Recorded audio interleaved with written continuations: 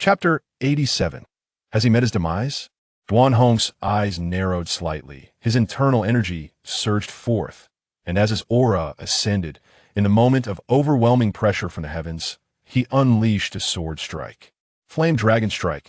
The force of the sword combined with the oppressive aura of the heavens caused the surrounding void to resonate with a humming sound. A robust scarlet sword beam surged forth like a fire dragon unleashed, charging downwards towards Wuxi with lethal intent. This lad is quite impressive. His mastery of the sword is commendable. No wonder he could break the record of the fire cloud. However, Wuxi's swordsmanship displayed against Zhong Xiang was not inferior, making the outcome uncertain. On the observation platform, the Grand Elder stroked his beard while conversing with several other elders, his eyes reflecting admiration. It was indeed astonishing that a newly admitted disciple could advance Earth-grade sword techniques to such a level in such a short span of time. To think he still held back against me. Su Lingyi sighed helplessly from below the arena. Both on the stage have already comprehended the essence of sword intent, while we have merely brushed the surface. For sword cultivators, the gap is akin to a chasm. Huang Ruxin remarked, shaking her head. Su Lingyi smiled brightly. The tide of the new generation pushes against the old. Victories and defeats are commonplace. Su Lingyi, may have lost once, but I shall not lose every time. Wuxi sighed inwardly on the stage, realizing that Duan Hong was indeed impatient. She recalled that he had obtained an earth-grade sword technique from the venerable Elder Zhong, and this move was derived from it. However, to defeat her, he still lacked the requisite strength. Wuxi's beautiful eyes became resolute as the powers of her dual Dantians surged forth. Drunken slashing of the long river and the burning sky sword. The moment the words escaped her lips, a torrent of blue and red sword energy enveloped the entire arena. The terrifying sword force soaring high, eclipsing the dual might conjured by Duan Hong in mere moments. In the void, it was as if an ice dragon and fire phoenix were continuously exhaling chilling sword radiance, surging and burning without end. The relentless sword energy swiftly obliterated the flame dragon, charging towards Duan Hong from all directions. Sensing the might of this sword strike, the elder recording at the edge of the arena hurriedly sidestepped while raising a protective barrier to shield against the residual might of the sword energy, preventing it from affecting the observing disciples below. What manner of sword technique is this? The 10 elders could not help but rise, their gazes fixed intently upon the sword on the stage. From this single strike, I can perceive 3 distinct sword intents. There should not be such a technique within the sect. The Grand Elder's eyes widened in disbelief as he spoke. Is this the might that an outer sect disciple can exert? By heavens, I am witnessing something extraordinary today. An inner sect disciple grumbled, standing up. Even with their prowess, they dared not claim to rival these two. Zhong Xiang is doomed. With this sword strike, even Zhong Xiang would not dare to claim he could withstand it. After expressing their astonishment, the inner sect disciples, who had come to witness the spectacle, could not help but recall the life-and-death battle between Wuxi and Zhong Xiang scheduled for half a month later. Initially, they thought the newcomer was too arrogant, but now it appeared she possessed genuine skill. The outcome of life and death was uncertain indeed. Zhong Xiang's eyes reflected astonishment no less than others, as he muttered incessantly, "How is this possible?" Liu Yu'er covered her eyes, unable to bear to look, her heart filled with dread at the thought that this sword might slay Duan Hong. Boom! As the sword energies collided, Duan Hong was flung away, yet the sword radiance on the stage remained undiminished. The sword energy still rampaging, as if capable of slicing through the very air. Wuxi hurriedly retracted her long sword and approached the fallen Duan Hong. "You should be fine, right? Duan Hong can't be that fragile." Wuxi silently reassured herself, a twinge of guilt creeping in. She had not intended any harm. She was aware that this strike possessed formidable power, but it was her first time employing it in battle, and she was uncertain of its full extent. Moreover, she had held back, utilizing only a layer of sword intent, yet seemed the power had exceeded expectations. Cough, cough. Duan Hong, sprawled on the ground, spat out a few mouthfuls of blood, propping himself up with his sword in an attempt to rise. "Brother Duan, are you all right? If he can still rise, it signifies that all is well." Wuxi promptly retrieved 2 pills and spoke weakly. Duan Hong shook his head. I am fine, not dead. With his cultivation at the 6th level of Xuanwu, he could only unleash the earth-level sword technique by exerting his utmost energy, leaving behind merely 10% of his true chi after the strike. Had it not been for his somewhat unique constitution, he would likely have already lost consciousness by now.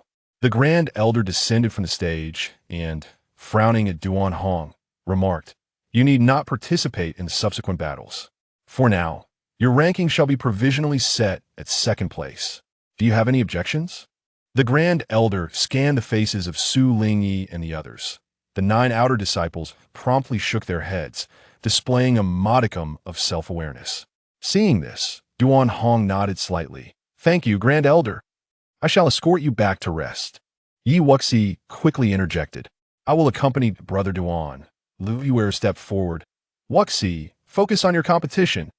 After all, her ranking was already determined, and she was merely a spectator here. Duan Hong glanced at the two. I appreciate your kindness, Yuer. Wuxi, I truly am fine. I am delighted to witness your true strength this time. If Wuxi were to overly indulge me, I would feel uncomfortable. To fight earnestly, even in defeat, is worthwhile. Yi Wuxi scratched her head. All right, I will come to see you after my competition concludes. Let the grand tournament continue. Upon the Grand Elder's return to the observation platform, the presiding elder announced, Su Lingyi, it is your turn. Having been defeated by Duan Hong, Su Lingyi's ranking fell to 10th. She spoke in a low voice. Elder, I wish to select my opponent. Granted. Shiner, let us duel. Huang Ruxin ascended the stage without hesitation. 2 maidens in white dresses, standing poised with swords. They were both friends and rivals. 10,000 soaring stabs. Frostflower dance. The two immediately engaged in battle. Su Lingyi's icy sword appearing capable of freezing all, while Huang Ruxin's verdant sword energy was relentless and indelible. Yi Wuxi observed intently. Huang Ruxin possessed a wood attribute constitution, and her wood-based sword techniques had begun to touch upon a hint of sword intent. She aimed to integrate wood-based sword play in the future, making this observation beneficial to her. Greenwood Prison. Fleeting Cold Blade. After exchanging 100 strikes, both unleashed their final blows. The endless cold blades shattered the green prison, and ultimately, Su Lingyi emerged victorious. Shiner, I concede. Su Lingyi continued. Elder, I wish to challenge junior sister Wuxi.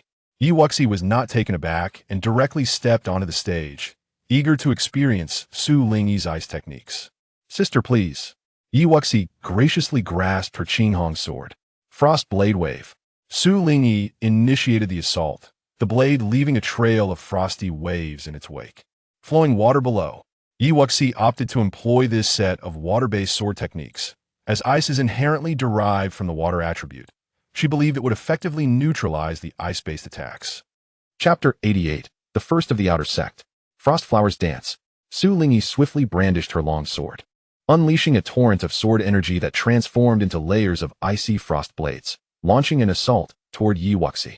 With an impassive demeanor, Yi Wuxi elegantly countered with a single sweep of her sword, a surging wave of water erupting forth to envelop the chilling blades, effortlessly extinguishing them without a sound. Is this the essence of sword intent? No matter the technique, it is effortlessly obliterated. Su Lingyi's eyelashes fluttered slightly, a spark of realization igniting within her as she called out, falling frost blades. This maneuver was familiar to Yi Wuxi and the onlookers. Yet Su Lingyi's execution bore a distinct intensity, as if the endless ice blades could freeze one's very soul, causing those spectating to shudder involuntarily. Has she comprehended it? Yi Wuxi murmured softly before gracefully executing the flowing clouds and moonlight step, arriving before Su Lingyi with the swiftness of lightning. Azure Wave Strangle. The sword energy morphed into tumultuous tides, relentlessly crashing towards Su Lingyi. The icy blades, upon contact with the shimmering water barrier, vanished as if they had sunk into the depths of the ocean. Yi Wuxi's long sword remained unyielding. The Azure Rainbow, sword weaving intricate patterns of azure waves as it continued its assault against Su Lingyi. I concede. Su Lingyi retreated, her voice resolute. Your techniques are impressive. Yi Wuxi replied with a smile, acknowledging that she had harnessed 2 layers of water sword intent, while Su Lingyi had only just begun to grasp the concept, making victory impossible for her. While others sought to challenge her to hone their sword intent, she too was in pursuit of growth. In the competition for the top 10, aside from the variables posed by Yi Wuxi and Duan Hong, The other disciples had not changed significantly. Following Huang Ruxin's duel with Yi Wuxi, Yu Feng, who ranked 5th, chose to challenge her as well. Yi Wuxi gazed skyward in silence, noting how the previous day, many had surrendered without a fight, yet today, they all seemed intent on exhausting her. Yi junior sister, please offer your guidance. Yu Feng, sword in hand, bowed respectfully. By all means, you senior brother. Yi Wuxi nodded slightly. Golden sword suppresses the mountain. Yu Feng called out, unleashing a wave of faint golden true energy that surged from his body, swiftly converging upon his sword. A razor-sharp sword energy whistled forth, cleaving through the air with the ferocity of a thunderbolt, as if tearing the very atmosphere apart. Yi Wuxi remained composed, opting to counter with the Phoenix Dance in the Nine Heavens sword technique. The sharpness of the gold sword technique clashed with the fiery intensity of the fire technique, perfectly suited to counter strength with ferocity and violence with violence. Phoenix takes flight. Yi Wuxi swiftly twirled her sword. A scarlet sword energy imbued with the intent of destruction surged toward the golden energy, resulting in a thunderous clash. Radiant shadow slash. Yu Feng's long sword blazed with brilliance, instantly manifesting hundreds of golden sword flashes, illuminating the surroundings as they whistled past like shadows. Feathered winds. Yi Wuxi aimed to conclude the battle swiftly. Her crimson sword light, infused with 2 layers of sword intent, surged forth like a tsunami towards Yu Feng, burning the very air in its wake. Yu Feng gritted his teeth, feeling his true energy deplete as he raised a sword barrier for defense. Yet, Yi Wuxi denied him the chance, her form barely shifting as she thrust forward once more. Yu Feng was forced to retreat, but at that moment, the waning aura around him suddenly surged back to life. Yi Wuxi raised an eyebrow, halting her advance. This scene was not unfamiliar to her. This young man possesses commendable resolve. To break through in battle is the hallmark of a steadfast martial heart. Maintaining his distance, Yu Feng gradually contained his aura, taking a considerable time before finally opening his eyes. I have lost. Thank you, junior sister, he said earnestly, bowing deeply. Without this battle, it would take him longer to reach the 7th level of the Xuanwu. Your cultivation has advanced to the point where you may now enter the inner sect. An elder interjected. Very well, I forfeit. With that, Yu Feng left the arena without looking back, departing the square. Su Lingyi and Huang Ruxin remained silent. Recognizing that Yu Feng had seized the opportunity to break through, they too must enter a period of quietude for diligent cultivation. In the realm of martial arts, stagnation equates to regression. Once one grows complacent, it becomes all too easy for others to surpass them. Yang Qian, it's your turn. The competition continued, and the subsequent challengers, having solidified their rankings, sought to engage Yi Wuxi in hopes of attaining a breakthrough. Yet, Yi Wuxi was not inclined to show mercy, effortlessly sending her opponents flying with a single palm strike powered by her Dantians. The sky darkened once more as the Outer Sect tournament finally drew to a close. I hereby declare the conclusion of this Outer Sect tournament. First place, Yi Wuxi. Second place, Duan Hong. Third place, Su Lingyi. Tomorrow at the hour of the snake. Please proceed to the administration hall to collect your rewards. As the crowd dispersed, Yi Wuxi glanced toward the spectators' platform, but the figure of Zhong Xiang had vanished. He better not pull any tricks, Yi Wuxi scoffed, a cold smile gracing her lips. With only half a month remaining until her life and death duel with Zhong Xiang, she had meticulously crafted a training plan, determined not to squander any time.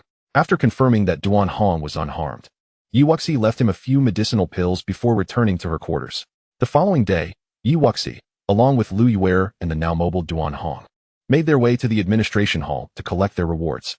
The information on her identity jade pendant had undergone slight modifications. Name, Yi Wuxi. Status, first of the outer sect, disciples of Yaofeng. Contribution points, 3,700 points. Staring at the impressive tally of contribution points, Yi Wuxi was momentarily taken aback. Letting out a chuckle. Wuxi, you're being rather foolish, Lu Yuer remarked gently. What are you saying? I'm simply overjoyed, Yi Wuxi retorted, playfully flicking Lu Yuer's forehead. I only have 100 contribution points, which isn't enough for the training tower. So I'll have to take on some tasks instead. Aside from the tournament, the sect rewards contribution points, and at other times, most disciples rely on undertaking tasks issued by the sect to earn them. If you're taking on tasks, count me in, it'll be good training, Yi Wuxi said, pulling her close with a smile. Some tasks, like hunting down notorious bandits such as the 4 celestial demons, are quite perilous. The trio did not return to their previous quarters, but instead ascended to the uppermost level of the outer sect accommodations, standing before 10 exquisite pavilions, reaping the benefits of being among the top 10. Junior sister Yi, junior brother Duan, you've arrived. Su Lingyi greeted with a smile. Junior brother Jiang Chun has already claimed the former residence of Liang. You may choose to occupy either the 3rd or 5th pavilions, which were previously Yufeng and Zhong Xiang, or select a new. We can always make the switch. I'll take the pavilion that belonged to senior brother Yu. Yi Wuxi declared, eager to avoid the space Zhong Xiang once occupied. Duan Hong was indifferent, stating that there was no need to trouble the senior sisters with a change. He would take the 5th pavilion. The top 10 disciples enjoyed numerous privileges, and after selecting their residences, the junior disciples promptly entered to tidy up the spaces. Yuer, why don't you move in with me? Lu Yuer waved her hand. No need, but I'll come over often. Chapter 89, The Dog-Slaying Palm. Yi Wuxi explored her new abode, which spanned 2 levels. The first floor comprised a main hall and training room, with a small courtyard at the rear, while the second floor housed bedrooms for rest. The 10 pavilions were distanced from one another, ensuring ample privacy, and from the second floor, one could gaze upon the outer sect accommodations nestled along the mountainside. I should continue to experiment with integrating sword techniques. After a brief survey and some tidying up, Yi Wuxi set off once more toward the cliff adorned with waterfalls. With prior experience in fusion, she felt that this time she might be able to create a second technique before her competition with Zhong Xiang. At the base of the cliff, not far from the waterfall, Yi Wuxi stood gracefully, her dress billowing as she swiftly danced with her long sword. She had chosen the blue waves pursuing the moon sword for its similarity in the nature of its attacks to the first 3 techniques of the phoenix dance in the 9 heavens sword. The second technique of both, chasing waves and flying flowers, and soaring in the 9 heavens, belonged to wide-range attack sword techniques, making them more suitable for fusion. Beside the waterfall, the atmosphere shifted from searing heat to crashing waves, and then to gusts of wind. Soon, half a month had passed, and the area around the life and death platform became bustling with people. The Elder Wei, the Grand Elder of the outer sect, descended from the air and landed on the platform. After all, this was a life and death battle between the first disciple of the outer sect and the 50th of the inner sect, worthy of his personal oversight. Moreover, while the sect master may not have relayed Yi Wuxi's situation to all the elders, he was well aware that the Elder Taishang held Yi Wuxi in high regard. He could not allow anything to happen to her today. It was not until the afternoon that Zhong Xiang's figure finally appeared on the life and death platform. I greet Elder Wei, he called out, looking around but failing to spot Yi Wuxi, a hint of dissatisfaction brewing within him. The Elder Wei, seated in the air, nodded before closing his eyes once more. Where was Yi Wuxi? Was she too afraid to come? Someone go call her. Zhong Xiang's voice spread slowly, clearly irritated at having to wait. Sister Yi would never be afraid. She must have lost track of time while cultivating. I'll go find her. A figure from the outer sect dashed off, for within the sect, age mattered not, but strength did. Though Yi Wuxi was younger, her prowess warranted the respectful title of sister. This young admirer arrived at the pavilion, only to find it empty. Yi Wuxi was nowhere to be found. Meanwhile, Yi Wuxi remained atop the large stone at the cliff's base, her brow furrowed. She was always just a little short. Where was the problem? She gently closed her eyes, listening to the soft sounds of the flowing water, recalling each previous fusion attempt. In the distance, Lu Yuer, who had come looking for her, observed this scene without interrupting. As another hour passed, watching the sun gradually descend, Lu Yuer gritted her teeth and called out, Wuxi. Although comprehension was vital, if Yi Wuxi failed to appear today as promised, she would surely be ridiculed. The sudden call shattered the barrier of confusion surrounding Yi Wuxi. Her heart brightened, and she opened her eyes, suddenly slicing out with her sword. Instantly, the sword chi sliced through the surrounding mountains and waterfall, sending splashes of water flying. Impressive. Lu Yuer retreated, secretly admiring Yi Wuxi's strength, which surpassed even that of her previous encounter with Duan Hong. Yi Wuxi nodded with satisfaction, retracting her long sword, only to suddenly remember Lu Yuer behind her. Yuer, what brings you here? Wuxi, have you forgotten today is the life and death battle? We must hurry, otherwise that scoundrel will think you are afraid. Yi Wuxi slapped her forehead, realizing she had indeed forgotten. Let us go. On the life and death platform, Zhong Xiang was growing impatient, sneering. It seems she truly is afraid. The first of the outer sect is nothing but a turtle hiding its head. Very well. I shall spare her this time. With that, he turned to leave. Sister Yi is not. Do not speak nonsense. The outer sect disciples rallied in defense. Sister Yi has been delayed by matters and will arrive shortly. Zhong Xiang's words were an affront to them all, belittling the entire outer sect. Who does he look down upon? Every inner sect disciple was once an outer sect disciple. They had not specified a precise time. She could arrive whenever she wished. Besides, she merely wished to grant him a few extra moments of life. He should be grateful. Yi Wuxi appeared from the distance, landing gracefully on the life and death platform with a slight smile. Haha. Elder Wei descended from the air, producing a life and death contract. After signing, he declared that the sect elders would not intervene in this battle. Understood. Yi Wuxi quickly wrote her name.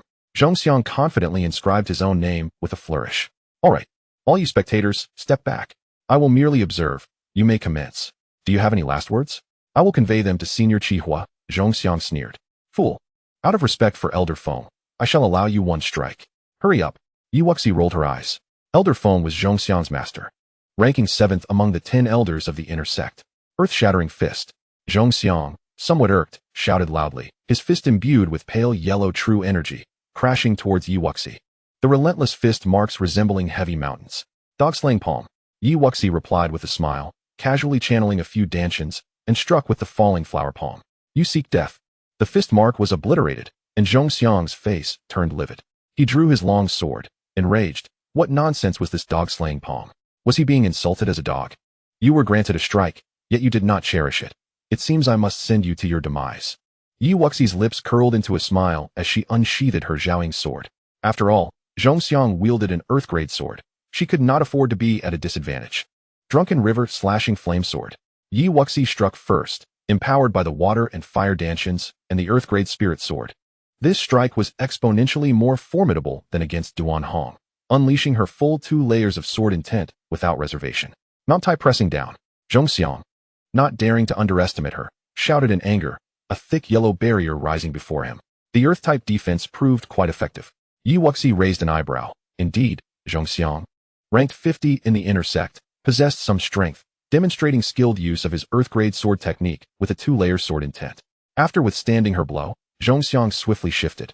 Bellowing, breaking army slash. The sword light surged forth, an endless stream of pale yellow sword chi charging toward Yi Wuxi with the force of a thunderbolt. Laughing amidst the waves, the river boat. Yi Wuxi's voice rang out as she swung the Xiaoying sword, and the surrounding empty space was filled with a dense array of sword radiance. Each sword blade pulsed with terrifying energy, instantly dismantling the heavy yellow sword chi and bombarding Zhong Xiang from all directions. Zhong Xiang's figure retreated violently, shouting, "Impossible!" After witnessing the outer sect competition, he had long been wary of that sword. How could there be an even stronger strike? Yi Wuxi furrowed her brow slightly. Zhong Xiang's defense was commendable. Yet by her estimation, he should have perished from the first strike. This second strike should have sealed his fate. How could this be? Suddenly, as Zhong Xiang flew backward, a pale yellow battle armor quietly manifested around him. With a crack, the armor shattered, dissipating into nothingness. So, he was wearing defensive armor all along. How shameless. Yi Wuxi rolled her eyes. She had suspected that Zhong Xiang could not withstand her 2 strikes without some sort of protection. How terrified was he of death? With such complete equipment, it made her appear utterly barehanded. Zhong Xiang, having saved his life, felt his face flush in embarrassment. In a life-and-death battle, there were no rules against wearing defensive armor. Yi Wuxi clapped her hands, smiling slightly. Well said. You are thick-skinned, so anything you say is right. Today, I shall see just how many shells you have to shield you. With that, Yi Wuxi stepped forward, swiftly unleashing several strikes, painfully beating the water dog, kick and digging the sky, fingers snuffing the tortoise. With each sword strike, she did not forget to unleash a mental attack. This assault, evidently more effective than mere physical attacks, provoked Zhong Xiang to unleash a cry towards the heavens. Ah, I want you dead. His entire being surged with vital energy. For a gentleman may be slain, but never humiliated. How dare Yi Wuxi employ commonplace swordplay to belittle him?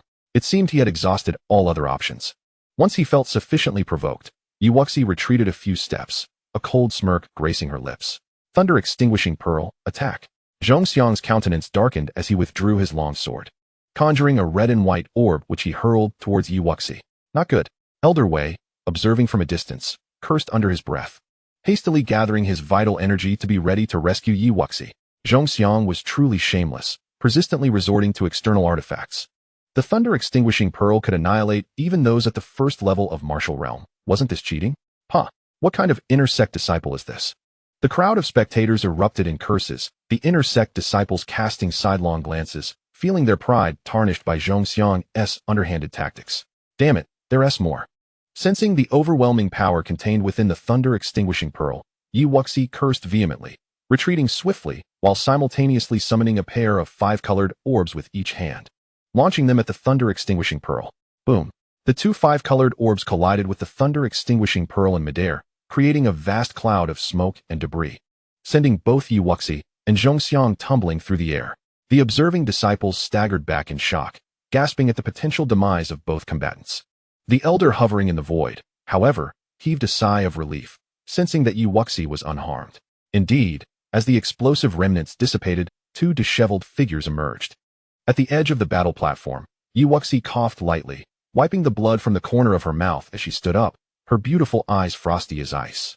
Had it not been for her five-element true energy, she would have met her end today. Zhong Xiang must die. On the other side, Zhong Xiang's once pristine white robe was now tattered, his eyes wide with fear. Having unleashed the thunder-extinguishing pearl, how could Wuxi possibly withstand it? What in the world were those five-colored orbs, laughing amidst the torrents? Unwilling to grant Zhong Xiang a moment's respite, Wuxi brandished her shadow sword, depleting her water and fire Dantians, and charged at Zhong Xiang. In a panic, Zhong Xiang summoned all his strength to raise a protective barrier, only for it to be obliterated in an instant, sending him flying once more, blood spewing from his mouth, uncertain of his fate. Wuxi deftly landed before Zhong Xiang, her sword poised to slice across his throat. Halt! A commanding voice reverberated from afar, the pressure of authority palpable even at a distance. Yet Wuxi feigned deafness, her hand unwavering as she executed her strike. Crack! Zhong Xiang die? Impudent! In the blink of an eye, the voice's owner arrived at the edge of the life and death stage, his expression as grim as a stormy sea as he beheld Zhong Xiang's fate. Did you not hear my words? Recognition dawned upon Wuxi as she regarded the elder clad in the inner sect's robes, yet fear was not in her heart. The vanquished must die. Why should she refrain from striking? If she were to hesitate due to his status, how could she ever aspire to greatness? Better to forfeit her own powers than to succumb to cowardice. Elder Feng, this was a life-and-death battle Zhong Xiang consented to. Elder Wei interjected, soaring forth to mediate. Your words carry no weight, external sect elder, Feng retorted. The rules of the sect dictate that if you are dissatisfied with the death of a disciple, take it up with the sect leader. Elder Wei's expression soured. Do not invoke the sect leader to pressure me. Wuxi's ruthless slaughter of her peers, her utter disregard for authority, even undermining me, an inner sect elder, warrants punishment. Wuxi's countenance darkened, having dealt with one shameless pup. Now another unrepentant cur emerged, truly a fitting pair of master and disciple. I refuse to accept this. And you? Elder Wei challenged. Is this how you govern the external sect? Look at her attitude. Elder Wei positioned himself protectively before Wuxi, his voice icy. Wuxi has committed no wrong. And Elder Feng's rationale for punishment is far too tenuous. Each of you seems intent on provoking calamity. If you wish to protect her, then I shall have to punish you both. With that, Elder Feng's yellow vital energy surged, and his colossal hands reached for Elder Wei and Wuxi. Wuxi, evade. At Elder Wei's warning, Wuxi's gaze sharpened, and she executed the cloud-soaring moon-chasing step, darting forward. Elder Wei summoned his full vital energy to counter the descending hands, but was sent flying. Overreaching. Elder Feng scoffed. You dare oppose me without considering your own cultivation level? Wuxi's expression shifted. If Elder Wei could not withstand this, and with her master absent, would she simply allow this old dog to butcher her? Absolutely not. Her mind raced, and she bolted towards the medicine peak, confident that its protective barriers would deter the old cur from pursuing her. Stop right there, Elder Feng bellowed, conjuring another massive hand to seize her. Elder Wei, cease. If you harm that girl, you shall bear the consequences. Elder Wei roared. Elder Feng laughed coldly. Am I not allowed to discipline an external sect disciple? Damn it. Wuxi cast a vengeful glance over her shoulder, fingers brushing against her spirit ring. The token bestowed by her sword master from Qingzhou would surely allow her to eliminate this old dog of the heavenly martial realm without difficulty. Your life is forfeit for daring to touch my disciple. Before Wuxi could retrieve the token, a familiar figure descended from the sky, effortlessly neutralizing Elder Feng's massive hand. Master, had you arrived a moment later, I would have lost my life. Wuxi exclaimed, relief flooding her as she regarded the crimson-haired elder before her. Chapter 91, The Display of Might. The crimson-haired elder turned, his words flowing forth, pathetic. How could that old man return so quickly? Elder Feng, caught off guard, hastily descended, plastering a smile on his face. Elder Qi, this is all a misunderstanding. I had no intention of killing this girl, merely wishing to impose a disciplinary measure according to sect rules. The elder leaped forward, delivering a slap. Do you think me a child of 3? You believe it is your place to discipline my disciple? Elder, I assure you, I harbor no such intention. Another slap followed. I struggled to take on a disciple, and you incessantly oppose me. Do you rejoice at the thought of my disciple's demise? Elder Feng collapsed to the ground, blood spraying forth, the formidable heavenly martial expert rendered dazed by the onslaught. Wuxi's eyes sparkled. Having a powerful master was indeed advantageous. She approached the crimson-haired elder. Giving him a thumbs up, "Master, you're amazing." Pleased by the rare compliment, the elder huffed proudly, continuing to unleash slaps upon Elder Feng. "You think I'm a mere decoration? Listen well. If any of you have grievances against this girl, I will not intervene. If, however, anyone dares to bully her, they shall face my wrath." The onlookers quietly wiped the sweat from their brows. Perhaps they would dare to challenge her before, but now, with the elder's presence, no one would be foolish enough to provoke Wuxi. After all, who would dare to confront the inner sect's seventh elder, reduced to a punching bag? And as for her peers, who could rival this formidable lady? It was a matter of her hunting others, not the other way around. Wuxi sighed inwardly. If her master was going to support her, he might as well do so without creating unnecessary trouble. Han Yunfei, come forth. Upon returning, the irate old man of the Crimson Fire sect, having witnessed his disciple being pursued, bellowed his wrath deep into the recesses of the Heavenly Sword sect. "Senior, I have been here all along," Han Zhongzhu replied with a resigned bow. In truth, he had been observing from the shadows. Had the old man not returned, he would have intervened. Hearing this, the old man's expression softened somewhat. "Now, how do you propose to handle this? You unjustly punish my disciple. If your Heavenly Sword sect cannot accommodate her, just say so. I will take her and Huiyun to the Xintian sect." "Senior, what are you saying? You know my sentiments towards that girl and Huiyun," Han Yunfei exclaimed in dismay. The Heavenly Sword sect had finally produced 2 talented disciples. And now you wish to take them to another sect? What kind of nonsense is this? As for Elder Feng, having injured the outer sect's grand elder without cause and attacked the sect's disciples, a year of confinement should suffice, don't you think? 2 years. The old man retorted with a cold smirk. "I do not wish to see him in the sect for the next 2 years. As you say, senior, can you accept Feng Kangen's 2-year confinement?" Han Yunfei implored. "Everything is as the sect master dictates." Feng Kangen, who was fortunate to be alive, hastily agreed. For someone of his cultivation level, 2 years of meditation would pass swiftly. This punishment was rather lenient. With matters resolved, the old man waved his hand. "Come with me, girl." Upon returning to the secret chamber atop the Medicine Peak, the old man's demeanor turned serious. "You may wonder why I only confined him for 2 years. Wuxi pondered. "Master intends to spare his life so that I may later avenge today's grievance with my own strength?" "Precisely. Since you are wholeheartedly pursuing martial arts, you must transform pressure into motivation. That old fool has already reached the celestial martial realm, and when he emerges in 2 years, his resentment towards you will only intensify." Wuxi scratched her head. "I am confident I will surpass him in the future, but master, have you forgotten I am only at the 5th level of the Xuanwu realm? Is it realistic to expect to surpass that old man in just 2 years? That is your own concern. Within the Heavenly Sword sect, and even in the mid-grade empire, I may be able to shield you from some ancient nuisances. But beyond these walls, countless formidable adversaries await. How will you cope then? If you possess the determination to surpass your peers, challenges like today's will only multiply." Wuxi nodded. "I understand, master. Everything must be proven through my own strength. Only by continuously growing stronger can I avoid oppression. Then let me ask you this. If that old fool were stronger than me today, would you kill Zhong Xiang or not?" "Kill," Wuxi replied without hesitation. "But you may perish in the process. A sword cultivator, unafraid of their true heart, must act decisively. If you do not kill him today, should your thoughts remain unclarified, your path in swordsmanship will become increasingly difficult to tread." The old man's eyes gleamed with appreciation. Perhaps he had worried unnecessarily. "As long as you remain true to yourself, you will go far. Should you encounter uncertainties in your martial path, feel free to seek my guidance." "Thank you for your teachings, master." Wuxi respectfully bowed. After a while, Huiyun, clad in a crimson robe, received a message from Chihuo and arrived at the secret chamber. "Have you found the 1,000-leaf ice lotus?" Huiyun shrugged. "No. What about you, junior sister?" Wuxi smiled slightly, retrieving a jade box from her spirit ring. Inside lay a blue-white 1,000-petal lotus, exuding a chilling aura. The old man's eyes lit up. "Indeed, you have extraordinary luck, girl." Huiyun, grinning, asked, "Master, with your abilities, surely you can refine 2 ice spirit pills from a single 1,000-leaf ice lotus? Let us give it a try. You both stay and assist me in the alchemical process." "Sure. Junior sister, how much did that 1,000-leaf ice lotus cost?" "I'll cover half the spirit stones for you." Wuxi extended her finger, smiling. "I spent 20,000 mid-grade spirit stones on it. Oh, and master, do remember to repay the favor to the purple gold auction house. Even brothers must keep accounts clear. And so must siblings." Watching the two negotiate spirit stones, the old man snorted. "You two are hopeless. Now, familiarize yourselves with the formula for the ice spirit pill. We shall begin in earnest tomorrow." Wuxi and Huiyun nodded, realizing that the old man intended for them to participate and learn rather than merely assist. The following day, the secret chamber was engulfed in waves of heat, the room unbearably hot. The three gathered around a massive alchemical cauldron, each assigned a task. The old man naturally took the lead, controlling the situation with his spiritual power and flames, while Wuxi was responsible for adding ingredients. And Huiyun assisted with managing the flames at various ports of the cauldron.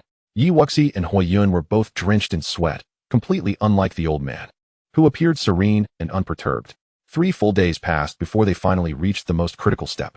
Chihuo closed his eyes slightly and calmly stated, "Thousand-leaf ice lotus." Wuxi's hands trembled slightly, but she quickly followed instructions and tossed the 1,000-leaf ice lotus into the cauldron.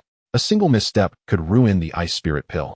Fortunately, the old man maintained strong control. The medicinal properties of the ice lotus were being properly refined, and the temperature in the secret chamber began to decrease significantly.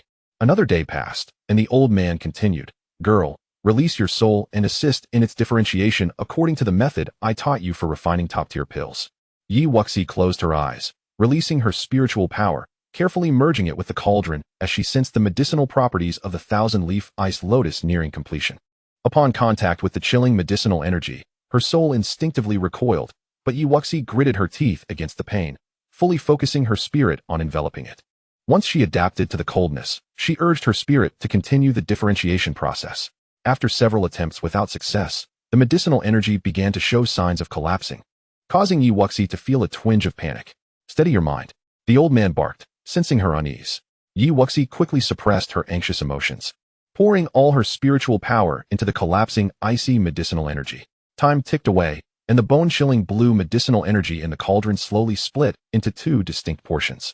In an instant, the old man's spiritual power surged forward, taking control of the situation. Sensing this change, Wuxi withdrew her spiritual power, though her spirit felt somewhat drained. "Do not pause. Girl, take control of the 2 fire ports." Wuxi steeled herself, placing her palms over the 2 fire ports at the base of the cauldron, converting her fire attribute true qi into ethereal flames that blazed fiercely within. Huiyun, surprised, looked up, noting that the purity of her ethereal flames rivaled his own. How curious. Wuxi caught his gaze and merely smiled. This was her first time witnessing Huiyun in action. As a fire spirit body, his fierce true essence was indeed exceptional. After another day, 2 blue-white pills finally floated above the cauldron, releasing a fragrant aroma. After 5 continuous days of alchemy, both Wuxi and Huiyun could hardly bear it any longer. Once the refining concluded, they sat down to recuperate. Once the 2 had regained their strength, the old man tossed them 3 jade bottles. "The pills are ready. But whether you can refine the exotic fire depends on your own abilities." "Thank you, master," the 2 said, bowing. Huiyun glanced at the extra jade bottle in his hand, his expression complex. Suddenly serious, he said, "Master, from today onward, I will be going out for training to prepare myself." The old man waved his hand dismissively. "Go ahead. Each has their own path to walk. I have no desire to interfere." Huiyun nodded and turned to Wuxi. "Junior sister, your strength and talent are quite impressive. Strive to raise your cultivation quickly, and perhaps you will catch up." Yet Huiyun abruptly halted, leaving the rest unspoken. Wuxi was somewhat perplexed, and Huiyun chuckled, saying, "In any case, I look forward to battling you in the future. I shall take my leave now." Once Huiyun departed, the old man Chihuo continued, "Do not think I am being partial. You do not require the extra burning heart pills I have given him. Now that you possess the ice spirit pills, commence your refinement directly, lest my absence lead you to recklessly endanger your own life."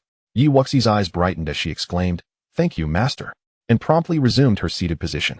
Following the prescribed method, Chihuo gestured with his finger, tapping her forehead, instructing her to open up a space above her cyclone. After absorbing the additional cultivation insights into her consciousness, Wuxi reviewed them several times before beginning to operate accordingly, gathering the fire seeds. With this space naturally established above the fire attribute cyclone, as Wuxi guided a few strands of true energy according to the technique, they began to intertwine above the cyclone. The chamber was enveloped in profound silence. After 2 hours had passed, a small black hole slowly emerged above her red cyclone. Though it appeared disconnected from the cyclone, Wuxi sensed the ethereal fire attribute true energy continuously flowing into this black hole. "Master, it is ready," she announced. "That was quick," the dozing old man remarked, surprised. "Now consume the ice spirit pill and bring forth the Zhuke flame." Wuxi suddenly chuckled awkwardly. The Zhuke flame is within me." "What?" The old man nearly toppled from his chair. Wuxi explained, her voice tinged with guilt. "I don't know how it happened. It just ran into my body." "Incredible. You truly are remarkable," Chihuo sighed dramatically, yet he did not pursue the matter further. Just take the ice spirit pill. Following his instructions, Wuxi tossed the pill into her mouth, feeling its potency coursing through her meridians, as if her entire body was enveloped in a layer of frost. She focused on locating a single fire seed deep within the flames, drawing it away and guiding it into the newly opened space. Chihuo's voice resonated within her consciousness as Wuxi gazed at the flames ensnared by vines. Little tree, let it go. With a vigorous shake, Little Tree retracted the vines. And as the Zhuke flame was liberated, a surge of ferocious energy erupted, fierce enough to incinerate everything in its path. Wuxi let out a muffled groan, hastily reaching out to touch it in search of the fire seed's location. Despite the protection of the ice spirit pill, her entire body felt as though it were being scorched by the searing flames. There it is, she thought, enduring the fiery agony as she discerned a white particle within the blaze. As the flames continued to be stripped away, the scattered fiery energy relentlessly battered her meridians, causing her to sweat profusely, yet she had no time to pay heed to the chaotic energy. Instead, she concentrated her mind, directing the white particle toward the black hole. While the energy within her became increasingly agitated, the frost power enveloping her meridians gradually dissipating. Gritting her teeth, Wuxi quickened her movements. As time slipped away, a white seed finally materialized within the black hole, but before she could exhale in relief, the potency of the ice spirit pill had entirely waned. With strands of flame emerging from her body, Chihuo instinctively sensed trouble and quickly unleashed several waves of elemental power, commanding, "Fortify your Dantian, draw the flames into the cyclone, and transform them into your own cultivation." With Chihuo's authoritative exhortation, Wuxi regained clarity and activated her techniques, absorbing the roaming flame's power. The surging energy, after undergoing transformation through her techniques and Little Tree's influence, did not directly flow into her fire attribute Dantian, but rather diversified into 5 elemental powers. Evenly filling her 5 Dantians, Wuxi's aura burgeoned, the true energy whirlpools within her 5 Dantians expanding and solidifying. And soon they shattered through the barrier of the Xuanwu 5th layer, advancing into the 6th layer without pause. Her aura swiftly climbed to the pinnacle of the Xuanwu 6th layer before finally stabilizing, leaving Chihuo momentarily speechless. Wuxi opened her eyes, filled with joy, and noticed Chihuo's bewildered expression. "Master, what's wrong?" Chihuo murmured, "This shouldn't be. Given the Zhuke flame's potency, elevating your cultivation by 4 or 5 layers should be a trivial matter. Why then have you only ascended by 1? He had been contemplating intervening to help her suppress her burgeoning power, as such rapid advancement could destabilize her foundation, but was now taken aback that her cultivation had halted at the 6th layer. Why else? With these 5 bodhisattva-like Dantians, advancing by a single level is commendable. Wuxi silently scoffed, acknowledging that strength came at a price. "Well, as long as nothing went awry, let us summon it and take a look," Chihuo said dismissively. Waving his hand, Wuxi extended her palm, connecting with the fire seed, and suddenly a cold white flame erupted from her right hand. Its potency magnitude stronger than the ethereal flames conjured from true energy. Excellent. While its current power may not be overwhelming, its potential for growth is substantial. It thrives on your fire attribute true energy, and as your strength increases, so too will its might. You may also seek out certain materials to expedite its cultivation. Wuxi's eyes sparkled. She had plucked quite a few Zhuke feathers. "Master, the Zhuke feathers are useful, right?" she asked, producing several feathers without hesitation. Chihuo rolled his eyes. "Naturally, no wonder that old man remarked that the Zhuke seemed a bit bare. It turns out you've been plucking it." Wuxi chuckled sheepishly and then offered some feathers. "Since they are useful, Master, please take these." Chihuo rolled his eyes once more. "Keep them for yourself. It's not as if I need a juvenile Zhuke feather. If I desired one, that Han Yunfei would gladly provide it to me. Oh, Master is truly formidable. I needn't worry." Wuxi swiftly retracted the feathers, realizing her own folly. Descending from the medicine peak, Wuxi first visited the martial arts pavilion, where her status as the outer sect's top student granted her access to free earth-grade martial techniques. Why not take advantage of it? Upon reaching the 2nd floor, she gazed at the rows of bookshelves, pondering thoughtfully. She mustn't spread her focus too thin. Selecting an earth-grade water attribute, sword technique, seemed prudent.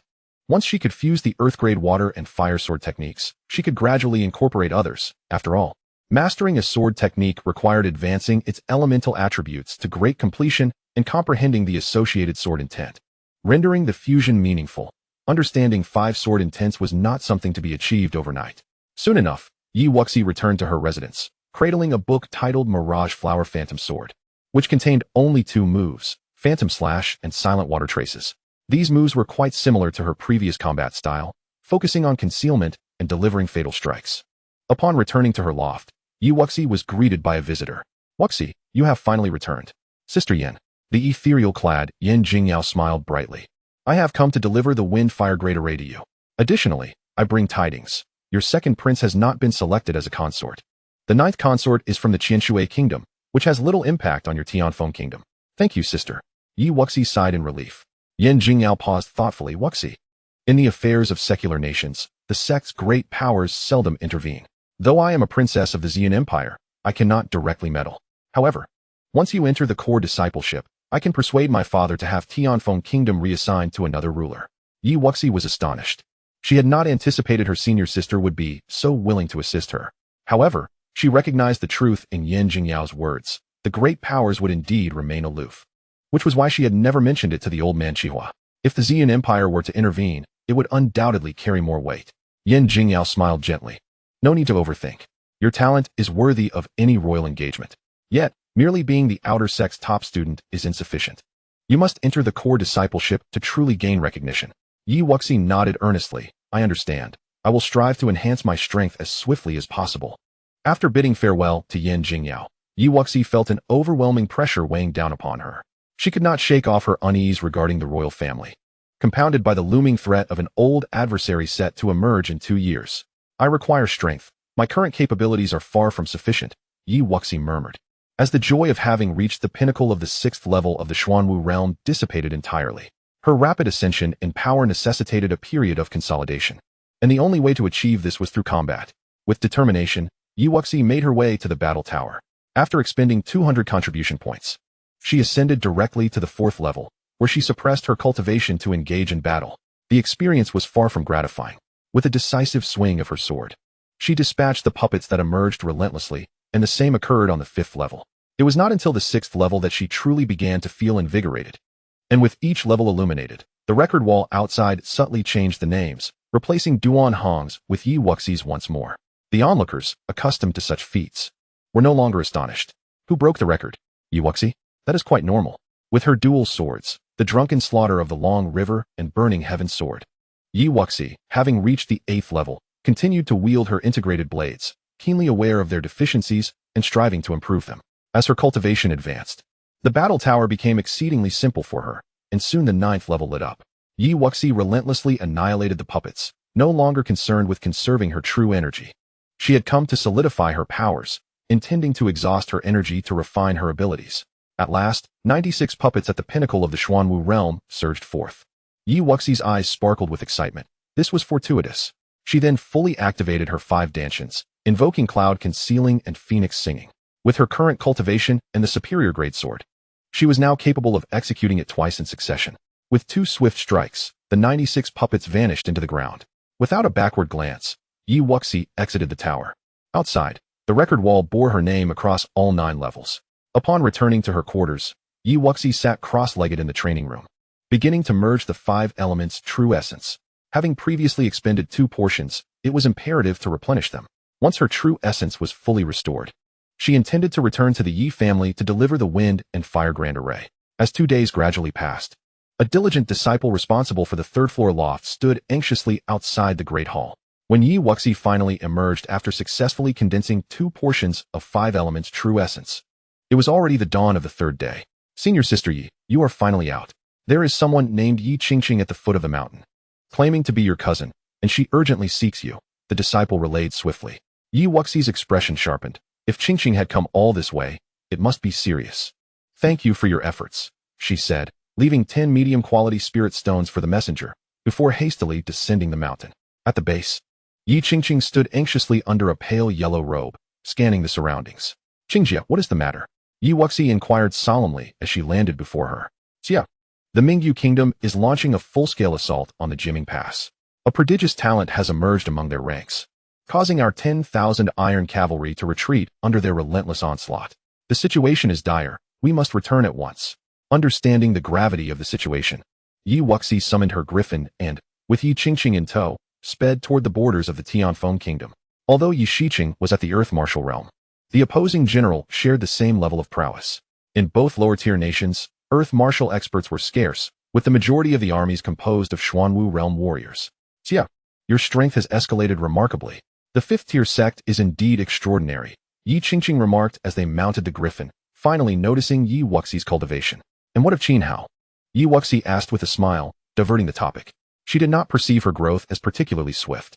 Thanks to the recommendation of an elder, Qin Hao has become an inner disciple at the Fengling sect, but his cultivation has already lagged behind yours. He is merely at the 5th level of the Xuanwu realm. Is he heading to the Jiming Pass? No, the Qin family would relish the annihilation of our cavalry. Few of the talented heirs from the royal city have come to assist, and the royal family has yet to dispatch reinforcements. It is truly lamentable for our Yi family. Yi Qingqing expressed with indignation. Yi Wuxi remained unfazed. Yi Shiqing commanded 10,000 iron cavalry, an imposing force that could not be taken lightly by secular nations. It was unlikely the royal family would place their trust in the Yi family. They probably anticipated using this war to suppress them. What can you tell me about the genius among their ranks?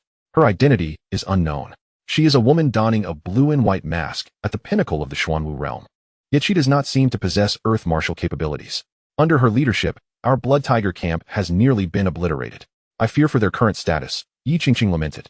The situation at the borders must be increasingly severe. The Blood Tiger camp is an elite force composed entirely of Xuanwu realm warriors. If they are wiped out, our army will be at their mercy. Xuanwu realm? Hardly a concern, Yi Wuxi assured, closing her eyes in tranquility. With the griffin's speed, it would take 10 days to return to the Tianfeng kingdom. There was no point in rushing. It was better to calm her mind and refine her skills amidst the tempest. Seeing her unwavering confidence, Yi Qingqing fell silent. Within the military tent at the Jiming Pass, Yi Shiqing wore a troubled expression. General, the Blood Tiger camp is down to merely 1,000 men. If the enemy assaults us again, we will truly be unable to hold our ground. Just as the middle-aged man clad in black armor finished speaking, 2 graceful figures strode into the tent. Father, I have returned. Sierra, what are you doing back? Qingqing, I instructed you to inform Wuxi not to return for the time being. You father, I have come to assist you. As long as no earth martial experts emerge, I have a way to annihilate the enemy. Yi Wuxi replied with a gentle smile. The young general, are you serious? The soldiers within the camp were naturally familiar with Yi Shiqing's daughter. Uncle Cheng, would I jest about matters of such gravity? I am aware that the young general has joined the Tianjian sect for training and possesses extraordinary talent, but Yi Shiqing's trusted general, Zhong Xiang, regarded Yi Wuxi's cultivation with some skepticism. Yi Shiqing shared his doubts, prompting Yi Wuxi to reassure them. Father, Uncle Cheng, you need not worry. I have slain many at the pinnacle of the Xuanwu realm. I can handle the one on the opposing side. With renewed confidence, Yi Shiqing laughed heartily. Excellent. My daughter will not be outdone by anyone. Sire, let me explain the situation to you. After discussing the strategies for the forthcoming battle, Yi Wuxi accompanied Yi Shiqing to familiarize herself with the Blood Tiger camp before returning to the main tent for rest. On the following day, the army bearing a pair of winged banners arrived punctually at the open ground before Jiming Pass. On the city wall, Yi Wuxi, outfitted in her battle gear, took a glance before mounting her steed to lead the Blood Tiger camp, following the army out of the city gates. As the 2 sides faced off, a woman clad in white, wearing a blue and white mask, stood beside the opposing general, exuding a formidable aura. Yi Shiqing, is that your reinforcements beside you? She does not appear impressive at all. Ha! Today, not a single one of your Blood Tiger camp will survive. Yi Wuxi, positioned beside Yi Shiqing, smiled faintly. It suited her purposes for them to underestimate her. Do not speak too soon. Should we not consider a different approach to this battle? Just as General Yi suggests. But let me reiterate, no earth martial experts shall intervene. The woman in white asserted first. Very well. How about we withdraw all other troops and leave only the Xuanwu realm forces? Yi Wuxi replied lazily. Having devised a new strategy the night before and eager to put it to the test today, the woman in white appeared somewhat taken aback. Sizing up her opponent before sneering, is it merely you and that 1,000-strong remnant behind you? Are you afraid? Yi Wuxi retorted directly. If you seek death, so be it. As you wish, everyone else retreat. The woman in white waved her hand dismissively. Soon, on the flat ground outside the fort, only the 6,000 troops of the Mingyu kingdom and 1,000 soldiers from the Blood Tiger camp remained. All of you step back. Yi Wuxi gestured to those behind her, then continued to address the woman. Is it not somewhat inappropriate for a talent of your caliber to bully ordinary soldiers in the army? Are you bold enough to face me in a duel? The woman in white scoffed. What a ridiculous calculation you are making. Granting you this opportunity is of no consequence. With that, a jade fan appeared in her hand. And with a light step, she swiftly approached Yi Wuxi. With a flick of the fan, she exclaimed, raining pear blossoms. Instantly, countless pear blossom-like blades materialized around her. hurtling toward Yi Wuxi with deadly intent. The Zhaoying sword manifested in her grasp, and with a swift motion, Yi Wuxi unleashed a strike, drunkenly cutting the long river, burning the heavens. The awe-inspiring sword energy soared into the sky, the blue-red sword light obliterating the incoming blades entirely. The retreating army felt a chill run down their spines. No wonder the young general exuded such confidence. Without pausing, Yi Wuxi's cold voice resonated. With a smile, I tread the waves, navigating the rivers. A vast surge of sword energy erupted forth, and disbelief flashed in the eyes of the woman in white as she was forced to retreat rapidly. The sword light trailing closely behind her. In just 2 strikes, she was sent reeling, spitting blood, but Yi Wuxi would not grant her any respite. She advanced, stepping lightly as she pursued. The opposing General Zhang soared through the air, lifting the woman in white, and then directing a palm strike toward Yi Wuxi. Do you think I am absent? Yi Xiqing also leaped into the fray, blocking the attack. The 2 Earth Martial Realm experts moved swiftly. While the other troops lacked such speed, Yi Wuxi disregarded them, summoning 4 orbs of 5-colored true essence in her left hand and a cold white flame in her right, directing her form toward the remaining troops of the Xuanwu 9th layer. Shaping the 4 orbs into a lotus form, she infused the flame's power into the 5-colored lotus. The lotus petals enveloped the fiery power, appearing slightly closed, a magnificent 5-colored fire lotus materializing before her. With a slight smile, Yi Wuxi hurled the 5-colored fire lotus toward the opposing Xuanwu 9th layer army.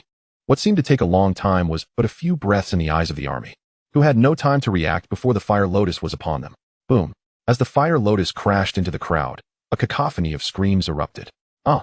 The anguished cries echoed endlessly. The Mingyu army was caught unprepared and lost over half its forces. One lotus shatters 1,000 troops. Witnessing the elite forces decimated, General Zhang reacted quickly, helping the woman in white to retreat while bellowing, "Kill them all! Block their advance!" Yi Xiqing's voice rang out to the army. "Kill! Kill!" As Yi Wuxi effortlessly eliminated thousands in the blink of an eye, the Blood Tiger camp and Yi Xiqing's entire barbaric blood legion surged with morale, their battle cries echoing to the heavens, causing the Mingyu army to shudder in fear. Amidst the chaos, Yi Wuxi remained undeterred, wielding the Zhaoying sword as she charged toward the remaining Xuanwu 9th layer troops, each strike felling a multitude. While these men were considered elite within the army, in her eyes, they were mere puppets lacking awareness, inferior even to those with mixed true energy. "Surround her and kill her," General Zhang shouted in anger. Yi Wuxi remained unfazed. She had no fear of being besieged, requiring only 1 Dantian to deal with them, and with 5 Dantians at her disposal, she was more than capable of sustaining continuous battle. "Blood Tiger camp, charge forward." Yi Xiqing's voice boomed. Yes, with the Blood Tiger camp engaging a group of enemies, Yi Wuxi found her task considerably easier, riding her steed to break through the makeshift formation of the remaining Xuanwu 9th layer troops, drunkenly cutting the long river, burning the heavens. With a smile, I tread the waves, navigating the rivers. The sword energy soared, each step claiming 100 lives. Who is she? The woman in white, having consumed a medicinal pill, had regained her composure beside General Zhang. "Your Highness, should we not retreat?" General Zhang, observing Yi Wuxi's increasingly formidable momentum, felt a pang of fear. "Sound the retreat. We must investigate who she is." The woman in white nodded. "Mingyu army, withdraw," General Zhang bellowed. The Mingyu forces, already lacking morale, paid no heed to forming ranks and frantically retreated on horseback at the command to withdraw. "Thinking of fleeing? It won't be that easy," Yi Wuxi smirked. With the Blood Tiger camp reduced to only 1,000, she sought to reciprocate the favor. In a flash, Yi Wuxi moved like lightning, fully channeling her Dantian, and called out, "Clouds concealing, phoenix singing." A magnificent sword strike, as if a fire phoenix spreading its wings, annihilated the slower retreating troops without mercy. After that single blow, Yi Wuxi chose not to pursue further, but instead returned to her own forces. Upon entering the city gates, Yi Xiqing laughed heartily. "Sierra, splendid work. The young general is magnificent." The army echoed in praise. Wherever they went, they revered strength, especially within the military. Yi Wuxi shook her head, saying, "It is a pity that they have now grown wary. It will be impossible to replicate today's success in the future." Today, it was the woman in white's overconfidence that led to her downfall, but such opportunities will not arise again. No matter, after today, that woman should not take action again. As long as there are no excessively powerful individuals within the army, I am confident we will not be defeated by the opposing forces, Yi Xiqing declared boisterously. Back in the war tent, after dismissing all but the Yi family members and a few trusted aides, Yi Wuxi pondered, "Father, how many people are currently in the Qingfeng camp?" The Qingfeng camp, composed of the 9th layer of spirit martial realm, served as a reserve army. Crucial in both the Tianfeng kingdom and the Mingyu kingdom. Approximately 30,000. What are your thoughts, Xiao? I have taken on an alchemist as my mentor and can now concoct some low-tier medicinal pills. My intention is to produce a batch of pills to help the men of the Qingfeng camp break through to the Xuanwu first layer. She could not remain stationed at the frontier indefinitely. These 100,000 iron cavalry were deeply loyal to Yi Shiqing, and aiding their advancement would bolster the Yi family's strength. You can refine the purple spirit pill? Yi Shiqing's eyes lit up. It is the transformation pill. This pill has almost no side effects and boasts a breakthrough probability of up to 90%. Yi Wuxi had discovered a superior formula compared to the purple spirit pill commonly circulated in the Tianfeng kingdom, derived from the teachings of the old alchemist Chihuo. The legacy of an alchemist primarily lies in their formulas, and as a king-level alchemist, Chihuo possessed knowledge of formulas far exceeding those commonly found in the market. If the young general can refine this pill, the strength of our barbaric blood legion will elevate to a new echelon, Zhong Xiang exclaimed excitedly. However, the required medicinal materials present a dilemma. Yi Wuxi frowned. The transformation pill required only some low-grade spiritual herbs, which were not expensive. But she would need at least 15,000 units of materials to produce 30,000 pills, a staggering sum. And acquiring them promptly in the Tianfeng kingdom was also a concern. Whatever materials you need, I will have people sent to the imperial city to procure them. Buy as many as you can. Yi Wuxi estimated that each unit of materials would cost around 300 low-grade spirit stones. And given the financial capacity of the general's mansion, it would be utterly impossible to purchase over 10,000 units of materials. Even with her own spirit stones combined, it would still fall short. Let us proceed thus. I shall first concoct a Huaxian pill. And Sister Qingqing can personally journey to the Zijie Pavilion to ascertain its market value or whether they might be interested in bulk acquisition. This could potentially offset a considerable amount of spiritual stones. Were it not for the fear of the Mingyu army returning to wreak havoc, Yi Wuxi would have returned to the imperial city herself.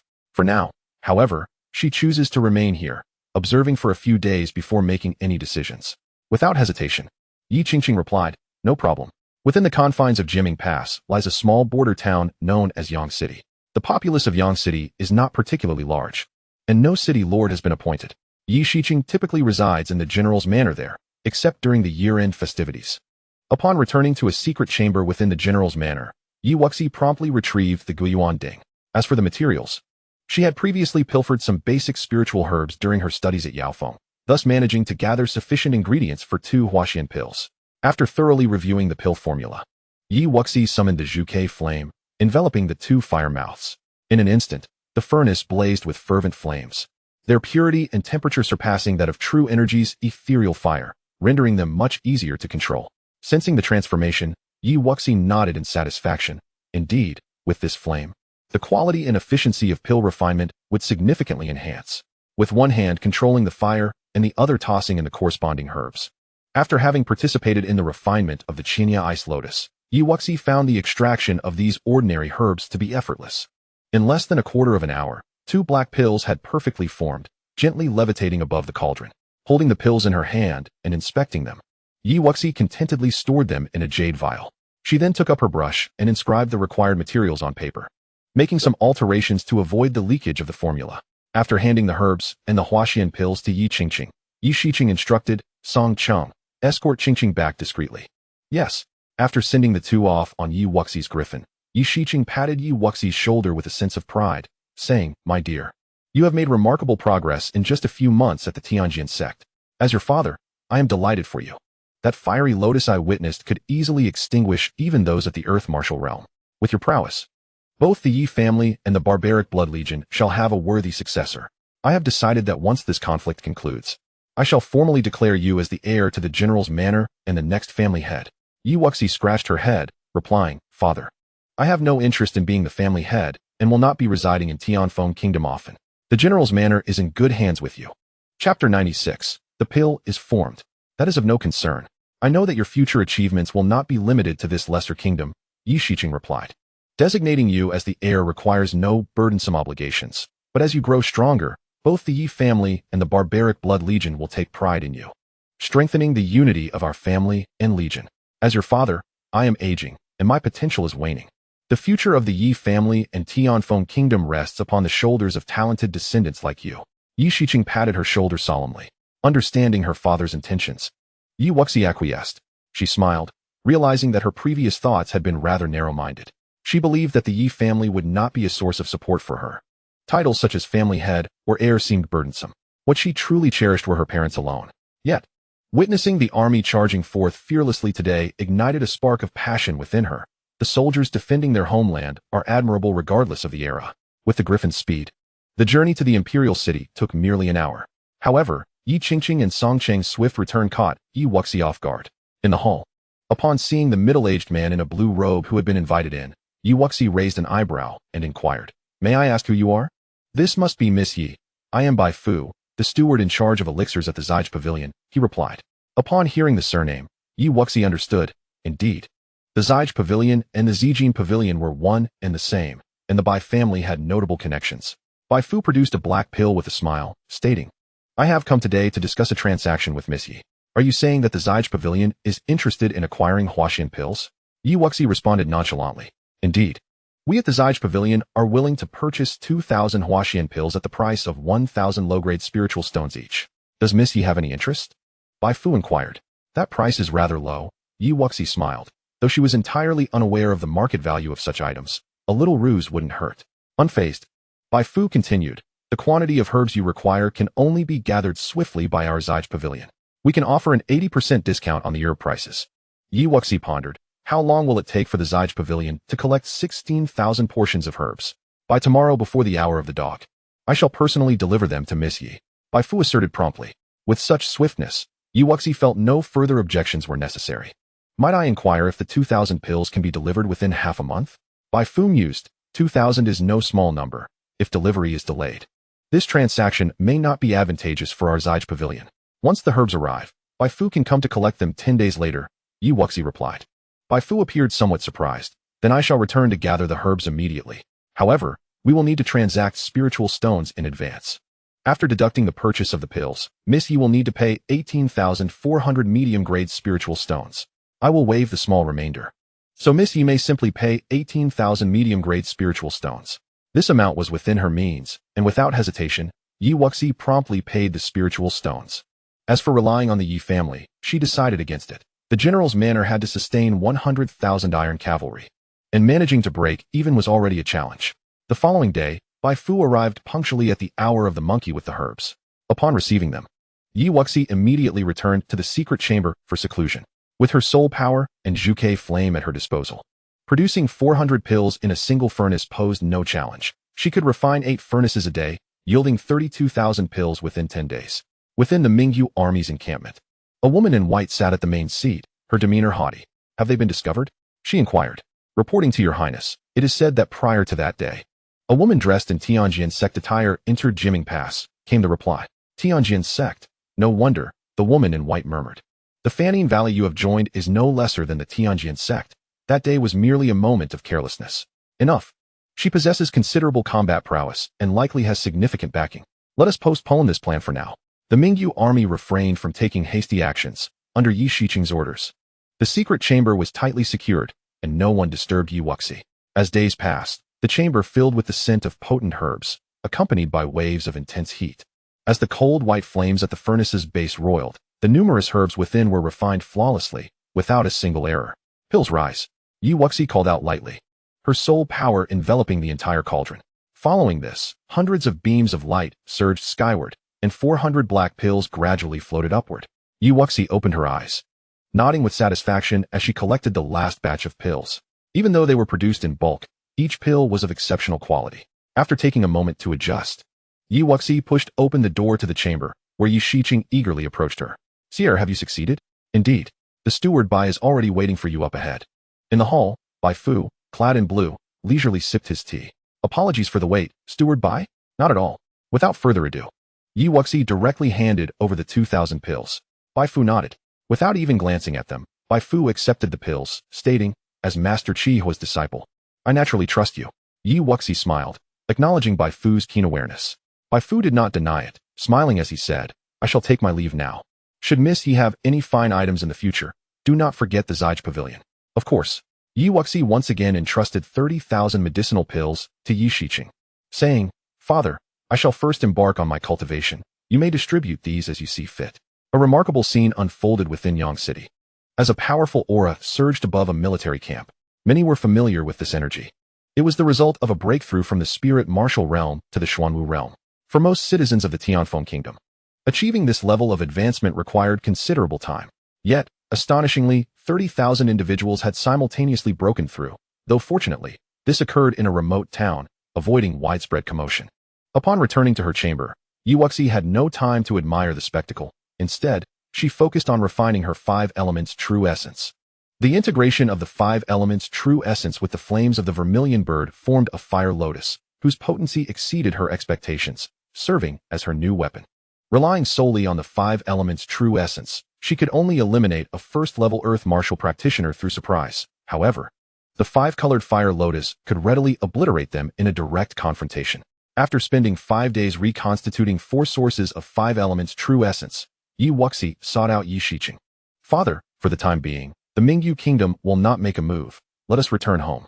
I have matters to discuss with you and mother. Noticing her earnest demeanor, Yi Shiqing sensed the gravity of the situation and readily agreed. It was now December, and with the year's end approaching, a return was indeed warranted. Upon arriving at the Yi family estate, Chen Shuhui was taken aback with joy. You wretched child, you never thought to return home first, always lingering at the border.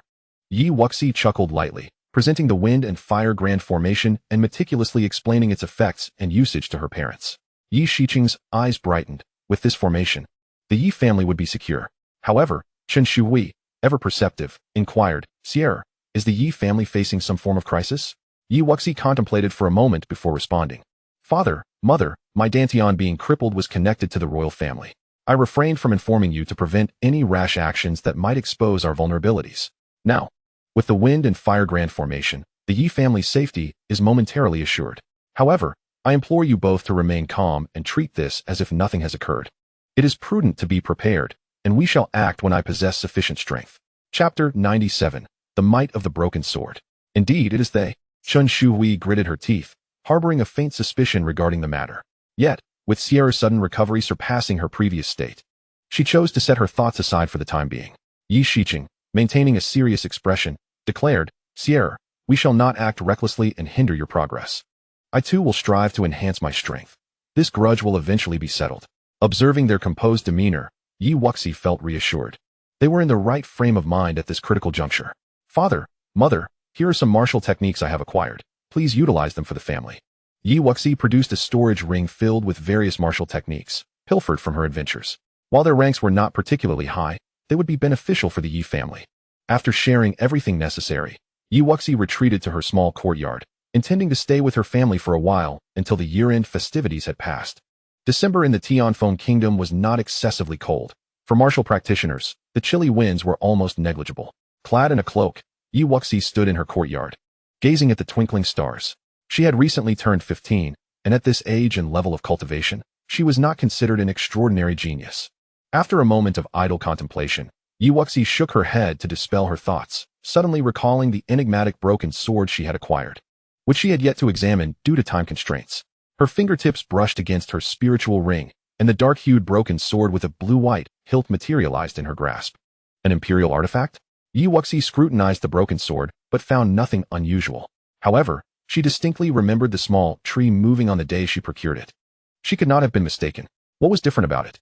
Closing her eyes, she enveloped the broken sword with her spiritual energy and attempted to infuse it with her understanding of sword intent, keenly attuning to its essence. Suddenly, wisps of dark energy emanated from the broken sword, and Wuxi felt her consciousness being drawn into another realm, a world of slaughter. Countless crowned rulers surrounded a woman clad in blue, intent on her demise.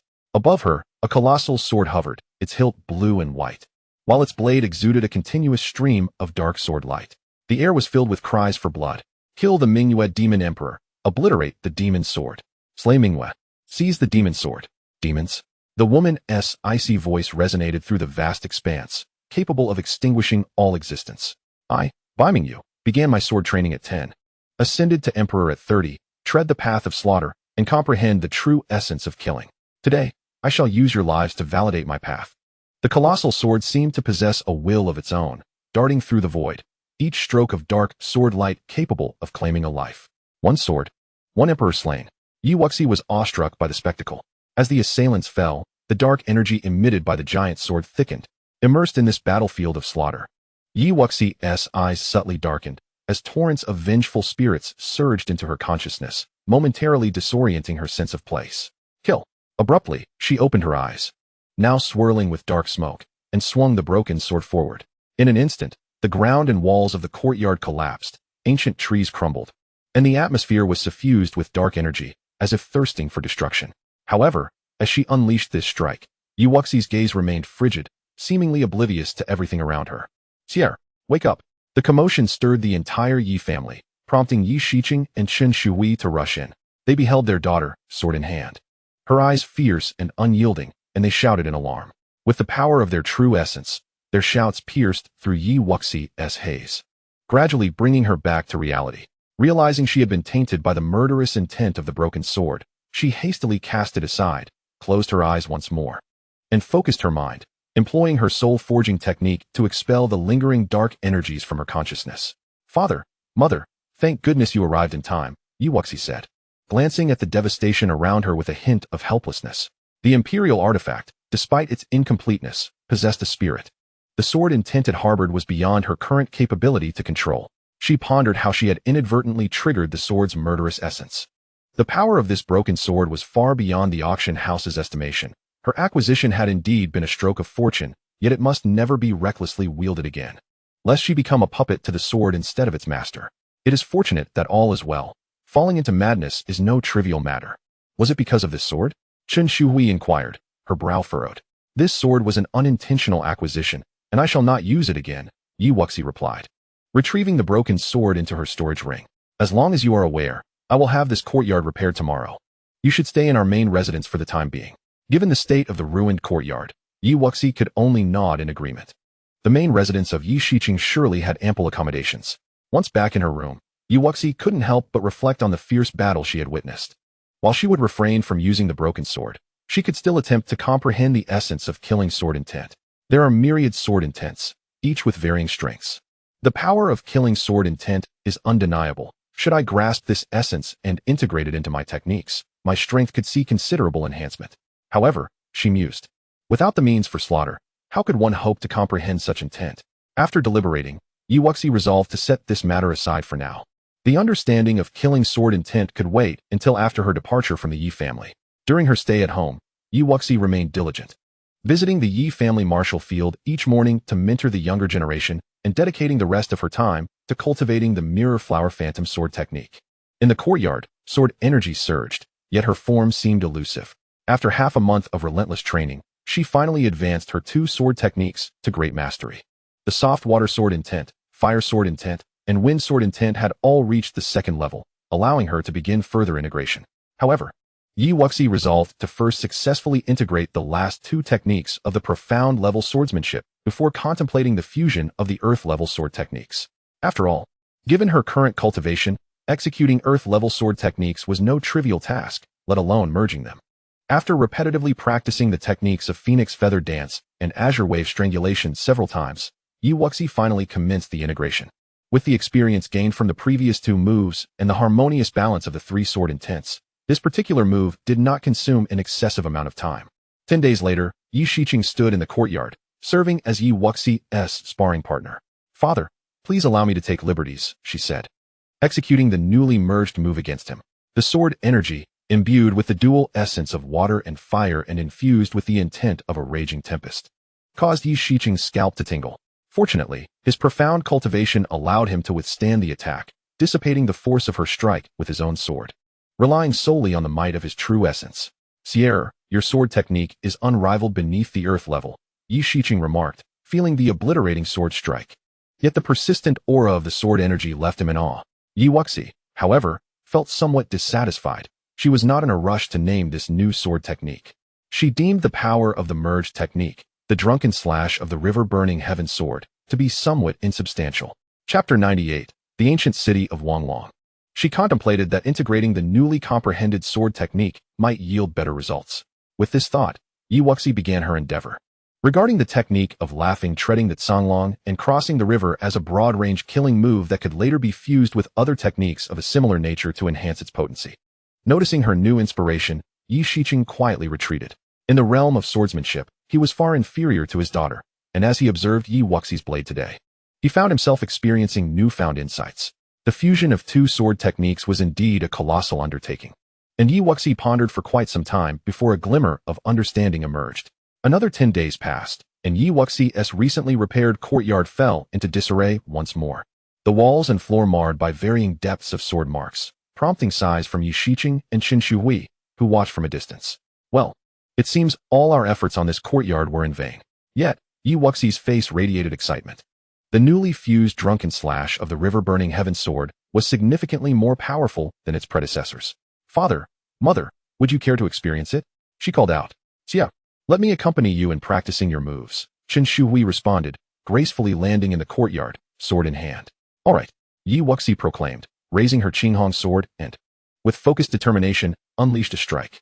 Instantly, a fierce wind surged through the courtyard, the sword's might soaring to the heavens.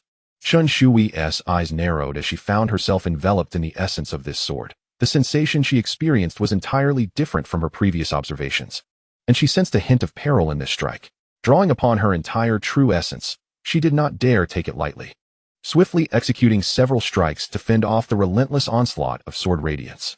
Sierra, I believe this sword technique has surpassed the power of the profound level, Yi Shiqing exclaimed.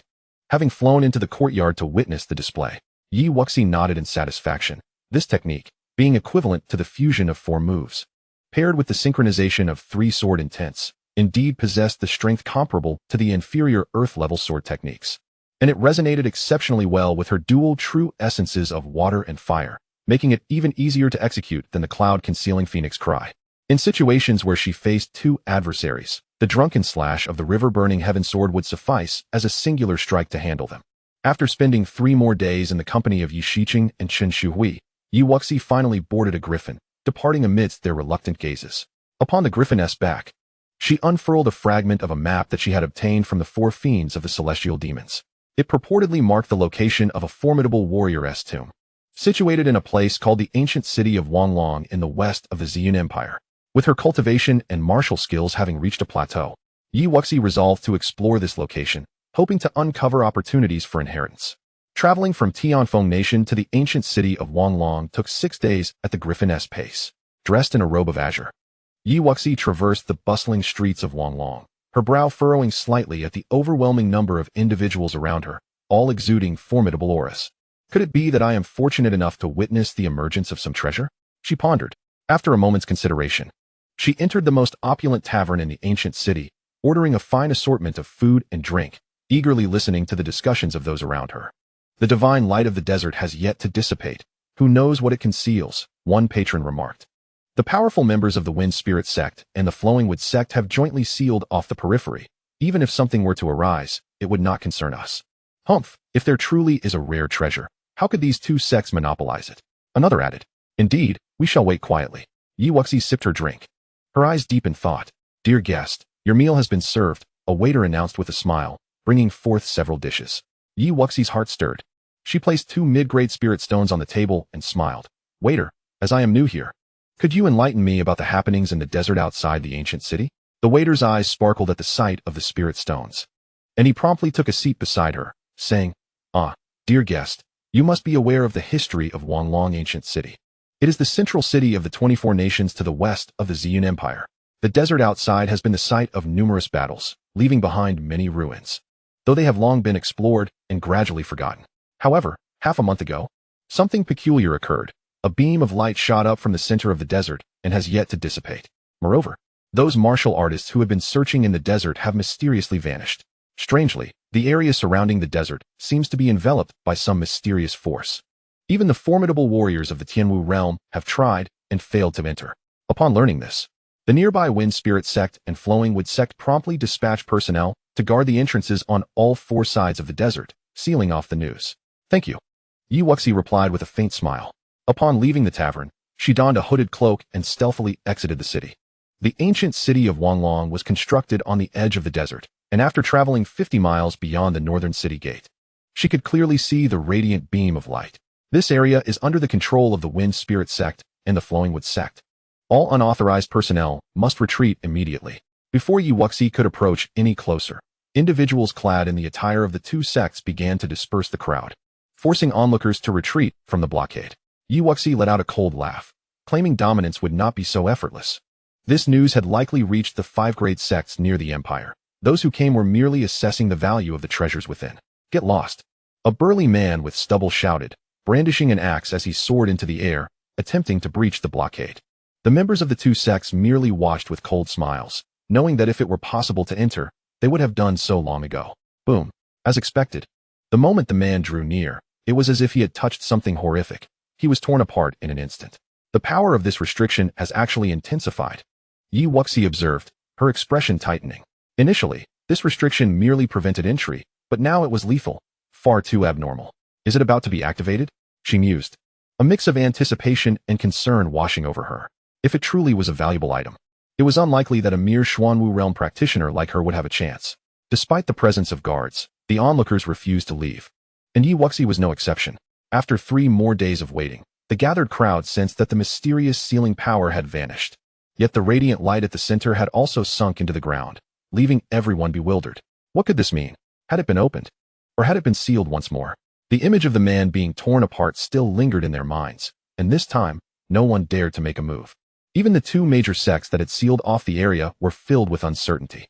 Nevertheless, there were always those undeterred by the prospect of danger in pursuit of treasure. And soon a middle-aged man at the Earth Martial realm soared into the sky. I'll give it a try, he declared, cautiously stepping forward. Instead of recklessly plunging into the unknown, he directed a palm strike towards the desert, hoping to gauge any response. In an instant, a terrifying scene unfolded. The desert erupted with a beam of light that obliterated the man into mere fragments. Chapter 99. The 9-star dragon locking formation. Fortunately, he didn't enter. The sealing mechanism had grown even more formidable. The onlookers experienced a profound sense of relief. While the elders of the Fengling sect and the Liumu sect, who were stationed there, were equally astounded. The peculiarities of the desert were likely beyond their control. Just as the crowd was consumed by speculation, 9 figures emerged from various directions in the sky, exuding an overwhelming pressure. Wuxi's gaze sharpened.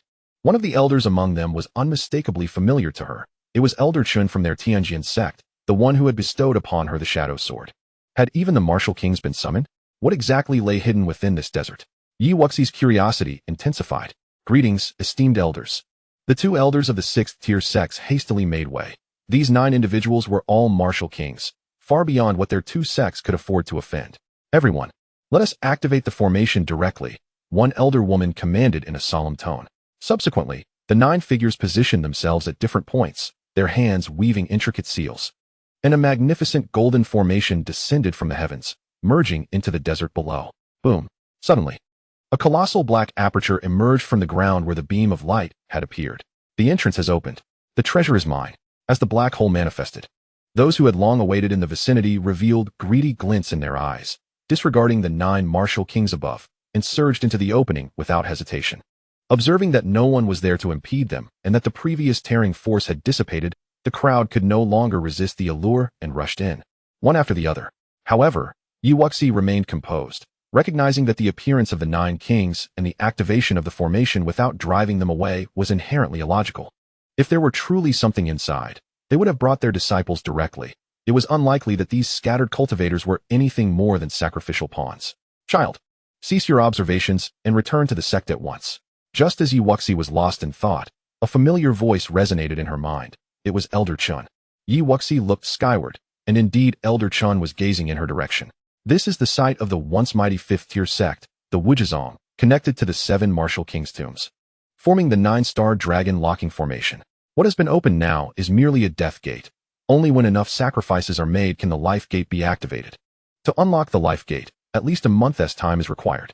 This place is exceedingly unique. The number of individuals permitted to enter the life gate is limited, and only those below the earth tier may enter. Our 4 sects, the Tianjin sect, the Hahuan sect, the Liuan sect, and the Fanning Valley, have already secured their quotas.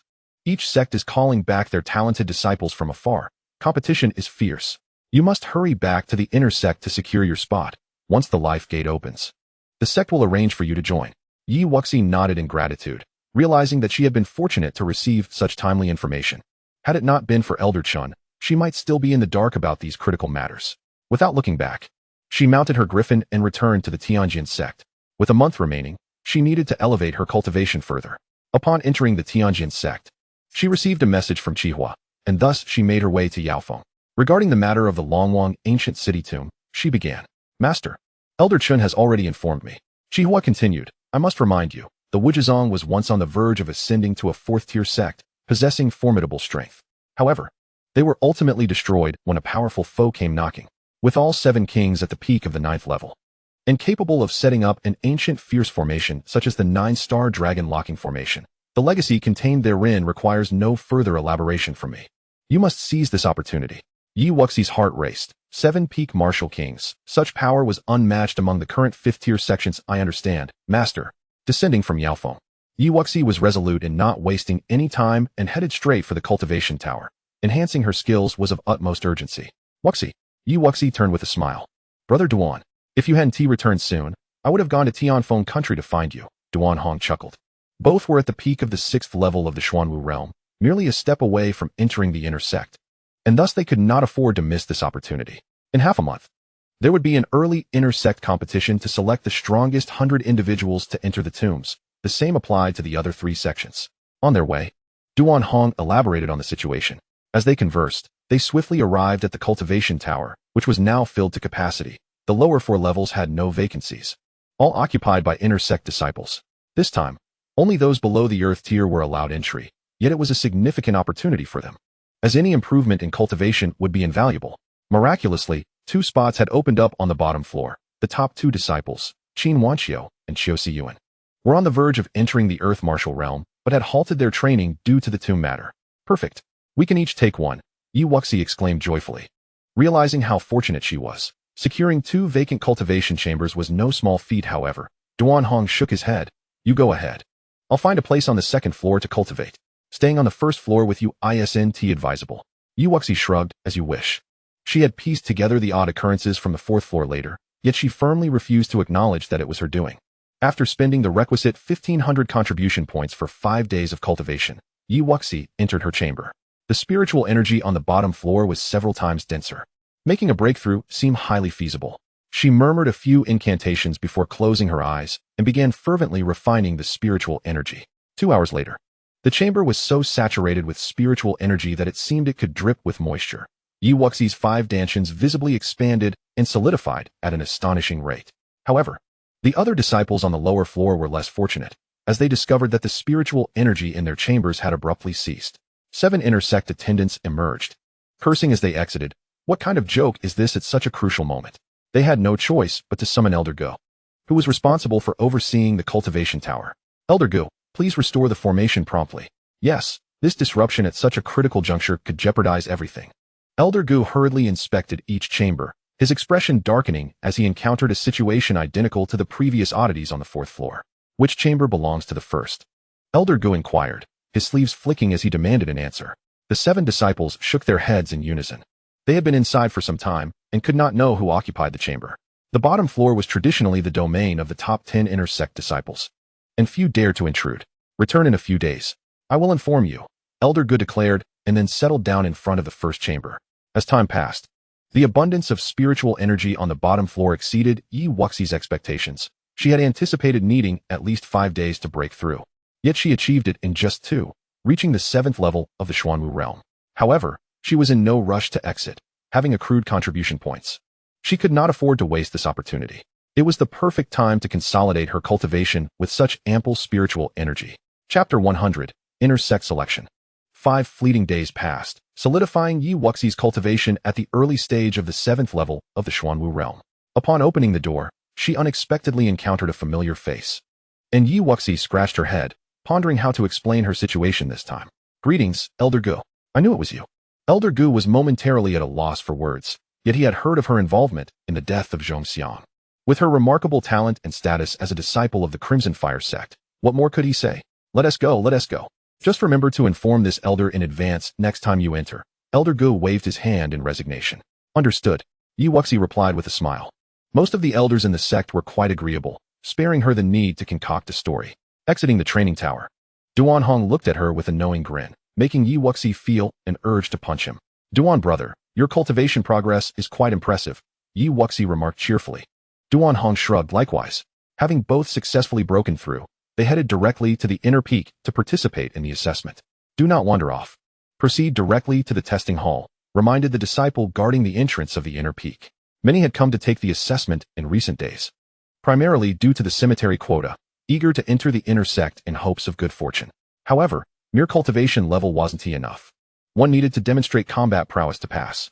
Nodding in acknowledgement, Yi Wuxi and Duan Hong arrived at the testing hall, where they unexpectedly spotted two familiar figures, Su Lingyi and Huang Ruxin, both of whom had also advanced to the 7th level of the Xuanwu realm. Junior Sister Yi, your cultivation speed is astonishing, Su Lingyi remarked, shaking her head in disbelief. Duan Hong was one thing, but Yi Wuxi had only just broken through to the 5th level during the last competition, and now she had caught up with him in no time. Enough chatting. Hurry and take the test. You must defeat these 3 puppets within 3 moves, Elder Wu, in charge of the assessment, said impatiently. The disciples participating in the assessment these past days mostly had chaotic vital energies, clearly having taken pills to forcibly enhance their abilities, which was a waste of his time. With no further conversation, the 4 approached the 3 puppets, all at the peak of the 7th level of the Xuanwu realm. Su Lingyi stepped forward first, defeating her opponent with a single strike. Next, Huang Ruxin and Duan Hong followed suit, each also defeating their puppet with a single blow. Elder Wu's expression improved slightly. It seemed that the top 10 outer sect disciples were reliable, unlike the rest who were quite lackluster. For Yi Wuxi, the task proved even simpler. Casually stepping forward, she didn't even draw her sword, merely striking with her palm, causing all 3 puppets to lose their combat ability. Well done, all 4 of you. You are qualified to compete for one of the 100 available spots. Present your identity jade tokens, Elder Wu commended. The 4 obediently produced their jade tokens, and Elder Wu flicked his fingers, releasing 4 beams of light before continuing. All right, go collect your inner sect attire. Yi Wuxi glanced at her identity jade token, noting that her status had changed to inner sect disciple, while everything else remained unchanged. The inner sect attire was also white, but the design and material were more exquisite than that of the outer sect, easily distinguishable at first glance. Yi Wuxi returned to the outer sect to find Lu Yuer, as outer sect disciples could not enter the inner peak. With no idea when they would meet again, they enjoyed a little drink and chatted for the entire night. The next day, Yi Wuxi changed into her new attire and made her way to the inner sect. The number of inner sect disciples was significantly less than that of the outer sect, with each having a beautifully appointed courtyard as their residence. However, those who had become disciples under the top 10 elders resided in individual palatial peaks. Yi Wuxi could have chosen a palace on the medicinal peak, but it was too far and had restrictions, making it inconvenient for anyone trying to find her. Thus, she opted to stay in her current quarters, as she had no particular demands regarding her living arrangements. Once back in her room, Yi Wuxi immediately began to refine her 5 elemental true essence. At the 7th level of the Xuanwu realm, she could store 5 types of true essence simultaneously, which, when combined with the Zhuke flame, offered her a degree of assurance for the upcoming trip to the cemetery. After all, other sects would also have experts like Qin Wanxiu who had already transitioned some of their true essence, which represented a qualitative change. Even her 5 Dantian energies might not guarantee an advantage. Furthermore, these individuals had long been instructed by Tianfeng masters in the inner sect and would not be lacking in comprehension of martial techniques. After a day, Yi Wuxi successfully condensed her 5th type of true essence and shifted her focus to martial techniques. The first 4 forms of the Phoenix dance in the 9 Heavens sword had long been mastered, so she could attempt to cultivate the 5th form. The 5th form, Heavenly Sword and Earthly Dance, was a mid-grade Earth-tier sword technique capable of delivering widespread damage. When fully mastered, the sword strikes would be unbroken and interconnected, with sword chi soaring into the clouds, capable of shattering all obstacles. After studying it several times, Yi Wuxi went to the courtyard to practice her swordplay. 10 days passed, and her sword technique reached a minor accomplishment when the sound of 9 melodious bells resonated from the inner sect square. Yi Wuxi had no choice but to pause her practice and, along with Su Lingyi, Huang Ruxin, and Duan Hong, made their way to the square. You two will definitely secure your spots. We might be in trouble, Huang Ruxin sighed. Let us do our best, Yi Wuxi consoled. In the square, a circular battle platform had been erected, surrounded by 10 square platforms. In the center of the viewing area sat the sect leader, Han Yunfei, flanked by the 9 major elders of the outer sect and other ordinary elders. Yi Wuxi looked up to see the grand elder of the inner sect, a beautiful woman in white, with 3 other elegant figures behind her. Qin Wanxiu, Kong Yufeng, and Luo Xuefan, ranked 1st, 3rd, and 5th in the inner sect, respectively. The other 8 elders had numerous disciples standing behind them, all well known within the inner sect. Notably, The 10th elder had the second prince, Lin Dongxiu, standing behind him. Has he become a disciple of the 10th elder? This trip to the cemetery could provide an opportunity to eliminate him. Wuxi thought to herself, retracting her gaze. Lin Dongxiu gave her the impression of being cunning and deceitful. It would be better for him to meet an untimely end. The cemetery presented an excellent opportunity. If she were to eliminate him there, who would know it was her doing? Ladies and gentlemen, this competition is not only the intersect grand competition, but also a means to select 100 disciples to enter the cemetery. I hope everyone will showcase their strength and fight with all their might. However, this competition will be limited to points, and serious injuries to others are not permitted. Han Yunfei's voice resonated as everyone gathered. In the first round, all intersect disciples will engage in a free-for-all on the battle platform until only 200 remain. With that, the moment Han Yunfei's words fell, disciples from the viewing area and the square leaped onto the battle platform. Yi Wuxi, Su Lingyi, Huang Ruxin, Duan Hong, and Yu Feng, who had entered the inner sect slightly earlier, stood together. Being recent arrivals from the outer sect, it was wise for them to support one another in this unfamiliar environment. Begin. As the command was given, the circular battle platform erupted with a kaleidoscope of sword lights, fist strikes, and palm imprints. The disciples at the 7th level of the Xuanwu realm were the first to be targeted, and in an instant, over half of them were sent flying off the platform. Yi Wuxi and her companions also found themselves among the initial targets for elimination. Yet as the top 10 from the outer sect, their combat strength far surpassed that of the average inner sect disciples. You lot should get down too. Only the 5 of them remained on the platform, facing an onslaught from dozens of disciples at the 8th level of the Xuanwu realm, who aimed to knock them off as well. Unfazed by the overwhelming assault, Yi Wuxi's voice rang out, cool and composed. Laughing, I tread upon the waves, guiding my boat across the river. Countless blades of light surged towards the attacking crowd, and within mere moments, 10 8th level Xuanwu disciples were sent flying.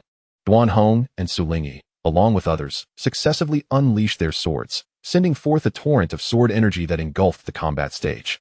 Those who sought to knock them down found themselves sent plummeting instead, with no one directing their attention towards the few of them.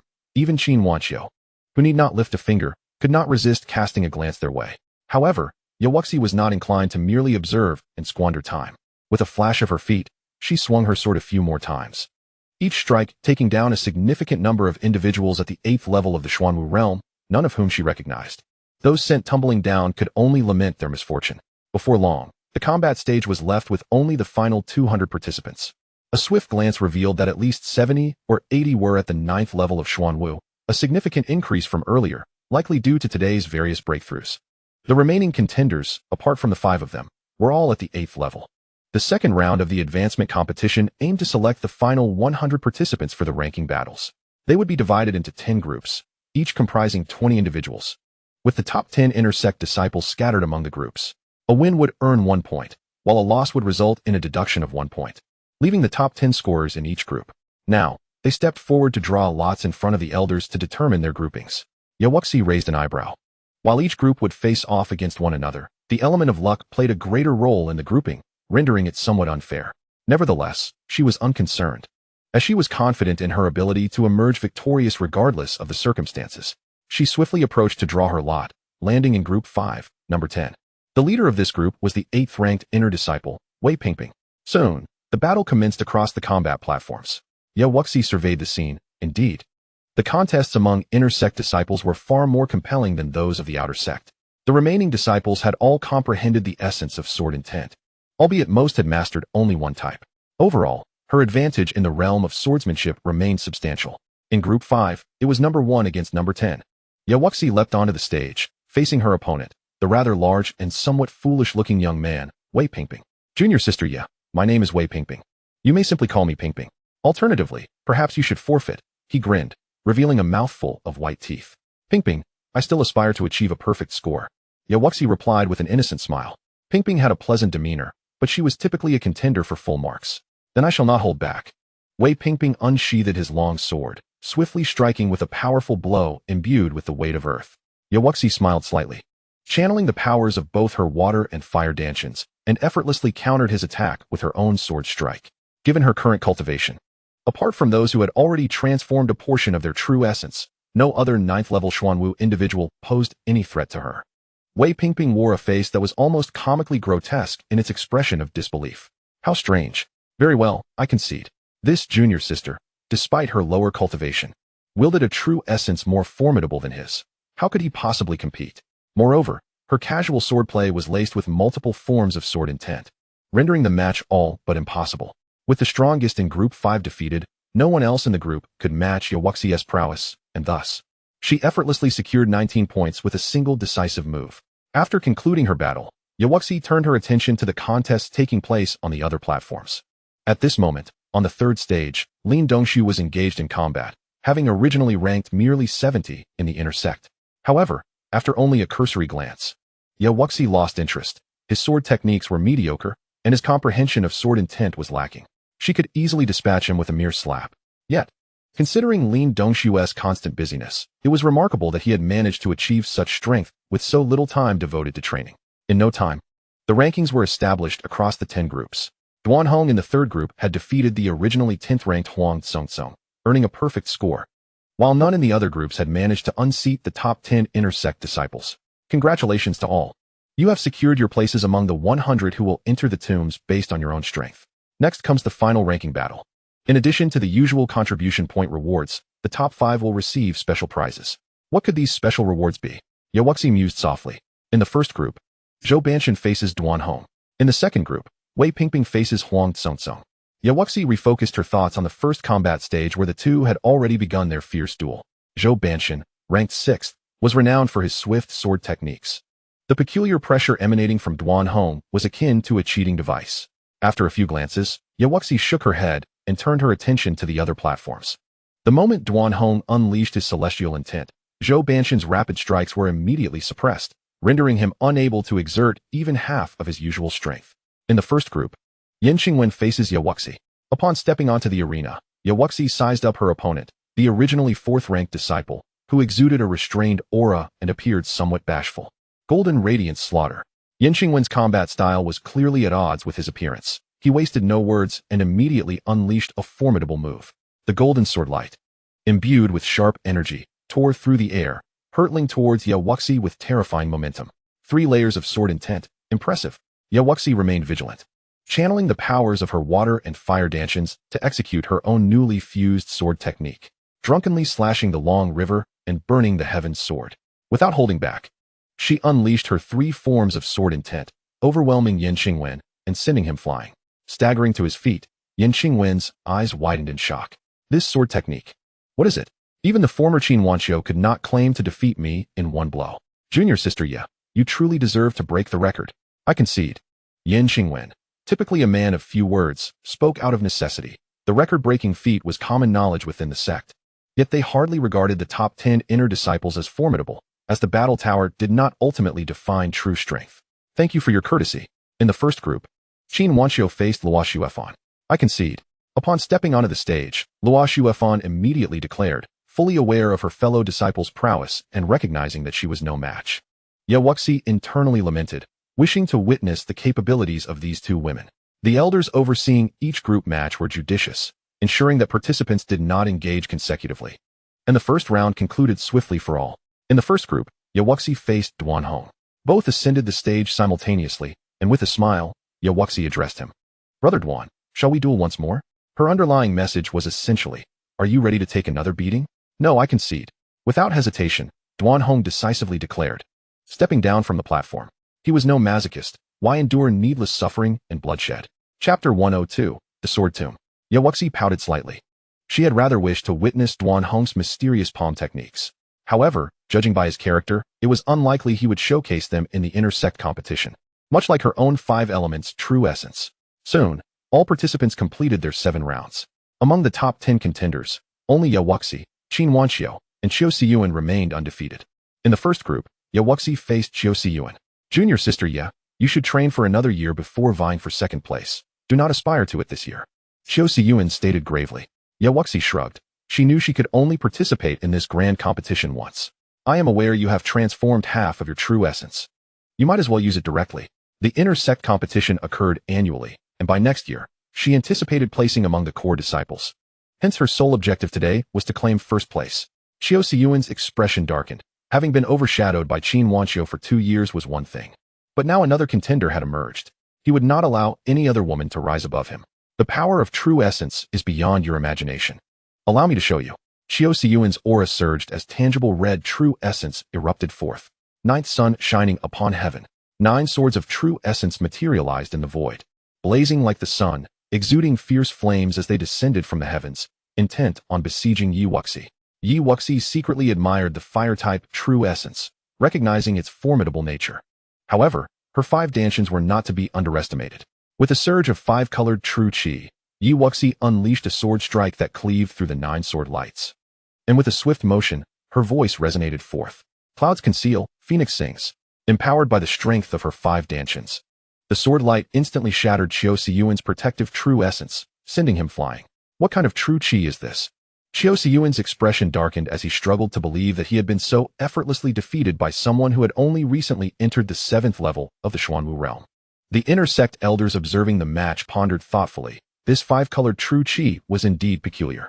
Yet, Wuxi did not seem to employ it regularly. Perhaps merely a special technique. If it could be used consistently, it would be truly extraordinary. Wuxi, can you continue to fight?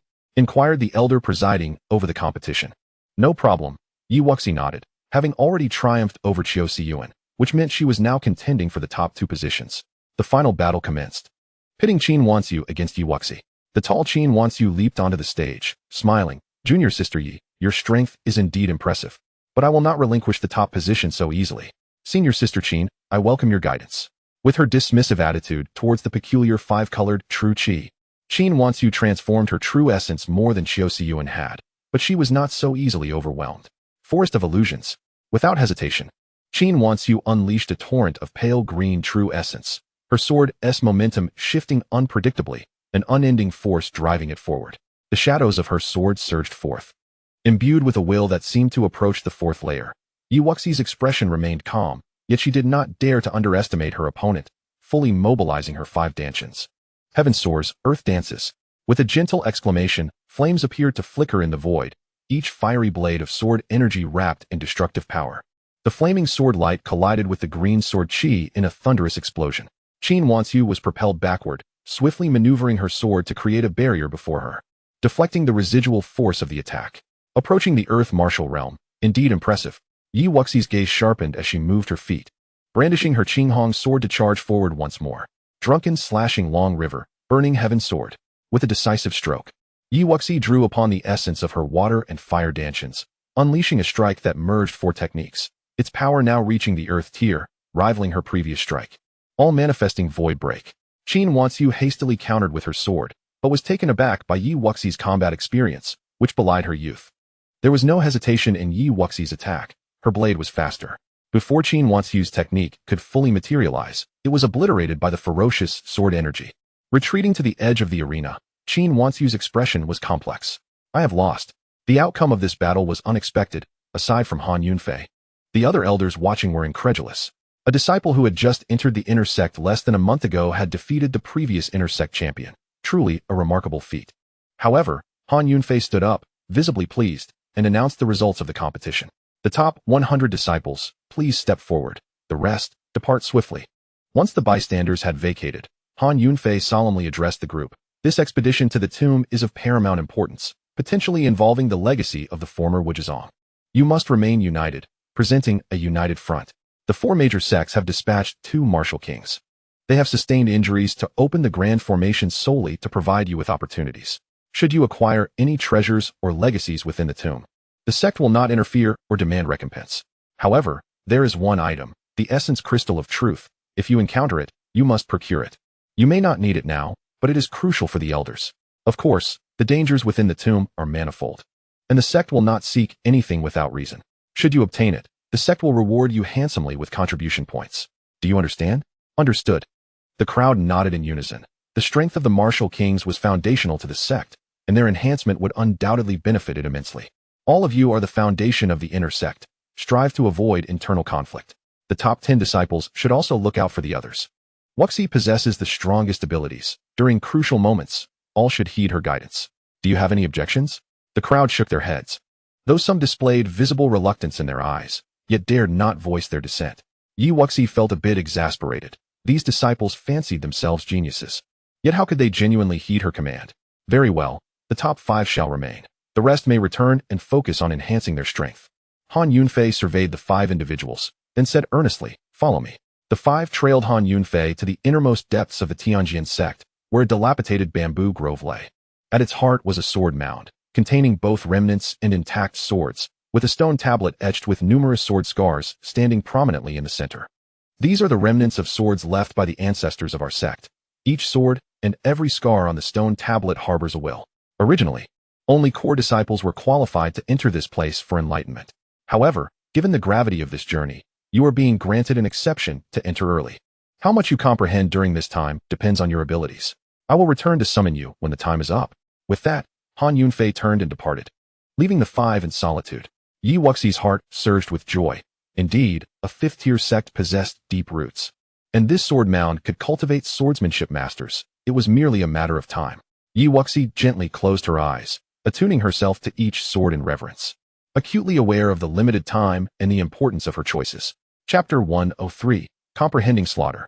Qin Wanxiu, Chiu Siyuan, Duan Hong, and Kong Yufeng quickly found their spots and settled down to immerse themselves in their enlightenment, while Yi Wuxi remained standing, searching. Having witnessed the battle footage of the Mingyue Demon Emperor, the concept of slaughter sword intent had profoundly impacted her. If she could seize this opportunity to comprehend even a fragment and integrate it into her sword techniques, her combat prowess would undoubtedly multiply, with her soul force extending outward. After a considerable time, Yi Wuxi finally discovered a black rusted sword in a secluded corner, its lingering while igniting a spark of joy within her. Yi Wuxi approached and sat cross-legged before the remnant sword, gently closing her eyes as she immersed her consciousness within. Her world became devoid of all but a single sword, a black blade, a sword of slaughter. The bamboo grove was silent, save for the sound of falling bamboo leaves, as the five were deeply engrossed in their own realizations, undisturbed by one another. Time passed, and Yi Wuxi, through her sword visualization, found herself in a sea of corpses and rivers of blood, as though she had transformed into the Mingyue Demon Emperor. One sword to claim a life. Bones turned to ash, my white robe stained with frost and blood. Suddenly, Yi Wuxi opened her eyes, her fingertips gathering true essence into several ethereal sword energies, which sliced towards the central stone tablet. In an instant, the sword mound was engulfed by a wave of murderous intent. The sound of severed bamboo leaves rustling in the air. The aura of slaughter permeated the sword mound, awakening the other four, who gazed at Yi Wuxi in disbelief. True essence transformed into sword energy. What tremendous sword intent was this? Having successfully comprehended a fragment of slaughter sword intent, Yi Wuxi nodded in satisfaction. Before the others could inquire or continue their own enlightenment, Han Yunfei's figure reappeared. You have been here for half a month. It is time to exit. There have been changes regarding the tomb expedition, and you must be prepared mentally. Has that much time passed? Yi Wuxi inquired, Sect Master. What has happened? Han Yunfei stood with his hands clasped behind his back and spoke in a solemn tone. The expedition to the tomb was initially known only to the four major fifth-grade sects of the southern region. However, the news has somehow reached the ears of the Dali dynasty, who are now sending their junior disciples to stake a claim. The opening of the tomb's entrance will be slightly delayed. With the involvement of the dynasty's members, your competition will intensify. Although the Dali dynasty is ostensibly a king-level force equivalent to a fifth-grade sect, they boast ancestors who were martial emperors, passing down unique methods through generations. He continued, You have about half a month left. Each of you should return and make your final preparations. Understood. Yi Wuxi returned to her courtyard, feeling little pressure regarding the appearance of the dynasty's members. They were all beneath the earth stage. What was there to fear? She mused inwardly. The remaining time must not be wasted. It was imperative to merge the earth stage sword techniques, integrating the previous sword moves with the intent of slaughter. Cloud Hidden. Phoenix Cry was already deeply ingrained in her mind, while Silent Water, Traceless had also reached a high level of proficiency. The fusion of the two should still be feasible. The courtyard was filled with an overwhelming aura of sword energy, and the brilliance of the swords soared to the heavens as new techniques gradually took shape. Days slipped by, and the air above the courtyard was imbued with a palpable sense of slaughter, interwoven with ceaseless currents of gentle water and fiery power, as the sword energy flowed unendingly. The intent of slaughter proved to be extraordinary. This strike far surpassed the power of mid-tier earth stage techniques. As Yi Wuxi sheathed her sword, pondering a name for her new technique, she was interrupted by a voice from her consciousness. It was Chihuo's transmission. Reluctantly, she set her thoughts aside and made her way to Yaofeng. Master, you summoned me for a particular reason? She inquired, observing the leisurely demeanor of Chihuo. She couldn't help but lament. This old man seems to enjoy a life of luxury. Unappreciative brat. The old man tossed her a storage ring. This is prepared for you. Examine the elixirs within at your leisure. There are also defensive armor and a top-tier spiritual sword. Yi Wuxi felt an urge to slap herself. Why was the old man suddenly being so sentimental? She had intended to procure some supplies herself, only to discover he had already taken care of everything. Before she could express her gratitude, the old man scoffed. Your life is inconsequential, but my elixir formulas have been pilfered by others. I've made a significant loss. Thank you, master. I will certainly act with caution on this trip. Yi Wuxi smiled, determined to procure some of those elusive essence crystals to repay the old man's kindness. One last reminder. Disciples of major forces often possess life-saving items bestowed by their elders. Given your heavy intent to kill, it is best to strike swiftly and leave no trace. Understood, Yi Wuxi nodded.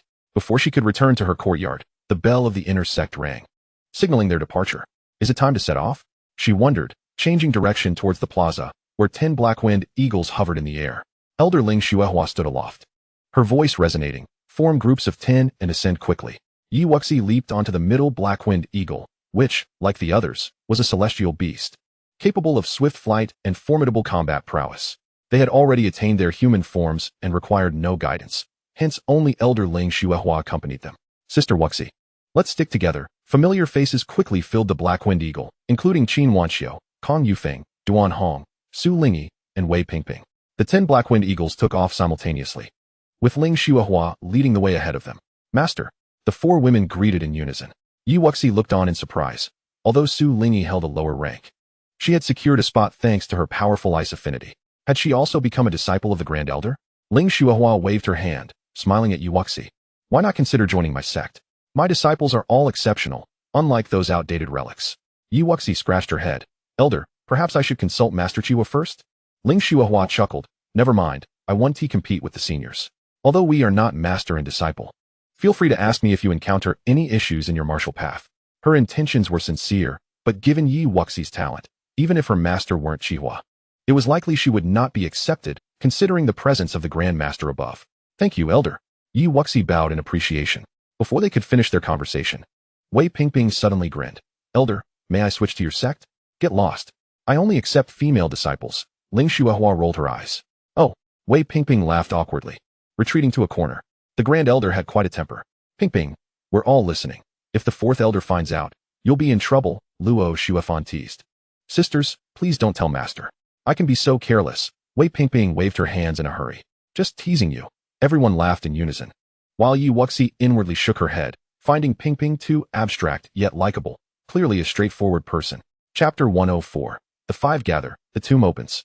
Even with the speed of the black-winged eagles, it took 2 days to reach the outskirts of Wanlong ancient city. From the sky, Yi Wuxi observed 9 martial kings encircled around the barren desert, while the black opening in the ground had vanished. Living sacrifices, the world of martial arts is indeed cruel. Yi Wuxi reflected, realizing that no one would remind those tempted warriors who ventured and that they were merely fodder for the sacrificial altar, perhaps oblivious to their fate until death. The black-winged eagles hovered in the air as an elder and an old woman approached them midair. The 2 martial kings were the supreme elders of the Tianjin sect. Greetings, Elder Chun, Elder Lin. Ling Xihuahua saluted, and Yi Wuxi and the other disciples followed suit. Elder Lin scanned the group and paused when his gaze landed on Yi Wuxi. You are Yi Wuxi. Indeed. Girl Yin mentioned you to me. However, your cultivation level. Elder Lin frowned, glancing at Duan Hong and Su Lingyi. How come these 2 are also at the 7th level of Xuanwu? Elder Lin. Wuxi is the first in the inner sect this time, with formidable combat strength. Duan Hong ranks 4th, while Lingyi, although slightly weaker, is progressing rapidly in her ice affinity under my guidance. Ling Xihuahua quickly explained. Elder Lin nodded, not pressing further, trusting that Han Yunfei would not indiscriminately admit weaker disciples. Elder Chen snorted. Your judgment has been consistently poor over the years. Elder Lin flicked her sleeve. It is only natural for me to be out of touch with the disciples since I haven't left the mountain for ages. Your judgment is hardly worthy of conversation with me. My true disciples, besides Hui Yun, who can rival them? Yet, they are still second. Elder Chen retorted calmly. If I wish to take in disciples, your little girl wouldn't even make the cut for second. You're talking nonsense. The 2 were on the verge of a quarrel when Ling Xihuahua quickly intervened. Elders, let us keep the peace. The disciples from other sects are watching. Elder Chun and Elder Lin ceased their bickering, exchanging eye rolls before returning to their previous positions. Yi Wuxi looked into the distance, where disciples from the Hahuan sect and the Laiyuan sect had already arrived. Among the Hahuan sect disciples, a woman at the forefront was Zhong Xiang. Upon seeing her again, Yi Wuxi recalled her unique presence from their last encounter in the imperial city. Now, she had progressed from the 3rd to the 8th level of Xuanwu. Her cultivation speed surpassing even Yi Wuxi's. The Hahuan sect took notice of them as well, with a middle-aged man leading a group of disciples approaching. Chihuo. It's been a while, the man smiled slightly. Ling Chihuo rolled her eyes. Do we know each other well? Get lost.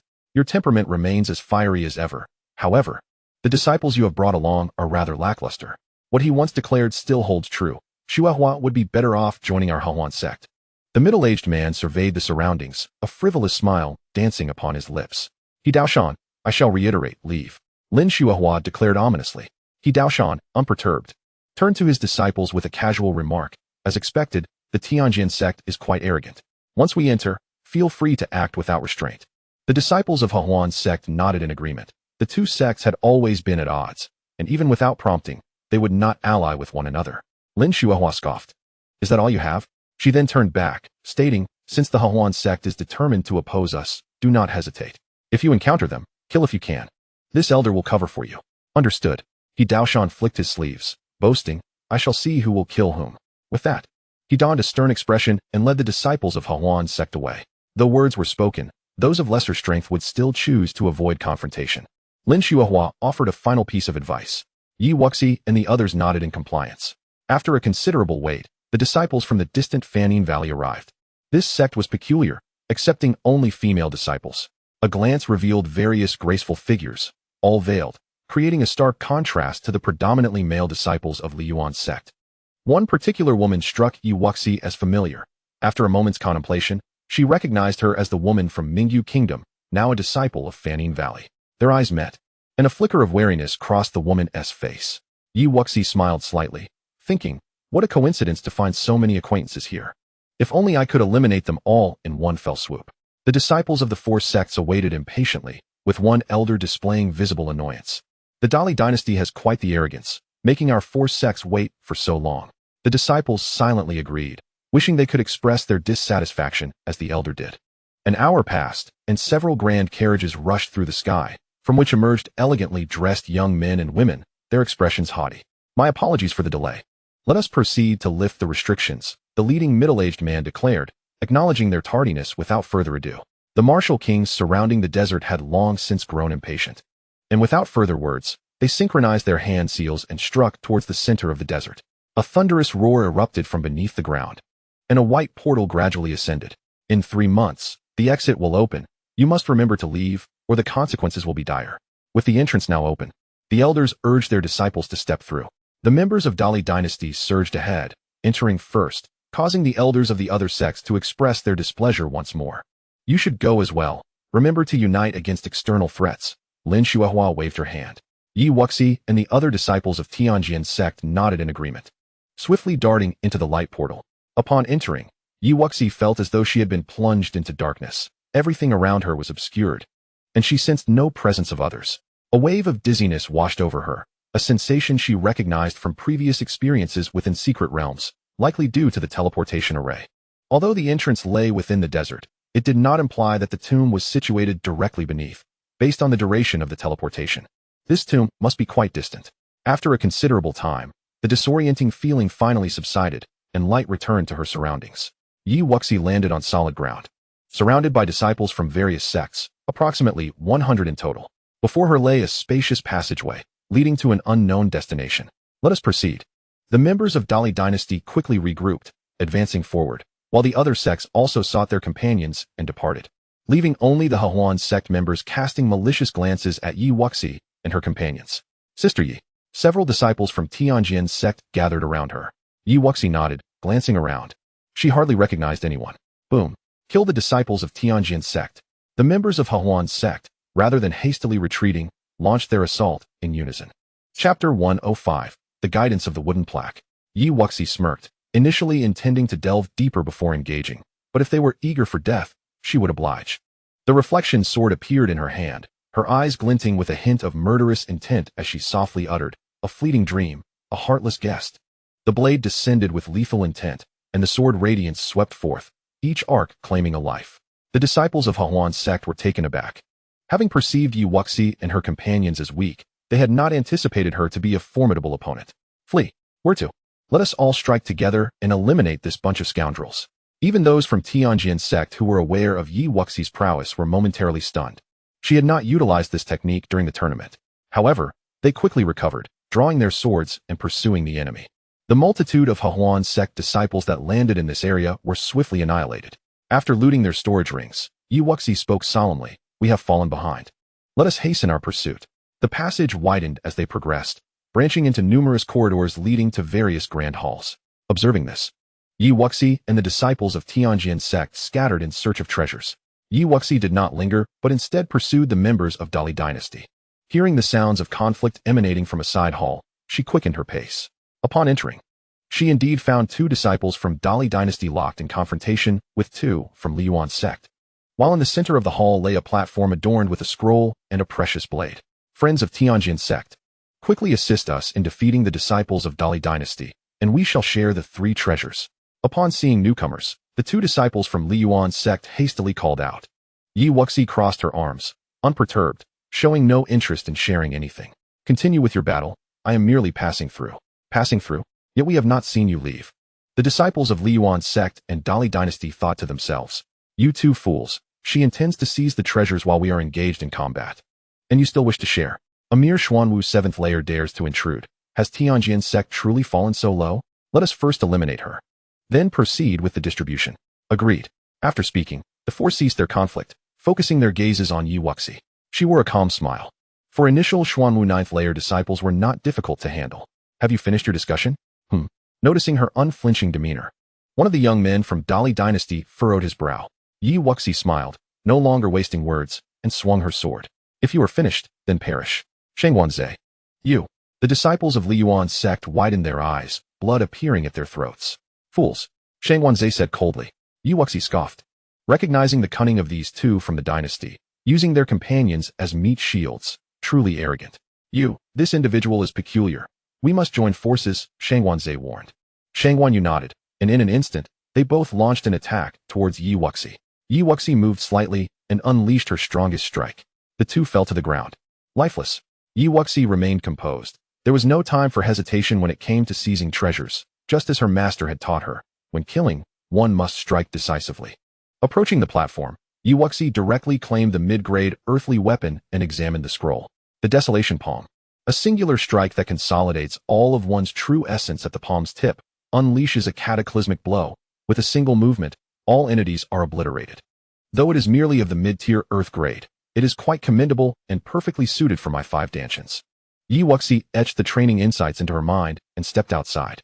In the same vicinity, she recalled the presence of several half-step earth martial realm practitioners.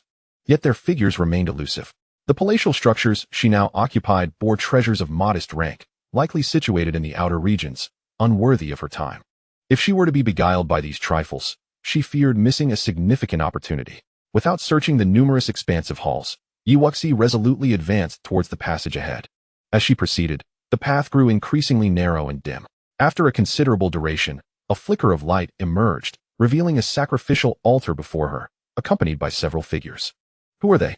The individuals by the altar sensed her approach and turned, issuing a sharp rebuke.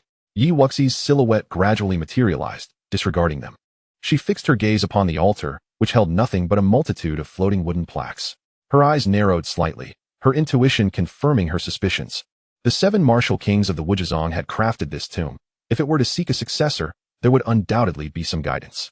Not spotting the figures of the half-step earth martial practitioners, Yi Wuxi hesitated no longer, stepping forward to grasp one of the wooden plaques, which then vanished into a dark void behind the altar. The remaining figures exchanged glances, astonished that she had so effortlessly acquired the plaque. They were not foolish.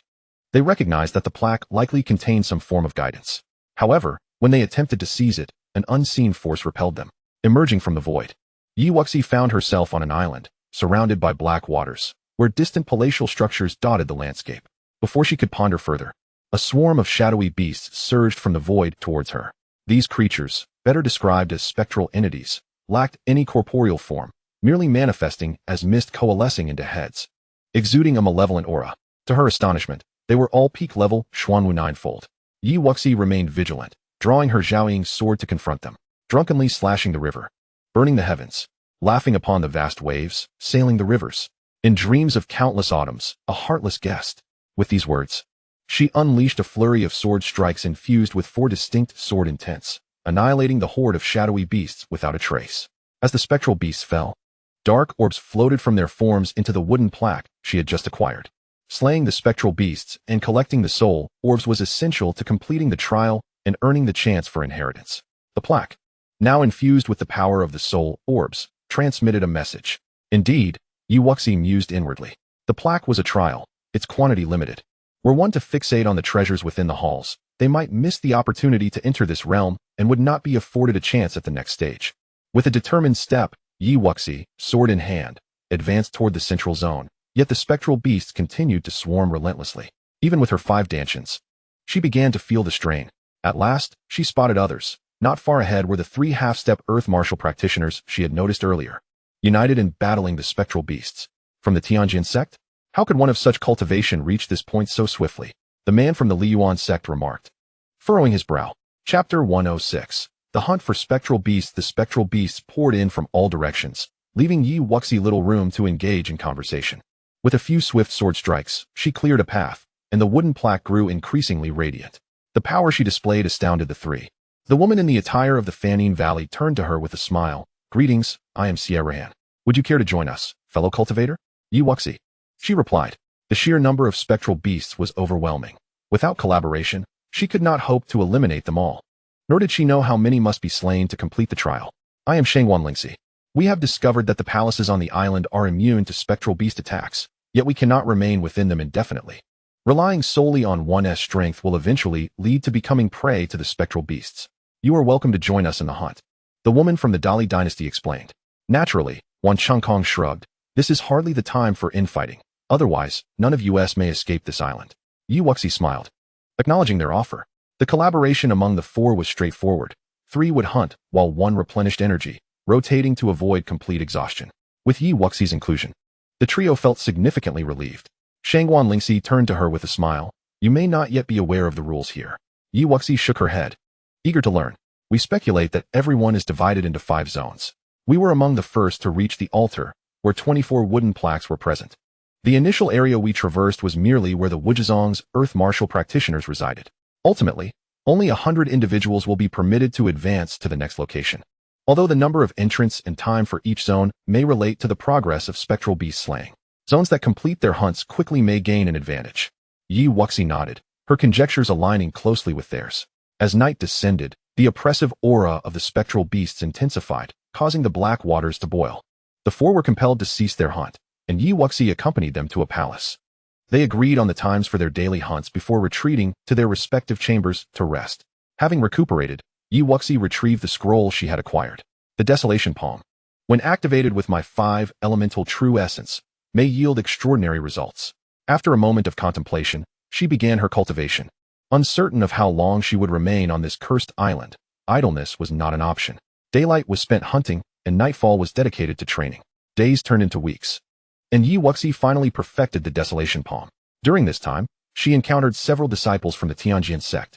Only 24 had successfully obtained the wooden plaques to enter this place, aside from the annihilated Huan sect. The other sects had put aside their grievances to collectively combat the spectral beasts. Days later, a beam of light shot up from a certain spot in the sea. Not good. A zone has opened. The group, engaged in their hunt, furrowed their brows. Everyone, let us reveal our true strengths. We must accelerate our efforts. Shangwan Lingxi urged solemnly. Let us separate and hunt with our fellow disciples, Wuxi suggested. I agree, Xie Ruhan concurred. The 4 of them were undoubtedly the strongest in this area. While showcasing their abilities was acceptable, revealing too much too soon was unwise. Wuxi led 6 disciples from the Tianjin sect towards a designated area, distancing herself from the sight of the other sects, unencumbered by reservations. Desolation Palm. With a colossal black hand, she struck down a multitude of spectral beasts, channeling the explosive power of the Desolation Palm through her 5 Dantians, amplifying its might several times beyond her previous sword techniques. Senior Yi is truly formidable, marveled the Tianjin disciples, their skin prickling with awe. Inspired by the stimulus from the other zones, the 24 dispersed to hunt, and their efficiency soared exponentially. After 2 hours, the island where Wuxi resided also ignited with a beam of light. As the crowd deftly maneuvered towards the radiant beam of light, a dark void emerged deep within the island, from which the beam emanated. Among the first to arrive were Shangwan Lingxi and several others from the Great Li dynasty, who rushed inside, although 2 individuals were intercepted. Just arriving, Wuxi raised an eyebrow and instructed those behind her, "You may enter first." The disciples of the Tianjian sect nodded and dashed towards the black hole, only to be blocked as well. With faces etched in despair, the 2 lamented, "What is happening?" Wuxi shook her head in silence. "I can do nothing for you. May you seek your own fortune." With that, she stepped into the void. Not every area opening a teleportation portal allows entry. She noted that the wooden tokens at the waists of those unable to enter were dim, evidently insufficient in their hunt for the spectral beasts, thus failing to meet the requirements. After a tumultuous journey, Wuxi found herself within a grand palace, surrounded by numerous individuals, at the center of which stood a colossal golden statue. She exhaled in relief, realizing that those who had entered ahead had not gained any advantage, as they had all congregated here. Wuxi, Qin Wanxiu, Su Lingyi, and Duan Hong approached her. "You're fortunate to be in the same area as us." Wuxi greeted with a smile, understanding now why this area had opened so swiftly. It housed no less than 5 martial experts on the cusp of the Earth martial realm, their combined strength far surpassing that of their own group. Su Lingyi chuckled, "Indeed. I've struck it lucky." Wuxi inquired, "What is the situation here?" "The palace entrance is sealed. We just attempted to force it open together, yet to no avail." Qin Wanxiu explained, shrugging her shoulders. Wuxi scanned the surroundings, her gaze settling on the golden statue, scrutinizing it closely, yet found nothing amiss. The number of individuals in the palace continued to swell, confirming their suspicion that only 100 had arrived here. Noticing 2 familiar figures among the crowd, Wuxi smirked inwardly, relieved that these 2 had made it. She had feared they might not. At that moment, an unexpected occurrence transpired. The wooden tokens at the waists of all 100 individuals emitted black beams of light towards the exit. 3 identical dragon gates materialized at the exit, causing everyone's hearts to race. Could these possibly be gates of life and death? Wuxi mused, her brow furrowing. This place indeed exuded an air of mystery. Could such intricate formations be laid out by a 5th-tier sect prior to its annihilation? The crowd refrained from acting hastily. Entering the wrong gate could spell doom. "Let us go." Zhong Xiang, clad in purple, stepped towards the left gate, followed without hesitation by the disciples of the Hahuan sect. The remaining factions exchanged glances, and Duan Hong, speaking in a low voice, asked, "Wuxi, which one will you choose?" "I will follow your lead." After a moment of contemplation, Wuxi replied, "The right one." Her inner tree possessed the ability to absorb various energies and had a heightened sensitivity to unique energies. She had just attempted to interact with the 3 gates, and the central gate revealed no energy fluctuations at all. The left gate, which the Hahuan sect had chosen, was heavily imbued with malevolent energy, while the right gate, though similarly tainted, also pulsed with strong vitality. Both sides represented gates of life, but their inheritances differed. Turning back to the Tianjian sect, she said, "Both gates are viable. Choose for yourselves." With that, she stepped directly into the right portal, with Duan Hong following closely. "Sister, what about us?" The Tianjian sect disciples turned to Qin Wanxiu, who had spent many years in the inner sect, placing more trust in her than in the newly admitted Wuxi. "Follow Wuxi," Qin Wanxiu commanded in a firm tone. With the Tianjian sect and Hahuan sect departing, the members of the Great Li dynasty, Liyuan sect, and Fanning Valley found themselves in a predicament. "Princess Lingxi, how shall we decide?" They all looked to the central figure, their true leader on this expedition. The right side, Shangwan Lingxi pondered briefly before making her choice. Having spent considerable time with Wuxi, she sensed the latter's mysterious nature and formidable strength, perhaps intuiting something. The Great Li dynasty followed the Tianjian sect into the right gate, while the Fanning Valley deliberated before opting for the left, and the Liyuan sect reluctantly chose the right as well. Wuxi and Duan Hong emerged almost simultaneously from their respective portals, finding themselves on a desolate and despondent expanse, where numerous buildings, palaces, caves, and lakes lay in ruins, exuding an aura of death that spoke of a fierce battle long past. "Is this truly the relic of the Wuzhizong?" Duan Hong inquired. "It seems so," Wuxi replied. "But this place is vast. If we stray from the correct path, we may lose the advantage we gained by arriving early." Wuxi took a moment to sense the surroundings and began heading north. The 2 transformed into streaks of light, swiftly making their way northward. Along the way, they encountered numerous bones. As they ventured further north, the remains of those who had achieved the Tianwu realm became increasingly common, indicating that their chosen direction was indeed correct. Soon, they arrived at a series of interconnected caves. Wuxi suggested, "No one seems to have explored this area yet. Let us split up and search." Agreed. Wuxi entered one cave after another, discovering mostly everyday items, thickly coated in dust, as well as some intact corpses seated or lying down, as if they had been obliterated before they could react. What kind of formidable beings did the Wuzhizong provoke, that so many fell without resistance? After a thorough search, she found nothing of value, feeling somewhat disappointed. Perhaps in the chaos of battle, the storage rings had been completely destroyed. Upon exploring the last cave, her eyes lit up as she spotted a storage ring left beside a jade bed. Upon examining it, she found it contained 30,000 medium-grade spirit stones. Finally, a small reward, she thought. Exiting the cave, she saw that Duan Hong had also completed his search. His expression made it clear that he had found little of worth as well. Let us move on and see what lies ahead. As they continued northward, Duan Hong suddenly remarked, Wuxi, do you sense that the spiritual energy has become significantly denser? Yi Wuxi nodded. Indeed, we must be nearing the core area. Observe how the surrounding structures have become more exquisite. Compared to the previously shabby caves, the palaces here, though ancient and damaged, still hinted at their former grandeur. In the distance, a palace soared skyward, radiating sword energy. Yi Wuxi and Duan Hong exchanged glances and quickened their pace towards it. Inside the side hall, upon entering the spacious chamber, they immediately located the source of the sword energy. On the northern wall of the side hall was a massive mural, depicting a divine female figure, intricately outlined by mystical patterns, from which the sword energy emanated. Yi Wuxi felt puzzled. Isn't this the Moon Demon Emperor? Why would her mural be inscribed here? Duan, I intend to meditate on this, she said. What about you? The sword energy contained within this mural was extraordinary. It might offer a unique swordsmanship inheritance. Even if it did not, contemplating the image of the North Moon would greatly aid her comprehension of the killing sword intent. Go ahead, I will keep watch for you. The others should be arriving shortly. All right. Yi Wuxi did not hesitate, knowing that meditative contemplation was best done without interruption, and having someone to guard her was advantageous. With her eyes gently closed, Yi Wuxi immersed herself in the mural, tracing the peculiar patterns with her mind. Just as she was completely absorbed, numerous figures appeared at the entrance of the side hall, disciples of the Tianjian sect, who had arrived just after them. Duan Hong, what is the meaning of this? Leading the group, Qin Wanxiu's gaze fell upon the individuals inside, yet she chose to remain silent. Meanwhile, Xiao Siyuan and Yin Qingwen expressed their dissatisfaction. Do you understand the order of arrival? If you wish to be here, you may line up, Duan Hong remarked, arms crossed as he leaned against the doorway. Qin Wanxiu and her companions exchanged glances, deciding to move forward. Let's take a look ahead. We can't afford to waste too much time lingering with Duan Shidi and Wu Shiqi, she said, leading several of her female comrades away. Those ranked lower contemplated following suit, realizing they stood no chance against either Yi Wuxi or Duan Hong. Thus, they deemed it unnecessary to squander time in a futile struggle. Quickly move aside. Only the capable deserve the inheritance. You are far too green to attempt to claim it, they thought.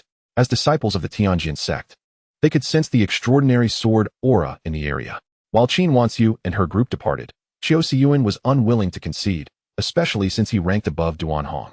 He dismissed his defeat to Yi Wuxi as mere carelessness.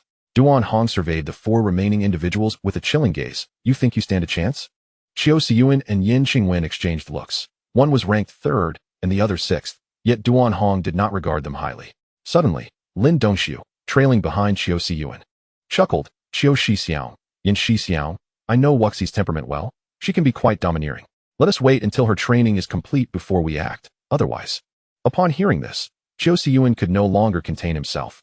Yin, Huang Tsongtsong, Lin Dongxiu, let us join forces to defeat Duan Hong and share the spoils. Agreed.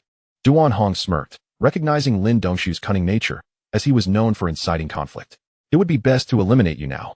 A shift in his aura signaled a surge of celestial intent, pressing down upon the four. I anticipated this move, Xiao Siyuan scoffed. While Duan Hong's will indeed allowed him to battle beyond his level, defeating him was another matter altogether. Is that so? Chapter 108. The Return to the Origin Sword Formation. Duan Hong's lips curled into a slight smile as he refrained from drawing his usual longsword. Instead, a grayish-white aura emanated from his body, his vitality surging. Alarmed by the peculiar energy, Xiao Siyuan and the others swiftly unleashed several strikes. Meanwhile, Yi Wuxi, absorbed in the mural, remained blissfully unaware of the commotion outside. Within her consciousness, an array of unique patterns began to coalesce, forming a sword formation known as the Return to Origin. A foreign voice echoed in her mind. Although Bai Mingyu is a formidable enemy of the Wuji sect, his strength is admirable.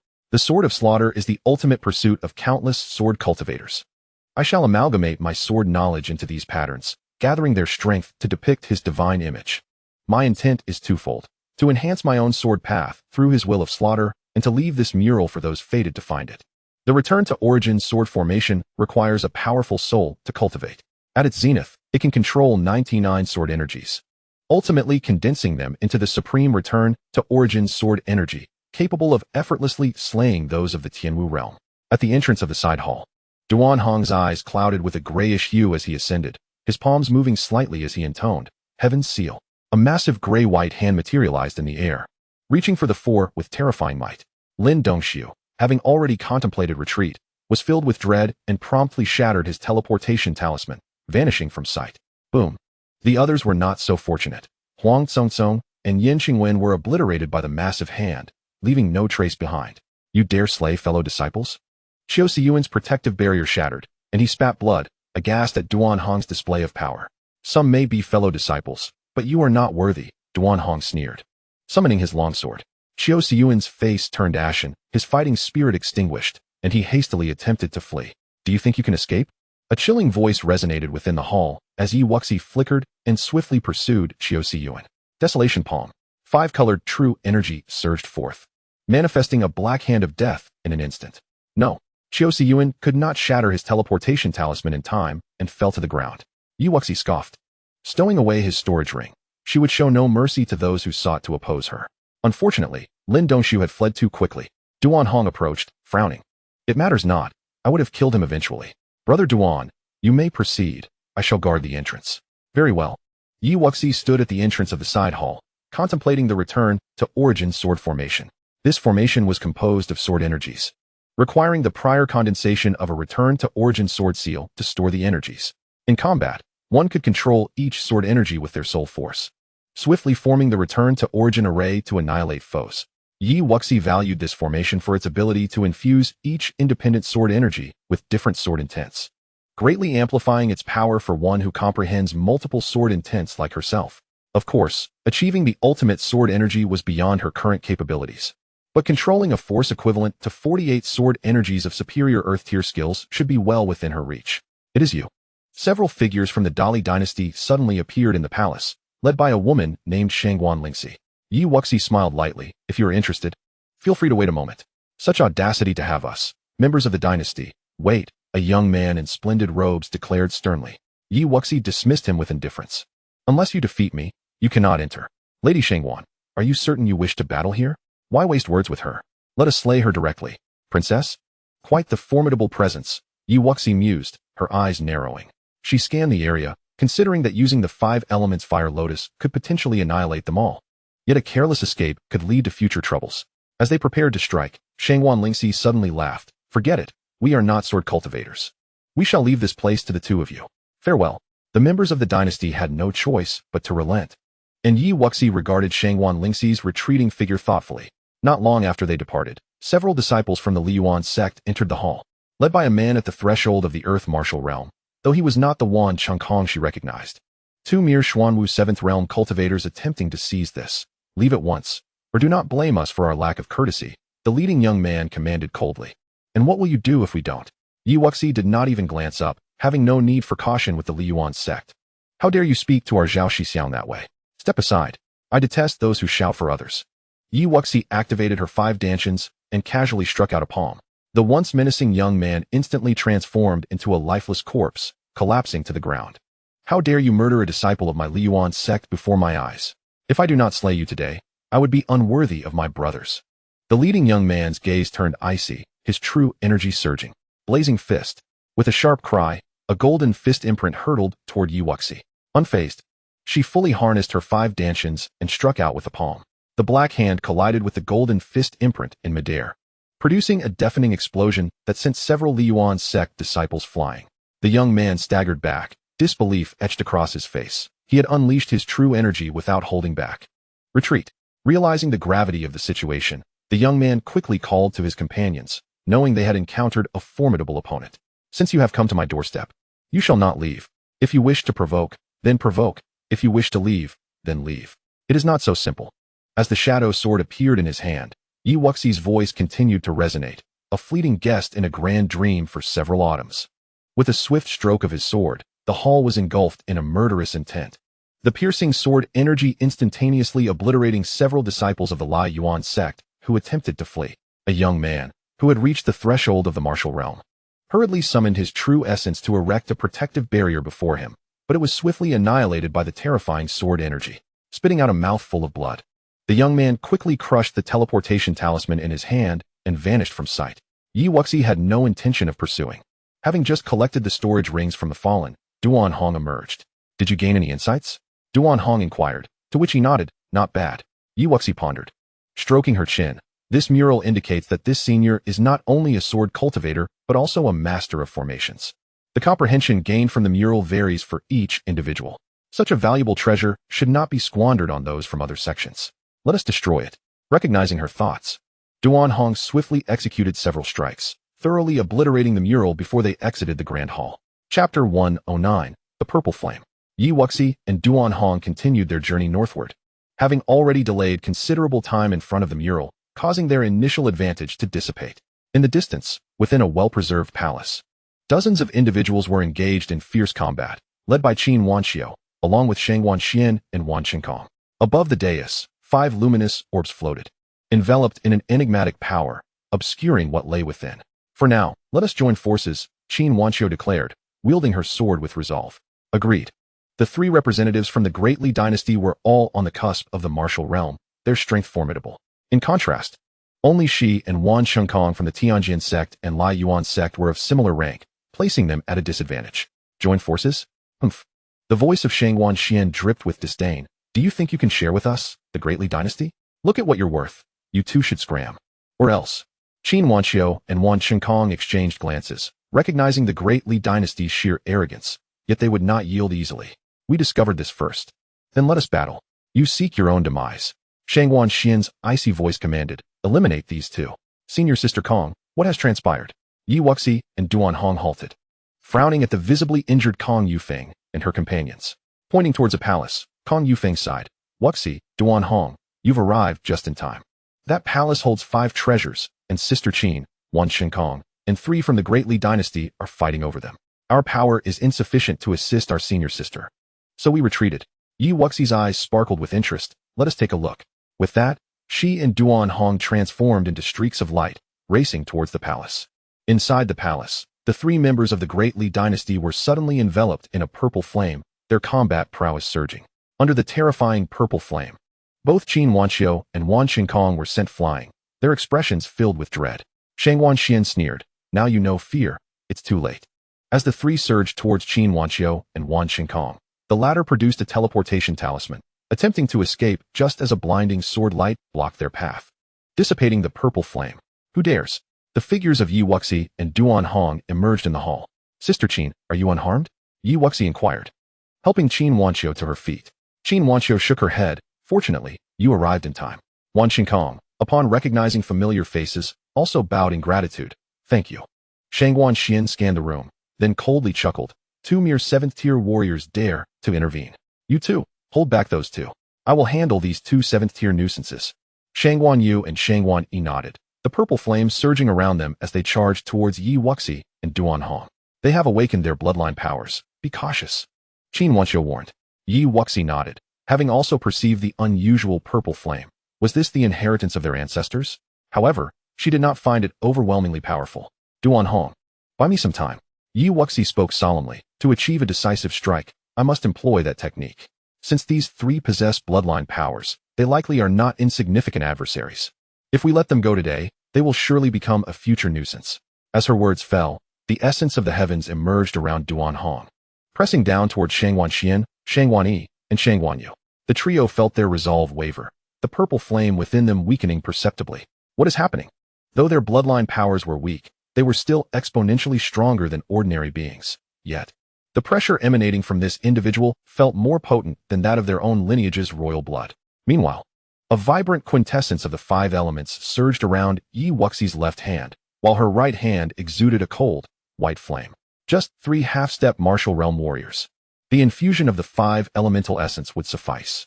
In the fleeting moments of hesitation from Shang Wanyu and Shang Wan Yi, a massive lotus flower began to take shape before Wuxi. "Stand back," Wuxi commanded, sending the five-element fire lotus hurtling towards Shang Wanxian and his companions. Qin Wanxiu and Duan Hong immediately retreated, and Wan Xingkong, having spent time with Yi Wuxi, knew her strength well. He understood that her combat ability was not to be gauged merely by realms. The five-colored lotus, exuding an aura of endless flames, sent shivers down the spines of Qin Wanxiu and Wan Xingkong. They had no doubt that it could easily annihilate those at the martial realm. Duan Hong too was astonished. Realizing that the five-element essence had grown even more potent, the fiery power enveloping it felt strangely familiar. Quickly, Shang Wanyu and Shang Wan Yi began to protest, only to be obliterated by the terrifying fire lotus, leaving not even a trace behind. Shang Wanxian, witnessing from a distance, felt fear grip him. A blinding radiance erupted before him as a massive bell materialized, attempting to shield against the destructive force of the fire lotus. His face turned ashen as he hurled the bell towards Yi Wuxi and Duan Hong, one hand clutching the teleportation talisman while the other reached for the 5 orbs of light at the center of the hall. Yi Wuxi silently cursed, "Not good." Wan Xingkong, Sister Qin.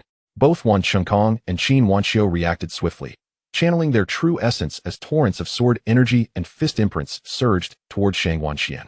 Yi Wuxi and Duan Hong remained behind, leaving afterimages as they swiftly evaded the descending bell, simultaneously charging towards Shang Wanxian with their swords drawn. No.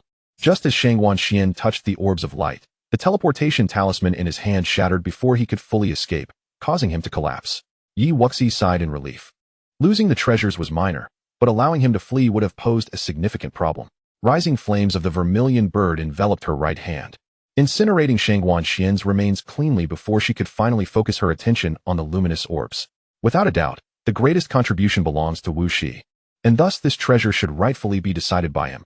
Qin Wanxiu's laughter echoed. Yi Wuxi, unreserved, spoke directly. "I shall take 2 pieces, and you may each take 1. Since Wan Xingkong and Qin Wanxiu participated in the defeat of Shang Wanxian, it is only fair to distribute 1 piece to each of them."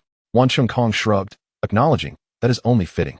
Were it not for Yi Wuxi, I might have faced death or had to flee, leaving me with no say in this matter. To receive even 1 piece is commendable. You may choose first, Wuxi." Qin Wanxiu remarked with no objections. Yi Wuxi sensed the energy and reached for 2 luminous spheres, although unaware of their contents. Her intuition urged her to select these 2. Each of the 5 items was imbued with a restrictive array, and while dispelling them was not a troublesome task, Yi Wuxi preferred not to investigate them here, so she promptly stored them in her spatial ring. Duan Hong, you may select next. Duan Hong, not one to hesitate, approached and chose a luminous sphere, as their contributions were indeed the most significant.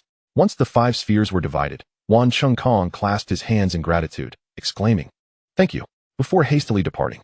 Once they were alone, Qin Wanxiu remarked, "Wuxi's prowess becomes increasingly inscrutable. No wonder the sect master instructed us to heed your counsel."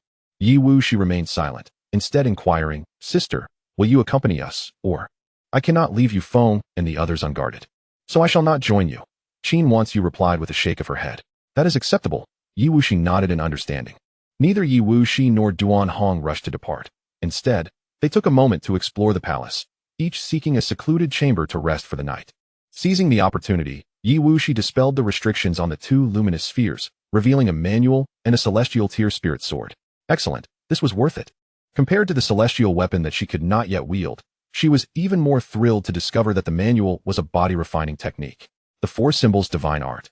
A celestial tier body refinement method allows one to merge with the potent blood essence of formidable beasts to cultivate the power of the 4 symbols. It consists of 4 transformations, each subdivided into minor success, major success, and perfection. Upon achieving perfection in the 4 transformations, one's physical strength could effortlessly annihilate those at the 9th level of heavenly martial realm. Should one succeed in merging with the true blood essence of the 4 sacred beasts, they could summon the true spirits of the vermilion bird, azure dragon, white tiger, and black tortoise, wielding the genuine power of the 4 symbols, rendering their physical form invincible. The dual cultivation of spirit and body would only amplify her combat prowess, making this a fruitful endeavor. Yi Wuxi sighed, acknowledging that the vast expanse of the sky continent is predominantly focused on qi cultivation, making body refining techniques exceedingly rare. This one, being celestial tier, is invaluable. She merely needed to cultivate to the 2nd transformation's perfection, and even if her true qi were exhausted, her physical strength alone could easily obliterate those at the pinnacle of the 9th level of the black tortoise. Not to mention the immense power she would wield through the combination of both true qi and her physical prowess. With her eyes gently closed, Wuxi began to cultivate the four symbols' divine art, refining her body. As the cycle of the heavens progressed, beads of sweat emerged on her forehead. Refining the body was no simple task. After countless cycles, she managed to increase her four symbols' power by a mere fraction, which would continuously temper her body through the technique. Each cycle brought with it a multiplicative increase in the pain coursing through her every sinew. A night passed, and Wuxi had only just barely grasped the fundamentals of the technique. She opened her eyes and lamented, "I will need to rely on the blood essence of beasts for a more rapid breakthrough." At the appointed hour, Wuxi and Duan Hong exited the grand hall together, continuing their journey towards the northern ruins. Above a northern underground palace, an overwhelming blood aura surged. At the entrance, Su Lingyi donned a golden robe, while Wei Pingping held a stone tablet, both stained in blood. "Hand over your belongings, and we may spare your lives." "You dream." Wei Pingping brandished her sword in one hand and steadied the tablet in the other, shouting fiercely. They had fortuitously stumbled into this underground palace, acquiring two celestial tier weapons even before venturing deeper. They speculated that this might indeed be the true tomb of the martial king, but before they could investigate further, they encountered those intent on seizing their spoils. A young man at the forefront sneered, "Do not think that just because you possess two celestial tier weapons, you can act with impunity. Their true power is beyond your capability to unleash." Wuxi and Duan Hong, hurrying along, paused as Duan Hong furrowed his brow. "I sense a powerful wave of blood energy." Wuxi nodded in agreement. Just then, from the distant north, two more locations erupted with blinding light, their might formidable. Could this be the emergence of the true martial king tomb? Wuxi pondered for a moment, then said, "Brother Duan, I wish to investigate that area of intense blood energy. It may prove beneficial for the four symbols' divine art I have just acquired." "Indeed, I share your sentiment." The two discussed and resolutely abandoned the two luminous sites, heading directly towards the source of the blood energy. Inside the underground palace, under the assault of a half-step earth martial realm expert and several at the pinnacle of the 9th level of the Black Tortoise, Su Lingyi and Wei Pingping were struggling to hold their ground. Su Lingyi's expression darkened. "Pingping, shall we consider yielding to them?" The leading man laughed heartily. "I've changed my mind. It's too late to surrender now. If we kill you, those two spirit artifacts will naturally belong to us." "Heavenly Flame Palm," the young man bellowed, unleashing a fiery hand of true essence towards the two women. Pale-faced, Su Lingyi and Wei Pingping realized that their teleportation talismans had all been exhausted, leaving them unable to escape. Just as the young man reveled in his triumph, two beams of sword light suddenly shot in from afar, the majestic sword energy swiftly nullifying the fiery hand. Wuxi and Duan Hong landed before Su Lingyi and Wei Pingping. The young man was indeed the half-step earth martial cultivator from the Liyuan sect who had fled earlier. Wuxi raised an eyebrow. "What a coincidence." Fear flickered in the young man's eyes. "It's you." With that, he gathered his true essence and attempted to flee. "You may have escaped once, but you shan't a second time." Observing Su Lingyi and Wei Pingping's dire state, Wuxi's five-colored true qi surged as she coldly declared, "Annihilation Palm." The massive black hand swiftly caught up to the young man, delivering a fatal blow. The remaining disciples of the Liyuan sect shuddered in fear. "Run. You need not flee." Duan Hong's voice rang out, his pressure manifesting as he swiftly unleashed several sword strikes. "Wuxi, Duan Hong, we thank you." Su Lingyi and Wei Pingping expressed their gratitude. Wuxi handed them two pills, saying resignedly, "You both ought to have fled sooner." She held a favorable view of them and wished to see them survive. "There are far too many half-step earth martial cultivators in here. We've already used our means of escape." Wei Pingping sobbed, "Sister Wuxi, Brother Duan, thank you for saving us. From this day forward, you shall be my dear sister and brother. If you ever need anything, I will gladly risk my life." Wuxi felt a sense of exasperation and quickly interrupted her before she could continue her emotional declarations. "Pingping, that is enough. We are all fellow disciples. It is only natural." Wei Pingping cleared her throat, and Su Lingyi swallowed her words of gratitude, pointing towards the underground palace. "You arrived just in time. This underground palace is also a martial king tomb. We were the first to discover it and haven't yet had the chance to delve deeper. Let us explore together." Wuxi suggested, and the four entered the underground palace. The outer perimeter was dotted with numerous caverns, all previously explored by Su Lingyi and Wei Pingping, yielding little more than the two celestial tier weapons. The group continued deeper into the heart of the palace, where they encountered an ancient bronze coffin, atop which floated a colossal crystal orb, with no other passageways in sight. Wuxi's eyelids twitched. Could it be that a martial king's corpse lay within? Could this be related to the orb? I shall give it a try. Beside her, Su Lingyi was the first to probe the crystal orb, only to be repelled with force. Perhaps this was related to the nature of soul power. Yi Wuxi scrutinized the orb, noting its resemblance to the soul orbs previously used in the Yaofeng tests of soul strength. She projected her soul power towards the crystal orb, which suddenly erupted with brilliance, manifesting a ghostly figure. The unfathomable sect faces a formidable adversary. I have left a remnant of my spirit through this soul orb, hoping to find a fated individual. My life has been anchored by 3 paramount treasures, all of which remain here, accompanied by 3 trials. Only by completing these trials shall one be granted access. The coffin is the true entrance. Upon finishing its words, the apparition dissipated along with the crystal orb, and simultaneously, the coffin began to tremble violently.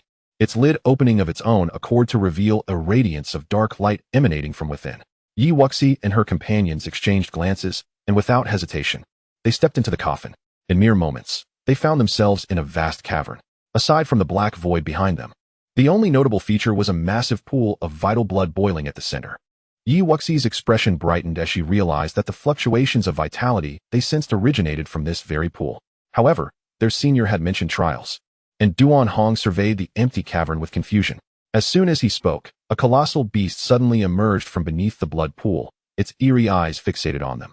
A second-tier, 3-stage purple-eyed, cloud-winged python. Wei Pingping exclaimed in alarm. Are they really expecting us to face a terrestrial beast as a guardian? This is absurd, Su Lingyi replied. Exasperated, Yi Wuxi nodded in agreement, noting that the highest among them was only at the half-step Earth Martial realm, while this python was a genuine second-tier terrestrial beast. The chances of an ordinary person not being devoured were slim, let alone passing the trial.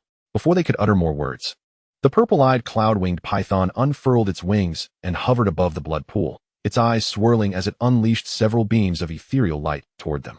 Duan Hong. The usual protocol, Yi Wuxi commanded sharply, retreating as she summoned the entirety of her 5 elemental true essence, merging it slowly with the flames of the vermilion bird. There was a tacit understanding among them. The moment Yi Wuxi spoke, Duan Hong stepped forward, positioning himself protectively in front of the others as the will of the heavens manifested, momentarily stalling the python's attacks. At the same time, a gray-white aura surged around him, lifting him into the air, where a massive gray-white hand appeared above the blood pool, effortlessly extinguishing several of the incoming assaults as it lunged toward the beast. The purple-eyed cloud-winged python, however, did not flinch in the face of the attack. It opened its maw, exhaling a dark offensive strike that collided with the gray-white hand. Boom. The 2 forces exploded apart, causing the blood pool below to boil even more violently. Hissing sounds erupted as several gashes appeared on the python's body, its crimson tongue flickering with rage in its unusual purple eyes, while its tail whipped towards the group. Dodge, Yi Wuxi commanded, launching a massive 5-colored fire lotus that she had just conjured directly at the python's vulnerable point. Hiss, hiss, hiss. The python screeched in agony, its entire body engulfed in flames, blood gushing and dripping into the blood pool. The beast flapped its wings, desperately trying to extinguish the flames, but to no avail. This beast's body is indeed extraordinary. It refuses to perish, Yi Wuxi mused in slight astonishment. Meanwhile, Su Lingyi and Wei Pingping were frozen in shock, realizing that Yi Wuxi's formidable sword techniques were not even her strongest asset. Stop dawdling and support with your swords, Yi Wuxi urged, observing her dazed companions. The 4 drew their swords, unleashing a fierce torrent of sword energy toward the incapacitated purple-eyed cloud-winged python. Hiss! Under the relentless assault of their combined powers, the python finally succumbed, collapsing under its own weight, its blood gradually merging with the blood pool. With the terrestrial python vanquished, Yi Wuxi smiled with satisfaction. This blood pool seems tailor-made for my cultivation. Spending some time here will surely lead to breakthroughs in both my cultivation and physical prowess. How much can this blood pool absorb depends on our individual capabilities, she added with a slight smile. Su Lingyi and Wei Pingping exchanged glances, grinning as they remarked, well, it appears we're in for a great windfall. Given their strengths, defeating the guardian beast would have been impossible. Duan Hong turned his head, a look of resignation in his eyes. Don't get too ahead of yourselves. Whether we can even absorb anything remains a question. It would be wise for us to keep our distance from Wuxi. Yi Wuxi chuckled. This blood spirit pool is clearly teeming with the essence of numerous beasts, so I doubt I can absorb it all by myself. Rest assured. After reaching a consensus, the 4 of them entered the blood pool, occupying 4 corners to avoid interference. Without rushing to break through their cultivation, Yi Wuxi first activated the 4 symbols divine technique, absorbing the lingering essence of the python's blood from the center of the pool. As she absorbed the beast's essence, the operation of her technique became remarkably smoother, though the pain from refining the blood was exponentially intensified. Gritting her teeth, Wuxi guided the blood energy through her limbs, her skin gradually emanating a distinct sheen.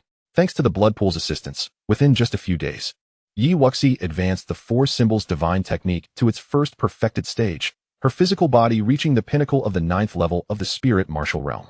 Rather than stopping, she continued to absorb the blood essence, cycling it through her body in pursuit of the second perfected stage. Meanwhile, Su Lingyi and Wei Pingping had already awakened from their training, drying their clothes with true energy before returning to the surface. Observing Wuxi and Duan Hong still immersed in their absorption, Su Lingyi sighed. They truly are oddities. Indeed, Wei Pingping lamented. I've already reached my limit. Any further, and I might explode from the strain. These two seem completely unaffected. We should guard the entrance and prevent anyone else from coming in, Su Lingyi suggested, undeterred. Although the blood pool didn't significantly benefit her, any enhancement to her physique was better than none. The two settled in front of the black void, delving into their own cultivation. Although they couldn't absorb the blood pool's essence, the spiritual energy in this place was far denser than outside. Days passed, and Wuxi and Duan Hong remained unresponsive in the blood pool. Su Lingyi and Wei Pingping observed for a long time, only able to see their heads protruding from the pool, and after a long sigh, they resumed their own training. Chapter 112, Secret Techniques. As time flowed steadily, the body of Wuxi, concealed beneath the blood pool, began to radiate a mysterious glow, while a powerful wave of vitality surged above her. The power of the four symbols coursed through her, and after another full cycle, her vitality surged even more robustly, with the blood essence from the pool converging towards her, forming a swirling vortex of blood energy before her. The spectacle was grand enough to awaken Duan Hong, who, upon witnessing the anomaly in the blood pool, resignedly climbed ashore. After a month of soaking, he had garnered substantial gains, sufficient for his needs. As the vortex of blood energy entered her body, Wuxi finally completed her last full cycle and stepped into the second perfected stage. She did not rush to exit, but rather took a moment to revel in her newfound physical strength before closing her eyes once more. Her physical cultivation had reached the pinnacle of the 9th level of the Xuanwu realm, far surpassing her prior levels. Until her cultivation reached its peak, further enhancement of her physical power would prove challenging. With an abundance of blood energy still available, Wuxi activated the chaotic 5 elements technique, continuing to absorb the essence. As the small tree in her Dantian swayed vigorously, as her physical strength grew formidable, she found that her ability to absorb spiritual energy into her body had remarkably accelerated, leaving Wuxi in a state of delightful astonishment. A tempest of blood energy gradually formed within the blood pool, swirling around her. Su Lingyi and Wei Pingping were rendered speechless by the sheer spectacle. After a considerable time, Su Lingyi turned to Duan Hong and remarked, "No wonder you mentioned we might not be able to absorb anything. Had Wuxi manifested this earlier, there would have been no share for us in this blood pool." Duan Hong sighed slightly, reflecting on the month he spent drinking the broth, realizing that Wuxi had only just begun her cultivation. With her powerful physique, Wuxi refined the spiritual energy at an astonishing rate, the 5 true chi vortices expanding visibly before their eyes. Her aura steadily ascended to the pinnacle of the mid-phase of the 7th level of Xuanwu. 3 days passed, and the blood energy in the pool had nearly dissipated. Drawing upon the last remnants, Wuxi broke through her limits in one breath, successfully reaching the 8th level of Xuanwu. Satisfied, she leaped onto the shore. Reflecting on her fruitful month, a physical strength at the pinnacle of the 9th level of Xuanwu and a cultivation at the 8th level. Congratulations on your breakthrough, Su Lingyi and the others exclaimed as they surrounded her. Wuxi scratched her head, suddenly recalling that she had yet to reconstitute her 5-element true essence. If she encountered a formidable beast now, it could spell disaster. I still need to continue my cultivation here, she began, but before she could finish her sentence, the blood pool trembled once more, revealing a swirling vortex as it rapidly dried up. Beneath the pool, a light array began to materialize. Could this be the passage to the second trial? Duan Hong raised an eyebrow. Wuxi furrowed her brow, deciding to set aside her thoughts of reconstituting her 5-element true essence. Well, let's enter and see. The 4 of them swiftly vanished into the light array, only to reappear on an altar within a grand palace after a considerable time. Wuxi surveyed her surroundings. They were still in the underground palace, but this appeared to be the deepest level of the entire structure. She pondered the nature of the trials and inheritances that awaited them in the 2nd and 3rd challenges. As they explored the hall, Wei Pingping suddenly pointed to a massive map of mountains and rivers and exclaimed, "Could it be this?" The 3 of them gathered around to examine it for a moment, but Su Lingyi hesitated, saying, "I don't sense any energy fluctuations emanating from it." Duan Hong shrugged. "Neither do I." Wuxi gently closed her eyes, allowing her soul force to envelop the area, and soon she discerned something unusual. Not wanting to disturb her, Duan Hong and the others continued their exploration elsewhere. As Wuxi's soul force traversed the map, she felt herself being drawn into a peculiar space. An endless expanse of white, a world engulfed in chilling silence. The blinding white light made her soul force quiver slightly, yet it was not an authentic attack. Calming herself, she began to attune to the essence of this space, while on the other side, Duan Hong and the others sat cross-legged before a stone tablet. The hall was eerily silent, and after an indeterminate period, Wuxi abruptly opened her eyes. However, her once dark irises now glowed with two piercing gray-white beams of light, as if capable of piercing through the very soul. The flashes of gray-white light disappeared in an instant, and a faint smile graced Wuxi's lips. The map depicted a set of soul force techniques. Had she not possessed a considerable strength in her soul force, she would not have been able to activate it. This soul technique was named the Soul Devouring Needle, classified as a low-grade, earth-level skill. By employing a unique method, it allowed one to concentrate soul force into a needle-like form, capable of attacking another's soul and killing without a trace. While not invincible, it thrived on the element of surprise. If the opponent was unprepared, even those with profound cultivation could experience a momentary daze, potentially saving their lives in critical situations. In encounters of similar realms or marginal differences, this was indeed a formidable tool for subterfuge. Wuxi chuckled softly, realizing that her training had become quite comprehensive, encompassing soul techniques, body refinement, and qi cultivation. Meanwhile, the stone tablet before Duan Hong and the others suddenly shattered, yet Wuxi paid it no mind. Feeling satisfied with her substantial gains, the four of them regrouped, maintaining a shared silence, each aware of their own acquisitions. At that moment, a radiant beam of light erupted from the altar in the hall. Had one gazed from below, they would witness a remarkable spectacle. 7 beams of light ascended from various distant locations within the ruins, intertwining to cast a majestic palace upon a 100-foot golden staircase. "Let us go," Wuxi urged as they descended onto the altar. After a brief moment of dizziness, they found themselves not at the original coffin entrance, but rather at a plaza beneath the golden staircase. As they landed, other figures emerged around them. Disciples from the Great Li dynasty and the Liyuan sect who had entered the same location. Some individuals from the Hahuan sect's Vanine Valley, who had chosen a different path, also appeared here.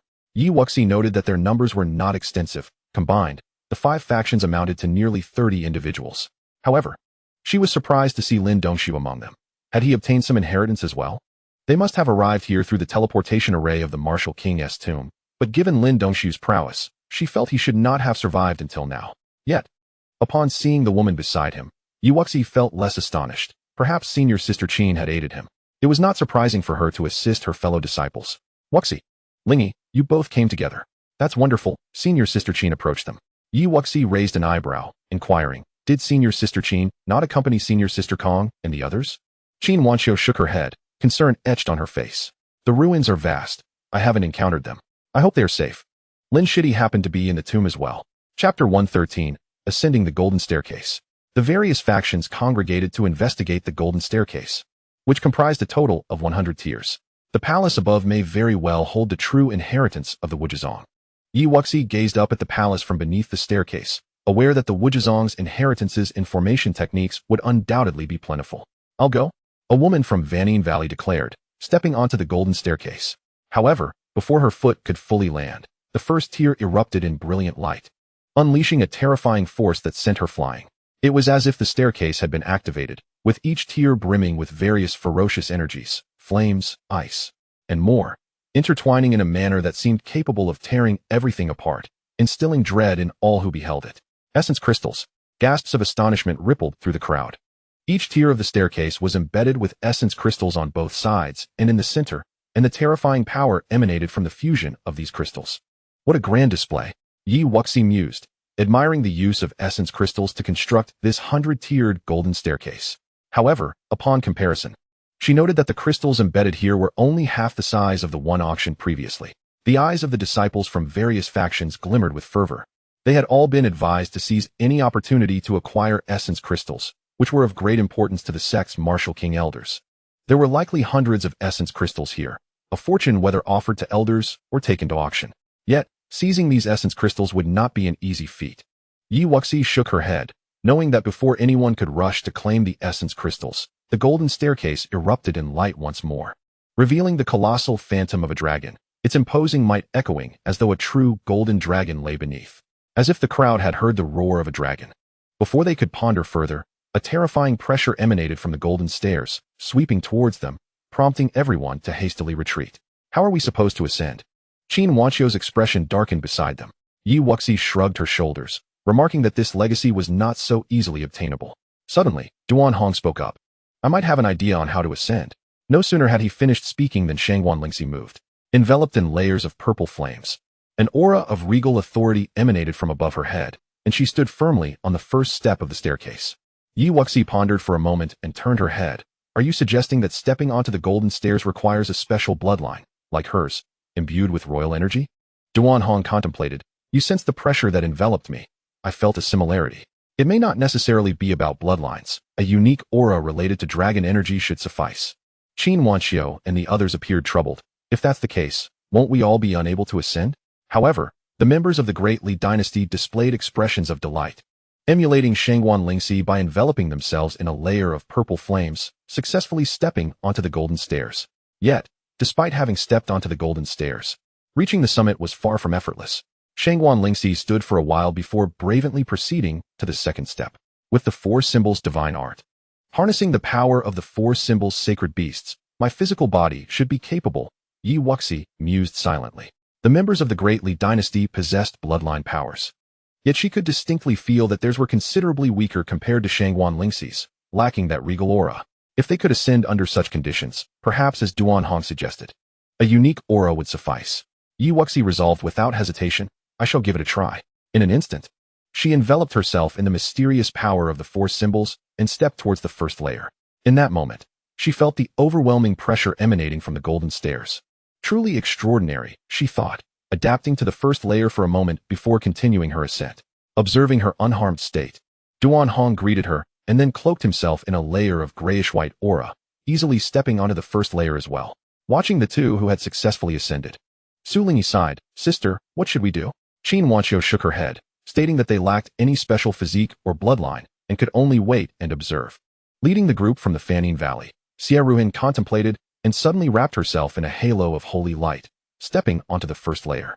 Shortly thereafter, Zhong Xiang from the Hahuan sect also moved, her body radiating an intensely strong yin energy, yet remarkably, under that veil of darkness. She too successfully stood on the first layer. The remaining members of the Liyuan sect stood in bewilderment, exchanging glances. On the staircase, Yi Wuxi, with her formidable physical strength, not only adapted to the pressure but also attempted to refine her body through this trial. Under the weight of such pressure, the power of the four symbols flowing within her grew increasingly robust. The swiftest among them was Shangwan Lingxi, who had already reached the 10th layer, followed closely by another half-step Earth Martial Realm man from the Great Li dynasty, Shangwan Shuo. For others, with weaker purple flames, stood on the 7th layer, and soon, Yi Wuxi caught up with them. On the 7th layer, a man in a splendid robe sneered, from the Tianjin sect, you should roll down. As he spoke, he unleashed his true energy towards Yi Wuxi. With a peculiar smile, she turned her head to look at him, remaining motionless and silent. Suddenly, for reasons unknown, the man in the splendid robe froze in place, his palm never making contact. In that fleeting moment of distraction, the purple flames dissipated, and he was violently torn apart by the raging force of the golden stairs. The other three gazed at her with astonishment. What did you do? Yi Wuxi shrugged. I didn't do anything. Who could say? Perhaps he was just overly arrogant, and the golden stairs could no longer tolerate him. One must indeed remain modest, otherwise, even the heavens may take issue, she sighed, stepping onto the 8th layer. On the 9th layer, Shangwan Shua's eyes flickered. He had witnessed that scene unfold and realized that this woman was peculiar, possibly possessing some secret technique. As the power of the four symbols flowed, Yi Wuxi soon surpassed Shangwan Shua, standing alongside Shangwan Lingxi on the same layer. Shangwan Lingxi's eyes sparkled with intrigue. Miss Yi, you never fail to astonish. Yi Wuxi smiled in return. Not at all. It is you, Miss Shangwan, who possesses exceptional talent. Just call me Lingxi. Shangwan Lingxi said with a warm smile. Yi Wuxi was somewhat taken aback by the familiarity in her tone. As a princess of the dynasty, she would typically look down upon commoners like them. After all, the others from the dynasty had exuded an air of superiority. There is no need for surprise. Don't mind what they call me princess. Such titles from the mundane realm hold no significance, Shangwan Lingxi clarified. Yi Wuxi smiled. You are too humble, Lingxi. In the Xian domain, with only 2 dynasties, both of which had produced formidable martial emperors in their ancestry. The prestige of a princess from this dynasty was indeed worth hundreds of times more than the common royalty of lesser nations. Just as the two engaged in conversation, Duanhong unexpectedly caught up with them. Shangwan Lingxi examined him for a moment and remarked, a disciple from the Tianjian sect, truly remarkable. Though her demeanor remained composed, she felt a twinge of shock. Just moments ago, the purple flames surrounding her had seemed to contract, as if she had encountered a true monarch. Even if Duanhong possessed some unique physique, she, with her inherited martial emperor bloodline, should not have been subjected to such suppression. Perhaps I misjudged, Shangwan Lingxi thought, shaking her head inwardly. The mysterious aura surrounding Yi Wuxi remained unfathomable to her, as did that of the Hahuan sect member below. Duanhong shrugged, admitting he was equally perplexed about his own physique. Yi Wuxi stroked her chin, pondering whether Duanhong's ancestors had also been remarkable figures. However, if that were the case, the Duan family should not be confined to the Mo Yun kingdom alone. Yet, she was disinclined to delve further, for everyone likely had their own unique physique. Meanwhile, others below discovered alternative methods to ascend the golden stairs. Wan Shenkong from the Liyuan sect took the lead, wielding a golden battle axe to step forth. Utilizing powerful artifacts could also counteract the pressure. Other disciples followed suit. Su Lingyi donned a golden robe, Wei Pingping held a stone tablet, Qin Wanqiu brandished a massive sword, and Lin Dongshu relied on a golden crown to successfully ascend to the first layer. On the first layer, Lin Dongshu smiled at the woman nearby, Xia Chuang. Long time no see. Xia Chuang scoffed. We're not familiar. With that, she proceeded towards the second layer. Just as she lifted her foot to ascend, Lin Dongshu suddenly struck out with his palm. Yi Wuxi turned to look down just in time to witness the scene unfold. These two were acquainted. However, it made sense. As this woman appeared in the military, and given the general's level of respect towards her, she was likely someone from the royal family of the Mingyu kingdom. The Mingyu kingdom and the Tianfeng kingdom had a long history of conflict, so it was no surprise that two royal figures would have a strained relationship. However, Xia Chuang had anticipated this. The jade bracelet in her hand radiated a brilliant light, blocking the attack. Pulling back her foot, Xia Chuang coldly declared, Lin Dongshu, you are as despicable as ever. Today, we shall determine a victor. With that, a feather fan materialized in her right hand as she waved it toward him. Lin Dongshu's eyes filled with frustration as he quickly unsheathed his sword to defend himself. Chuang, it's all a misunderstanding. Let's pause our conflict for now, shall we? The oppressive sensation upon the golden staircase is no trifling matter. Engaging in combat, while simultaneously resisting such pressure, could easily result in fatal consequences. Ah, the scoundrel. Yet, Xia Chuang did not intend to cease her assault, wielding her feather fan to strike at him. Yi Wuxi observed the scene with keen interest, pondering how long this skirmish might continue. Perhaps it was time for her to lend a hand.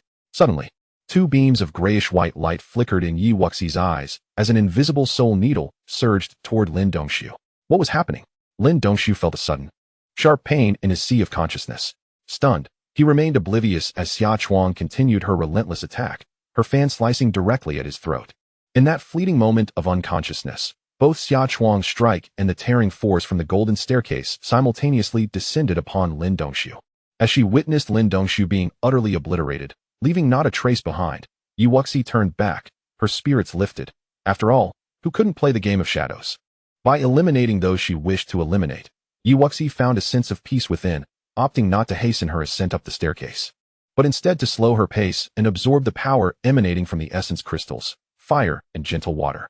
On the same level, Shangwan Lingxi and Duanhong, witnessing her sudden stillness, exchanged glances of surprise before also choosing to temper their pace, seizing this rare opportunity to comprehend the essence crystals. The slightly lagging Zhong Xiang and Xie Ruhan caught up with them, albeit those relying on magical artifacts found their progress considerably hindered, each layer proving a strenuous endeavor. Time passed gradually. On the 90th level, Yi Wuxi finally emerged from her contemplation, her eyes sparkling once more. Her various sword intents, having stagnated for quite some time, had made notable progress on this golden staircase, with all but the killing sword intent breaking through a barrier, yielding substantial gains. Observing Shangwan Lingxi and the others ahead of her, Yi Wuxi quickened her pace, as if untouched by the staircase's oppressive force, effortlessly catching up to them. What a peculiar individual, Shangwan Lingxi mused inwardly, shaking her head. Allow me to take the lead. Yi Wuxi smiled as she leapt past several others, becoming the first to step onto the 100th level. Shangguan Lingxi and the others, seeing this, hastened their pace as well, all landing on the 100th level together. Only to be met not with a legacy, but with a firmly shut palace door. The group surveyed their surroundings, discovering no other entrances, just this singular grand door. Yi Wuxi remained silent, reflecting on the myriad of tricks employed by the Wuji sect. Why not join forces and see if we might shatter this door? Shangguan Lingxi proposed. Yi Wuxi and the others nodded in agreement. Subsequently, various sword energies, palm prints, and fist strikes were unleashed upon the door, yet it remained steadfast, unyielding, with not a single scratch to be found. Could it be that our damage is insufficient? Or perhaps it is not yet time. Maybe there is no legacy to be had. The group exchanged glances, each contemplating. This ruin had only just manifested, and none had trodden its grounds previously. Lacking the experience of predecessors, they, the first to enter, could only rely on their own intuition. Yi Wuxi gazed down at those still ascending the golden staircase, then turned her attention back to the palace door, a thought igniting within her. Perhaps it was related to the golden staircase, though the mysteries it harbored remained elusive. Projecting her soul force, Yi Wuxi began to intricately sense the illusory dragon shadow within the staircase, gradually discerning its unique composition. It too was formed from intricate patterns. Standing still, marvelous array patterns began to manifest within her sea of consciousness. Yi Wuxi maintained an impassive demeanor, though delight bubbled within her. This golden staircase was indeed the eye of the 9-star locking dragon formation. Her earlier speculation had proven correct. The palace door required the power of the golden staircase's dragon force to be breached. Those array patterns represented the means of attraction, the true method to dismantle the formation and seize the staircase. She had been troubled by how to acquire those essence crystals, yet now, it seemed fortune smiled upon her without effort. Having discerned the method of breaking the formation, Yi Wuxi spoke. Perhaps we must harness the power of this golden staircase to breach the door. Naturally, she wished to keep her newfound wealth a secret. But the summoning of dragon force required the cooperation of 9 individuals. Shangguan Lingxi nodded, acknowledging the rationale in Yi Wuxi's words, yet expressed concern. However, we may lack the strength to wield such power. Yi Wuxi, maintaining her composure, fabricated a tale. I have dabbled in formations previously and devised a method, though it necessitates the collaboration of 9 individuals. But we are but 7, Shangguan Lingxi remarked, her skepticism evident. Yi Wuxi surveyed the strength of those present, smiling as she replied, indeed, we need 2 more to join us, preferably those at the half-step Earth Martial realm. She did not wish to unwittingly introduce 2 competitors. Yet the summoning of dragon force was not something just anyone could accomplish. At the very least, participants needed to exceed the pinnacle of the 9-fold profound martial realm. Assisting others to ascend is no easy task, remarked xianxiaau, her violet attire glimmering. Had they been able to assist, they would have already brought their sect members along. Duan Hong contemplated, I can help 2 individuals ascend. Wuxi, choose the candidates. The oppressive sensation of the golden staircase was not overly burdensome under his celestial intent. Zhong Xiaoyu's beautiful eyes sparkled. There are few left at the half-step Earth Martial realm. Why not assist our senior brother Su instead? As the sole representative of the Harmony sect, should the door open, her solitary strength might not suffice to contend for the legacy. Duan Hong gazed heavenward, feigning ignorance. How foolish would he be to assist a member of the Harmony sect? Yi Wuxi chose to disregard her suggestion entirely, for other than Zhong Xiaoyu. She held no favorable sentiments towards the Harmony sect. Please assist Senior Sister Qin and Wan Qinkong to ascend, but no other individuals should be present on the golden staircase. Naturally, she wished to bring all 3 from the Heavenly Sword sect, but the strengths of Su Lingyi and Wei Pingping were insufficient to cooperate in breaking the door. If the quest for the legacy were to ensue, their weakness might lead to peril, and it would be preferable for Wan Qinkong to benefit from the opportunity. Shangguan Lingxi chuckled, then let each of you withdraw your sect members from the golden staircase. The group expressed their agreement, having no means to breach the door. They could only choose to trust Yi Wuxi's assertion, leaving the matter of what lay beyond the door to their individual capabilities.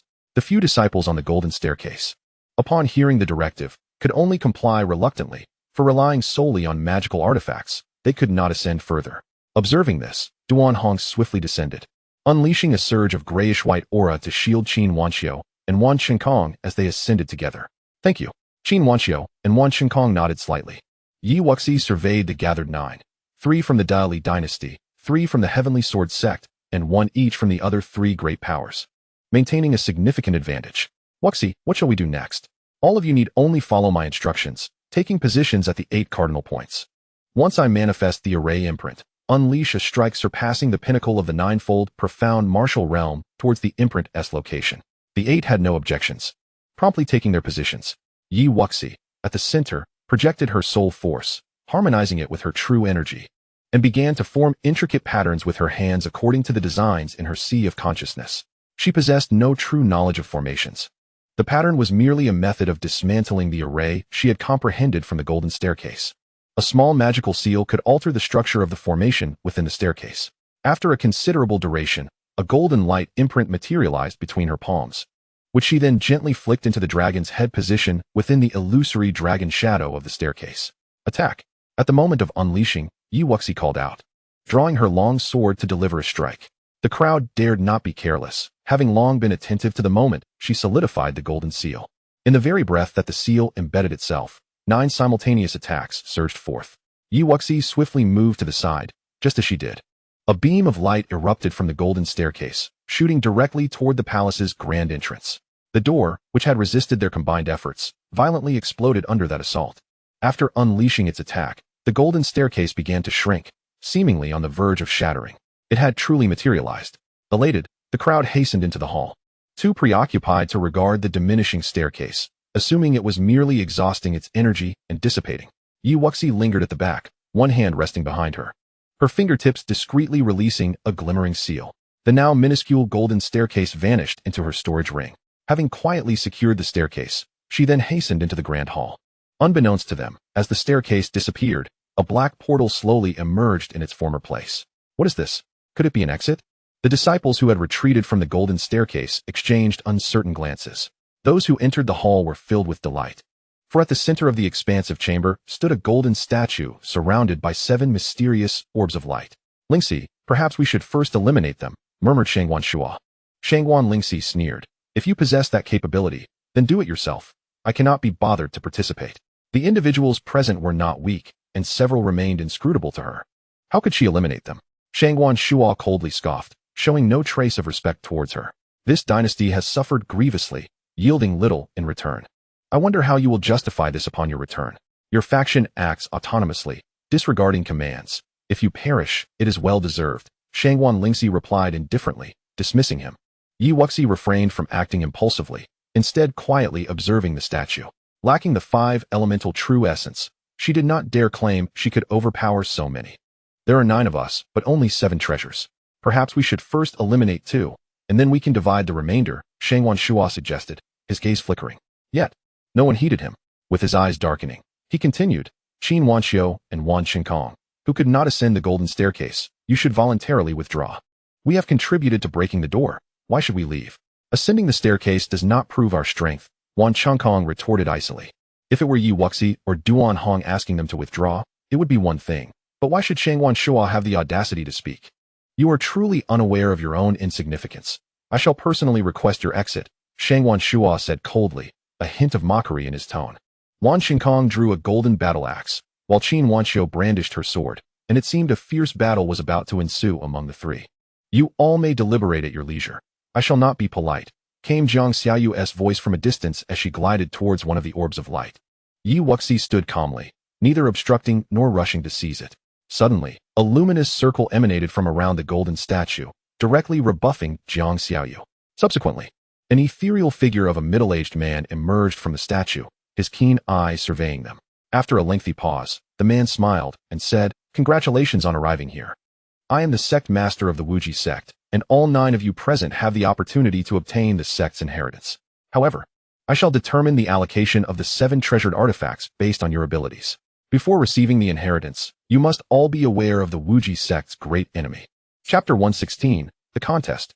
If you wish to acquire the inheritance, you must first swear an oath with a martial heart to eliminate Baimingyu, if given the chance. Wuxi concealed her expression. Baimingyu was capable of slaying other formidable figures with a single sword strike. And even a broken sword possessed such might.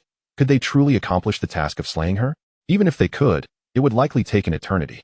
With Baimingyu's sword shattered, her fate was uncertain. If alive, her cultivation would surely be extraordinary. Aside from Wuxi, the others had little understanding of who Baimingyu was, merely knowing the name through the martial king's tomb, unaware of her terror. Thus, swearing the oath bore no burden for them. Wuxi shook her head inwardly and joined the others in swearing the oath. The sect master had mentioned it as an opportunity, which might never arise again in their lifetimes. Thus, swearing an oath was of no consequence. The middle-aged man's ethereal figure nodded in satisfaction and continued, "Excellent. As the mightiest fifth-tier sect, the Wuxi sect has never harbored mediocrity. Now, let us assess your comprehension and combat style.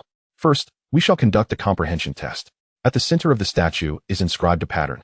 Whoever first comprehends and inscribes, it shall successfully claim the 3 treasures before it." As his words fell, a mysterious luminous pattern indeed appeared at the center of the golden statue.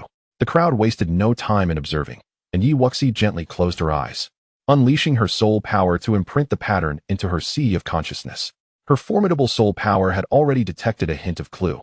These 7 orbs of light were ensnared within a unique formation, and the array on the statue was the method to break the restrictions of the 3 treasures. The middle-aged man possessed no true autonomy, but was merely a remnant guiding them on how to dismantle the formation and seize the items. Having deciphered the golden staircase's array, this formation was not overly challenging for Wuxi. While the others were still in confusion, Wuxi suddenly opened her eyes, her true energy surging as she constructed a series of unique patterns. Those patterns gradually formed a luminous design identical to that on the statue. Once the luminous design was complete, Wuxi swiftly reached for the 3 treasures, and the surrounding light orbs suddenly dimmed. Not waiting for the middle-aged man to speak, Wuxi lunged toward the 3 orbs. "Humph, what does it matter if you comprehend first? They are still mine." Shangguan Shua's purple aura surged as he struck at Wuxi's back with a palm. He had not genuinely observed, but had been closely monitoring her movements. In that instant, Zhong Xiang, Xia Ruhan, Shangguan Lingxi, and Shangguan Rui all simultaneously attacked, aiming to overwhelm Wuxi. None of them were foolish. It was evident that this was an array pattern. Among the present, only Wuxi had substantial research into formations. They could not hope to compete. Rather than laboring to observe and inscribe, it was more pragmatic to wait for Wuxi to acquire the treasures and then simply seize them. Feeling the myriad attacks approaching from behind, Wuxi's skin prickled, and she inwardly cursed. Damn it, their acting is truly commendable. Feigning comprehension while clearly lying in wait for her. Drawing the top-tier earth-grade sword of spirit severance bestowed by Chihuo, Wuxi turned and swiftly slashed out. A fleeting guest in a grand dream. Instantly, the hall was engulfed in murderous intent, and a magnificent sword strike, imbued with 4 distinct sword intents, effortlessly obliterated the incoming assaults. "Miss Yi, hoarding all 3 treasures alone may not be wise," Zhong Xiang remarked as an ancient zither materialized before her, her fingers plucking delicately, sending the zither's melody toward Wuxi in relentless pursuit. Wuxi inwardly cursed again, realizing she had to temporarily relinquish her claim to the treasures. "Do you all remember how we entered? Are you planning to dismantle the very bridge we crossed? One matter is separate from another." Miss Yi indeed rendered great assistance. "If you were to take one, I believe no one would object," Xia Ruhan said with a sly smile, renewing her assault. Indeed, the others also launched their attacks. For there were only 7 treasures. If Wuxi were to claim 3, how would the remaining multitude divide the rest? "Duan Hong, you go for it. I will hold them off," Wuxi cried out. Duan Hong nodded, a grayish-white aura manifesting as he rushed toward the 3 unrestrained orbs of light. "Halt!" As Shangguan Shua and Shangguan Rui bellowed, a violet flame surged forth, targeting Duan Hong with lethal intent. Wuxi let out a cold snort, wielding her long sword to deflect all assaults, as if she were an unassailable presence. Had she not been unable to condense the 5 elements' true essence in time, she would have long since dispatched these individuals. For songs breaking the river peaks, Zhong Xiaoyu's figure danced gracefully, and the urgent notes of her zither materialized into a colossal storm of sonic blades, hurtling towards Duan Hong. "Your cultivation is still rather immature," Wuxi remarked, shifting slightly, and with a single stroke of her sword, she repelled Zhong Xiaoyu. In her estimation, no one of the same cultivation level could rival her, not even those with special physiques. Nearby, Xia Ruhan's voice echoed within the grand hall. "Holy light cross /" A pure, white radiance illuminated the space, seemingly capable of incinerating all in its path. The rarity of her light-based physique was indeed remarkable. Wuxi silently admired her strength as she continued to wield her Zhanling sword, forcing Xia Ruhan back. Meanwhile, Shangguan Lingxi unleashed her assault, unleashing a torrent of violet flames that transformed into a sea of purple fire, as if it could engulf everything in its wake. The potency of her bloodline was indeed magnified several hundredfold. Wuxi's gaze sharpened, and she activated all 5 of her Dantians with a commanding shout, Desolation Palm. A massive black palm infused with 5 types of true qi and the power of the 4 symbols rapidly tore through the purple inferno, advancing towards Shangguan Lingxi. Shangguan Lingxi's eyes widened in horror as she swiftly activated the jade bracelet on her wrist, barely managing to block the strike. The formidable attacks of the others were all rendered ineffective, and Duan Hong successfully acquired a sphere of light, standing alongside Yi Wuxi. Yi Wuxi surveyed the room and sneered. Do you still wish to compete? The expressions of the others darkened, their disbelief palpable, as geniuses capable of fighting above their rank. How could they fail to harm Yi Wuxi, even in unison? Before they could react, the middle-aged man appeared to regain his consciousness and spoke. The next 4 treasures will depend on your combat prowess. Shangguan Lingxi and the others exchanged glances, having just assessed their combat abilities. Who could possibly surpass Yi Wuxi? If this continued, would they not leave empty-handed? The middle-aged man smiled. Of course, this is not a contest of sheer strength, but rather an evaluation of your combat styles and their compatibility with these items. You may take turns attacking these treasures. If your compatibility is high, you will naturally breach the array and seize the treasures. Is that so? Yi Wuxi frowned slightly. If this were the case, the inheritance might not fall into her hands after all. On the other side, Shangguan Lingxi hurriedly stepped forward, launching an attack at one of the spheres of light. However, the object remained unyielding, prompting her to attempt an assault on another item. Chapter 117. Shangguan Lingxi's Invitation. The group moved forward to test their fortunes, and Yi Wuxi too activated her 5 forms of true qi, unleashing the Desolation Palm. Compatibility in combat style was essentially the alignment of one's elemental attributes. With her 5 diverse attributes, surely at least one would resonate. Indeed, with her first strike, Yi Wuxi successfully grasped one of the spheres of light, while Zhong Xiang, Shangguan Lingxi, and Xia Ruhan each claimed one as well. Having secured the sphere, Yi Wuxi tossed it to Duan Hong without a glance, declaring, "The other 3 are mine. This one is for you." As the last 4 items were claimed, the middle-aged man continued, "Congratulations to all. Do not forget your vows." With that, his figure dissipated. In the instant of his vanishing, the entire ruin illuminated, and those who remained felt an inexplicable force tugging at them. Outside the desert, the elders of various sects had long since departed, leaving behind only a few elders who had initially led the expedition. Ling Xiuehua, feeling rather bored, conversed with a black-winged eagle, pondering whether they would gain anything from this expedition after 3 months. "Rest assured, our disciples from the Heavenly Sword sect will be fine," the black-winged eagle replied, articulating human speech. As soon as the words left its mouth, numerous figures appeared at the entrance of the desert. The very adventurers who had ventured inside. Upon noticing Kong Yufeng and Luo Shuefan among those who had emerged, they paused in disbelief. Were they not supposed to be within the ruins? Yufeng, Shuefan, where are the others? Ling Xiuehua furrowed her brow as she landed before them. Noticing that the number of Heavenly Sword sect disciples who had returned was rather small, had they suffered heavy losses? Luo Yufeng shook her head. "Master, Sister Wuxi and the others must have gone to the true inheritance site." Ling Xiuehua scanned her surroundings, and indeed, saw that disciples from various major forces at the half-step Earth Martial Realm had scarcely emerged, allowing her to breathe a sigh of relief.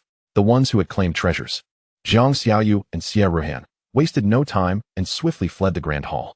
"They run rather swiftly," Yi Wuxi remarked to Duan Hong, turning to find that apart from them and Qin Wanxiu, no one else remained.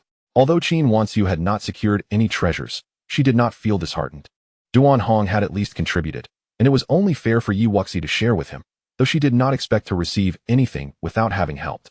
"Wuxi, Duan Hong, let us depart promptly." Yi Wuxi nodded in agreement, noting that the individuals in the palace and on the square below did not experience the strange pulling sensation from the ruins. As the trio stepped out of the hall, people from various factions began to vanish into the black hole that had formed at the foot of the golden stairs, summoning Su Lingyi and Wei Pingping. The 5 of them stepped through as well, and after a moment of dizziness, Yi Wuxi and the others found themselves back in the desert. "You are all here. That is a relief," Ling Xiuehua remarked, looking at them with a sigh of relief. The ones who had entered were all elite disciples from the sect, yet only a fraction had emerged, indicating significant losses. Thankfully, these few with commendable talents were unscathed. "Elder," Yi Wuxi and the others nodded slightly. "Return to the sect immediately." Ling Xiuehua did not inquire about their gains, but instead summoned the black-winged eagle, aware that other sects were still present, which could lead to unforeseen complications. Just as Yi Wuxi was about to ascend with the others, a familiar voice called out to her. "Wuxi, may I have a word?" Shangguan Lingxi approached with a smile. Yi Wuxi was taken aback, but seeing that there were no others with her, she felt at ease. After greeting Ling Xiuehua, the two stepped aside. "Is there something you need, Lingxi?" Although they had clashed over the treasures, Yi Wuxi did not harbor ill feelings towards her, as the saying goes. One does not truly know another until they have fought. Wuxi, do you know why I have not directly broken through to the Earth Martial Realm? Shangguan Lingxi shook her head. The Wuji sect is formidable, yet ultimately, it is merely a fifth-grade sect, and its inheritance does not quite align with families like ours that possess bloodline legacies. I consider you a friend. So I will speak plainly. Our Great Li dynasty and the Great Qi dynasty recently discovered a vast upper-grade spirit vein in the Taiwan mountain range. The two dynasties have decided to determine the ownership of the spirit vein based on the strength of their younger generations. Each dynasty will send forth 10 disciples under the age of 25 from the Earth Martial and Xuanwu realms, with each realm allowed to invite 5 external aides. Is Lingxi asking for my assistance in battle? What are the benefits? Yi Wuxi raised an eyebrow. She had no intention of serving as a mere lackey without reward. Of course, if the Great Li dynasty emerges victorious and secures the spirit vein, all participants in the battle below the Earth Martial realm will be rewarded with 2,000 upper-grade spirit stones. Yi Wuxi's eyes brightened. 2,000 upper-grade spirit stones equated to 200,000 middle-grade spirit stones, sufficient for her needs for a considerable time. Moreover, the site of the upper-grade spirit vein will undoubtedly yield rare treasures, and currently, the Taiwan mountain range is sealed. If we triumph, all participants will be granted special permission to enter and search. The main issue is that many of the Earth Martial geniuses are currently out honing their skills, making it difficult to gather them. Otherwise, this competition would have commenced long ago. Does Wuxi have any intention of participating in the war for the dynasty? Shangguan Lingxi elaborated. Yi Wuxi smiled and replied, certainly. I possess confidence in securing a victory, yet this battle alone may not sway the ultimate outcome, correct? Shangguan Lingxi produced an invitation card, stating, the rules of the contest will be explained upon your arrival in the capital. Given your prowess, your influence will be substantial. Once you arrive in the capital, simply present this invitation to the guards at the inner city gate. Yi Wuxi nodded, accepting the invitation. Shangguan Lingxi sighed in relief and said with a smile, then we shall meet in March. Wuxi, do remember to set off early. After bidding farewell to Shangguan Lingxi, Yi Wuxi mounted the Black-Winged Eagle and, under Ling Xuehua's guidance, the group made their way to the Tiandao sect. Upon returning to the sect, Han Yunfei personally greeted them. However, it was regrettable that no one had obtained any essence crystals. Yi Wuxi did possess a few hundred, but she was reluctant to part with them so readily. There were several supreme elders she had never encountered before. If they were amiable, that would be one thing. But if they resembled the inner sect elder who had previously attacked her, then relinquishing her essence crystals would be a loss. Under Han Yunfei's disappointed gaze, Yi Wuxi headed directly to Yaofeng. Master, she called out after the old man Chihuo had finished refining a batch of pills. Oh, you remember to greet your master first, he replied. Yi Wuxi scratched her head and said, Master, I have come to present you with a fine gift, and promptly produced 20 fire element essence crystals to hand over. Chihuo's eyes sparkled with a hint of pride. You truly managed to find them. However, I did not inform the sect master about it. Yi Wuxi pondered aloud. Chihuo nodded. You acted wisely. Such treasures should not be foolishly offered up. The sect's contributions are hardly worth much. Nonetheless, there are 2 old fellows who are quite decent. I have some essence crystals here. Perhaps you could help me deliver them. Yi Wuxi suggested. Chun Youji, Lin Hui, and Wu Zhan are all good-natured individuals, representing fire, water, and metal respectively. Just convey a token of your goodwill, and I will ensure your sentiments reach them. Would 10 crystals each suffice? Yi Wuxi inquired tentatively. Chihuo sighed dramatically, a spendthrift indeed. Do you comprehend how precious these are? Each should only receive 5. They would be immensely grateful for that. Yi Wuxi chuckled awkwardly and agreed. All right, 5 for each. But Elder Chen has treated me rather well, so I'll give him 10. Yi Wuxi had met Elder Chen and Elder Lin before. Both were straightforward in nature, and she trusted that the third elder would not be misguided in his judgment. After handing over the essence crystals to Chihuo, Yi Wuxi spoke, Master, I am scheduled to visit the capital in 2 months for some training. Upon my return, I cannot say when that might be. Chihuo's demeanor shifted to seriousness. That is a fine endeavor. Thus, I shall impart some knowledge to you today. Do you understand why essence crystals are so valuable? Is it related to the cultivation of the Martial King realm? Yi Wuxi queried. Chihuo nodded, scrutinizing her closely. Your realm advancement is commendable. But do you grasp the differences in the powers controlled by each realm? Yi Wuxi shook her head. She possessed insights on swordsmanship from another master, yet had not truly delved into the specifics of martial realms. Consolidating all your true energy into true essence signifies the Earth Martial Realm. This stage is not overly challenging, as many can achieve it through time elixirs. However, the Heavenly Martial Realm is another matter. Most individuals in the lower grade nations spend their entire lives without attaining it. Why is that? Yi Wuxi listened intently. realizing that familiarizing herself with the powers of each major realm was crucial, especially since the external world differed from the sect, where battles were confined to those of the same realm. Chihuo began to enter the heavenly martial realm.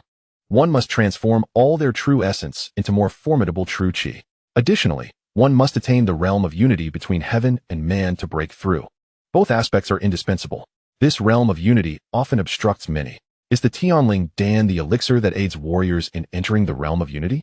Wuxi recalled the exorbitantly priced Tianling Dan she had encountered at the auction. Indeed, Chihuo affirmed, upon entering the heavenly martial realm, one begins to sense the will of heaven and earth, allowing them to comprehend their martial will, such as the true essence contained in fire and water. Each type of will is divided into 9 levels, which serves as a standard for measuring the strength of one in the heavenly martial realm. Wuxi furrowed her brow. Master, sword cultivators comprehend various sword intents. Do these not qualify as martial wills? Certainly, he replied. This is precisely why sword cultivators generally possess stronger abilities. You have grasped some sword intents through your techniques, but presently you can only express them through your swordplay. As your realm advances, the various sword intents you comprehend will transform into genuine martial wills. Regardless of the methods you employ, they will be imbued with this willpower. Wuxi nodded, acknowledging the truth in his words. Chihuo continued, beyond the 9 levels of will lies the concept of Tao. To become a martial king, one must condense their true qi into a tangible Dan and fully comprehend one type of will to grasp the Tao. Both are essential. The strength of the Tao one controls also determines the might of the martial king. The essence crystals assist martial kings in comprehending the power of the Tao. Even a single piece is of extraordinary value. Wuxi absorbed this information, silently digesting the knowledge of the conditions necessary for breaking through each realm. Chihuo suddenly scoffed. However, the heavenly martial realm merely begins the journey of cultivating martial wills, while the martial king realm focuses on mastering the Tao. This is only applicable to ordinary individuals like us. True geniuses often grasp these concepts ahead of time. For instance, you have only attained the 8th level of the Xuanwu realm, yet you can already comprehend sword intent. Of course, do not become overly complacent. There are always those who surpass you. The world outside is vast, he cautioned. I understand, Wuxi replied, descending from Yaofeng, her thoughts lingering on her future realms. These aspirations felt distant. Focusing on the present was paramount. Settling in her room, Wuxi shook her head to clear her mind, then retrieved 3 luminous orbs, dispelling the seals upon them. The so-called 3 treasures comprised a formation plate and 2 jade slips. The grade of the formation plate was uncertain, but it was unlikely to be subpar. Stowing the formation plate away, Wuxi directed her consciousness into one of the jade slips, where a wealth of information flooded her mind. The unification soul technique, a heavenly grade cultivation method, can only be practiced by those with a strong soul affinity. Upon reaching great mastery, one can separate a myriad of soul energies. Upon attaining the highest realm, one can unify countless souls to form a soul bell. Guarding the sea of consciousness, surprised by the revelation of a technique for cultivating soul power, Wuxi's expression brightened. This was a tremendous gain, as the benefits of a powerful soul were undeniable, and heavenly grade soul techniques were exceedingly rare. After a moment of stillness, she delved into the 2nd jade slip, and in an instant, a torrent of formation patterns and techniques surged into her consciousness, causing her to experience a slight ache in her mind. Gritting her teeth, Wuxi steadied her spirit and forcibly absorbed the information. It was indeed a legacy of formation techniques. Once she organized the knowledge, Wuxi sighed softly. No wonder the remnants of the Wuzhizong are filled with formation patterns. This small jade slip contains 3,000 formation techniques, encompassing various killing formations, illusion formations, and more. However, her current level of soul power was too low to inscribe these formations. Nevertheless, with the unification soul technique at her disposal, it would benefit her in both pill refinement and formation crafting. Having multiple skills is never a burden. Adding 2 side ventures is always advantageous. Yet, cultivating my prowess remains the priority, Wuxi mused as she set aside the 2 items for the time being.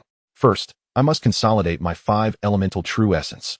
The journey from the royal capital to the sword sect, traversing by Griffin, would take nearly a month. Considering the possibility of unforeseen circumstances along the way, Wuxi resolved to depart in a month and a half, leaving her with limited time. The room was enveloped in tranquility as the 5 types of genuine energy within her gradually intertwined, ultimately coalescing into a vibrant sphere of 5 colors. After dedicating 5 days to condensing her 5 sources of true essence, she succumbed to a deep slumber. Upon awakening the following day, Wuxi contemplated her remaining days and meticulously charted her cultivation route, continuing to merge her sword techniques while also delving into the mysteries of the returning origin sword formation. It was imperative to visit the martial skill pavilion. As the first inner disciple, she was entitled to select a superior grade earth tier sword technique for free and could freely access the first 2 floors of the pavilion, a privilege not to be squandered. In the second floor of the martial skill pavilion, Wuxi examined her options and chose a water-based sword technique, followed by a mid-tier earth-level agility technique before exiting, as agility was indispensable outdoors. Chapter 119, Windwalking Steps of the Nine Heavens. After exchanging her martial skills, Wuxi did not return to her courtyard but instead ascended to the previously visited waterfall cliff. She immediately opened the tome on her agility technique, the Windwalking Steps of the Nine Heavens, which comprised 3 tiers. Though it was merely a mid-tier earth-level technique, it was remarkably unique.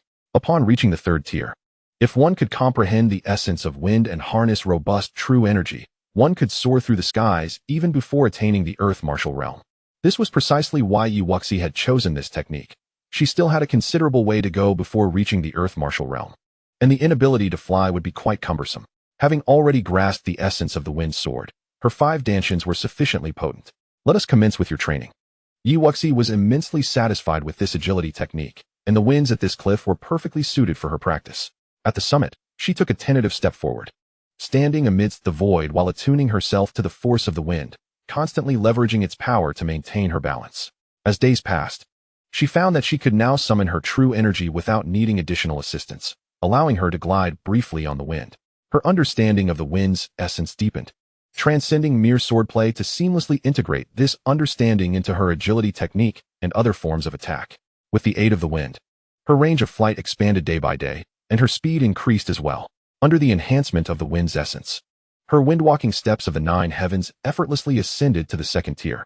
Time ebbed away, and a graceful figure clad in white glided swiftly through the air above the cliff, her body remarkably light, as if devoid of weight. After a brief circuit, she returned to the cliff, elated by the marvel of her newfound ability to fly. This was altogether different from her previous gliding steps. However, the consumption of true energy was quite significant. Unless in dire circumstances, it would be wise to refrain from utilizing the 3rd tier. Wuxi mused that frequent use would result in excessive depletion of true energy, thereby diminishing her combat effectiveness. Having perfected her agility technique, she then turned her attention to the water-based sword technique she had acquired, the cloud and water sword technique, which comprised 2 forms.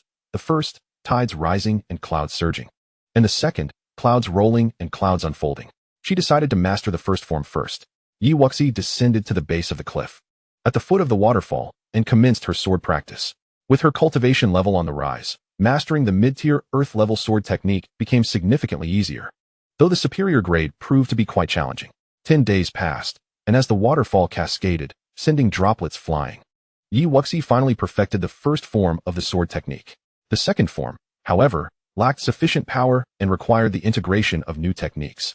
After thoughtful consideration, she realized that the first form, drunkenly slashing the long river and burning the heavens, while composed of a superior grade mysterious technique, was a fusion of 4 forms, yielding a power level equivalent to a low-tier earth technique. The third form, dreaming of autumn's unfeeling guest, was a combination of 2 low-tier earth techniques, surpassing the mid-tier level. Only the second form, laughing while treading the azure waves, had merged 2 mysterious multi-strike sword techniques, resulting in a power level that paled in comparison. She resolved to blend tides rising and clouds surging with the heavenly soaring and earthly dancing technique, integrating them into the second form. With determination, Wuxi began the process of merging sword techniques, as these strikes all inflicted area damage and would complement each other perfectly. At the base of the waterfall, the air crackled with the energy of her sword strikes, sometimes blazing like the sun, other times rushing like torrents or howling like a tempest, all underscored by a palpable intent to kill. After nearly a month, Wuxi finally achieved a flawless fusion of the 4 sword techniques. Excellent.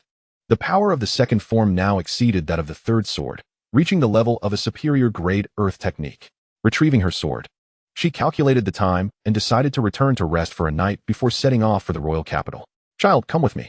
Before she could step outside, a familiar voice echoed across the cliff, and she soon found herself lifted into the air. "This is hardly graceful," Wuxi thought despondently as she turned to face Elder Chun. "Please release me. I can fly on my own." With a raised brow, Elder Chun complied and let go. Wuxi activated her windwalking steps of the 9 heavens, stabilizing her form and indeed soaring smoothly through the air. This technique may not be of high caliber, but its training difficulty surpasses that of most superior grade earth techniques. You have managed to master it quite admirably, Elder Chen remarked, somewhat astonished. Yi Wuxi chuckled softly. Elder Chen, what brings you to seek me? There are others who wish to meet you, Qin Yoji replied, shaking his head. Understanding dawned upon Yi Wuxi as she followed him to a secluded peak deep within the sword sect. In a pavilion, an elderly woman and a silver-haired elder were sipping tea. Elder Chen, are you so slow in finding a girl? Lin Hui remarked with displeasure as she glanced at Qin Yoji. With a huff, Qin Yoji took a seat. Child, come sit here. Yi Wuxi politely clasped her hands together, offering her greetings, Elder Lin and Elder Wu. It was evident that her master had provided the essence crystals to these elders, prompting their desire to meet her. Wu Zhan scrutinized her for a moment. Not bad. Your vitality is quite vigorous, and your foundation is solid. Yi Wuxi smiled. Her rigorous physical training had indeed bolstered her vitality, and Wu Zhan had a keen eye. May I inquire what urgent matters you have for me, esteemed elders? Qin Yoji replied with a smile.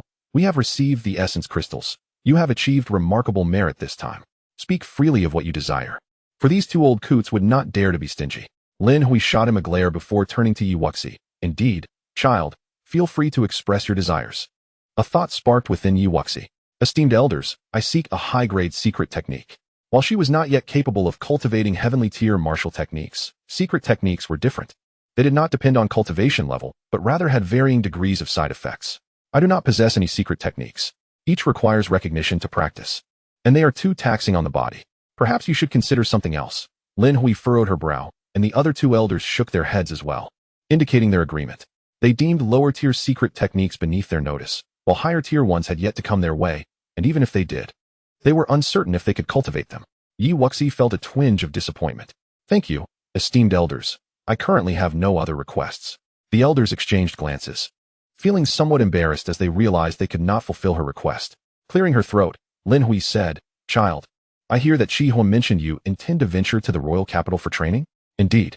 Qin Yoji interjected. Child, it is permissible to train outside. But if you manage to break through to the earth martial realm by year's end, be sure to return to the sect. Why is that? Wu Zhan smiled mysteriously. There will naturally be opportunities, though danger accompanies them. I understand, Yi Wuxi replied, absorbing their words. Yi Wuxi nodded. It had not been many months, and it seemed imperative to hasten her breakthrough to the earth martial realm, for danger paled in comparison to opportunity.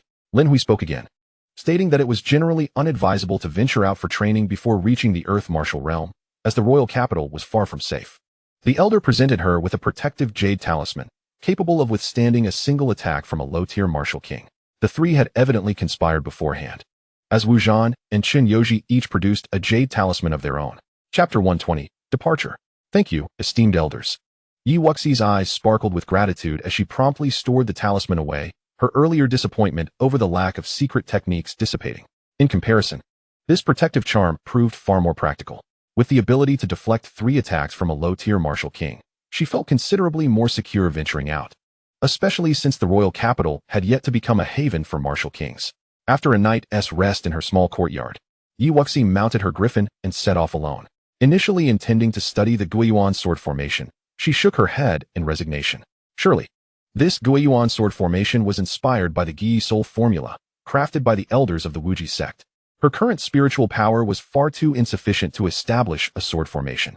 It was wiser to first cultivate the Gi Soul formula. Only upon mastering the basics could she hope to control a small-scale Guiyuan sword formation. The Gi Soul formula is divided into entry, minor success, major success, and perfection stages, with the ability to manifest 100 strands of soul power signifying entry. 10 days elapsed, and although Yi Wuxi had exited the territory of the Xian Empire, she had yet to even grasp the fundamentals of the Gi Soul formula. The griffin, being of low rank, could not travel indefinitely. As darkness approached, Yi Wuxi directed the griffin to descend into a mountain range. Finding a cave, she entered seclusion for several days. Finally advancing to the entry level of the Gi Soul formula, she began attempting to condense the Guiyuan sword seal. Currently, she could only form a single initial-level Guiyuan sword seal, which served as the formation's core. She needed to condense additional sword seals to transform them into sword energy, collectively forming a sword formation. As time flowed slowly by, Yi Wuxi's hands wove intricate patterns, and a yellowish sword seal materialized before her. This was the Guiyuan sword seal, the core of the formation. Without pausing, she continued to move her hands, generating more sword seals that circled around the yellow sword seal. With her current level of soul power, Condensing ordinary sword seals was swift. However, the Guiyuan sword seal, as the core, proved more challenging. As the various sword seals took shape, the cave's entrance, blocked by rubble, was soon filled with soaring sword energy. Not far away, four men clad in black wielding large blades pursued an elderly man and a young girl dressed in a lotus-colored gown. Halt! Hand over the fire lin flower. One of them shouted. How dare you, Iron Wolf Mercenary Corps, act so unscrupulously, robbing your employer? Do you not fear your reputation will be tarnished? Ha ha ha, how naive. We accepted this job solely for the spirit stones. With the fire lin flower in our possession, what are those spirit stones worth? The elderly man, realizing the gravity of the situation, pushed the girl towards the cave's entrance. Miss, there is surely a sword cultivator inside. I will hold them off. You must seek help from the senior. We still have a glimmer of hope. Old man, do you think you can stand against all four of us? Surrender now, and we might show mercy and leave your girl whole, one of the assailants sneered. The elderly man's expression darkened as he prepared to make a final stand. Today, none shall escape. Just as the four men descended upon him, a figure clad in a blue dress emerged from the cave, startling the girl. What is happening? She gasped. Upon realizing Yi Wuxi's cultivation level, her expression shifted to despair. My apologies, we thought a senior was inside. Sister, you must leave quickly. We are being pursued.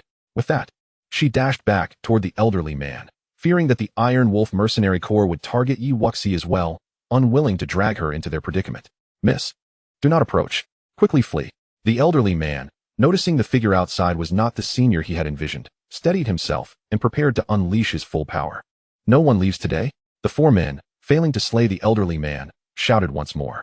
Just as their blades were about to strike him down, a sword formation suddenly materialized before the elderly man, unleashing 24 beams of colorful sword energy that surged toward the assailants.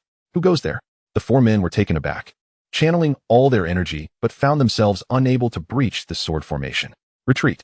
Yi Wuxi landed beside the elderly man, dispatching dozens of strands of soul power to control the 24 sword energies as they struck down upon the four men.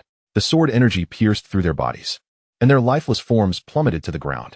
Having slain 4 low-tier earth martial practitioners, Yi Wuxi nodded in satisfaction. The initial level Guiyuan sword formation proved quite formidable.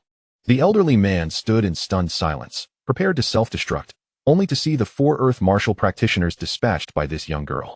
The key was that she was clearly only at the 8th level of the Xuanwu realm. How could she manage to fly and eliminate 4 earth martial practitioners? It was utterly astonishing. Thank you, young hero, for saving my life. The elderly man finally exclaimed, quickly recovering from his shock. Realizing this girl must be a talented disciple from a prestigious sect, the lotus-colored dress girl, just arriving, bowed gratefully as well. Thank you for your life-saving assistance, sister. Yi Wuxi waved her hand dismissively. No need for thanks. She was not a chivalrous hero who intervened in every injustice. But the young girl's initial instinct to protect others was commendable. Thus, a small act of assistance would be no trouble. The girl pondered for a moment before offering a jade box. They were pursuing us for this fire lin flower. Now that you have saved us, please accept this. Fire lin flower. Yi Wuxi was taken aback. This was a valuable earth-grade spiritual herb, excellent for cultivation or medicinal use. Missed this. The elderly man cast a disapproving glance at her. The girl insisted, it's fine, Fubo father often says we must repay kindness. If it weren't for this sister today, we would have perished. The fire lin flower can still be found again. But the family head. The elderly man began. But Yi Wuxi interjected, raising an eyebrow. What do you need the fire lin flower for? If it is of urgent necessity, it is not essential for me to take it. The girl lowered her gaze, her eyes filled with sorrow. Sister, we are from the Wang family, a prominent family near Jinyang City. My father was injured by a peculiar palm strike, and the force of that strike is impossible to eliminate. His cultivation has been deteriorating, and now he is in critical condition. The Wang family has summoned a renowned alchemist, who has stated that only by refining a Ning Huadan from the fire lin flower can my father's ailment be cured. Otherwise, he will not survive beyond a month. Chapter 121, A Swindler. Yi Wuxi felt a headache coming on. Such a swindler existed? You have been deceived. Though I am unaware of your father's condition, the Ning Huadan does not require this flower as an ingredient. Fubo looked on in astonishment. Could it be that you are an alchemist as well? Yi Wuxi nodded, intrigued by the Wang family's treasure. Her soul power had significantly advanced, making the crafting of earth-grade pills quite manageable. If a swindler could concoct it, it would be a piece of cake for her. Certainly, while treatment is essential, it should not be a futile endeavor. As the saying goes, a healer possesses the heart of a parent. However, she is not a divine physician, nor has her consciousness ascended to the level of saving all sentient beings. A glimmer of hope ignited in the girl's eyes as she inquired, "May I ask for your esteemed name, dear sister? Might you accompany me to visit my father? Should you succeed in healing him, whether it be the treasures of the Wang family or spiritual stones, I would gladly offer them to you. I am Yi Wuxi. Let us first assess your father's condition," Yi Wuxi replied with a smile. "Wonderful. Sister Yi, your prowess is surely superior to that of the local apothecary." To save time, Yi Wuxi summoned a griffin, and within half an hour, they arrived at Jinyang City. The city itself was modest in size, and given its remote location, the cultivators found on the streets or at the Wang family residence were not particularly formidable. During the journey, Yi Wuxi gleaned information regarding the Wang family. As one of the 3 prominent families in Jinyang City, the highest cultivation level among them was Wang Rong, Wang Qin's father, who had fallen from the 3rd to the 1st level of the Earth martial realm due to injury. If this continued, the Wang family would soon be absorbed by rival clans. Consequently, the other members of the Wang family dared not venture out. Wang Qin, having heard of the presence of fire lin flowers in the western mountains, had taken her trusted servant, Fu Bo, and hired several members of the Iron Wolf mercenary group to delve deep into the mountains in search. Within the main courtyard of the Wang residence, a pallid middle-aged man reclined against the headboard of his bed. "Master Zhao, is there truly no other method of suppression?" A young man in a gray Taoist robe, slender and frail, sighed softly. "It would be best to have fire lin flowers as an ingredient. Without them." Before he could finish, Wang Qin and Fu Bo entered with Yi Wuxi. "Father, I have returned." "Qin, did you find anything of value? And who is this?" Wang Rong inquired, somewhat puzzled. Yi Wuxi scrutinized the young Taoist, raising an eyebrow. Initially, she presumed that the Wang family had merely hired an inexperienced alchemist from a small town. However, upon closer inspection, she noted that the Taoist, despite his youth, possessed the impressive cultivation of the 9th level of the Xuanwu realm and exuded a robust aura. His abilities, indeed, could not be underestimated. "Father, this is Sister Yi, a practitioner from a major sect. I returned safely thanks to her assistance." Wang Qin continued. "Sister Yi is also an alchemist, which is why I invited her to help treat you." Wang Rong expressed surprise. Given that Fu Bo was at the 1st level of the Earth martial realm, the presence of this young woman indicated that her strength was at least above that level, making her a formidable ally. "Thank you, young heroine. I am most grateful for your willingness to assist our family," Wang Rong said, clasping his fists in gratitude, not doubting Yi Wuxi's identity, as he knew his daughter would never jest. Yi Wuxi stepped forward. "The head of the Wang family is too courteous." However, the young Taoist interjected, blocking her path with a flash of displeasure in his eyes. "May I inquire about your esteemed lineage, friend?" Yi Wuxi smiled lightly. "Master Zhao, should you not first reveal your own sect before inquiring about mine?" The young Taoist joined his hands in a gesture of sincerity, proclaiming, "I am the 999th disciple of Qishuan Island, under the tutelage of the Ziyang Taoist." "Disciple? I find that hard to believe," Yi Wuxi retorted with an eye roll. She was aware of Qishuan Island, a powerful 5th-grade sect. "While all identities are self-assigned in the world, your claim seems rather exaggerated. 5th-grade sects typically have only the strongest of the Earth martial realm as their disciples.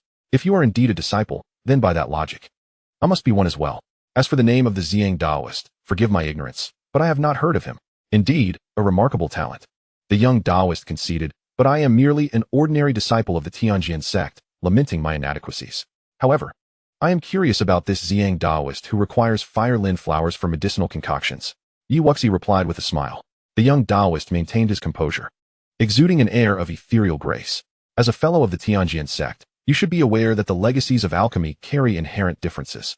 While that is indeed true, the primary ingredient is generally consistent. Perhaps you would allow me to take a look?"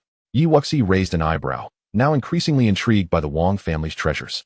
The common artifacts might not pique the interest of someone from Qishuan Island, yet this young Taoist seemed intent on deception, likely seeking the fire lin flower for his own gain, aiming to win the Wang family's trust by providing a semblance of assistance. Unmoved, the young Taoist turned his head and asked, "Miss Wang, have you found any fire lin flowers?" Wang Qin nodded, prompting the young Taoist to kindly address Yi Wuxi. "In that case, you need not trouble yourself, as Miss Wang can simply hand over the flowers to me. I shall cure the head of the Wang family's ailment within half an hour." Wang Qin hesitated, recalling Yi Wuxi's warning about the young Taoist being a fraud. Naturally, she leaned more towards trusting Yi Wuxi. "Master, why not allow Sister Yi to take a look first? Both of you are disciples of major sects, and it could foster discussion." Yi Wuxi regarded him with a smile. "Master Zhao?" The young Taoist, with a sweeping motion of his wide sleeves, coldly declared, "Is the Wang family planning to turn against me? I have provided a method for treatment, and now you wish to consult another? Are you attempting to renege on our agreement?"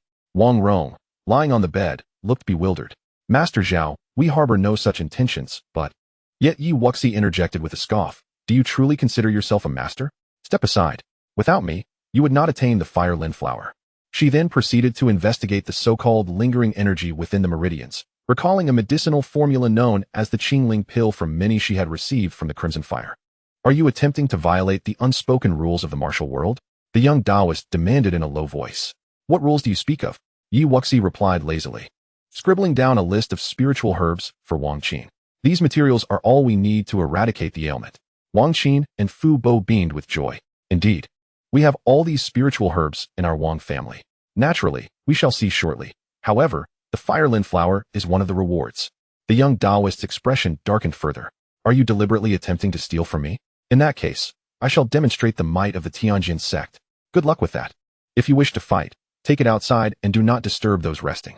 Yi Wuxi continued, if you wish to deceive, at least avoid tarnishing the reputation of Taoists. The young Taoist's face turned pale with fury. This is outrageous. As the two prepared to step outside, Wang Rong remained bewildered. Yet the tension between Yi Wuxi and the Taoist was palpable. Chapter 122, Collaboration. In the courtyard, the man in the gray robe stood with his hands clasped behind his back, abandoning his previous gentle demeanor, now exuding a haughty and imposing presence. I, Zhao Xingyun. Do not engage in battles with nameless individuals. What is your name? One can grow wings. Why must one rely on a ladder? Xingyun is a fine name, though regrettably, it is wasted on you. Yi Wuxi replied with a smile. I am Yi Wuxi, of the heaven does not cherish lineage. Zhao Xingyun's eyes glimmered with intrigue. Yi Wuxi indeed. Yet, it is unfortunate that you shall fall at my hands today. He shouted, unyielding great demon seal. A massive black palm imprint manifested in the air, emanating a daunting aura of malevolence. Yi Wuxi was taken aback. Zhao Xingyun had also cultivated a formidable body refinement technique, as evidenced by the strength infused in that palm strike. The disciples of Qishuan Island truly possessed remarkable capabilities. Silencing palm, however, unperturbed by the physical force, she summoned the power of the four symbols, countering with her own palm strike. The two colossal black palm prints collided in the air, producing a thunderous sound. Zhao Xingyun's eyes widened in astonishment. As a dual cultivator of both spirit and physical prowess, he had never met an opponent of his level within his sect. This girl, despite her lower cultivation, exhibited an attack power that was not inferior to his. Drawing a sharp breath, Zhao Xingyun summoned his true qi, and a silver spear appeared in his grasp, vibrating as it surged toward Yi Wuxi. The sight of a martial artist wielding a gun is indeed a rarity. Zhao Xingyun's formidable prowess inspired Yi Wuxi to contemplate the art of swordsmanship. Beneath the earth martial realm of the Heavenly Sword sect, there exists no worthy opponent. Zhao Xingyun's vital energy is robust, and his physical form is remarkably strong. Grasping the shadow sword, Yi Wuxi swiftly executed several strikes. Her sword's momentum fearless as it met the force of the gun. The silver spear, when faced with her swift blade, found itself at a disadvantage. After dozens of exchanges, Zhao Xingyun retreated several paces, extending his spear with a flourish, exuding an aura of power. Dragon soars across the seas. As the silver spear vibrated, the air itself seemed to warp slightly, and the spear's energy transformed into an ethereal fire dragon, surging towards Yi Wuxi with lethal intent.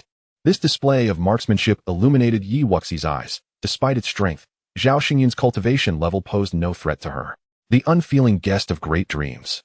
Channeling the full force of her dual Dantians of water and fire, Yi Wuxi swept the shadow sword, unleashing a torrent of murderous sword intent. Its fiery energy racing towards the spear dragon. The clash of sword energy and spear dragon erupted in a violent collision, stirring a cloud of dust. How impressive! Is this the power of disciples from a major sect?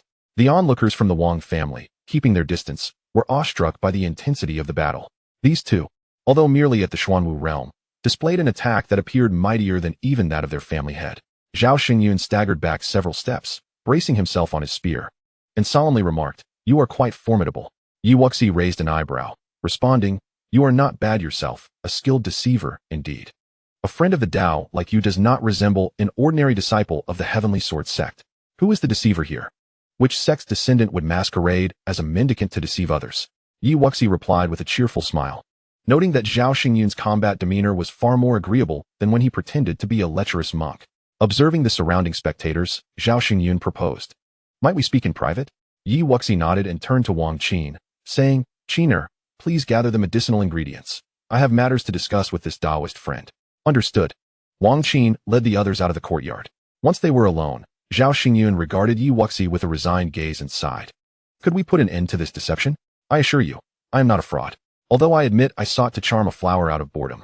I genuinely possess the means to heal him. Without the Huolin flower, you would never have come here. I can part with the Huolin flower. But we might consider collaborating on the Wang family's treasure. Collaborate? You cannot defeat me. Why would I partner with you? Yi Wuxi mused, stroking her chin. Zhao Xingyun scoffed. If that treasure were easily obtained, I would have taken it long ago. Would I still be waiting for you? First, tell me about that treasure. I might consider it. Zhao Xingyun explained. The ancestors of the Wang family once sheltered a severely injured elder in the western mountains. Before departing, he left an opportunity for the Wang descendants to utilize. To prevent covetous eyes, he established a restriction that only those of the Wang family could unlock it. Note, this merely pertains to unlocking it. He also set trials that must be passed for the treasure to be bestowed upon the Wang juniors. From my investigations, that elder was no ordinary figure, at least of royal caliber. Yi Wuxi's heart stirred. Such gravity indicated the treasure must be exceedingly precious. Zhao Xingyun continued. The ailing figure inside has only promised to assist in unlocking it. Whether one can obtain it remains uncertain. According to the established rules, 3 juniors bearing the Wang bloodline must enter together, yet not a single Wang has passed the trials in recent years. Zhao Xingyun raised 3 fingers and smiled. The 3 individuals correspond to 3 types of opportunities. Are you saying you have discovered a method to enter? Is it not only those of the Wang bloodline who can do so? Yi Wuxi raised an eyebrow. Zhao Xingyun laughed. Of course. My time here has not been wasted. Speak plainly. Yi Wuxi demanded. I can divulge it, but I too must enter. Let the trials be determined by our respective abilities. Yi Wuxi snorted. Without you, I would eventually discover it on my own. Zhao Xingyun shrugged. Then by all means, do try? Yi Wuxi pondered. Once I have healed him and investigated further, we shall see. She didn't even glance at the location in question. Who could tell if his words were true? Very well. Zhao Xingyun beamed with confidence, exuding an air of certainty that she would return to seek him out. Yi sister, the medicinal materials are ready. Wang Qin's voice sounded at the threshold just as they finished their discussion. In a spacious chamber, Yi Wuxi retrieved the Guyuan Ding, placing her palm over the fire mouth as the cold white zhuke flames surged forth. She then split her soul energy into hundreds of strands, deftly controlling all the medicinal ingredients for refinement with remarkable ease. In less than a quarter of an hour, 2 green Qingling pills floated above the cauldron, emanating a delightful fragrance. In the main chamber, upon witnessing Yi Wuxi's swift success, Wang Rong cautiously inquired, Did Yi sister fail in alchemy? Yi Wuxi smiled. How could that be? She handed 1 Qingling pill to Wang Rong and continued, Qiner, please administer this to your father. As for the other pill, it would naturally be kept for herself. Wang Qin, slightly bewildered, accepted the pill. Oh, Zhao Xingyun, observing the spectacle, was astonished by the speed of her alchemy.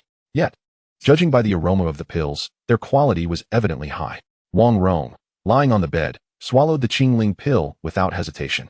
As the medicinal power coursed through his body, joy illuminated his face. Within moments, he felt the lingering oppressive energy dissipate from his meridians, allowing his true essence to flow freely once more. Thank you, young hero Yi. Wang Rong rose and respectfully clasped his hands towards Yi Wuxi, then turned to Zhao Xingyun, adding, Of course, I also extend my gratitude to Master Zhao for his assistance during this time. Yi Wuxi smiled. It was no trouble at all. Might the head of the Wang family escort me to view the treasure? Wang Rong smiled in return. Since I have given my word, I shall not go back on it. Miss Yi, please follow me. Without further delay, he led the way, with Yi Wuxi at his side and Zhao Xingyun following with a smile. Ancestral Hall.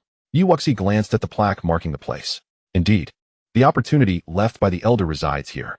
Upon entering the Ancestral Hall, they found 3 statues of butchers standing in the center of the main hall. Wang Rong immediately knelt and performed 3 earnest bows before rising to explain to Yi Wuxi.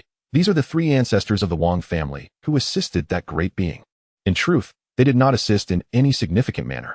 The 3 ancestors discovered the unconscious elder in the western mountains and intended to carry him back to the city for treatment, only to find that they could not lift his body despite their combined efforts. At that time, the 3 ancestors were merely at the first level of the Xuanwu realm. One can only imagine how powerful that elder must have been. With no other choice, the ancestors took turns keeping vigil by the elder's side, nurturing him until he finally awakened after more than half a month. Subsequently, he stayed briefly with the ancestors at the Wang residence. Only later did they learn that the elder was not human, but a king of monkeys. Grateful for the kindness of the 3 ancestors, the Monkey King established an opportunity here, accessible only to Wang family juniors under 18. This place could only be opened once every decade. allowing only 3 juniors to enter at a time. The trial was a divine tower. Those who could conquer it would receive rewards. Unfortunately, throughout the generations, the furthest anyone had gotten was the 3rd level. However, even those who did not succeed in the trials would still gain something, and there was no danger to their lives. Regrettably, none had ever obtained the 3 supreme treasures. Wang Rong lamented that even in his youth, he had ventured into this realm, yet he remained devoid of the fabled treasures. The Wang family, after all, was cursed with inadequate talent, squandering the painstaking efforts of the elder Yuan Wang. Nevertheless, he could comprehend the elder's reasoning. Without the requisite strength, possessing such artifacts would be futile. How long do you typically remain inside? Wuxi inquired directly. Without perilous trials, was it not akin to a windfall from the heavens? Yet, she had already squandered considerable time. If the trials exceeded 10 days, she risked missing her appointment with Shangguan Lingxi in the royal capital. Curiously, though a month seemed to pass within, she discovered upon exiting that only 3 days had elapsed. Wuxi and Zhao Xingyun exchanged glances, recognizing that such a phenomenon was beyond the capabilities of a mere Yuan king. As another decade approached, Wang Rong felt the weight of his mortality. The Wang family was on the brink of dissolution, prompting him to beseech the treasures of the forbidden ground, seeking a sliver of hope for his lineage. Both of you are prodigies of your sex. Whether you may enter depends solely on your capabilities. How does one commence entry? To unlock the forbidden ground, the Elder S shall bestow 3 divine tower keys and a passage to the divine tower. The great door of the tower possesses an extraordinary power that will assess one's bloodline. Without the Wang family lineage, even with the keys, entry is impossible. Wuxi furrowed her brow, pondering bloodline assessment. What sort of formation is this? Zhao Xingyun, with a smile, remarked, Miss Yi, you must have pressing matters. Would you consider my suggestion? Wuxi cast him a sidelong glance. He was perceptive enough to sense her urgency. Fine, but do not attempt any tricks. Reluctantly, she consented to allow him to accompany them. According to the head of the Wang family, historically, 3 individuals had always collaborated. Her own strength, formidable as it was, might not suffice, especially given the lack of dependable prowess among the younger generation. Zhao Xingyun, however, appeared to be a reasonable choice. Zhao Xingyun beamed with delight. Miss Yi, you are truly as beautiful as you are kind-hearted. Silence, he retorted, rolling his eyes, recognizing her sharp tongue. Wuxi then addressed Wang Rong. Please summon Qiner to join us in our venture. Wang Rong hesitated, glancing at the two. But Qiner has only reached the 9th level of spirit martial. Her strength is insufficient for entry. Zhao Xingyun dismissed the concern. What is there to fear, Wang family head? There are no dangers within, and should any arise, we shall protect her. Wang Rong, reassured by the presence of the 2 young heroes, conceded, this is also an opportunity for Qiner. I shall call her forth and promptly activate the forbidden ground. Upon Qiner's arrival, she appeared somewhat apprehensive. Sister Yi, I may hinder your progress. Perhaps you should find someone else. Wuxi shook her head. The entrance opens only once every decade. If you do not enter now, you may never have the chance again. She was unfamiliar with the other members of the Wang family, but found Qiner to be quite amiable. If fortune favored them, she would not mind aiding her in seizing a portion of it. At that moment, Wang Rong knelt before the 3 statues once more, forming several seals that merged into the statues. After a considerable wait, the 3 statues erupted with beams of white light, releasing 3 black keys that fell into Wang Rong's hands. Subsequently, the beams of light intertwined, creating a black vortex behind the statues.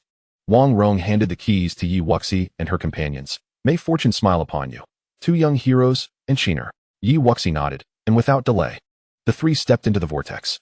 In the blink of an eye, they found themselves in a white jade plaza, devoid of anything save for a towering 9-story edifice. Before the door of the divine tower, observing the 3 palm-shaped recesses at its center, Wuxi spoke. What do we do now?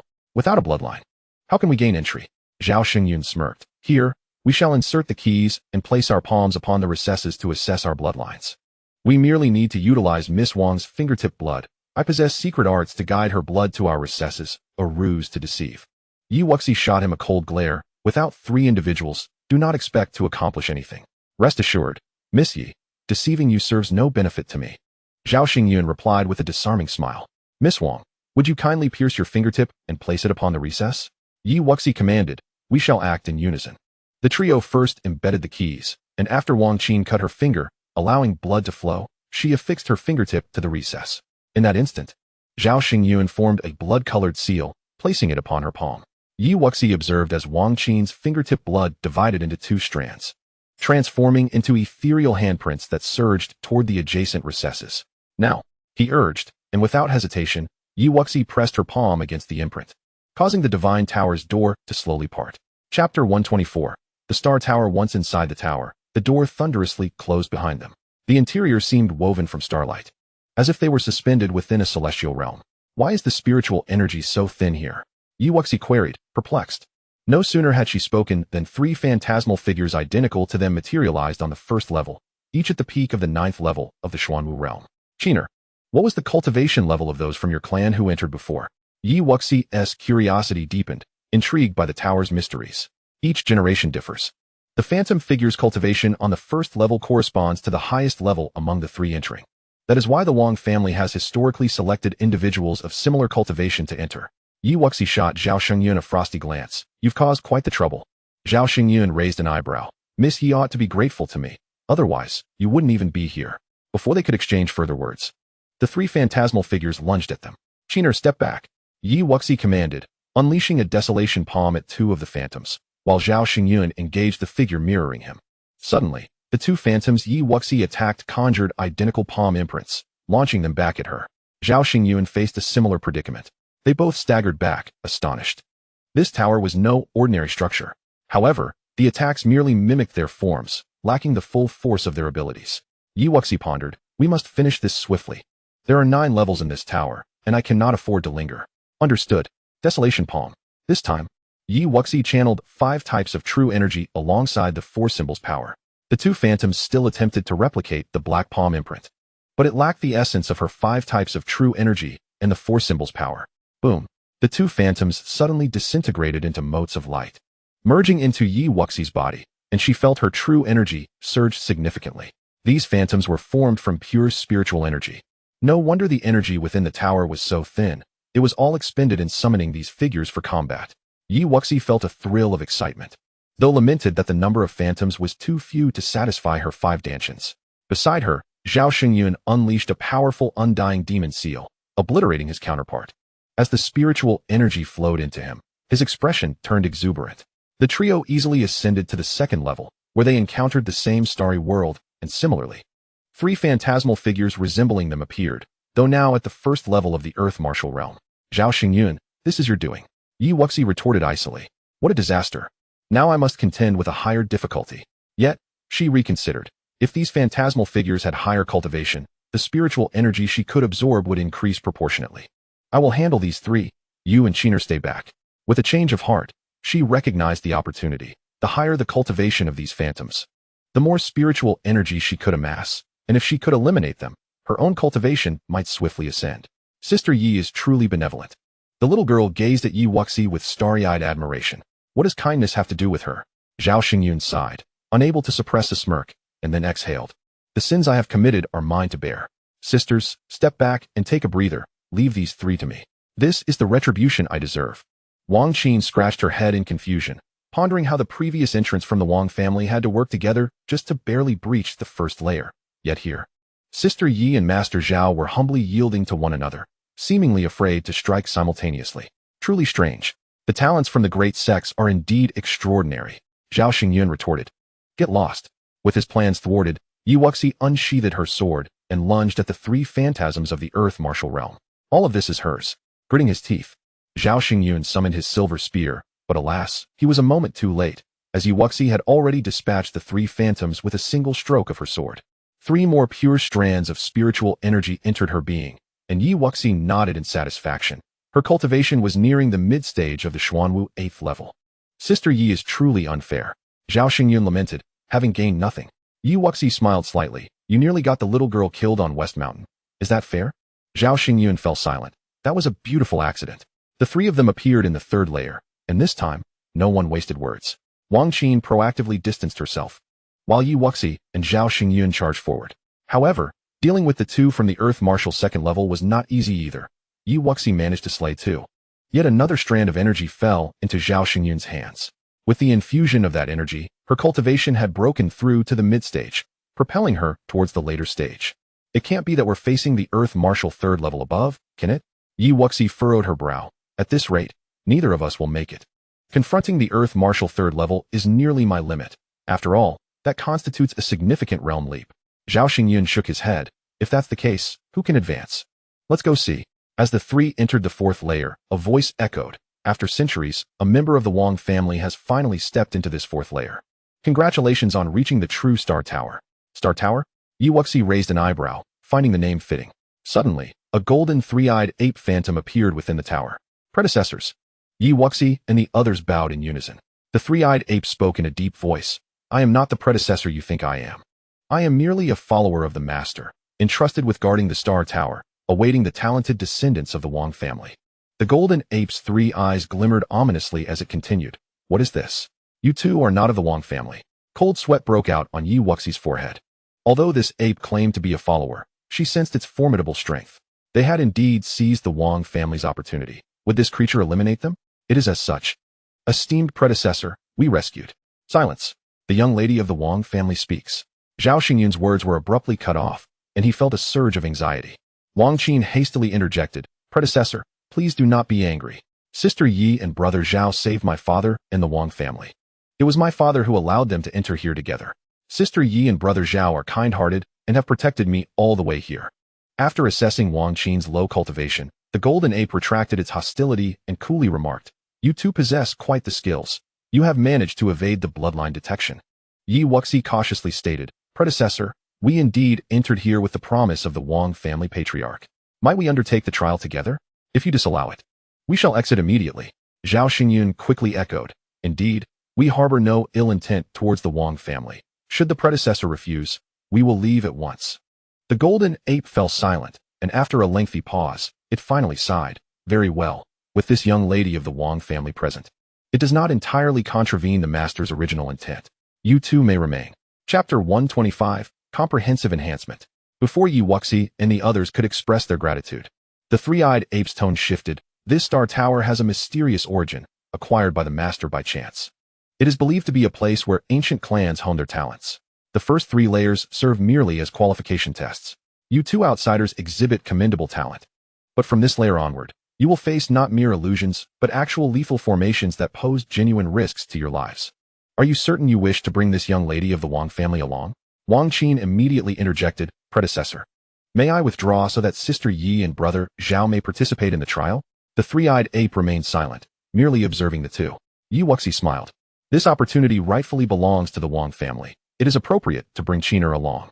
This was hardly a matter of consulting their opinions. Had they truly attempted to exclude Wang Qin, she felt the ape would have promptly acted against them. Zhao Xingyun nodded in agreement, signaling his stance. The corners of the three-eyed ape's mouth curled into a smile. If you find yourselves unable to continue, you may call for surrender, and I shall escort you out. Otherwise, death is a genuine possibility. Now good luck. As the ape's phantom dissipated, the starry tower transformed into a blood-red world, as if they stood atop a boiling blood pool. From the depths of the pool, blood-red humanoid creatures emerged, baring their fangs and rushing towards the trio. Qiner, stay put and do not be afraid. With that, Wuxi and Zhao Xingyun each took a position, charging towards the blood shadows. Though these shadows appeared devoid of cultivation, they could manipulate their blood and siphon vitality. Kill.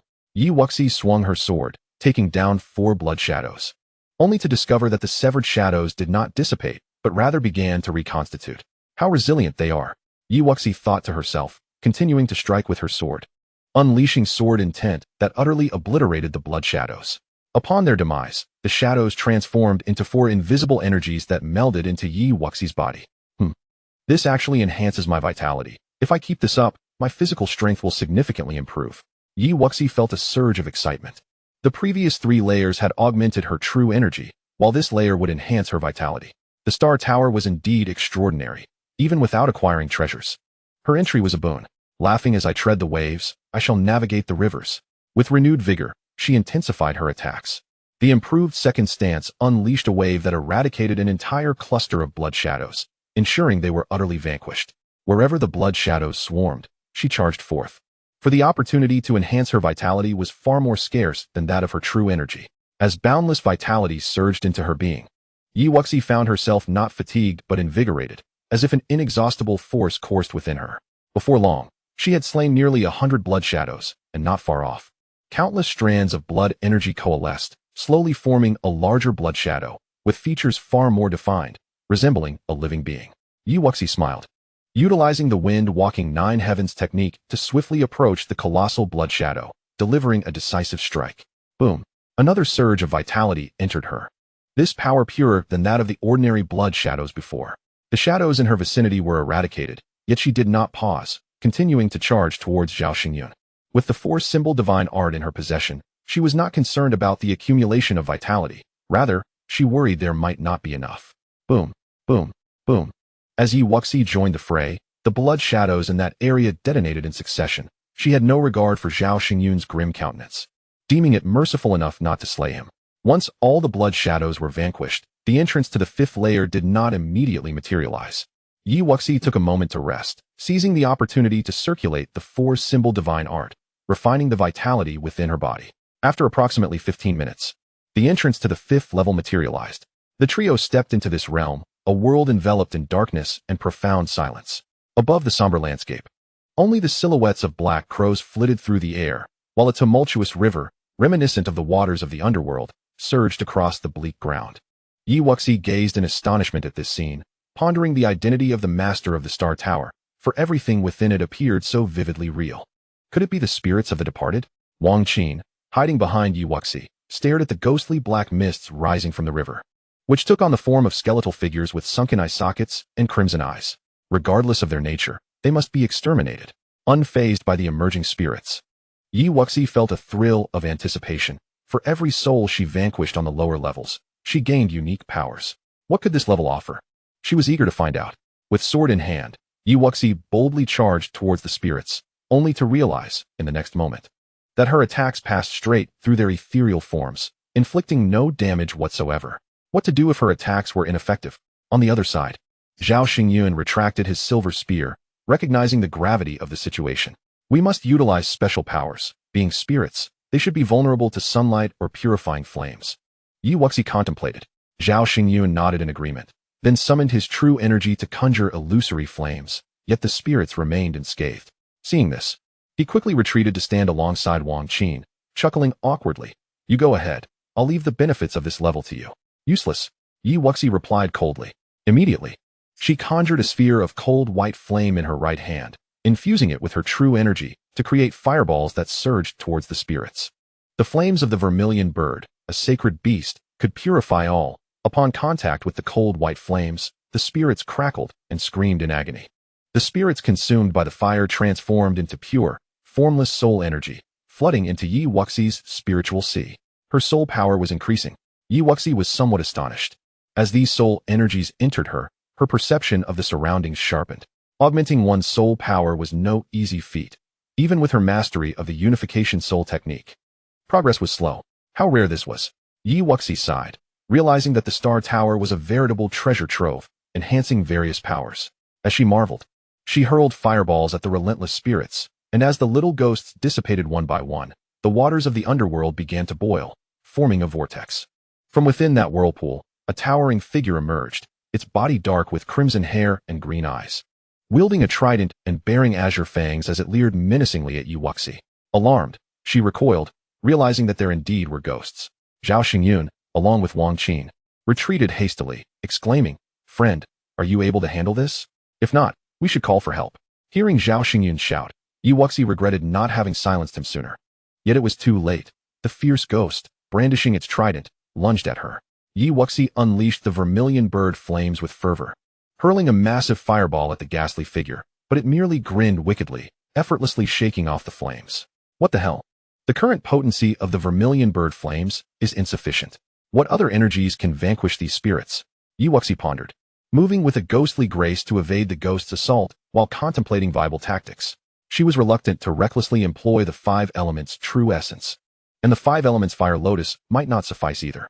Perhaps I should try the return to source sword formation, Yi Wuxi mused.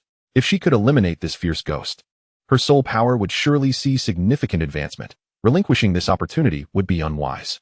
The return to source sword formation was a formation controlled by soul power, and it might prove useful. Zhao Xingyun, hold it off for a moment. Yi Wuxi commanded, retreating. If you want the treasure, you must contribute. With grit, Zhao Xingyun stepped forward to intercept the ghost's attack. Friend, hurry up. I can't hold it off for long. Without hesitation, Yi Wuxi projected her soul power, swiftly forming hand seals. As her soul power surged, her speed in forming the return to source sword seal increased. Yet to Zhao Xingyun, The seconds felt like an eternity. Is it done? I'm at my limit. Just as he called out, the ghost's trident was upon him, sending him flying and causing him to spit blood. Fortunately, his physical robustness allowed him to endure, or he would have perished. As he was sent hurtling away, a soil-colored sword seal crystallized before Wuxi. Upon unleashing this sword seal, she swiftly gestured again, sending forth dozens of ordinary sword seals. Under her command, they transformed into 24 formidable sword energies, forming a unique sword formation that ensnared the fierce ghost within. Kill! Wuxi commanded, standing aloft as her soul power directed the various sword energies towards the ghost. Under this formation, the ghost's head and body exploded, morphing into a surge of soul power far purer than before, flooding into Wuxi's spiritual sea. Fortunately, it worked.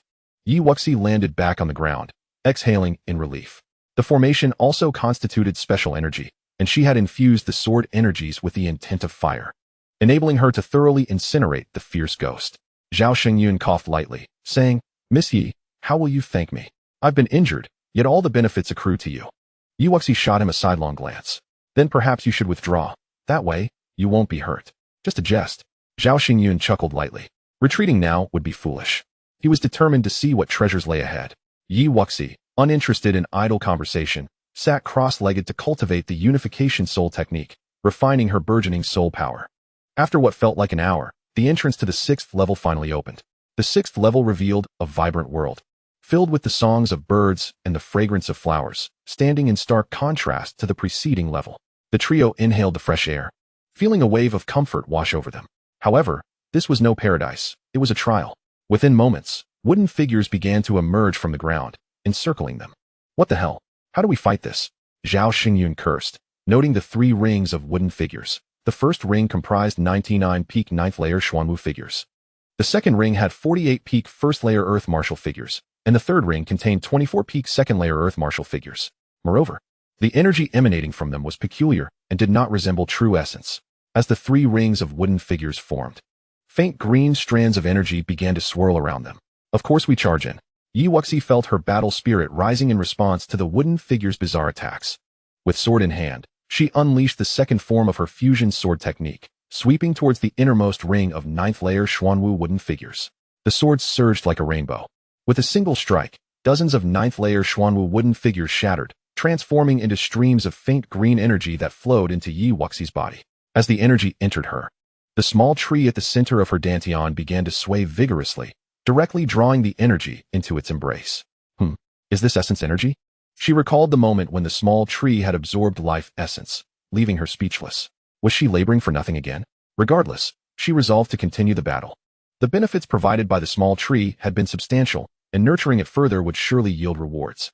The wooden figures at the peak of the 9-fold Xuanwu were swiftly vanquished by the 2 individuals.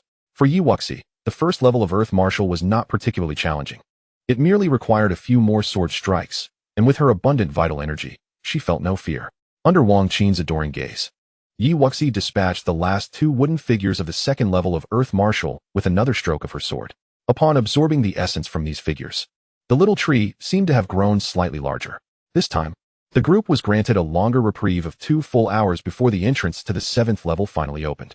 The 7th level unveiled a wild and untamed world. As the trio emerged, they were immediately met with the thunderous roars of beasts, shaking the very ground beneath them.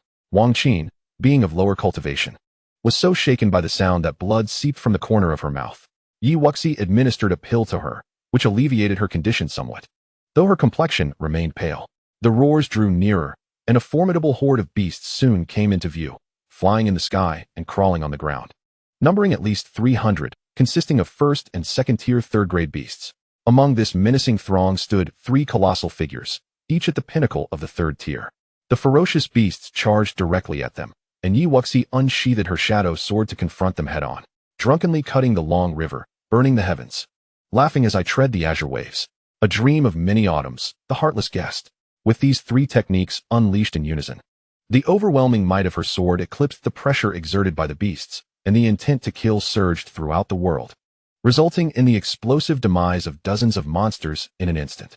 The fallen beasts transformed into a sanguine energy that coursed through Wuxi's body. It felt somewhat akin to the power of blood and vitality, yet distinctly different.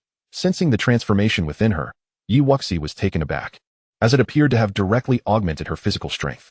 The three formidable third-tier beasts also took note of Wuxi, their eyes flashing with intrigue.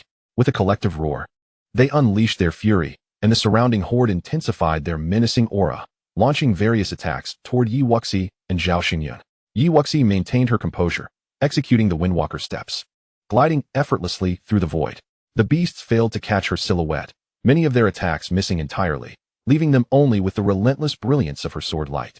As the crimson mysterious power infused her, Wuxi's resolve only strengthened, and she weaved through the horde, striking down beasts in swift succession. Suddenly, both the monsters and Zhao Xingyun sensed a palpable increase in the murderous intent permeating the air. The intent to kill had finally reached the second level. Wuxi's expression brightened, and her strikes grew ever more ferocious, each one a harbinger of death. Chapter 127. The Mysterious 8th Level. Zhao Xingyun regarded Wuxi with a hint of trepidation, having witnessed her terrifying prowess through the previous challenges. Her mastery of various sword intents and her formidable physical strength suggested that she might be a hidden genius of the Heavenly Sword sect. As Wuxi's killing intent surged, her sword techniques grew increasingly potent, and soon, apart from the three beast kings, the remaining monsters were dispatched. Observing this, Zhao Xingyun chose to retreat. Confronting the peak third-tier beasts would not be an easy task, and since he had no chance of claiming a victory, he opted for prudence. Gazing at the three beast kings, Wuxi felt a surge of determination. If she could eliminate these three, combined with the essence she had absorbed earlier, it would be a straightforward matter to refine her physical form and break through to the earth martial realm. The three beast kings, their eyes aflame with fury, charged toward her, shaking the very earth beneath their feet. Come at me. Wuxi remained calm, her five-colored vital energy swirling around her, her form elusive and unpredictable, as she unleashed a series of integrated sword strikes against the beast kings. Under the enhancement of her four-sword intents, the massive bodies of the three beast kings were etched with countless sword marks and streaks of blood. Their shells are remarkably tough, Wuxi murmured. Had it been a human of the third tier, they would have perished beneath these three strikes. Roaring in rage, the wounded beast kings lunged at her with their fangs and claws poised for attack. Desolation Palm. Wuxi drew upon her 5 Dantians, the power of the 4 symbols coursing through her, as a massive black handprint manifested in the void, shattering the beast king's assault and striking toward them. With a resounding crash, the already beleaguered beast kings were sent reeling, their forms dissipating into mysterious energy that flowed into Wuxi. She felt a noticeable increase in her physical prowess and was elated. She felt no sense of weakness from expended vital energy. This was the benefit of body refinement.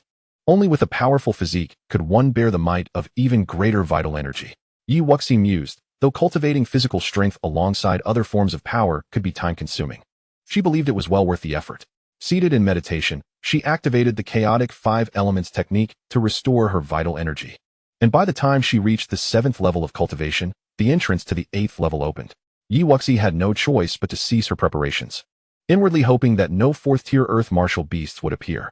The 8th level, however, was peculiarly devoid of formidable beasts or unusual creatures.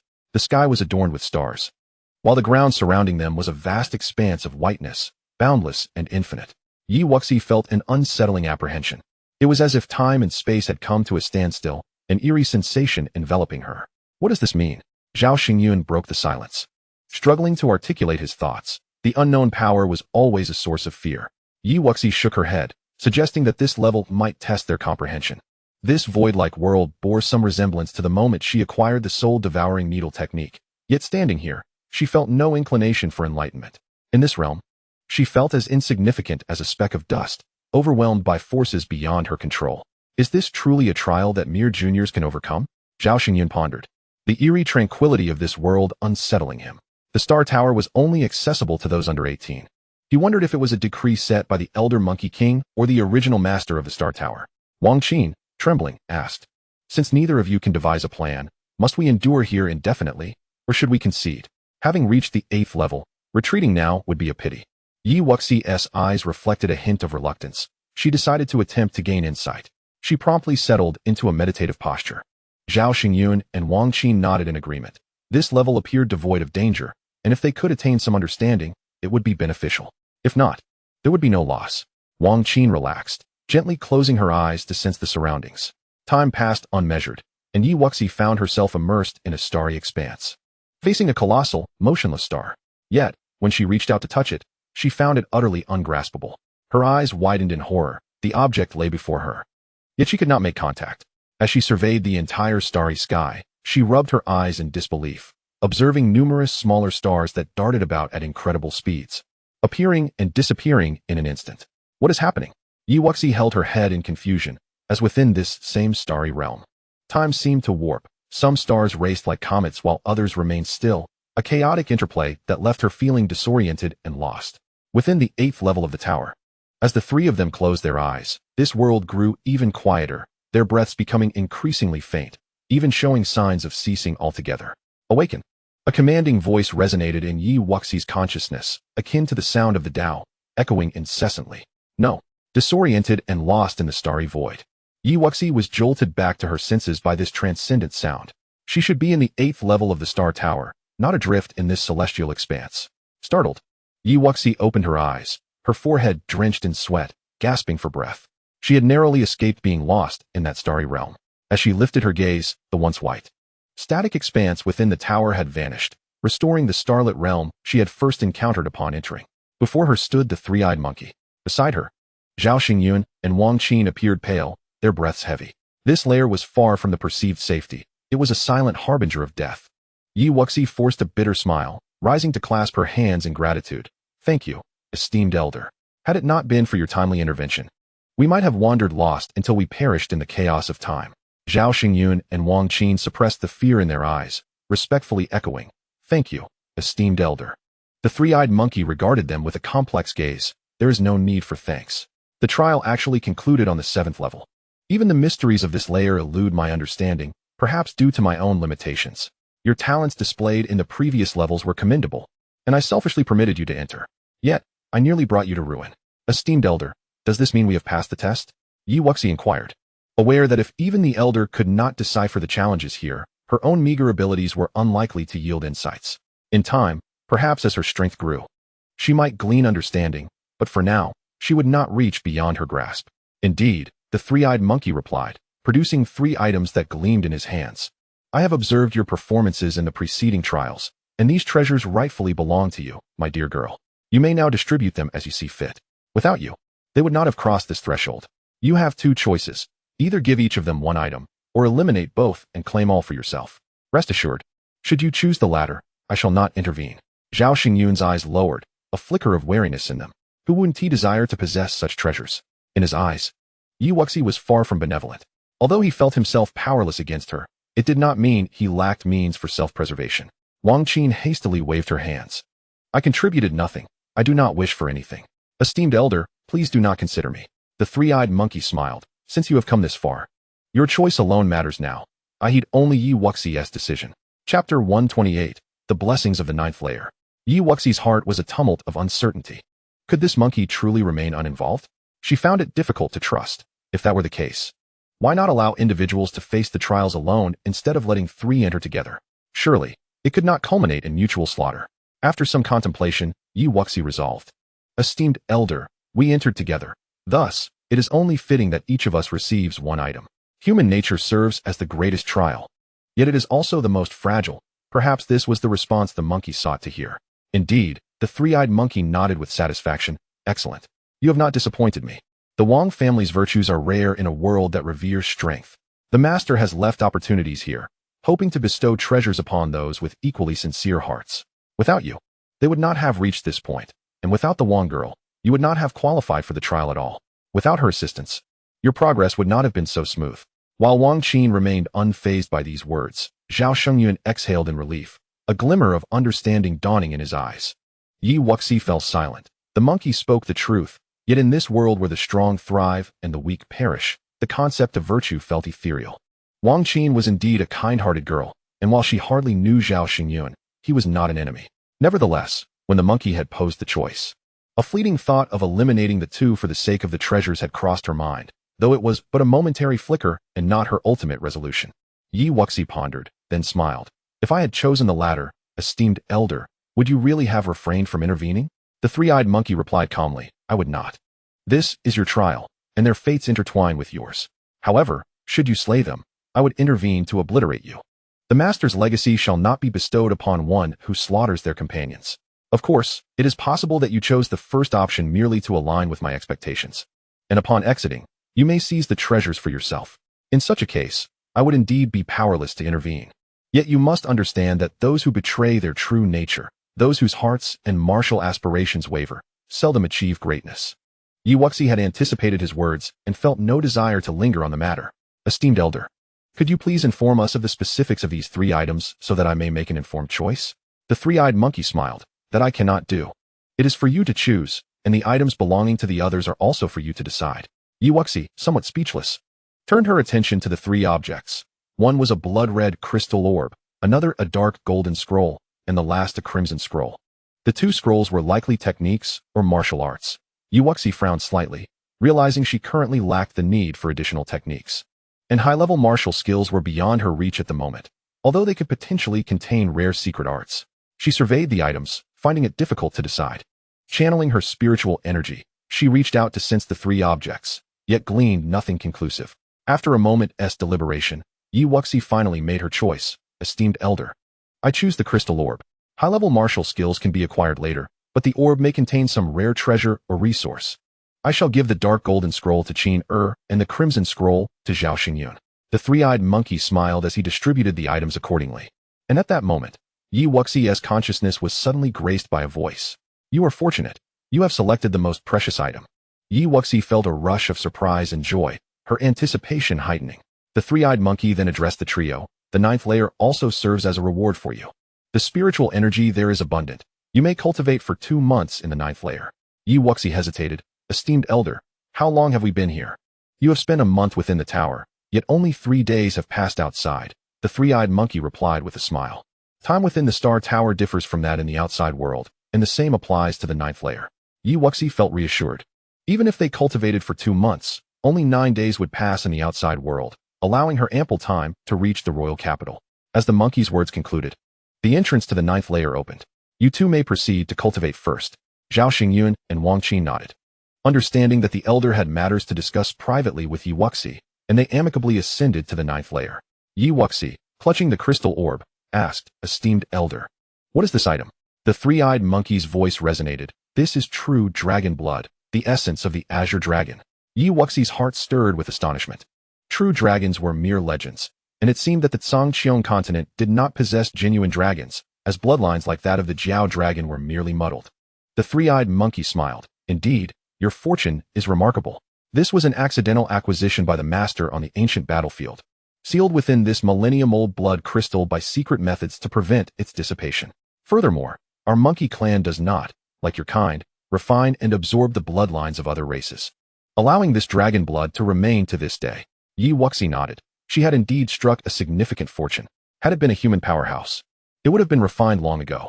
If she were to integrate the dragon blood with her 4 symbols divine art, she could eventually summon the true spirit of the azure dragon, significantly augmenting her combat prowess.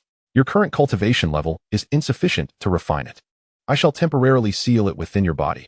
Once your strength increases, the restrictions will automatically lift. Thank you, esteemed elder, Wuxi said, clasping her hands in gratitude. The 3-eyed monkey formed seals with his hands, breaking the restrictions of the crystal orb. As the sealing power dissipated, the dragon blood stirred as if attempting to escape. The 3-eyed monkey swiftly grasped it, sending it directly into Wuxi's body while continuously imparting sealing power into her.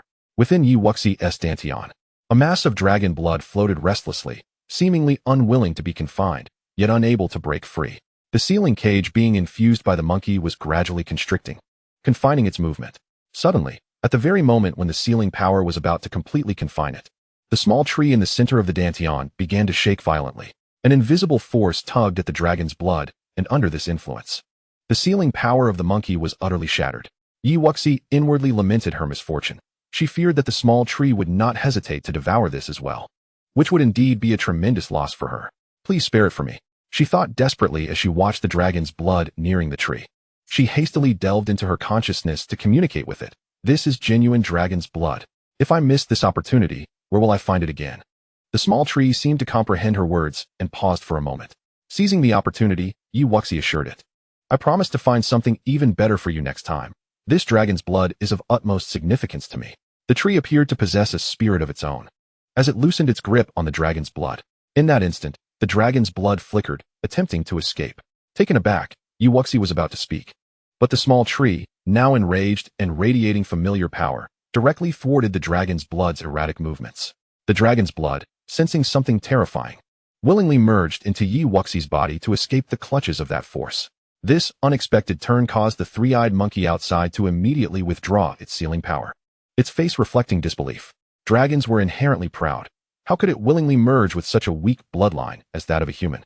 Chapter 129, Arrival at the Royal Capital. Wuxi had not anticipated such a smooth turn of events. The genuine dragon's blood had integrated with her of its own accord. Gradually, she felt a warmth surging within her, as if her blood were boiling. Do not fret.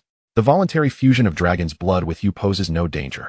However, most of its power has now seeped into your bloodline and will be gradually unleashed as your strength grows. The benefits of this fusion are significant. It will slowly transform your bloodline, and you already possess a trace of dragon's might within you, the three-eyed monkey remarked with a smile. This young woman's constitution was indeed remarkable, and after assimilating the dragon's blood, she would undoubtedly become even more extraordinary. Wuxi felt reassured. As long as there was no danger, she could take her time to refine it. Thank you, esteemed elder. Begin your cultivation. I shall call for you when the time comes. Wuxi nodded and ascended directly to the 9th floor. Upon entering this level, she felt her entire body relax, as if every pore were opening up. Even without circulating her techniques, the spiritual energy naturally flowed into her body. Truly, this was a revered place for cultivation, far superior to the training tower of the Tianjin sect. Wuxi sighed in appreciation. While the sect's training tower was indeed effective for those below the earth martial realm, it had become less useful for her current level of cultivation. Although she was merely at the 8th level of the Xuanwu realm, the spiritual energy required for her breakthrough surpassed that needed by a typical earth martial realm practitioner. Finding a spot far from Wangqin and Zhao Xingyun, Wuxi gently closed her eyes and began to cultivate the Chaos 5 Elements technique with peace of mind. The true Qi whirlpools in her 5 Dantians were rapidly expanding, soon reaching the peak of the late 8th level of the Xuanwu realm and advancing towards the 9th level. Meanwhile, the three-eyed monkey quietly observed the cultivation statuses of the three. Upon noticing Wuxi, it pondered, could it truly be that constitution? However, the energy in her Dantian was sealed by a mysterious force, indicating she had a considerable opportunity. If she possessed that constitution, she certainly had the qualifications. After musing for a while, the three-eyed monkey vanished from the tower. In just half a month, Wuxi successfully broke through to the 9th level of the Xuanwu realm. Yet she was still not satisfied. It would be ideal if she could reach the pinnacle of the Xuanwu realm here. Transitioning from the Xuanwu to the earth martial realm was a significant hurdle. Even those with considerable talent would require at least 6 months to fully transform their true Qi into true essence. Not to mention, she had 5 Dantians to convert. Encountering such a treasure trove was rare. Had she remained within the sect for cultivation, she would have needed over a year to achieve this major breakthrough. As time ticked away, the 9th floor of the tower resonated with the aura of breakthroughs. Wangqin directly ascended from the 9th level of the spirit martial realm to the 2nd level of the Xuanwu realm, while Wuxi finally propelled her cultivation to the pinnacle of the 9th level of the Xuanwu realm. Time's up. The voice of the three-eyed monkey echoed within the tower. Hearing the reminder, Wuxi and the others awakened from their meditative states, only to find that the spiritual energy in the 9th floor had diminished significantly. All right. You may all leave. The matters within the Star Tower should remain within your hearts. Otherwise, you will only invite calamity upon yourselves, it instructed. Wuxi nodded. No one would foolishly share their opportunities with others. To suggest informing the sect about treasure acquisition was unrealistic, given the strength of the monkey. Their 5-tier sect would not stand a chance. As the luminous portal at the exit of the 9th floor gradually materialized, just as they were about to step through, a familiar voice echoed within Wuxi's consciousness. Child, once you successfully break through to the king level, you may come to claim this tower. Wuxi paused momentarily, then maintained her composure as she stepped into the light of the portal. Master, I hope to live up to your expectations. In the endless passage of time, I only wish to follow by your side. A sigh resonated in the empty tower. The three returned to the Wang family's ancestral hall behind the 3 statues, where the Wang family head eagerly approached them. Did Yi and Zhao pass the trial? Wuxi smiled, asked Qiner. I apologize for the disturbances these days. I have pressing matters to attend to, so I must take my leave. Wang Qin hurriedly interjected, Sister Yi, are you leaving so soon? Wuxi gently touched her head. Qiner, focus on your cultivation. We shall meet again. With that, she soared away. Zhao Xingyun slightly saluted the Wang family duo, bidding farewell, then called out to Wuxi's retreating figure. Miss Yi, wait for me. Yi Wuxi felt a flicker of annoyance and quickened her pace. She had no interest in cooperating with him. Summoning her griffin, she ascended without looking back, but before the griffin could take to the skies, Zhao Xingyun, swift as lightning, landed on its back. Miss Yi, you are headed to the royal capital. May I join you for the next leg of the journey? Without waiting for Yi Wuxi's fury, Zhao Xingyun hastily spoke. Yi Wuxi raised an eyebrow. Traveling with me? I must say, you possess quite the audacity. Zhao Xingyun smiled slightly. Without some skills to back me up, how would I dare venture out alone? We have no grievances or enmities, so we can coexist peacefully. Yi Wuxi crossed her arms. Were you invited by the Shangwan family? Indeed, it seems we are quite fated, he replied. Silence. Do not attempt to ingratiate yourself. Considering our shared objective, I will allow you to accompany me, but you must remain quiet. With that, Yi Wuxi dismissed him and seated herself in front of the griffin, focusing on cultivating the four symbols' divine art and refining the energy within her body. On the other side, Zhao Xingyun pouted but chose to cultivate in silence, and the two traveled in silence for several days. Finally, Yi Wuxi completed the refinement of the blood essence energy she had acquired from the Star Tower. Supplemented by a few strands of dragon blood power, her four symbols' divine art successfully advanced to its third transformation. Her physical realm now surpassed her cultivation realm. As she ascended to the first level of the earth martial realm, Yi Wuxi opened her eyes, nodding in satisfaction. Now, when facing ordinary practitioners below the first level of the earth martial realm, she need not rely on true qi martial techniques. Her physical prowess alone would suffice to defeat them. Turning to glance at Zhao Xingyun, she noticed his aura fluctuating with a dark glow. Yi Wuxi contemplated this for a moment. Days passed, and they finally reached the royal capital. Yi Wuxi directed the griffin to halt at a distance outside the city. The royal capital sprawled before them, vastly larger than the Ziyun imperial city, with the pedestrians exuding a much stronger presence. With little time to spare, Yi Wuxi had no intention of lingering. She directly entered the inner city and presented her invitation to the guards, as did Zhao Xingyun, though their respective sponsors were different. Please wait a moment. I shall report this immediately. The guard respectfully clasped his hands towards them. With Miss Yi present, our chances of receiving rewards have significantly increased. Zhao Xingyun began to flatter once again during the wait. Yi Wuxi, without lifting her eyelids, remarked, there are always greater mountains beyond the hills. Do not lag behind. She was not here merely for leisurely sightseeing. She hoped that the other participants from the Shangwan dynasty would be formidable, otherwise, the journey would be in vain. Of course, if she could witness other powerful prodigies, it would not be a total loss. Chapter 130. Gathering at Zhuxin Lake, it was not long before Shangwan Lingxi, adorned in a golden gown, and a man in a purple robe appeared simultaneously at the inner city gate. Wuxi, we've been waiting for you for quite some time, Shangwan Lingxi said, linking arms with Yi Wuxi. Suddenly surprised, you've made a breakthrough. Yi Wuxi nodded, and Shangwan Lingxi beamed. That's wonderful. We are now even more assured. Brother Zhao, I thought you wouldn't come. The man in the purple robe warmly greeted Zhao Xingyun. Zhao Xingyun smiled. How could I not? I was merely delayed on the way, thanks to Miss Yi. Shangwan Jing's eyes flickered as he scrutinized Yi Wuxi for a moment, then remarked, is this the person invited by the imperial sister? What a coincidence that she arrived with Brother Zhao.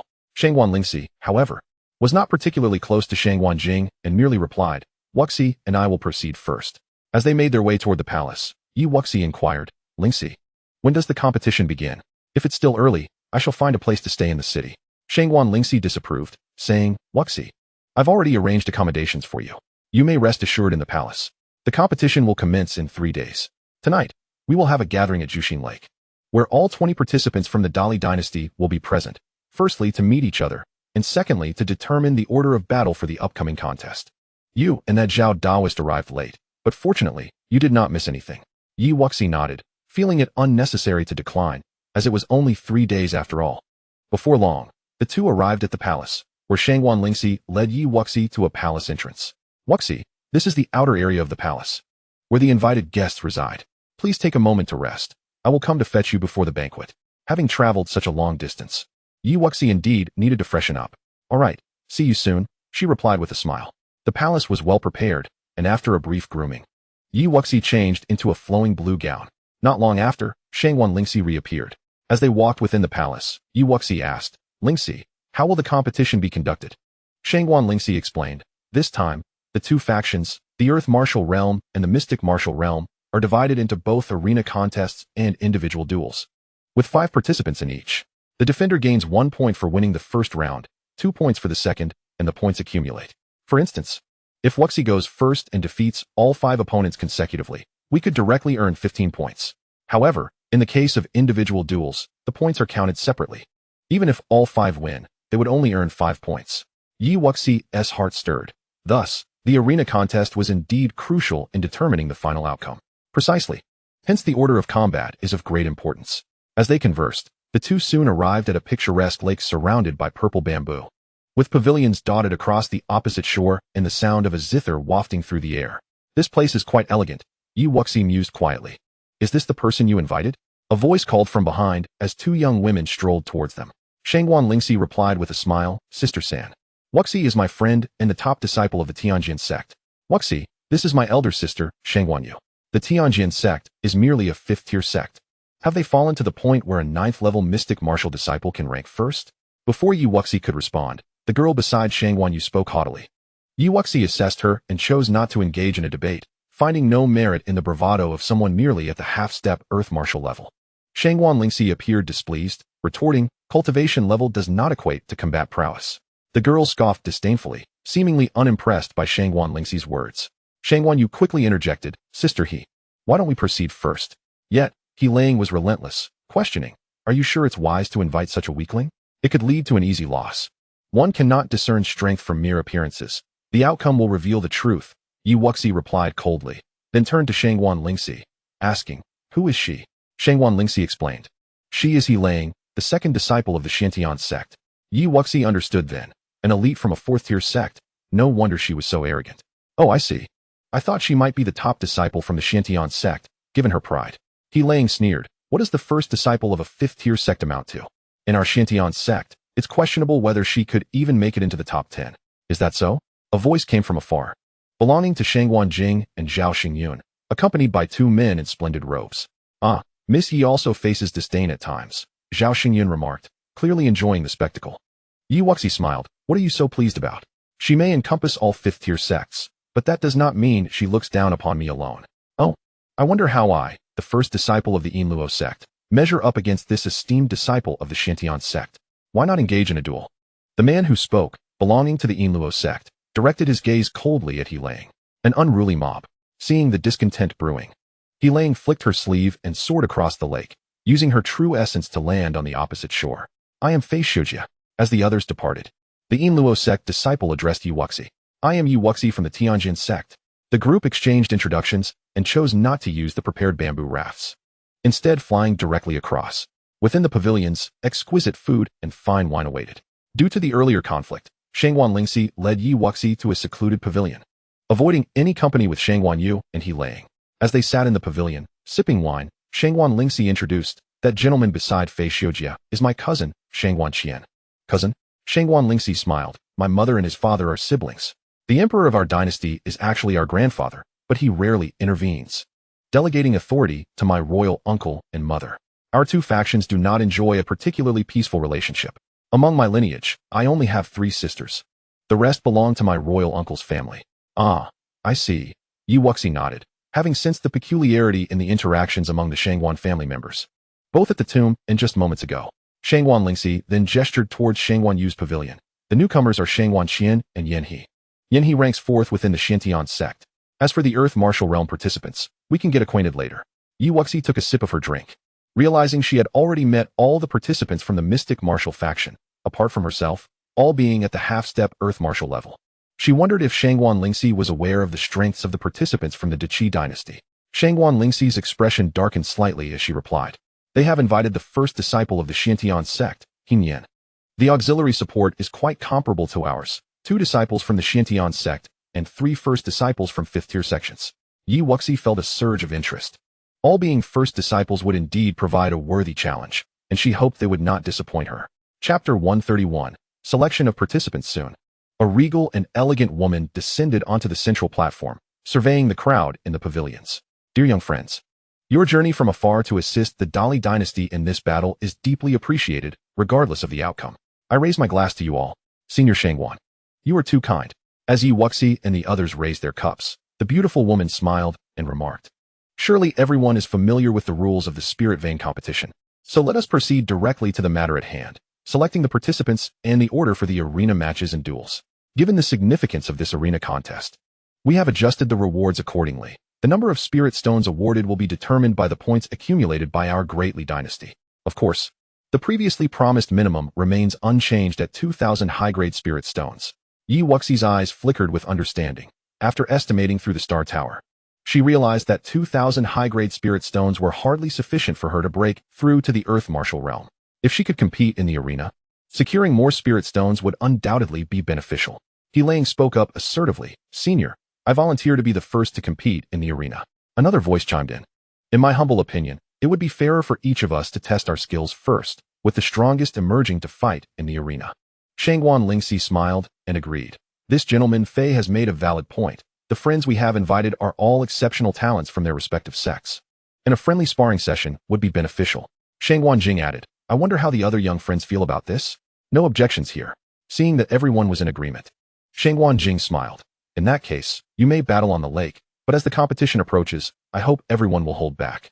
As her words fell, Fei Xiujia was the first to rise, leaping onto a bamboo raft in the center of Zhuxin Lake, declaring, "I, Fei Xiujia of Yinluo sect, humbly request instruction from my fellow Taoists of Xuantiangong." He Lang scoffed and turned to the man in black beside her, saying, "You should go meet him. Don't bring shame to our Xuantiangong." The man nodded and stepped onto a bamboo raft, coldly announcing, "Xuantiangong, Yanhe, you will pay a price for provoking us." Fei Xiujia gripped his long blade, a fearless expression on his face as he boasted, "I wield but a single strike. If I cannot defeat you with one, then so be it." Yanhe, with a frosty demeanor, also drew his long blade, muttering, "You are overestimating yourself." Yi Wuxi observed the two with a leisurely gaze. Both wielding blades was indeed fortuitous. The first to strike was Yanhe, unleashing a blade technique that enveloped the area, its ever-changing aura making it elusive and unpredictable. "What of your myriad transformations? I possess a blade that can shatter them," he exclaimed, executing his move, Extinction Blade Slash. Fei Xiujia responded with a fierce shout, his blade's momentum surging forth, a golden blade shadow cleaving through the void toward Yanhe. Yanhe was sent flying, his expression grim, while Fei Xiujia coldly remarked, "Is this all the Xuantiangong's fourth can muster?" In the pavilion, He Lang seethed with annoyance, muttering, "Useless." She then leaped onto the lake, declaring, "Your arrogance ends here. You'll know after the fight." Fei Xiujia remained unfazed, striking once more. "The sun illuminates the azure sky," He Lang shouted, channeling her true essence to unleash a palm strike. A massive imprint resembling the sun manifesting in the air, instantly obliterating the blade's shadow as it bore down upon Fei Xiujia. Startled, he retreated. Realizing her strength was indeed formidable, he continued to slash at her, but the solar imprint seemed indomitable, crashing into him and sending him reeling, blood spilling from his lips. Standing proudly, He Lang taunted, "Do you now perceive the gap between us? You disciples of the fifth-tier sects truly lack awareness of your own limitations. Is that so?" At the moment of Fei Xiujia's defeat, Yi Wuxi rose and stepped onto the bamboo raft, gazing coldly at He Lang. "That imprint technique is quite impressive. Its rank must be high. However, your ability to cultivate it suggests you possess considerable talent. I shall grant you an opportunity to strike. At least let your loss appear graceful." He Lang's eyes gleamed with disdain. "Against you, I need not draw my blade." Yi Wuxi smiled. "If one palm cannot defeat you, I shall concede my loss." With her physical realm having already reached the first stage of the Earth Martial Realm, she viewed these opponents as hardly challenging. "What a joke. Today, I shall impart a lesson upon you," He Lang declared, though even the likes of He Nian would hesitate to claim they could defeat her with a single strike. The small heavenly sword sect is indeed brazen. Sunlight shines upon the green hills, the moon descends amidst the starry night, the sun and moon rise, and all things perish. He Lang unleashed her dual techniques, left hand embodying the sun seal, and right hand the moon seal, merging them into a grander divine imprint in midair. As the forces of the four symbols and five-element true qi surged forth, Yi Wuxi leisurely struck with her palm. Had He Lang's cultivation been slightly higher, her technique might have posed a threat, but now it fell short. A colossal black hand, imbued with the essence of annihilation, countered the divine imprint in midair. Creating a splash of water, the once formidable divine imprint was utterly obliterated. The black hand, carrying the weight of total extinction, sent He Lang flying. "How can this be?" she cried, spitting blood, disbelief etched across her face. To her, the level of the palm imprint seemed modest. Yet it was infused with two immense powers that should not have been wielded by someone at the Xuanwu realm. The spectators in the pavilion displayed a myriad of expressions. Only Zhao Xingyun merely scoffed, as if he had anticipated this outcome. In his view, Yi Wuxi could potentially triumph even in the Earth Martial Realm camp. let alone in the Xuanwu camp. Shangguan Jing's eyes glimmered with intrigue as she witnessed Yi Wuxi's triumph over a disciple of Dantian Gong. Indeed, Lingxi had found a worthy ally this time. Miss Yi, what say you? Do our fifth-tier sect disciples still hold any value in your eyes? Yi Wuxi raised an eyebrow. He Lang's countenance darkened, and she felt embarrassed to utter any further disparaging remarks, retreating back into the pavilion in defeat. Are there any other friends willing to step forward for a duel? Yi Wuxi called out, her voice resonating across the pavilion. Brother Zhao, will you not give it a try? Shangguan Jing looked at Zhao Xingyun. Shangguan Jing, too, turned her gaze towards him, noting that he was the last to remain silent. Zhao Xingyun quickly shook his head. I have already sparred with Miss Yi. It would be better for her to continue. Mother, I told you that Wuxi is truly formidable. Let her be the first to enter the arena. We shall surely achieve victory. Shangguan Lingxi approached Shangguan Jing, shaking her arm. Shangguan Jing shot her a glare. Speak respectfully. Seeing no one else step forward, Yi Wuxi returned to the pavilion, thinking, what a lonesome existence it is to be invincible. The prowess of young friend Yi is evident to all. Thus, let her be the first to engage in the arena contest. Do any of you have objections? The crowd shook their heads, having seen her defeat He Lang with a single palm. Who would dare voice dissent? Yi Wuxi cupped her hands in gratitude. Then I shall not stand on ceremony. Senior, I have one more suggestion. For the remaining 4 participants in the arena contest, let us assign the weakest among them. They will not have a chance to engage, while the stronger ones should proceed directly to the duel. Chapter 132, The Provocation of Dantian Gong. Shangguan Jing smiled. Very well. Since young friend Yi possesses such confidence, I shall place my bet. This time, the duel will feature young friends He, Fei, Yan, Zhao, and Lingxi. The remaining few will serve as substitutes for the arena contest. As for the order of the duel, we shall adapt as the situation unfolds. The crowd nodded in agreement, recognizing that the Shangguan family's strength was indeed inferior to the invited external aid. Should Yi Wuxi truly be capable of facing 5 opponents alone, they would be more than content to remain idle. Little sister, we must not be careless in our selections. Just as they finalized their discussions, a middle-aged man appeared, accompanied by 10 formidable figures. Shangguan Jing's expression soured. Such significant matters I would never treat lightly. I harbor no doubts regarding my sister's intentions. May I inquire which young friend will be the first to compete in the arena? It is none other than the prodigy of the Heavenly Sword sect. Young friend Yi Wuxi. Shangguan Ming and the 10 Earth Martial Realm prodigies beside him turned their gazes towards Shangguan Jing, surprise evident on their faces. In this generation of the Heavenly Sword sect, aside from Huiyun, are there any other disciples worth mentioning? Surely there are hardly any who have entered the Earth Dragon rankings. A man in embroidered robes remarked, Lang, Yan He, what is the meaning of this? He Liqing and Yan He lowered their heads as they approached him. Brother Zhuang, we truly are no match for her. Zhuang Shu coldly replied, you should really return to your arduous training. Even that Huiyun would be nothing at Xiantian's sect. And yet you have been defeated by an inner sect disciple. Yi Wuxi furrowed her brows. Observing how these disciples of Xiantian's sect constantly sought to flaunt their superiority over her 5th-tier sect, it was truly a display of arrogance born from excess. Oh, has this senior brother ever defeated Brother Huiyun? Yi Wuxi asked lazily, feeling it was only right to defend her fellow disciple, considering she and Huiyun shared the same master. This little junior sister from Tianjian sect, do not heed his words, a young man in white suddenly interjected with a laugh. Zhuang Shu, does anyone not know that you were defeated by Huiyun with a single strike? What airs are you putting on? If Huiyun were here, you'd likely not dare to utter a word. Su Sifan, be silent, Zhuang Shu retorted, feeling a surge of anger. The incident of his previous defeat by Huiyun was long past and known to few, but being publicly reminded of it was mortifying. Xingyun, why are you just watching the commotion? Come here, Su Sifan called nonchalantly towards the pavilion. Brother, rest assured, I won't reveal that you too were defeated by Huiyun. Zhao Xingyun approached and whispered. However, his so-called whisper could be heard by everyone present. Yi Wuxi raised an eyebrow, realizing that both of them were from Qishuan Island and shared strikingly similar dispositions. Under the scrutinizing gazes of the crowd, Su Sifan felt an urge to slap Zhao Xingyun into silence. Thanks to you, now everyone knows, he grumbled. I appreciate this information, Senior Su.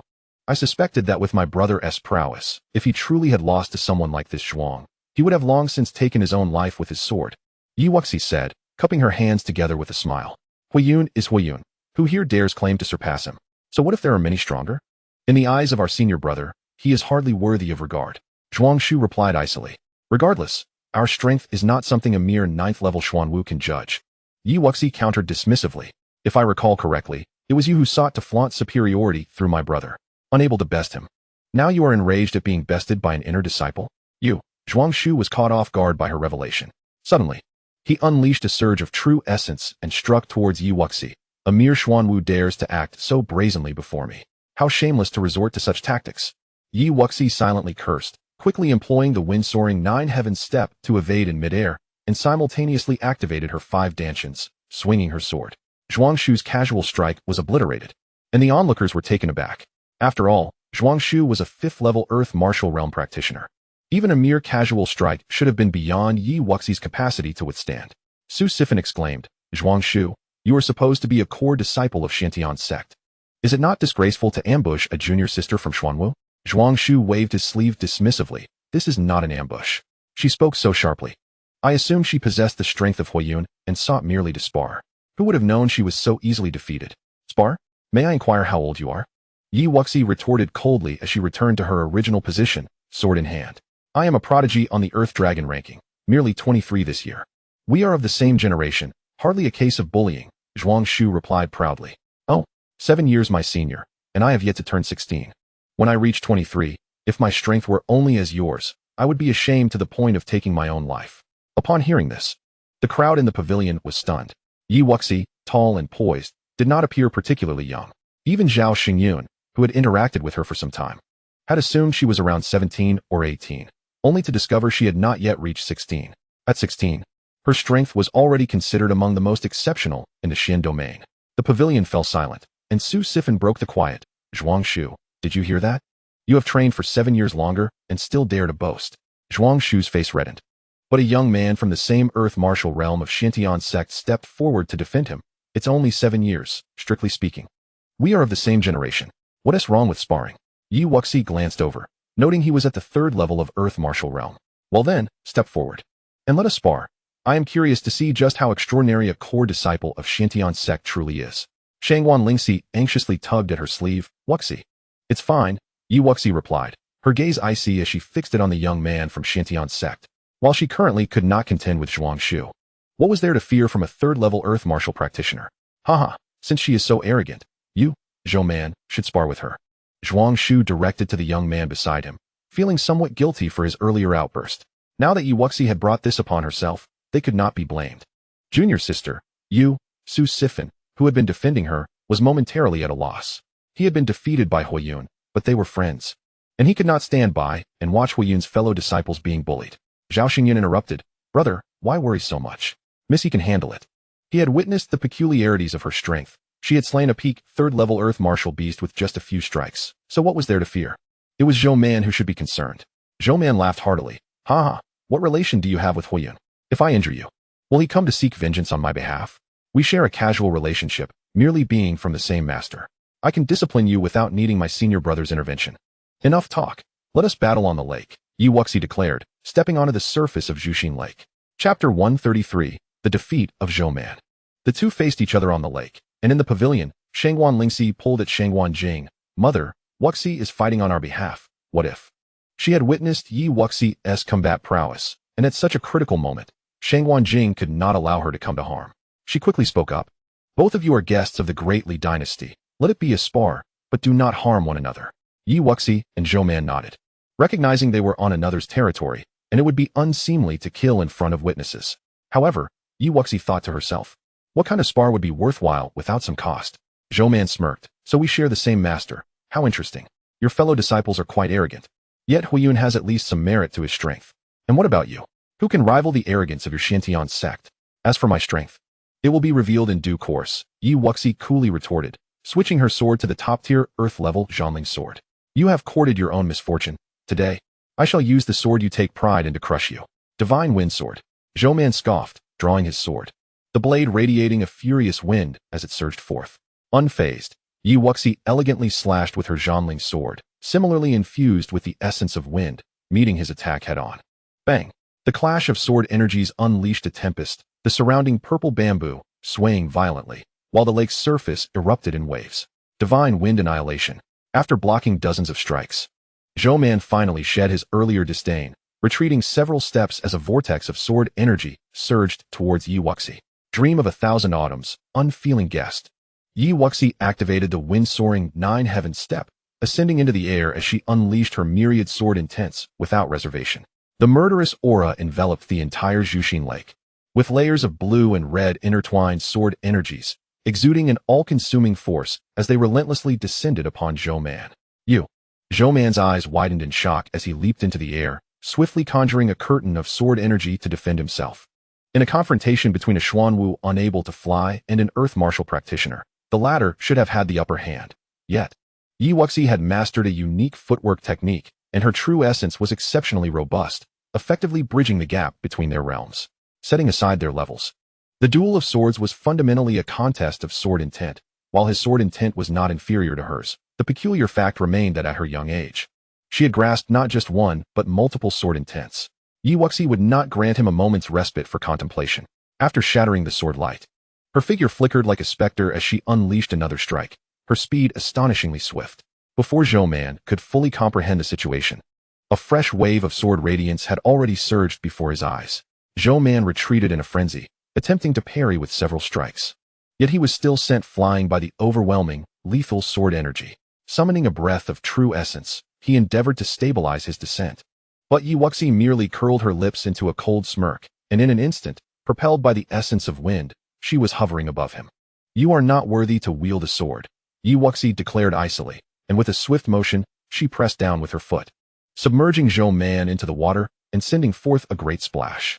Coughing up water, Zhou Man emerged from the depths, his fury igniting. "I will kill you."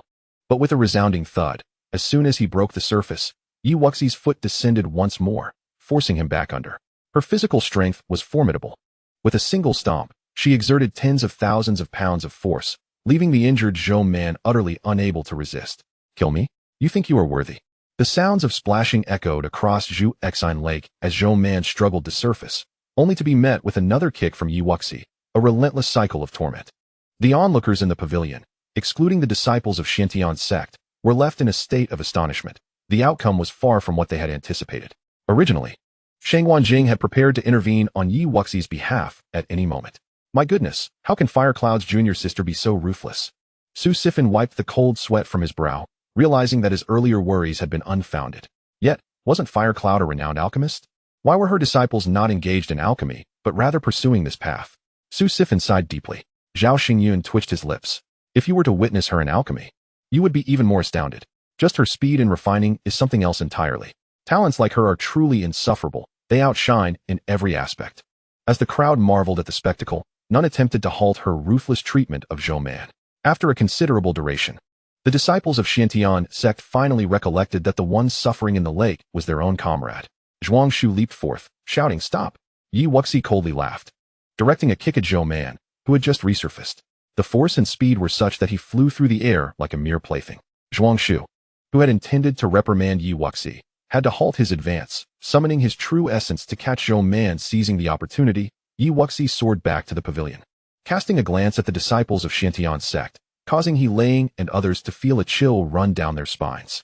Aside from Zhuang Shu and Zhou Man, another female disciple of the earth martial realm, with a frosty demeanor, spoke up. "This is merely a spar, yet you strike with such severity. Do you regard us as inconsequential?" Wuxi raised an eyebrow. "What? Is it not sufficient for you earth martial realm disciples to spar with me? Do you wish to join in as well? Is that not permissible?" "Lu Yu, despite your youth," Zhuang Shu returned with Zhou Man, glaring coldly at Wuxi. "Today, I truly have my eyes opened. Your core disciples of Xiantian sect can only spar with inner disciples of other sections. Lu Yu, if you wish to spar, why not seek me out?" Lu Yu retorted sharply, "What is it to you? If you speak in her defense, one might think you are from the Sky Sword sect." She then turned to Wuxi. "I am only a layer above Zhou Man in cultivation. You are not afraid, are you?" Wuxi smiled.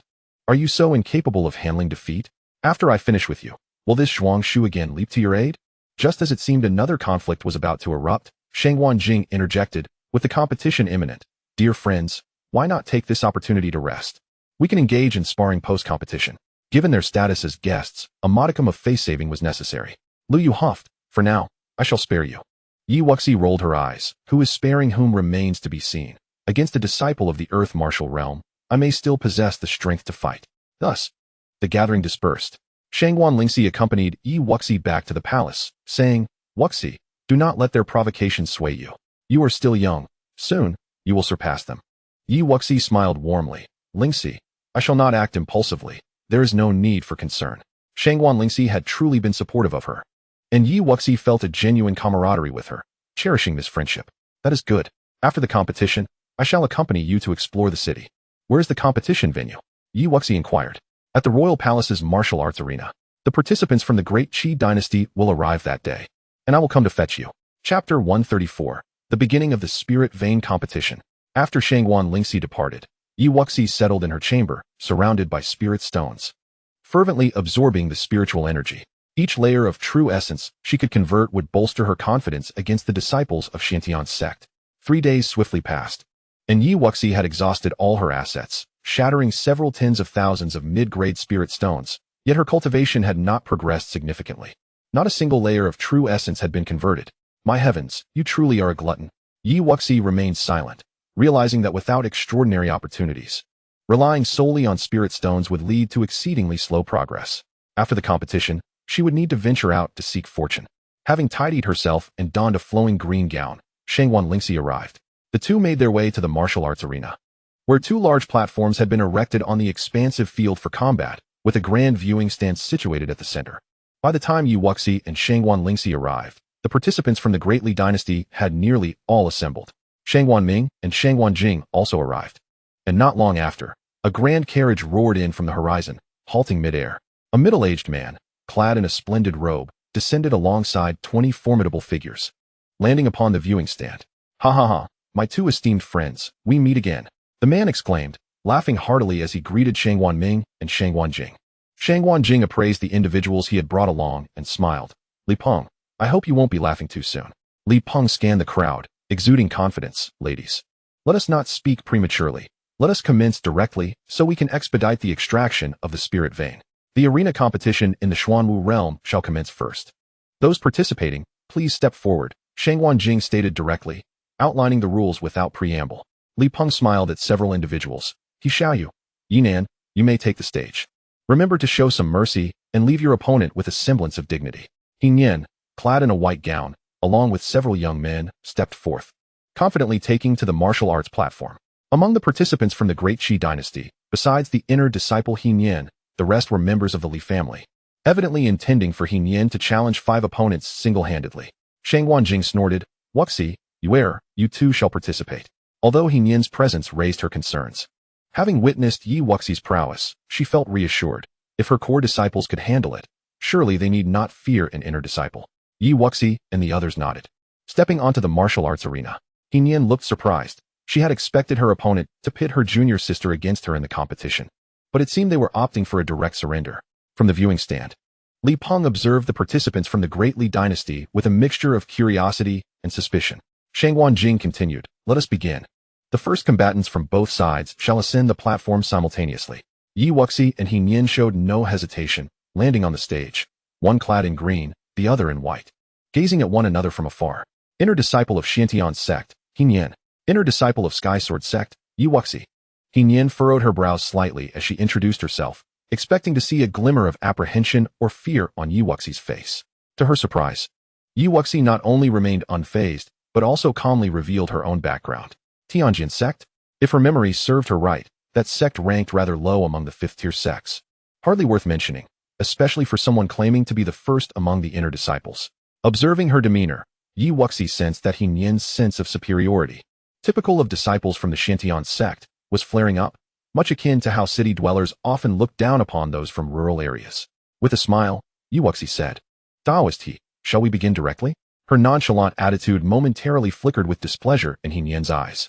The icy energy surged within her, layers of frost materializing around her as a chilling aura enveloped the air, seemingly conjuring frost flowers in the void. Ice Soul Fist. With a powerful step, He Nian launched her attack, her fist encased in frost, hurtling toward Yi Wuxi. Yi Wuxi felt a surge of interest. Indeed, He Nian was significantly stronger than her senior sister Su Lingyi in terms of ice mastery, though her cultivation still fell short. Oblivion Palm.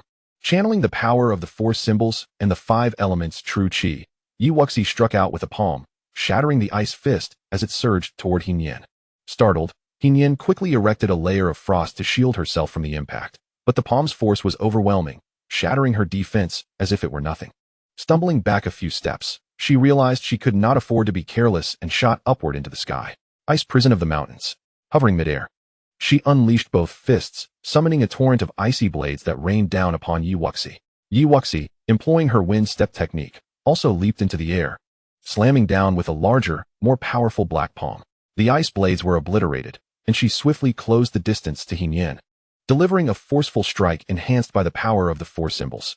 Receiving a direct hit, Yin plummeted from the sky, blood escaping the corner of her mouth. She found it hard to believe that, despite the Tianjin sect's reputation for swordsmanship, she had been defeated without Wuxi even drawing a sword.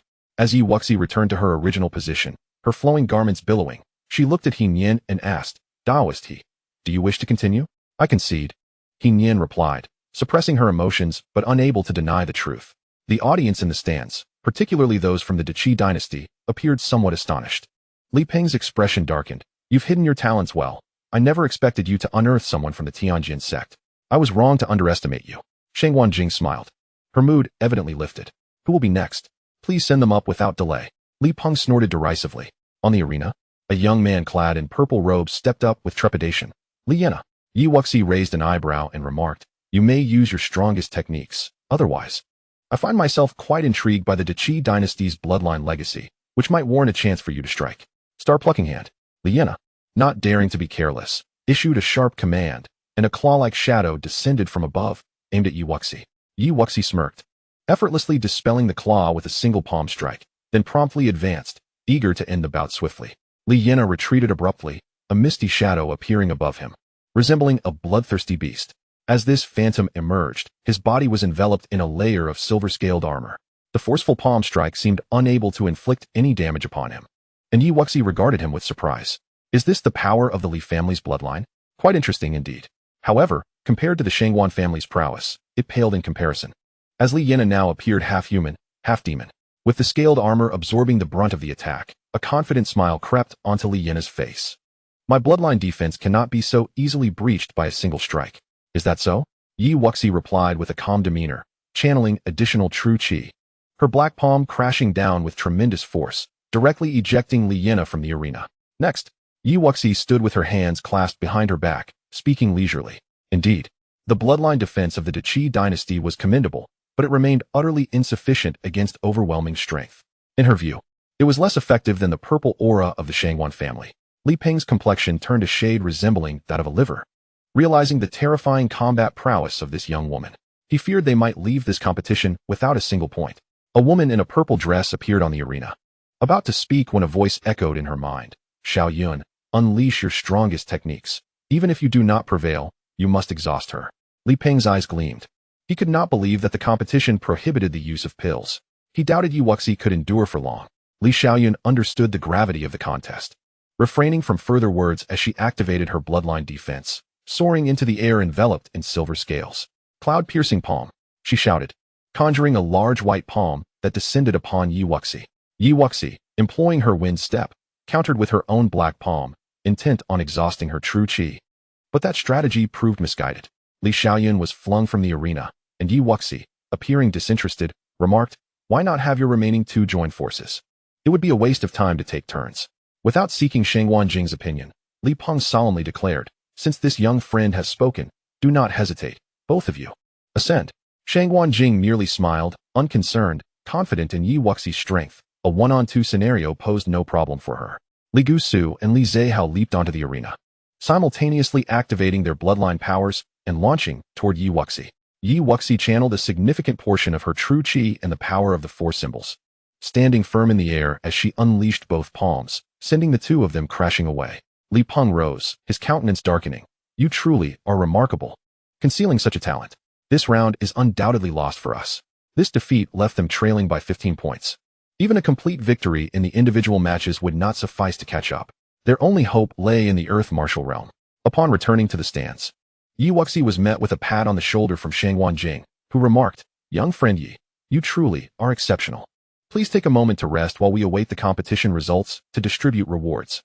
Wuxi nodded, confident that as long as they did not suffer an overwhelming loss in the earth martial realm competition, the reward of spirit stones would be hers. The individual matches in the Xuanwu realm concluded swiftly, with the Qi dynasty emerging victorious. The Dali dynasty only secured 2 points from Zhao Xingyun and Shangwan Lingxi, each winning a match. Returning to Wuxi's side, Shangwan Lingxi's side, Now we await the Earth Martial Realm. Without you, our Xuanwu faction would have faced a dismal defeat. Yi Wuxi also sighed softly, silently praying for the Earth Martial Realm team, hoping that Zhuang Zhuo and the others would not be too incompetent.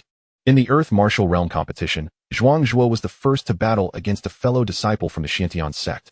Familiar with one another, they engaged in a fierce clash. Shangguan Lingxi whispered, "That one's name is Wei Yuan, ranked slightly higher than Zhuang Zhuo. He is likely to lose this match." Yi Wuxi observed the battle, noting that while both were at the 5th level of the Earth Martial Realm, Wei Yuan's sword intent was superior. "Zhuang Zhuo, you are still too inexperienced to contend with me. Go down." Wei Yuan laughed heartily, effortlessly sending Zhuang Zhuo flying with a single strike. Zhuang Zhuo halted his movement, his expression grim.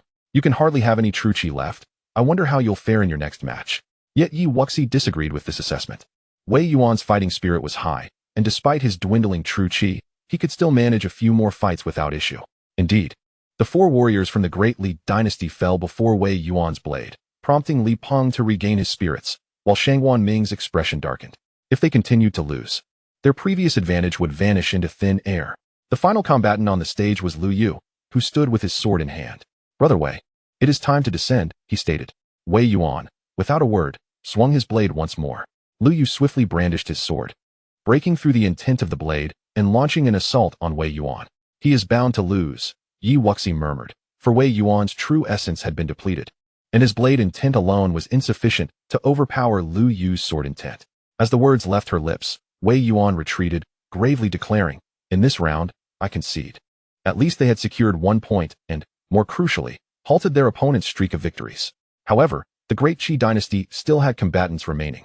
Lu Yu was subsequently sent flying by the second challenger, and ultimately, the opposing team amassed 11 points in the arena. Shangguan Lingxi breathed a sigh of relief. Thank goodness. Now we simply need to win the next individual match, and victory will still be ours. Yi Wuxi wore a serene expression. It should pose no problem. The singles competition in the Earth Martial Realm progressed swiftly. It must be said that the individuals recruited by the Great Qi dynasty were indeed formidable. Aside from Su Sifan, who secured a victory, the rest of their forces were utterly vanquished. Once the contest concluded, both Shangguan Ming and Shangguan Jing wore smiles. "Li Peng, we still lead by 1 point in total. As per our agreement, the high-grade spirit vein belongs to us. Your people must withdraw from the Taiwan mountain range today," Shangguan Jing announced. Li Peng flicked his sleeve, and the warriors from the Great Qi dynasty cast displeased glances at Yi Wuxi. Had it not been for her audacious acquisition of 15 points, their side would never have faced defeat. Now, their hard-earned spirit stones were slipping through their fingers. Yi Wuxi stroked her chin. Could her lack of strength truly be blamed on her? The individuals from the Great Qi dynasty arrived in high spirits, but left in disappointment, while Shangguan Jing and Shangguan Ming were in jubilant moods. Shangguan Jing approached Yi Wuxi and presented her with a storage ring. "Young friend Yi, we owe you much for your assistance. This 6,000 high-grade spirit stone reward is for you." Yi Wuxi accepted it without hesitation.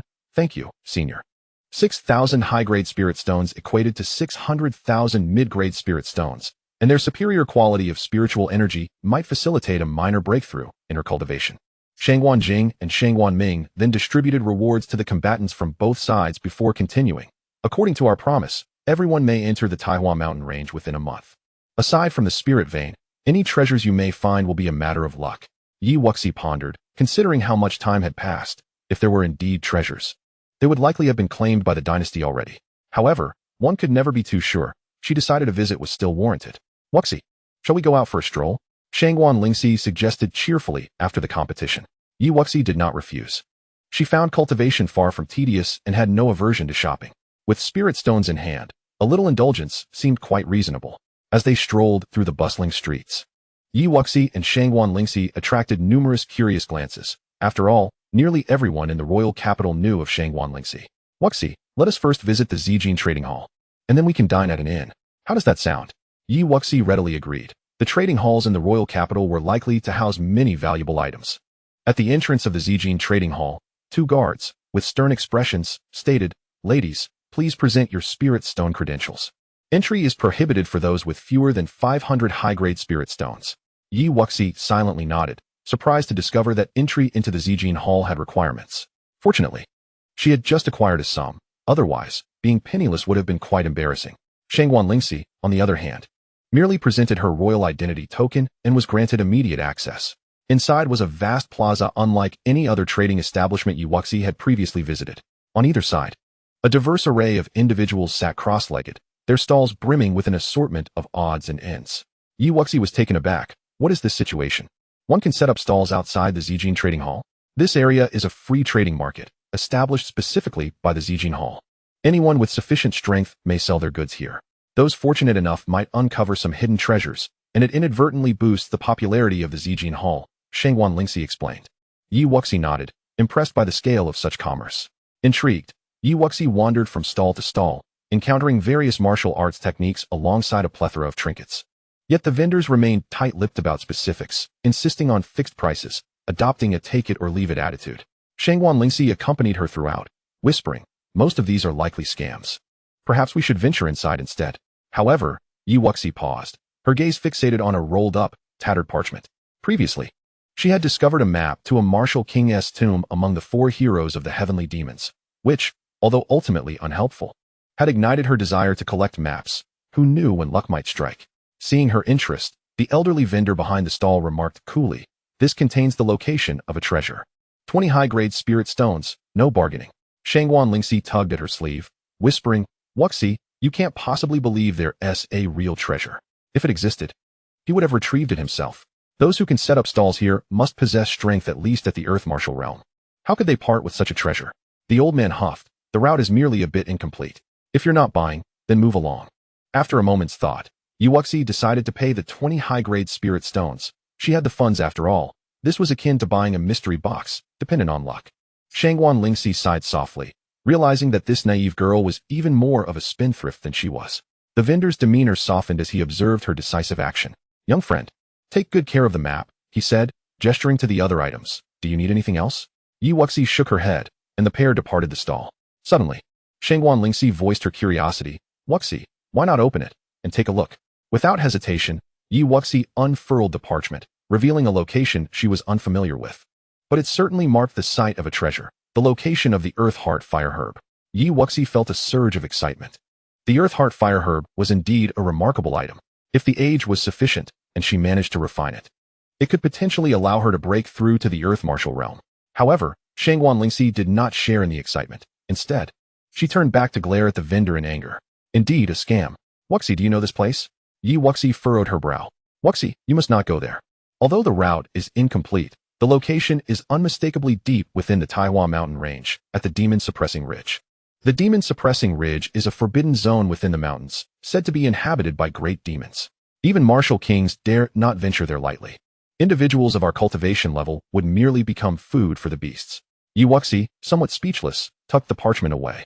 All right, I understand, she conceded, acknowledging that a gambler's mentality was indeed unwise.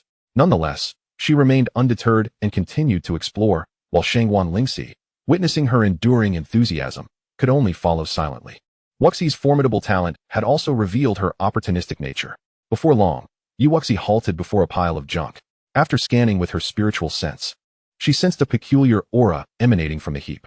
This time, however, to avoid being swindled, she refrained from staring intently.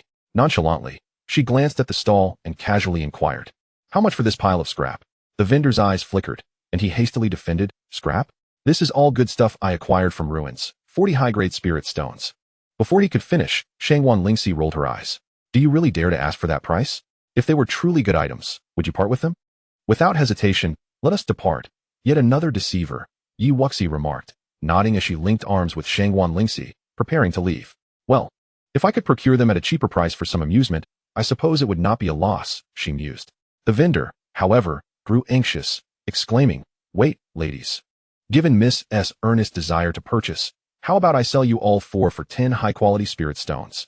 Wuxi reluctantly acquiesced, thinking it wouldn't hurt to acquire them for a bit of fun. She paid the 10 spirit stones and tucked away the 4 iron pieces, a flicker of delight sparkling in her heart. Perhaps this time, she had truly stumbled upon a treasure. Shangwan Lingxi, feeling a sense of duty to prevent Wuxi from being further deceived since she had suggested the outing, quickly urged, Wuxi, I wish to buy a weapon. Would you accompany me inside to take a look? With no interest in continuing her browsing, Wuxi replied, all right, we've seen enough here. Let's go. The purple gold trading hall in the royal capital boasted 3 grand halls, adorned with opulent columns and an array of crystal display counters. Upon entering the clothing section, they found not mere garments, but exquisite defensive skirts that were both aesthetically pleasing and capable of withstanding attacks. Shangguan Lingxi soon set her sights on a golden brocade garment, and, with a grand gesture, paid 200 high-quality spirit stones. Her lavish spending left Yi Wuxi envious. However, she had no particular need for weapons, and with a master alchemist at her side, purchasing pills here would seem rather foolish. After browsing through the second floor without making a purchase, Yi Wuxi appeared uninterested. Shangguan Lingxi, amused, remarked, "Didn't you study formation techniques, Wuxi? You would surely find the upper floor intriguing, as it perfectly aligns with your treasure-hunting instincts." Yi Wuxi felt a flicker of interest, and they ascended to the third floor, where the crowd exceeded that of the previous 2 levels combined. Each crystal counter was adorned with glowing orbs, and Shangguan Lingxi explained. These mysterious orbs contain techniques and martial arts, even secret skills, yet they are concealed by various hidden formations. It's possible they contain nothing at all. Yi Wuxi scrutinized the glowing orbs, each marked with a price in spirit stones, categorized into 3 tiers, low, mid, and high. The pricing varied by tier, with the high-tier area being more expensive but offering a greater likelihood of high-value items. What an intriguing method of sale, Yi Wuxi mused, her interest piqued. Typically, disciples of major sects lacked for martial techniques, and many here were formation masters seeking to break formations rather than for the items within. However, for most martial artists, it was a gamble, hoping to acquire something valuable for a modest sum. Yi Wuxi nodded, inquiring, "Lingxi, have you played here before?" "I've made a few purchases," she replied, "but I relied solely on guesswork. The items inside aren't particularly valuable. Some have bought empty orbs in the high-tier area, while others have unearthed high-tier martial arts in the low tier. Thus, many still come to partake." Yi Wuxi wandered through the low-tier area. Despite obtaining the 3,000 formations legacy from the Wuxi sect, she had yet to delve into the study of formations, finding the arrangement somewhat challenging. However, deciphering formations was worth a try. After surveying the area, she recalled certain hidden formations from her legacy and began to verify them. This is merely a false light formation. There's absolutely nothing inside. Nonsense. This is undoubtedly the Mirror Grove formation. Within lies a mid-tier, earthly-grade item. 2 young men stood before one of the orbs, their faces flushed with fervor. Yi Wuxi, intrigued, glanced over, while Shangguan Lingxi chuckled. The purple gold trading hall is backed by at least 1 formation grandmaster. The formations set here are not easily unraveled. Many young individuals possessed only a superficial understanding of formations. Recognizing a formation was commendable, but the number of those capable of penetrating the formation to discern its contents was exceedingly rare. Yi Wuxi agreed wholeheartedly, stepping closer to the orb for a thorough examination. After a moment, she shook her head, declaring, "This is merely a flower-shifting formation." Utilizing her spiritual force to probe the formation's weak points, she immersed herself within, sensing the energy emanating from a scroll that was only of low-tier quality. Yet, the orb's price stood at 200 high-quality spirit stones. Acquiring this would clearly result in a loss for the buyer. "Ah, so this is where you are." Yi Wuxi had just completed her assessment when a familiar voice echoed from behind. It was Zhong Xiang and Lu Yu. Yi Wuxi frowned, exasperated by their persistent presence. Before she could respond, Lu Yu interjected, "Yi Wuxi, you haven't forgotten our duel, have you? Running here at the first sight of me, are you afraid?" During their contest, they had been unable to match her even at the same cultivation level, yet they now sought to puff themselves up in front of her. Yi Wuxi rolled her eyes, disinterested in the antics of the two. "It seems you've also dabbled in formations. Since we're all here, why not engage in a friendly competition?" Zhuang Zhuo pressed, his voice insistent. "And how shall we compete?" Yi Wuxi inquired. "I have some knowledge of formations as well. Let us each select an item from the same area and see whose is of greater value." "That sounds fair, but let us wager 2,000 high-quality spirit stones." Yi Wuxi smiled, confident that with her 3,000 formation techniques, deciphering these hidden formations was merely a matter of time. Unless Zhuang Zhuo was also a formation grandmaster, his chances of besting her were slim. Zhuang Zhuo's lips curled into a smirk. "I have plenty of spirit stones, but should you lose, you must kneel and bow 3 times in apology." Shangguan Lingxi frowned slightly, commenting, "Zhuang Zhuo, that's rather petty of you. You've only gained those spirit stones thanks to Wuxi. Betting spirit stones is one thing, but demanding bows is quite another." Lu Yu interrupted, "Princess Lingxi, it's best not to meddle in matters that don't concern you. Other factions may respect your status, but we of the Xuantiang sect do not." "Yi Wuxi, just say whether you dare or not," Zhuang Zhuo taunted. Yi Wuxi replied coldly, "The stakes must be equal. If you lose, you too shall kneel and bow 3 times. What is there to fear? How dare you?" Shangguan Lingxi exclaimed, her patience wearing thin. The crowd on the third floor was drawn in by the gamble proposed by the two, intrigued by the unusual wager of bows instead of spirit stones. Zhuang Zhua and Lu Yu exchanged glances. Both had studied formations, and it was unlikely that a mere disciple from the Tianjian sect would possess profound formation knowledge. Very well. The loser shall kneel and bow to the victor, Zhuang Zhua affirmed. Should the three of you truly wish to wager, allow me to serve as your witness. A middle-aged man in a blue brocade robe, bearing a calm smile, emerged from the inner hall's entrance. The hall master himself has come forth. The crowd murmured, sensing that an interesting spectacle was about to unfold. They were uncertain of the identities of the young participants, but given Princess Lingxi's presence, it was clear they hailed from a significant faction. Bowing publicly would be quite the embarrassment. Many recognized the hall master, for it was rare to encounter him. His appearance drew the attention of those in the third hall. Listening to the discussions around her, Wuxi gathered understanding of the newcomer's identity. With Elder Bai as a witness, she felt reassured that the two Xuantiang sect disciples would not renege on their agreement. After all, the Xuantiang sect was the most powerful sect in the Xian domain, and while the purple gold trading hall was remarkable, she was uncertain whether this individual would dare to offend the Xuantiang sect. My young friend, rest assured, what do the two of you from the Xuantiang sect think? The hall master inquired, his tone composed. Confidence radiated from Zhuang Zhua and Lu Yu. Surely they could handle a mere Wuxi. No problem at all. The hall master smiled. Which area do you intend to select from? Our cultivation levels are rather modest. How about we select from the low-tier area? Wuxi spoke first. Having just conducted a rough comparison of the formations in the low-tier area and felt quite confident, Zhuang Shu and Lu Yu had no objections. Wuxi was speaking the truth, as the formations in the low-tier area were generally simpler. Once they reached a consensus, they began to meander in front of the various luminous orbs, observing intently. Among the crowd, an elder who had been studying the high-tier area suddenly cast a keen glance towards the low-tier area, exuding an air of confidence. Master Bai glanced at the trio immersed in observation and then surveyed the individuals on the third tier, stating, "Everyone, observe the formations in silence. Otherwise, do not blame me for being impolite."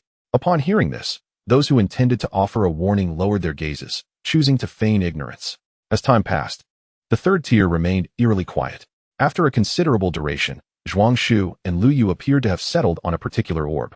Some in the crowd nodded in agreement, whispering that the contents within seemed promising, and it appeared that these two disciples of Xuantianzong were poised for victory. From a distance, Wuxi discreetly examined the orb they were interested in. She had studied it herself and surmised that the item within was likely a high-grade, earthly-level artifact. However, she was not entirely satisfied with merely a high-grade, earthly-level item. She could not squander her spirit stones on something she would not utilize, simply to compete with the two of them. If she was to choose, it ought to be a high-tier martial technique or something of the sort.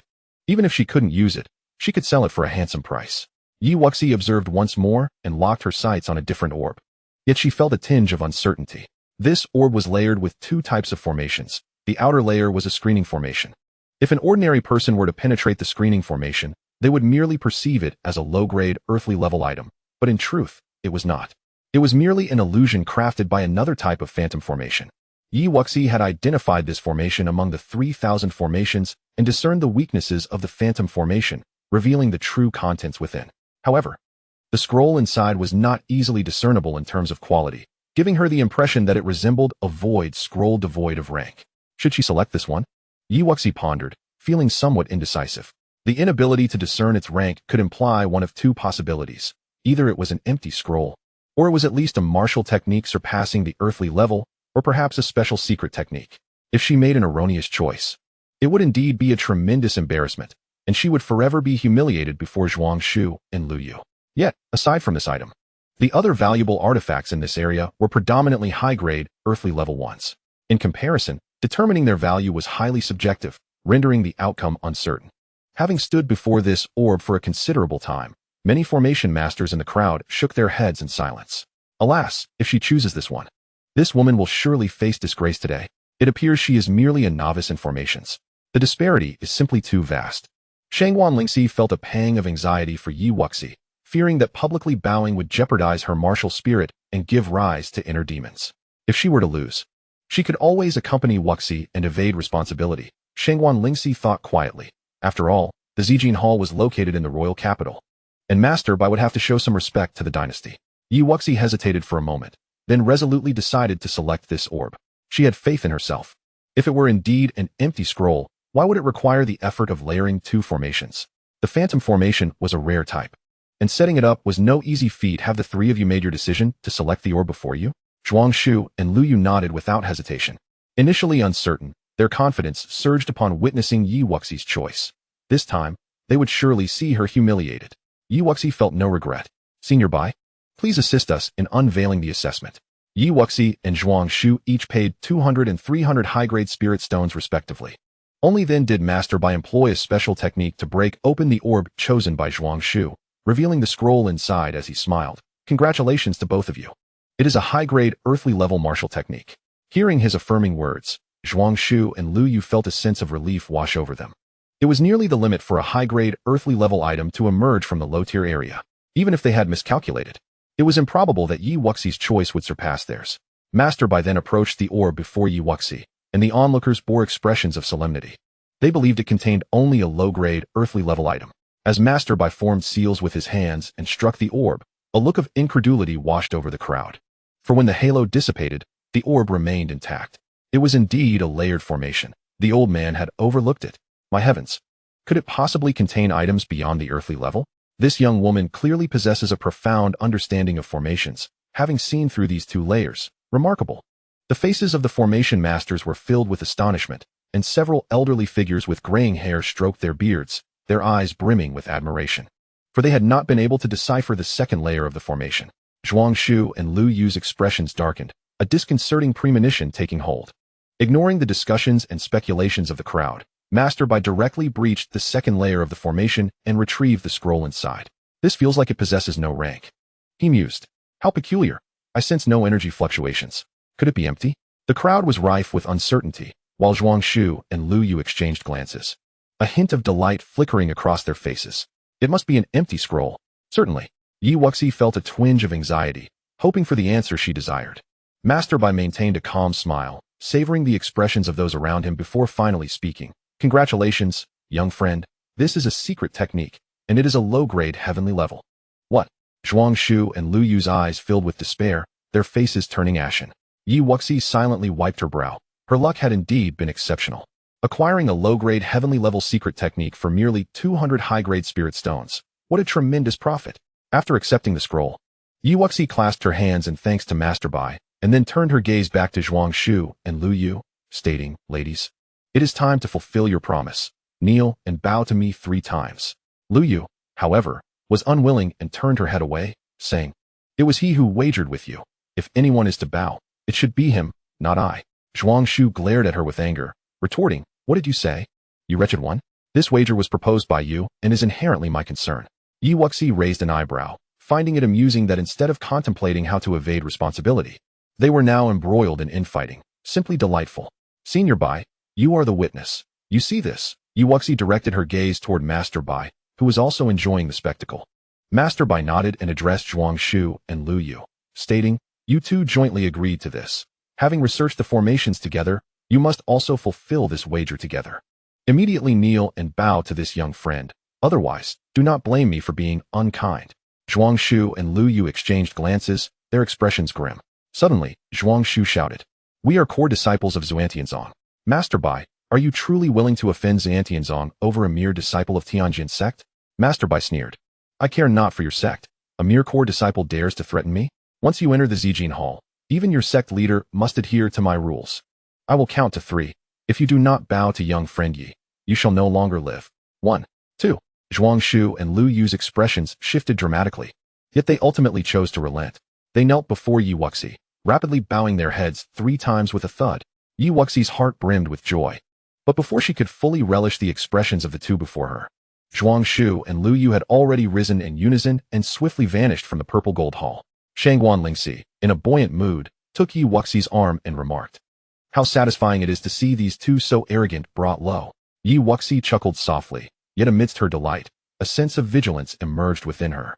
After enduring such humiliation today, the two could very well be lurking somewhere, plotting their revenge. Chapter 139, Pulse-Severing Finger. After expressing her gratitude to Master Bai, Yi Wuxi and Shangguan Lingxi exited the purple gold hall, making their way to the renowned Huaxiang Tower in the royal capital. Once they departed, Master Bai retreated to the inner chamber, where a woman clad in a purple gown, appearing to be in her early 30s, occupied the opulent main seat. My lord, why must I assist that girl? After all, we conduct business in the Xian domain. It would be unwise to offend the Xiantian sect. And that secret technique was essentially given to her. Master Bai respectfully inquired, a hint of confusion in his voice. The woman in purple, delicately cradling a cup of tea, chuckled. A mere sky-high priced inferior secret technique is hardly precious. If she can discern the obscure formation I meticulously laid out, granting her this technique poses no detriment to me. As for how the Xiantian sect dares to trouble us over two inconsequential disciples, Bai Sun, remember, our branch will soon regain its former glory. Even in our current decline, we are not a sect of the Xian domain that can be easily bullied. Bai Sun replied earnestly, I understand, but if my lord has taken a liking to her, why not simply bring her back? Her soul power talent is extraordinary, not to be considered trifling. However, it is still premature to judge whether she is a dragon or a mere snake. You should know that we have never lacked prodigies. The woman in purple interrupted. Bai Sun nodded, I understand. When shall my lord set forth? The woman in purple stretched languidly and replied nonchalantly. I am merely going to meet an old friend before departing. We should not meddle in Xian domain affairs, but should the need arise, we may offer that girl some assistance. Understood. At Huaxiang Tower, Yi Wuxi and Shangwan Lingxi found a window-side table on the second floor, where they sat opposite each other. The table adorned with the establishment's signature spirit wine and beast meat. Wuxi, why don't you accompany me to the royal palace? That way, those two wouldn't dare to trouble you easily. Once they return to their sect, you can go back to yours without delay. Yi Wuxi took a sip of the spirit wine and replied, No need, Lingxi. I will eventually leave the royal capital. If they are intent on causing me trouble, they won't simply let it go. I cannot hide from them indefinitely.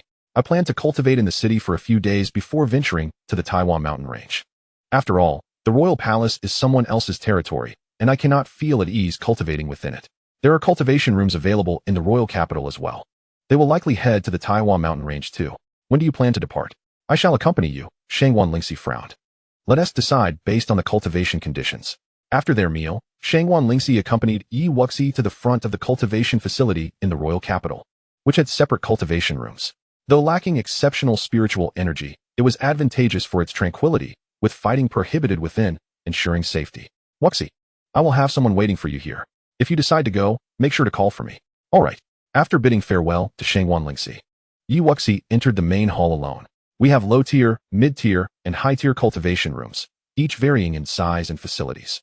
A day's cultivation costs 10, 20, or 30 top-grade spirit stones respectively. Which would you like to choose? The attendant at the counter immediately greeted her with a warm smile upon her arrival. I'll take the mid-tier room. Please prepay for 10 days. Yi Wuxi presented 200 top-grade spirit stones. And the mid-tier cultivation room came with a private courtyard and a specially crafted practice stone for martial arts training, perfectly suited to her needs. Please follow me. Under the attendant's guidance, Yi Wuxi arrived at the number 4 mid-tier cultivation room. The courtyard was meticulously crafted, with a solid ground, and the interior was simple yet spacious, featuring a hall with resting quarters and cultivation rooms flanking either side. Inside the cultivation room, Yi Wuxi sat cross-legged on a mat, placing 5,000 top-grade spirit stones around her, then closed her eyes, commencing her practice of the chaotic 5 elements technique. Not far outside the cultivation facility, 2 figures emerged from around the corner. Zhuang Shu coldly remarked, Did you think that entering the cultivation room would grant you peace of mind? I shall see how long you can endure. If that Shangwan Lingxi follows you, it might pose some trouble. Once he have the time, he added. As time passed, within the cultivation room, the surrounding top-grade spirit stones gradually shattered. The efficacy of top-grade spirit stones for cultivation was indeed far superior to that of mid-grade stones. The 5 true energy whirlpools within her body visibly constricted, and a layer of true energy had slowly transformed into a more solidified essence. 7 days later, as the final spirit stone crumbled to dust, Yi Wuxi awoke from her practice, feeling somewhat helpless. The transformations grew increasingly difficult as time progressed. She would need to find a way to acquire more spirit stones or special spiritual herbs. Those two might be waiting for her, and she hoped that the secret technique would not disappoint her. After contemplating, Yi Wuxi realized that with her current cultivation level, she was fully confident in her ability to eliminate Lu Yu, but Zhuang Shu posed a more significant challenge. She needed to prepare additional means before venturing out. With the scroll in hand, Yi Wuxi immersed herself within it, and in an instant, she was transported to another realm. In this vast world, a solitary blood-red finger descended from the heavens. As it made contact with the desolate ground, the earth quickly withered, causing the entire realm to shrink and ultimately vanish. Awakening from this experience, Yi Wuxi felt a sense of astonishment. Indeed, the secret technique was extraordinary. This was a finger technique known as the pulse-severing finger. The pulse-severing finger harnesses one's own vitality and essence, allowing a single finger strike to halt the opponent's true essence, instantaneously siphoning their vitality and essence. Naturally, its potency entirely depends on the strength of the user's own vitality and essence, embodying the trait of inflicting mutual harm, thus bearing significant side effects. Yet, Wuxi felt a surge of excitement. For her, these side effects were negligible, having undergone the blood baptism of the Star Tower and infused with dragon blood. Her vitality was inherently formidable. As for the essence, with the divine being, the little tree, by her side, she had little to worry about. In truth, the pulse-severing finger bore similarities to the little tree, but in the presence of disciples from major powers, she would never summon the little tree unless truly cornered. For a careless slip could attract the attention of ancient entities seeking treasures. Upon entering the courtyard, Wuxi gently closed her eyes, replaying the image of the pulse-severing finger several times in her mind. Subsequently, she summoned her vitality and essence, pointing her finger toward the large tree in the courtyard. As the blood-red finger struck, the once vibrant tree withered instantly. However, as her vitality and essence were siphoned away, a wave of fatigue washed over Wuxi. This secret technique was indeed not for everyone. If the pulse-severing finger were to be wielded by an ordinary person, they would likely perish before even managing to siphon their opponent's vitality and essence. Perhaps it would yield remarkable results when paired with the soul-devouring needle. After resting for a night in the resting room, Wuxi returned to the cultivation room to practice the return to unity soul technique. If her soul power could strengthen a bit more, she would be capable of instantly deploying the return to Yuan sword array, encompassing 36 sword energies, thereby enhancing her chances against Zhong Xiang. Chapter 140, Taiwan Mountain Range. After 3 more days of cultivation, Wuxi emerged from the courtyard. She found herself with only a few hundred top-grade spirit stones remaining. Not only was that insufficient for further cultivation, but it was also inadequate for a prolonged stay in the cultivation room. Moreover, the time allowed for access to the Taiwan Mountain Range was limited. She could not afford to linger here indefinitely. As she stepped beyond the gates of the Cultivation Institute, a guard adorned in royal attire approached her, presenting a letter. "Miss Yi, this is from my princess," he announced. "Without regret, the special trial of the dynasty has commenced. I am unable to accompany you to the Taiwan Mountains for the time being. Please do not venture there alone. Wait for me, or return immediately to the sect." After stowing the letter away, Wuxi shook her head helplessly and replied to the guard, "Please convey to your princess that I shall return to the sect promptly. So she need not worry. Until we meet again." Yes. Wuxi strolled leisurely down the bustling street, her formidable spiritual power allowing her to sense 2 concealed gazes immediately upon her exit. She had no doubt as to their identities. Contemplating briefly, she swiftly exited the city gates, summoning her griffin and setting off toward the Taiwan Mountains. However, as she rode atop the griffin, a slight frown creased her brow. Another presence had joined the aura trailing her. In the shadows, Zhuang Shu and Lu Yu, who had initially intended to strike, hesitated. Since leaving the city gates, a formidable aura had been following Wuxi, leaving them uncertain whether it was friend or foe. Lu Yu frowned, wondering, could it be someone sent to protect her? After all, she was a close disciple of Huiyun, which made this possibility plausible. She must be heading to the Taiwan Mountains. They should follow and observe. After 3 days of flight, Wuxi finally arrived at the Taiwan Mountains, with the 3 auras tailing her closely. At the entrance to the mountains, guards from the dynasty had already taken position, halting her approach. "I am Wuxi, permitted entry by Senior Shangguan. You are Miss Yi. Of course, you may enter. But do exercise caution near the spiritual vein area, as powerful demon beasts dwell in the depths of the inner mountains. Be vigilant. Thank you for the warning." Wuxi strode boldly into the mountains. The spiritual vein area was not situated at the core of the mountains, but rather at the boundary between the inner and outer regions. While she had no intention of recklessly venturing into the depths where the Heartfire Ji resided, she felt it worthwhile to test her luck in the inner region. Shortly after her entrance, Zhuang Shu and Lu Yu revealed themselves, announcing their identities to gain entry as well. Once the 3 had entered, a figure cloaked in black appeared on the horizon. "Damn it, this place is actually guarded.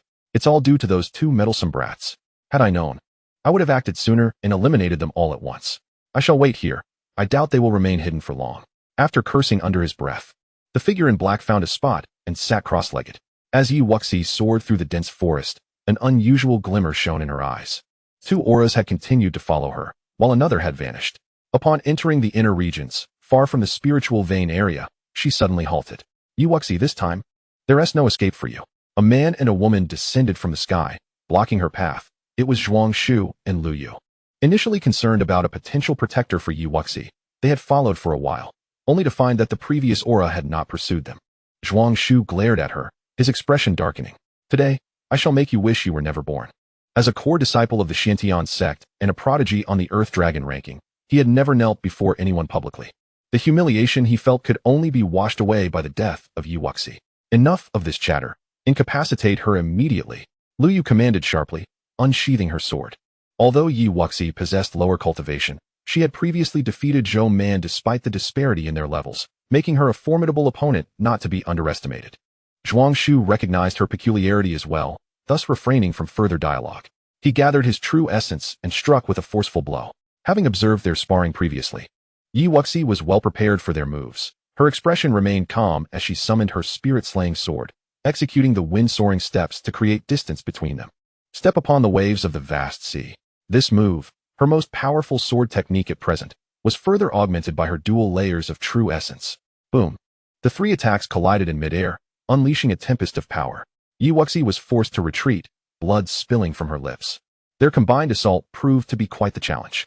Die. A sinister smile spread across Zhuang Xiang and Lu Yu's faces as they charged toward her once more. Wuxi remained composed. She needed to eliminate one of them first. Return to the source sword formation. Go. A soul-colored sword imprint shot forth from her, followed by dozens of additional sword imprints. 36 strands of sword energy, exuding a terrifying aura, surrounded Zhuang Xiang. Just a trivial skill. Do you think you can defeat me with this? Zhuang Xiang scoffed coldly. However, Wuxi ignored him, seizing the opportunity while he was preoccupied. She flickered and approached Lu Yu, delivering a swift strike. Dreams of autumn, heartless guest. Though this technique lacked the strength of her second move, its concentrated attack was perfect for dealing with a single adversary. Deadly sword. Lu Yu gasped, hastily countering with her own strike. Yet this lethal blow, akin to an unending river, swiftly obliterated her desperate defense.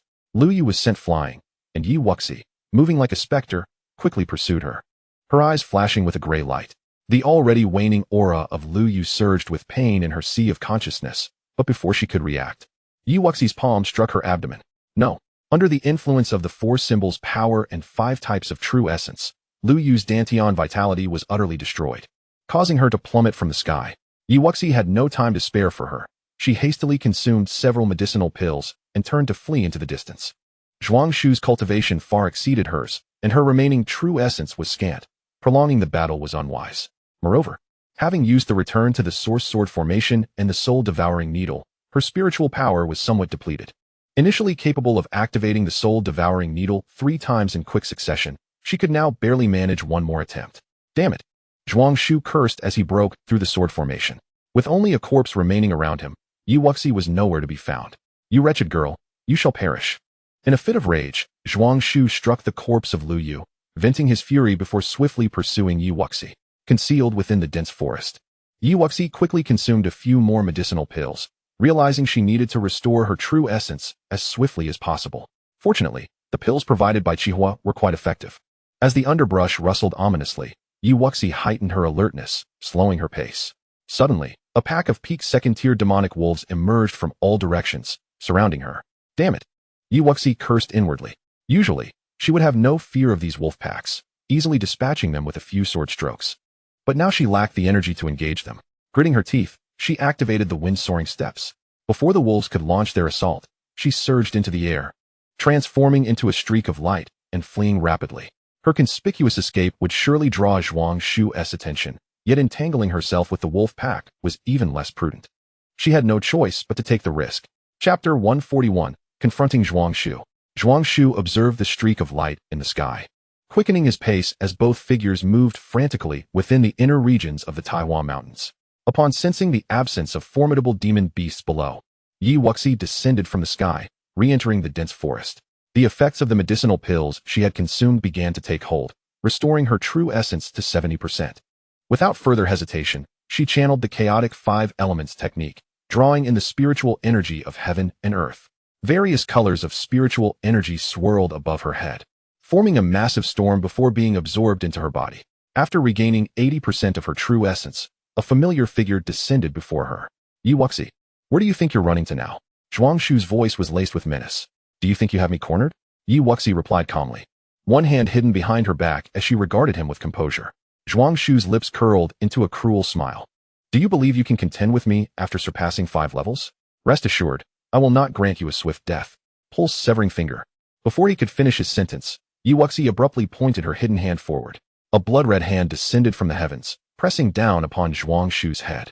In that instant, Zhuang Xiu felt his vital essence rapidly dissipating, his life force being inexorably drawn away. A secret technique. A look of terror filled Zhuang Xu's eyes as he attempted to mobilize his true essence, only to find it slightly stagnated. Wuxi stepped forward, standing suspended in midair.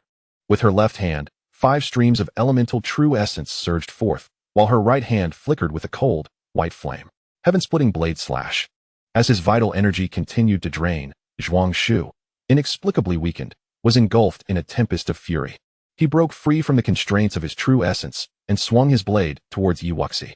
The weighty momentum of the blade, swift as lightning, unleashed a torrent of slashing shadows that distorted the very air around them. Go! Wuxi remained undaunted, conjuring a massive 5-colored fire lotus before hurling it at Zhuang Xiu. The elemental fire lotus, imbued with a terrifying aura of destruction, ignited the air in its path, obliterating the sword's energy and crashing down upon Zhuang Xiu with thunderous force. Zhuang Xiu's hand, which had raised the blade in defense, was reduced to charred remnants. A cry of anguish escaped his lips as a brilliant light suddenly erupted before him, causing the once indomitable 5-colored fire lotus to vanish without a trace. There exists a protective talisman. Wuxi's expression darkened. Unfurling her spirit-slaying sword, a surge of murderous intent shot forth, an endless stream of sword energy advancing towards Zhuang Xiu. Though his life essence and vitality were waning, and one of his arms rendered useless, Zhuang Xiu wore a defiant grin, utterly unafraid. With a flick of his left hand, a command token materialized in his grasp, from which a beam of light pierced the air, effortlessly extinguishing the oncoming sword energy and barreling towards Wuxi. This is bad. Wuxi hesitated for a moment before swiftly retreating, conjuring a protective jade token to shield herself from that formidable assault. Crack! The protective talisman shattered upon activation. The residual force of the attack sending Wuxi flying for dozens of miles. Disappointed not to witness the anticipated scene, Zhuang Xu's countenance darkened. It seems he possesses a talisman of a martial king. His status in the Heavenly Sword sect must be quite significant. He promptly swallowed a medicinal pill and moved in the direction of Wuxi's trajectory. Upon landing, Wuxi coughed up blood, feeling as though her very organs were shattering. Fortunately, her training had fortified her body. Otherwise, the residual force alone might have reduced her to ashes. To think it was the strike of a high-tier martial king. How infuriating. Wuxi hastily swallowed several medicinal pills, realizing that Zhuang Xiu had formidable backing, as even the protective jade talisman bestowed by the elder could not withstand such power. I refuse to believe he can unleash another attack. Wuxi gritted her teeth. This enmity had been forged, and today Zhuang Xiu must perish, otherwise she would be the one facing death in the future. With her sword propped up, Wuxi rose to her feet, her wounds healing rapidly, a testament to the benefits of her formidable physique and the essence of dragon blood she had absorbed. Finding a favorable position, she soared forth, contemplating strategies to confront Zhuang Xiu. If he still possessed protective talismans or offensive command tokens, her plans could very well unravel. As Zhuang Xiu, disheveled and exhausted, arrived, he found only the dried bloodstains on the ground. Anger boiled within him. Damn it! Hidden beneath the dense foliage, Wuxi chuckled bitterly. Realizing she had underestimated the disciples of powerful factions, she had intentionally lured both of them to this mountain range, believing herself well prepared with a 70% chance of eliminating them.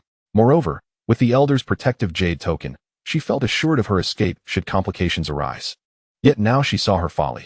If Zhuang Xiu had a martial king as protective talisman, how could a core disciple of the Xiantian sect lack one? Zhuang Xiu would not flaunt such arrogance without some degree of confidence. As time flowed on, the dense forest lay shrouded in darkness, devoid of sunlight. Drawing on her experiences from the journey, Wuxi projected her spiritual awareness ahead, leveraging her formidable perception to avoid dangerous auras, and thus encountered no powerful beasts along her path. Zhuang Xiu, however, was less fortunate. His sole focus on pursuing Wuxi left him oblivious to his surroundings. And as they delved deeper into the inner sanctum, he found himself encircled by a pack of third-tier beasts. Though they were no match for him, by the time he dispatched them, Wuxi's presence had vanished once more.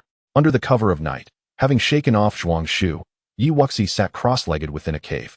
Her injuries had fully healed, and a surge of spiritual energy flowed into the cave, merging with her essence. Once she had reached her peak state of recovery, she kept her eyes tightly shut, guiding the 5 types of true qi to fuse into elemental true essence.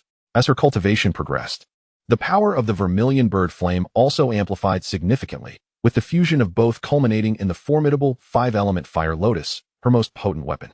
As dawn's first light began to emerge, Wuxi sensed an approaching presence and abruptly opened her eyes, springing forth from the cave without hesitation, stepping into the void. Just as she soared into the air, a terrifying attack slammed into the entrance of her cave. Disheveled and missing an arm, Zhuang Xiang bore no resemblance to the elegant core disciple of the Xiantian sect he once was. Instead, he appeared gaunt, like a lifeless husk drained of vitality. Zhuang Xiang, I shall spare your life. If you do not express gratitude, do not dare to seek your own demise, Wuxi declared, hovering in the air. Casting a cold smile in his direction, Zhuang Xiang's face turned a shade of green from anger. Spare him? Who was truly fleeing? In his decades of life, he had never endured such humiliation. The last to bring him to such a state was Huiyun, who had uttered not a word, effortlessly defeating him with a single palm strike. Though they were of the same realm, he had felt as if he were merely an ant beneath the other's disdainful gaze, an affront that still festered within him. Now, unexpectedly, the seemingly weak junior sister of Huiyun had also reduced him to such a state. His resentment toward this brother-sister duo surged to its peak. If he did not eliminate Wuxi to vent his fury, he would have no face to continue living. Chapter 142. Mistakenly entering the demon-slaying ridge. With only his left hand remaining, Zhuang Xiang abandoned any thought of using his blade, channeling his true essence to launch a fist towards Wuxi. It seems there are no more martial king attacks left. Wuxi murmured to herself, noting his agitated state. If he still possessed a command token, he would have likely used it upon their initial encounter. Feeling reassured, Wuxi maintained her composure as she danced through the void, unleashing a flurry of sword strikes. Without the support of his blade's momentum, Zhuang Xiang found himself overwhelmed by the onslaught of sword might, retreating midair. I underestimated you before, blood demon dissolution technique. Zhuang Xiang bellowed, his eyes suffused with crimson. His already emaciated form grew even more gaunt, his once dark hair taking on a white hue, yet his aura surged higher. Reaching the 7th level of Earth Martial. Even in such a state, he dares to use secret techniques. Wuxi's heart raced. Abandoning the fight, she darted into the distance. Zhuang Xiang's current cultivation level surpassed her own, but secret techniques have their time limits. All she needed to do now was flee, once the technique's effect faded. Zhuang Xiang would likely perish without her intervention or with minimal effort on her part. Still think you can escape? Zhuang Xiang's expression darkened as his true essence surged, his speed multiplying several times as he quickly closed the gap to Wuxi, striking out with his palm. Boom! Fortifying her entire being with true energy. Wuxi staggered midair, spewing forth several mouthfuls of blood. She hastily swallowed a few medicinal pills, mustering her strength, and, aided by the wind walking 9 heavens technique, she soared away. Is your defense truly so formidable? I shall see how many of my strikes you can withstand. Zhuang Xiang pursued her relentlessly, like a shadow, swiftly catching up to Wuxi once more, delivering another palm strike. Feeling a formidable attack approaching, Wuxi's eyes turned icy. With a swift motion, she produced a protective jade talisman, successfully blocking the strike once more. In the next instant, she transformed into a streak of light, darting away. As long as she could endure the duration of that secret technique, she would not meet her demise. Indeed, there was also the protective charm. Zhuang Xiang's voice dripped with malice as he pursued her relentlessly, akin to a cat toying with a mouse. Once again, he caught up to her, channeling all his true essence into a powerful palm strike. Gritting her teeth, Wuxi positioned her final jade talisman in front of her and soared away once more. Very well, I shall see how many charms can safeguard you from death. With another attack thwarted, Zhuang Xiang's eyes glinted with frost, a mere inner sect disciple. And yet the martial king of the Tianjin sect was so fiercely protected. Just as Zhuang Xiang was about to close the distance once more, Wuxi felt a sudden gust at her feet, propelling her into an even swifter pace. Enveloped in a whirlwind that enabled her to shake off the Earth Martial Realm's 7th layer Zhuang Xiang. Fortuitously, with her breakthrough in the realm of wind, Wuxi felt a surge of relief. Over the past few days of evasion, her mastery of the windwalking 9 heavens technique had grown increasingly proficient, culminating in a breakthrough to the 4th level of the wind's essence. Zhuang Xiang's gaze darkened, and gritting his teeth, he unleashed his utmost speed. The two of them like lightning, in a relentless chase. Unbeknownst to them, they had unwittingly ventured deep into the Taihua mountain range, overlooking a massive stone tablet inscribed with 3 words, Demon Subduing Ridge. Gradually, Yi Wuxi found her 5 Dantians of true energy dwindling to a mere trickle, forcing her to land. Seizing the opportunity, she amalgamated her last breath of 5 elements true energy with the Zhuke flame. I refuse to believe your secret technique's duration has not yet expired. Not far behind, Zhuang Zhu descended from the air, his aura indeed waning. Vitality visibly deteriorating at a disheartening pace. His hair had turned white, and now the once youthful visage bore the marks of age. Realizing his time was nearly up, Zhuang Zhu viciously struck out towards Yi Wuxi's retreating figure. In the final throes of desperation, he still dared to boast. Yi Wuxi whirled around fiercely, launching her condensed 5 elements Fire Lotus forward. Bang! The 5 elements Fire Lotus shattered through the palm imprint, crashing into Zhuang Zhu, who collapsed immediately, his eyes filled with unyielding resentment. As she witnessed his demise, Yi Wuxi exhaled a breath of relief. This time, she had indeed underestimated the situation. Approaching Zhuang Zhu's lifeless body, she retrieved the items from his storage ring before settling down to meditate and recuperate. After a while, an icy shiver ran down her spine, and she opened her eyes in disbelief, surveying her surroundings. This place was utterly unlike the Taihua mountain range. Could it be that I have inadvertently wandered into the demon-subduing ridge? As Yi Wuxi grasped the reality of her environment, she sensed several powerful presences drawing near, sending chills down her spine. She quickly gathered her breath and took flight back the way she had come. To her astonishment, there were still humans brave enough to enter. Yi Wuxi's body stiffened as she descended, gazing at 2 beast-headed humanoid demons. With cupped fists, she greeted, "I pay my respects to the esteemed elders. I have unintentionally intruded and shall take my leave." Leave? Do you think the demon-subduing ridge is a place one can simply enter and exit at will? The bull-headed demon replied ominously. "It has been ages since we encountered a human. Let us take you back to our master for further deliberation." The other demon conjured vines that ensnared Yi Wuxi, leading her before a lavish cave dwelling. After being announced, Yi Wuxi was ushered inside, where the air was thick with heat. At the far end of the cave, upon a grand chair, sat a young man clad in plain robes, his eyes glowing with a verdant hue. He dismissed the other demons, fixing his gaze on Yi Wuxi with a smirk. "You possess quite the audacity." Having entered a den of demons, Yi Wuxi felt a heaviness in her heart, forcing a smile. "Elder, I was unintentional in my presence. If I have caused any disturbance, I shall take my leave." Since they had not executed her immediately, she felt it prudent to attempt to negotiate. "Why would you wish to leave? Am I truly that terrifying?" The young man in plain robes rose, his expression inscrutable. "Is there any other option?" Yi Wuxi silently cursed in her heart. She was left with only a token bestowed by her master from Qingzhou, while it could potentially fend off this unknown demon. The multitude of celestial demons outside posed a significant threat. "Not at all, esteemed elder. Your grace is unparalleled, and I hold you in the highest regard." She showered him with flattery, cringing internally, her eyes flickering with disdain. What grace could he possibly possess? Yet, under the eaves, one must lower their head. The young man smiled and nodded. "Is that so? Then you shall remain here to accompany me." Yi Wuxi tentatively inquired, "Are you growing weary of solitude, esteemed elder? Might it not be more enjoyable for me to accompany you outside for a stroll?"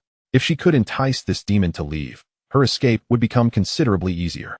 The young man stretched lazily. "I am indeed somewhat bored, but I shall not be going out just yet. For now, you will accompany me in cultivation and conversation." "Why not now?" The verdant flames in the young man's eyes flickered ominously, as if Yi Wuxi had inadvertently touched upon a sensitive topic. "Silence, behave yourself, and I may allow you to linger for a few more days." Chapter 143, Little Wildcat. Yi Wuxi obediently ceased her chatter. Provoking this demon would yield no benefits.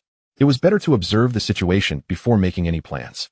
Sensing her compliance, the flames in the young man's eyes subsided. "In these days, you may move freely within 100 miles. You must heed my summons unconditionally." Yi Wuxi was somewhat perplexed. What scheme did this demon have in mind? Nonetheless, she respectfully replied, "Understood, esteemed elder." The young man studied her expression, a smile playing at his lips. "Do you wish to know why I did not simply kill you?" Yi Wuxi lowered her gaze, remaining silent. Suddenly, the young man burst into laughter. "It is because I require a human witness. Fortuitously, your boldness led you here. Once you have borne witness to my grand designs, you shall meet a most gruesome end." Yi Wuxi bit her lip, goosebumps prickling her skin. What peculiar malady afflicted this demon? Why must he engage in riddles with a mere pawn? Witness. All she desired was to witness his demise. The young man laughed to the point of tears before summoning a small demon to take her to reside with his little wildcat. He then cast a disdainful glance at Yi Wuxi, stating coldly, "Additionally, I do not favor dirty girls." Yi Wuxi secretly rolled her eyes, covered in blood and grime. She indeed looked rather disheveled. To her surprise, this demon had a penchant for cleanliness. What on earth was a little wildcat? Did demons keep pets as well? However, the young man clearly no longer wished to converse with her, leaving Wuxi to follow behind the bull-headed demon to a nearby small cave dwelling.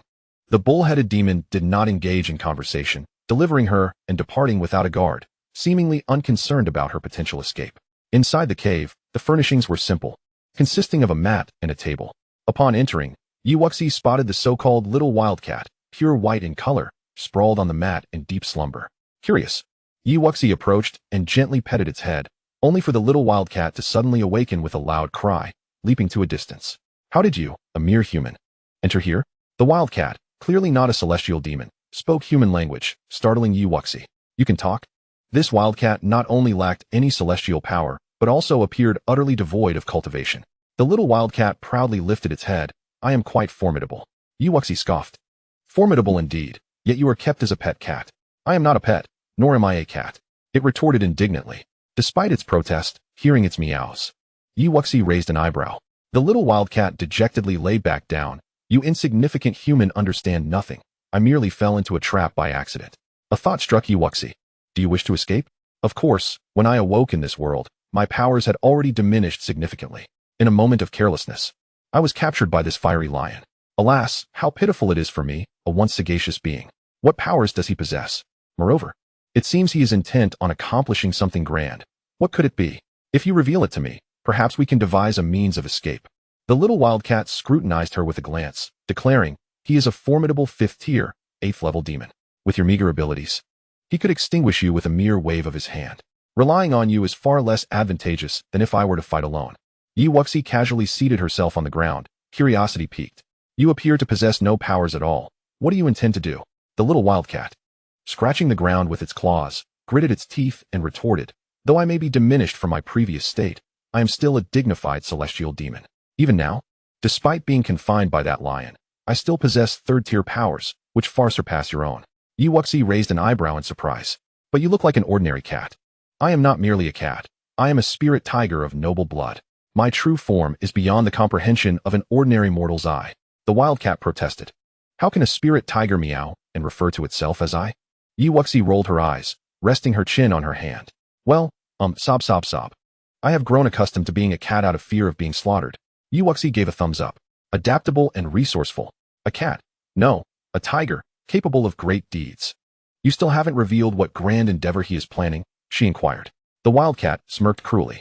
He intends to kill, to slay his master. Are you suggesting that this powerful fiery lion is merely a pet of some great being? Indeed, based on my observations, that fiery lion is kept here, nurturing the earth core fire herb with its own bloodline. However, it seems its master has not visited in quite some time, leading the lion to entertain other thoughts, though it dares not venture out. It appears to be waiting for the herb to mature to 10,000 years before secretly consuming it to break through its powers and then retaliate against its master, subsequently seizing control of the human world. No wonder it wants me, a human, to witness this. Wuxi silently lamented. That green-eyed fiery lion has quite the ambition. Yet, thinking of the 10,000-year earth core fire herb, Wuxi felt a flicker of excitement within her. The parchment had indicated that the herb was indeed here. If she could steal it and refine it, breaking through to the earth martial realm would be absolutely achievable. You don't seriously intend to steal it, do you? The wildcat waved its paw in front of her, shattering her fantasy. Setting aside whether you could even manage to steal it, even if you did, with your current cultivation, you would merely explode from the attempt. Wuxi chuckled sheepishly. How could I? Reality is far too harsh. What harm is there in a little daydreaming? However, if we wait for its master to return, perhaps I might yet find a glimmer of hope. After all, we are both human. What if its master decides to spare me? How much longer until the earth core fire herb ripens? Approximately another month. Wuxi nodded. You should rest. I shall begin my cultivation.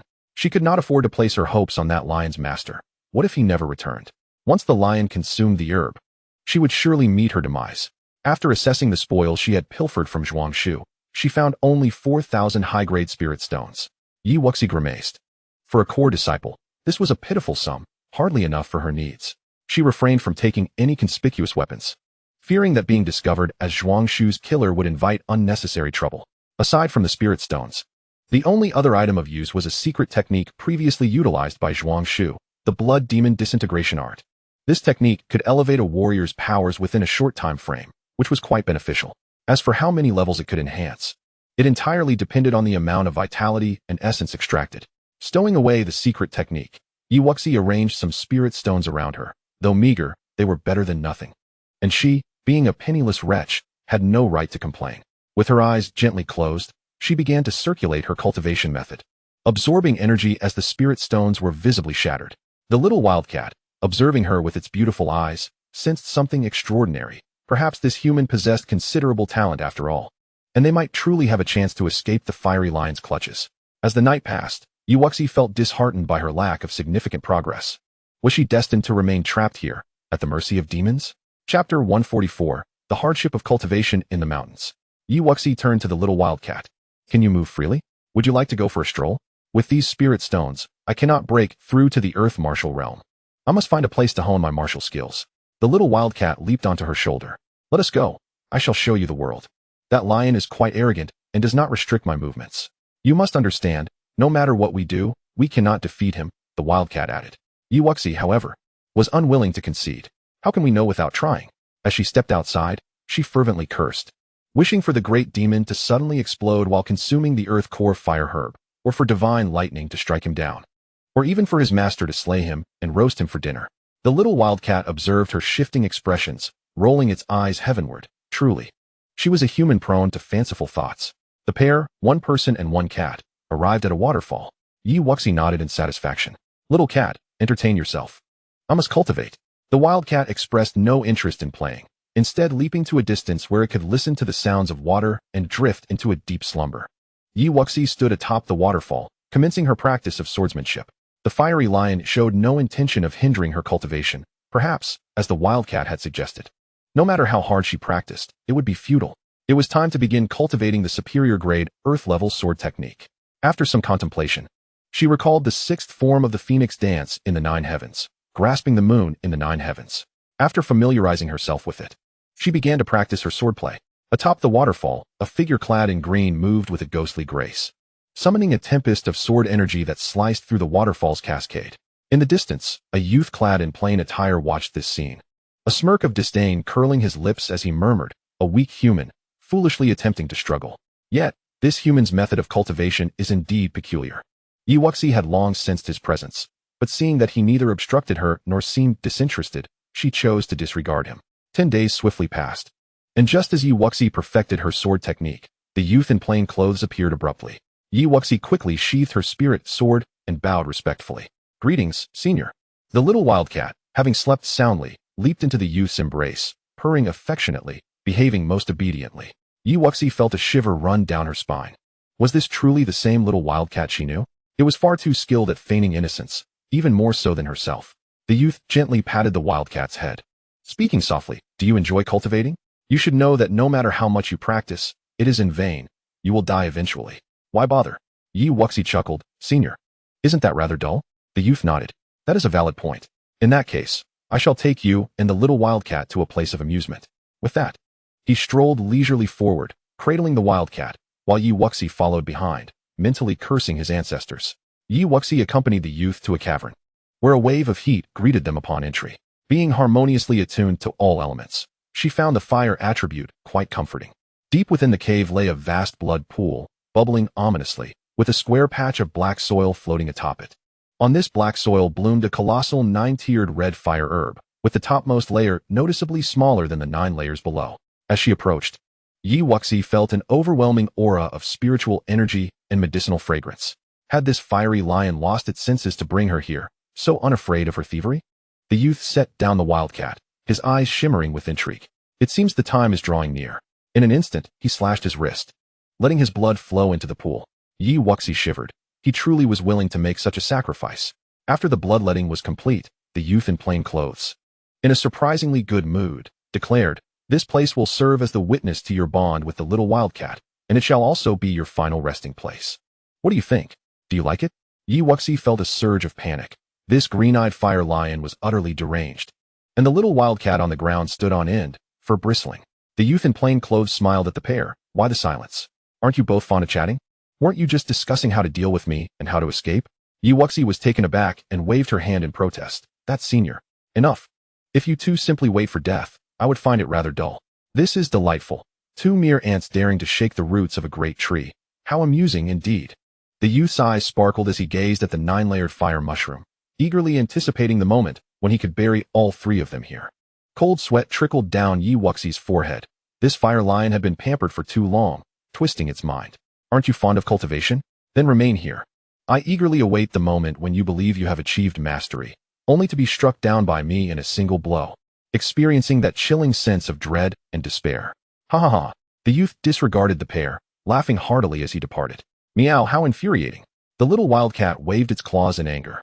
In the past, such a fire lion would not even be worthy of being my food. Yi Wuxi sat helplessly on the ground. You still have the spirit to boast? Suddenly, a twisted expression crossed her face as she headed towards the blood pool. She was determined not to leave that fire mushroom for the lion. Meow? What are you doing? Don't go. But upon hearing her feline words, Yi Wuxi had already approached, only to be blasted aside by a surge of fiery energy. Spitting out a mouthful of blood. Observing her plight, the little wildcat circled her in admiration. Who would have thought, despite your tender age, you are quite the warrior. Yi Wuxi coughed lightly, fully aware that the fire lion's confidence in letting them remain here stemmed from the certainty that they could not escape. However, in a fit of rage, she had acted impulsively. It was purely an accident. She usually wasn't like this. Sitting not far from the blood pool, Yi Wuxi sighed. I might as well cultivate. The spiritual energy here is dense and highly suitable for me. The little wildcat replied weakly. What good is it if a mere slap could end your life? You're playing right into his hands. He can try to kill me easily, but he'll have to wait until the next life. Yi Wuxi retorted fiercely. If she were to perish, she would drag that twisted lion down with her. She still had some treasures on her person. With that, she closed her eyes and began to circulate her cultivation technique. The rich spiritual energy surged violently into her body, and the 5 vortexes of true energy within her gradually transformed into true essence. The little wildcat rolled its eyes in exasperation. Insane, truly insane. Days passed, and at last, Yi Wuxi's true essence reached the 4th layer, yet the youth in plain clothes never made an appearance. Chapter 145, Seizing the Fire Mushroom. Finally, as the spiritual energy within the cave began to dwindle, Yi Wuxi awakened from her meditation. She opened her eyes and gazed thoughtfully at the fire mushroom in the center of the blood pool. The little wildcat, sensing her movement, lazily remarked, You haven't given up yet. Look, its maturity is approaching, Yi Wuxi whispered. Unlike the previous strong aroma of medicinal fragrance and spiritual energy, the 9-layered fire mushroom now seemed to have returned to its essence, its contained energy entirely withdrawn. The little wildcat twirled its beautiful eyes. So what if it matures a bit later? Perhaps we can live a day longer. Yi Wuxi's heart was in turmoil. The fire lion's words had clouded her mind these past few days, causing her to forget about the mysterious little tree she possessed. If ethereal flames could be harvested, then taking this fire mushroom should pose no problem. However, the question remained, how would they exit this place afterward? If it weren't for that group of celestial demons outside, she might have dared to attempt it. Little cat, didn't you say your bloodline is noble? The little wildcat lay on the ground. You don't believe me? I do. So, can you handle those celestial demons outside? Yi Wuxi casually inquired, skeptical about the capabilities of a cat that appeared so utterly ordinary. Shouldn't the focus be on that 5th-tier lion? I have a way to fend off its attacks, but the multitude of beastly demons outside is the crux of the matter. The little wildcat's momentary enthusiasm quickly faded. I wish I could say I can, but I truly cannot. My cultivation has been reduced to only the 3rd tier. 7th level. I could manage against a newly ascended 4th tier, but the others? Yi Wuxi gritted her teeth. Are we to simply await our demise? Still thinking of struggling? Excellent. The green-eyed youth clapped his hands and entered in high spirits. This time, Yi Wuxi could no longer feign innocence. The little wildcat leaped onto her shoulder, and both of them abandoned their previous docility. After all, they were destined to die. Why pretend? They might as well face their end with some defiance. The youth chuckled lightly. Ah, look at the 2 little ants, all riled up. Unfortunately, your anger holds no value. He then approached the blood pool, slashing his wrist to let his blood flow into it. As his blood mingled with the pool, it began to boil, and the top layer of the fire mushroom visibly expanded. The youth's face lit up with excitement as he fixed his gaze on the fire mushroom, eagerly anticipating its maturity. As soon as it ripened, he would consume it and break through to a new realm, ensuring that old thing would never control him again. Yi Wuxi's eyes flickered. He aims to break through? That would depend on whether she consented. By the blood pool, the trio remained intently focused on the fire mushroom. The cave was eerily quiet until the boiling blood pool gradually calmed, and the red 9-layered fire mushroom suddenly burst forth with brilliant radiance. It's ready, it's ready. The youth exclaimed excitedly, manifesting a gigantic hand that lunged toward the fire mushroom. At that moment, an unexpected turn of events unfolded as a massive tree materialized in midair. Two vines, swift as lightning, snatched the fire mushroom before the youth's hand could reach it, instantly retreating into Yi Wuxi's body. Run! Everything transpired in an instant, and Yi Wuxi activated her wind step, darting swiftly toward the exit. Gazing at the empty black earth, the youth fumed, "Despicable humans! I shall tear you limb from limb." He then struck at the spot where Yi Wuxi had stood. However, she had already slipped away, and his attack only struck the hard rock wall. The youth swiftly exited the cave. "Meow, you truly are a warrior. Well done. Today, I shall join you in your madness." Once outside the cave, the little wildcat leaped into the air, transforming into a magnificent pure white tiger with snow-colored wings, exuding an aura of sanctity and inviolability. "Climb on." With no time for astonishment, Yi Wuxi leapt atop its back. The snow-white tiger's speed far exceeded hers, soaring into the sky, slicing through the air with a deafening rush. The green-eyed youth watched in fury, his face turning green, as he took to the air, both palms thrusting toward the pair. Boom! The snow-white tiger darted around chaotically, narrowly evading his strike, yet still sustaining an injury, its great form stained with blood. Meanwhile, in the distance, atop a mountain shrouded in clouds, a young woman in a purple dress and a young man in a brocade robe suddenly appeared. "Did you create such a place merely to cultivate the heart of the earth fire mushroom? How utterly unethical! How could one be so unkind?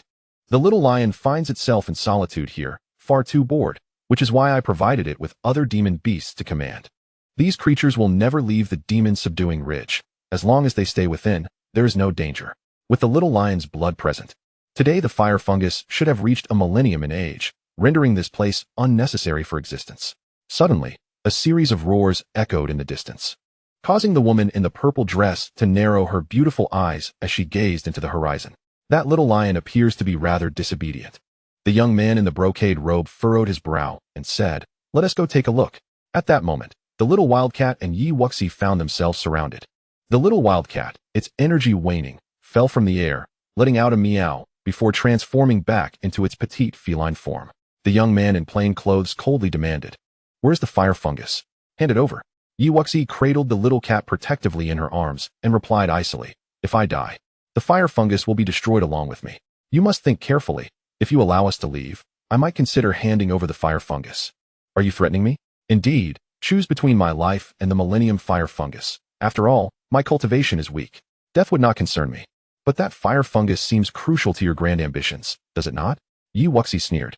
The young man in plain clothes' green eyes flickered with flames.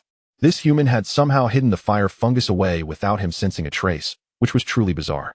Had it not been for this, he would have killed her and claimed it for himself. "Even if I do not willingly reveal it, you could tear me apart and still not find the fire fungus.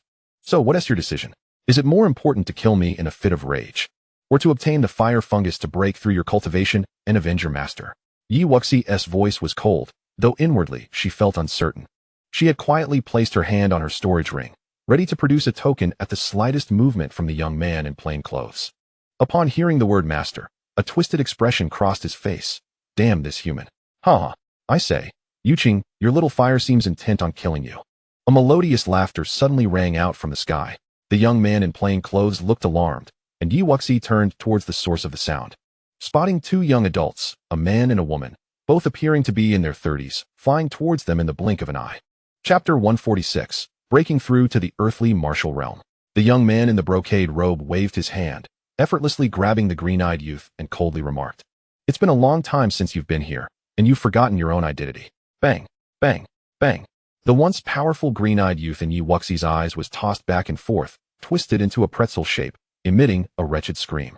The surrounding demon beings trembled at this sight, reverting to their original forms and remaining silent in place, too afraid to make a sound. After sufficient punishment, the green-eyed youth was thrown to the ground, where he transformed back into his true form, a colossal emerald-eyed fire lion. "I have met with both seniors." Seeing this, Yi Wuxi also clasped her hands in respect towards the two. The woman in the purple dress smiled. "You've come here, what a coincidence. Have the seniors met me before?" Yi Wuxi asked, somewhat puzzled. The woman in purple did not elaborate further, while the young man in the brocade robe frowned. "You took the earth core fire fungus? Hand it over." Yi Wuxi did not hesitate, quickly communicating with the small tree and retrieving the 9-layer fire fungus to hand it over. "Senior, I did not intend to seize it. It was merely a desperate act. However, Both the woman in purple and the young man in brocade displayed unusual expressions, strange, very strange. Yi Wuxi concealed her thoughts, contemplating her explanation. It was indeed peculiar how she retrieved the fire fungus from within her body, but before these two, failing to present it might spell her doom. The woman in purple suddenly broke the silence, laughing. I say, Yuqing, you can't possibly use all 9 layers of that fire fungus. Why not give this girl a portion? The young man in brocade snorted coldly but swiftly divided off the top layer of the fungus, handing it to Yi Wuxi while saying, take it and hurry away. Yi Wuxi's expression brightened, and she cast a grateful glance at the woman. She hadn't expected these two seniors not only to refrain from pursuing her, but also generously share a portion with her. Thank you, senior. I do not know your names, but I vow to repay this kindness in the future. The woman in purple smiled. If fate allows, we shall meet again. Child, focus on your cultivation. Yi Wuxi nodded. She was still too weak to deserve knowing the names of such powerful beings. I take my leave. After bowing respectfully, she held the little cat close and swiftly flew back the way she came. Once she had departed, Yuqing remarked nonchalantly, doing good deeds without seeking recognition is not your style. You exerted so much effort for this fire fungus, yet still willingly divided a piece for her. That does not align with your character. You heard me. How could I refuse such a request from you? Oh, I never knew I had such influence over you. Now you do. After exiting the demon-subduing ridge, Yi Wuxi sought out a secluded cave. She gently stroked the little cat in her arms and asked, are you all right? Do human elixirs work for you? Of course they do. The little cat responded with a weak voice. Yi Wuxi hastily fed her several high-grade elixirs.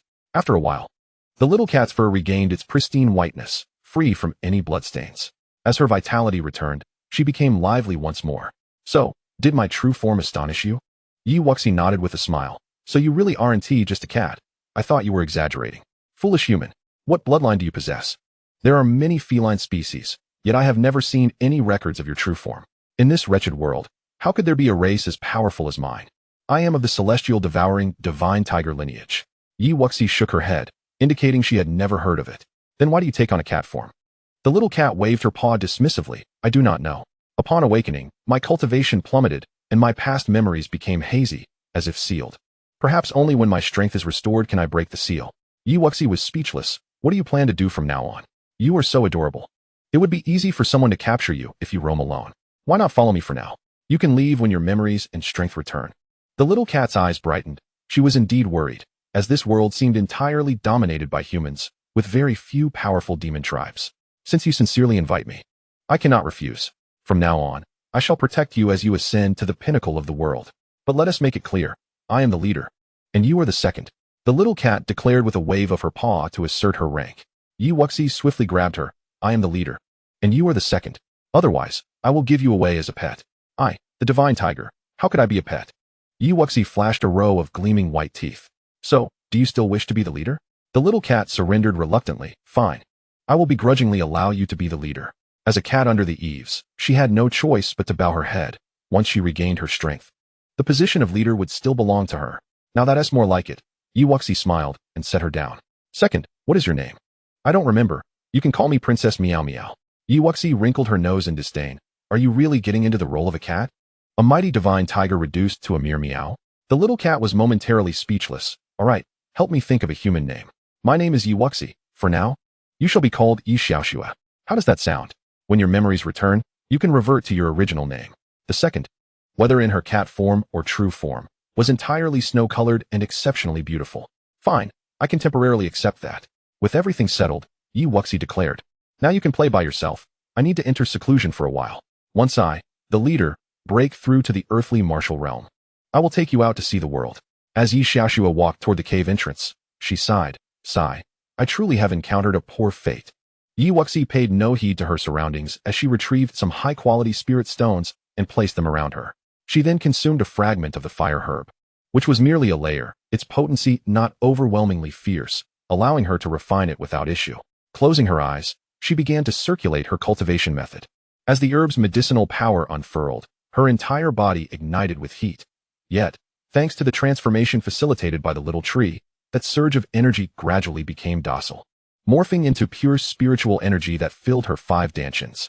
Time slipped away like grains of sand, with Yi Xiaoxua reclining at the cave's entrance, occasionally casting a glance at Yi Wuxi, but predominantly lost in slumber. The 5 chi vortices within Yi Wuxi grew increasingly compact and solid until the energy of the fire herb was depleted, leaving her true essence just shy of complete transformation. Fortunately, her foresight had led her to prepare the spirit stones in advance. As the stones around her began to disintegrate, a tempest of spiritual energy coalesced around her. Seizing the opportunity, Yi Wuxi compressed the last vestiges of her true qi, converting it entirely into true essence, and with a surge, she broke through the threshold into the earth martial realm. Her eyes flew open, vibrant with 5-colored true essence swirling about her. She casually struck the adjacent stone wall with her palm, and in the next instant, debris cascaded down. Meow, you nearly scared the fur off this cat. Yi Xiaoxua jolted awake from her dreams, initially thinking an enemy had arrived, only to discover it was merely a breakthrough. Yi Wuxi, however, was preoccupied, gazing at her palm with delight. Is this the earth martial realm? The power of true essence is indeed formidable. Chapter 147, Playing the Fool to Catch the Tiger. What a useless leader. Yi Xiaoxua wobbled over. Though my memory is hazy, you bear a striking resemblance to the legendary 5 elements Dao body. Yi Wuxi raised an eyebrow. Your insight is commendable. It seems this cat has truly seen much. Tilting her head back, Yi Xiaoxua remarked, such a trashy physique is rare to encounter in a millennium. My luck is simply extraordinary. Before Yi Wuxi could express her irritation, Yi Xiaoxua quickly added, but with that divine tree by your side, perhaps this trashy physique can indeed be elevated to greatness. We have both endured life and death together as sisters in adversity.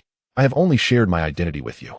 There must be trust between us moving forward. I will never betray you, Yi Xiaoxua asserted with an air of seriousness. Very well. Let this be a secret solely between the two of us, Yi Wuxi said, affectionately ruffling her head. Yi Xiaoxua transformed back into her original form, intending to lead her out, a gesture of loyalty that Yi Wuxi cherished. You should rest. As for me, I need to remain in seclusion for another 2 days. Yi Xiaoxua sighed and departed. The effort required to break through to the earth martial realm was indeed exasperating. With such a burden, when would she return to her peak? Yi Wuxi gently closed her eyes, her sea of consciousness now imbued with the 3rd chapter of the chaotic 5 elements technique. Aside from the foundational methods, it bore similarities to the previous chapter, allowing her to refine the formidable elemental essence that typically belonged only to the celestial martial realm. The lower tier of earth martial could store at most 2 strands of 5 elements essence. The mid-tier could hold 4, while the high tier could contain 5. Casting aside distractions, Yi Wuxi commenced the cultivation of the 3rd chapter to solidify her realm. 3 days passed in a blur, and upon mastering the 3rd chapter, she began to condense the 5 elements essence. The refinement of elemental essence proved significantly more challenging than that of true essence. She spent a full 2 days successfully refining her first strand. However, considering it was her lifeline, she deemed the time well spent. After a night's rest, Yi Wuxi embarked on the refinement of her second strand of 5 elements essence, which similarly consumed 2 days. Once both strands were complete, she finally rose. It was time to venture forth. Little one, wake up. Yi Xiaoxua blinked her sleepy eyes and leaped onto Yi Wuxi's shoulder. Observing her lethargy, Yi Wuxi remarked, aren't you going to cultivate? At this rate, when will you recover? Yi Xiaoxua grinned. My breakthrough is straightforward. I only need to continuously devour the essence of humans or beasts, or some unique energy. From now on, you handle the killing, and I'll do the devouring. How does that sound? Yi Wuxi gazed skyward, speechless. Great. This physique was akin to that of the little tree, and now she had another ancestor to nurture.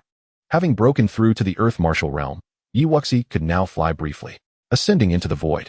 She did so without the aid of the wind intent or the wind step, effortlessly hovering in midair.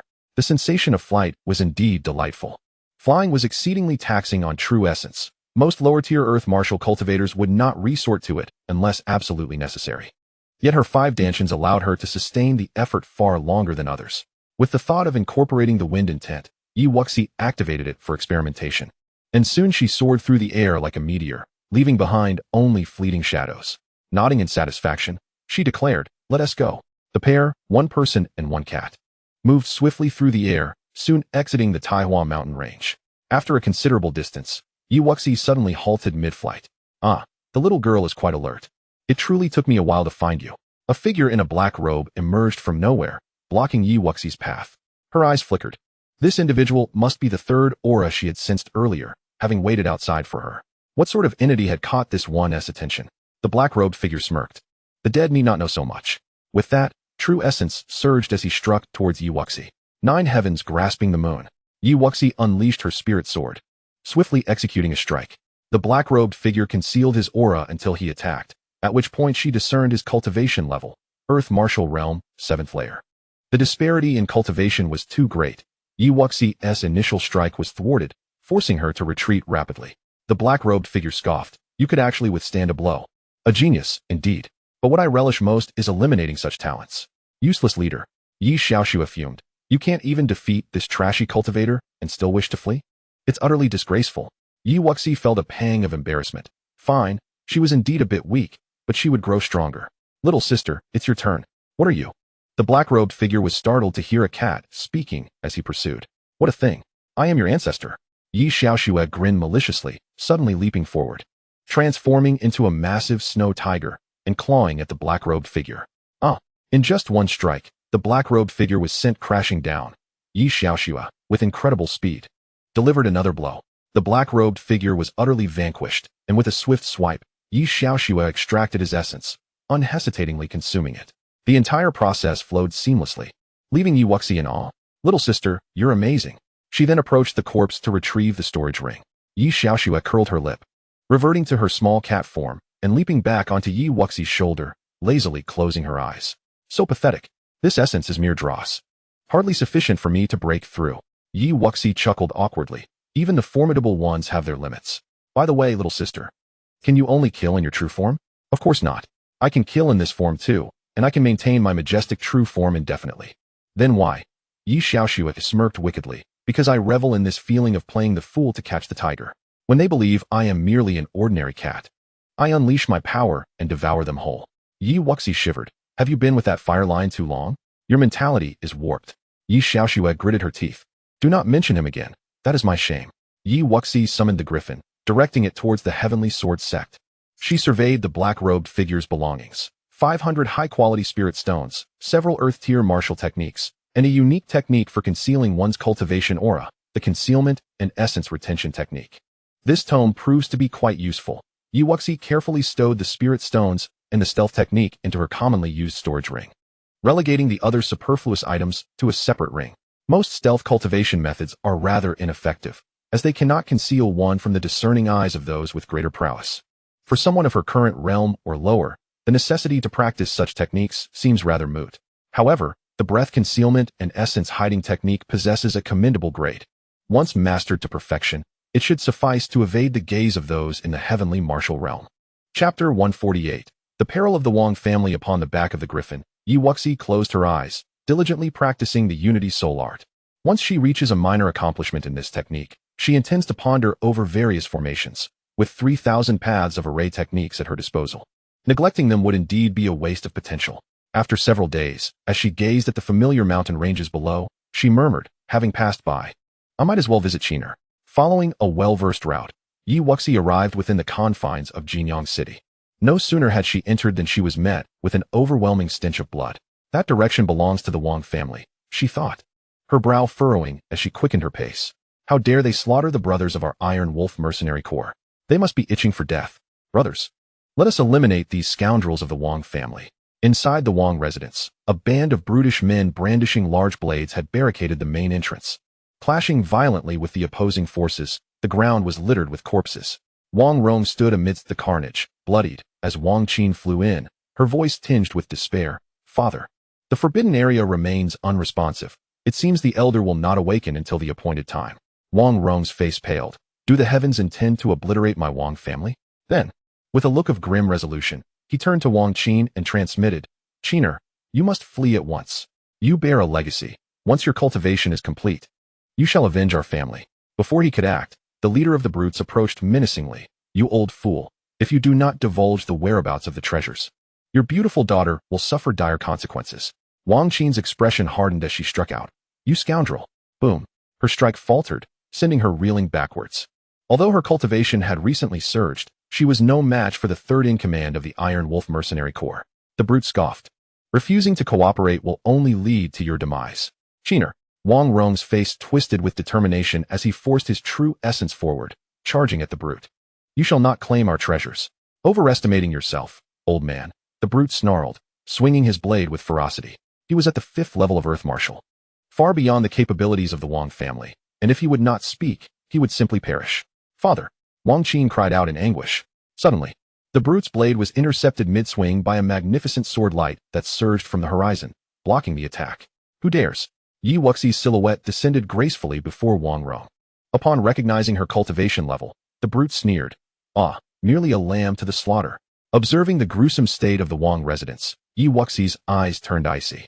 Without the Wang family, her chances of obtaining precious dragon blood from the Star Tower would be diminished. Encountering them today, she could not remain indifferent. "Mind your own business. And prepare to die," the brute roared, launching the first attack with a downward strike toward Yi Wuxi. Dreaming of a carefree existence amidst the chaos, Yi Wuxi retorted coldly, her five-colored true essence swirling as she unleashed a sword strike without reservation.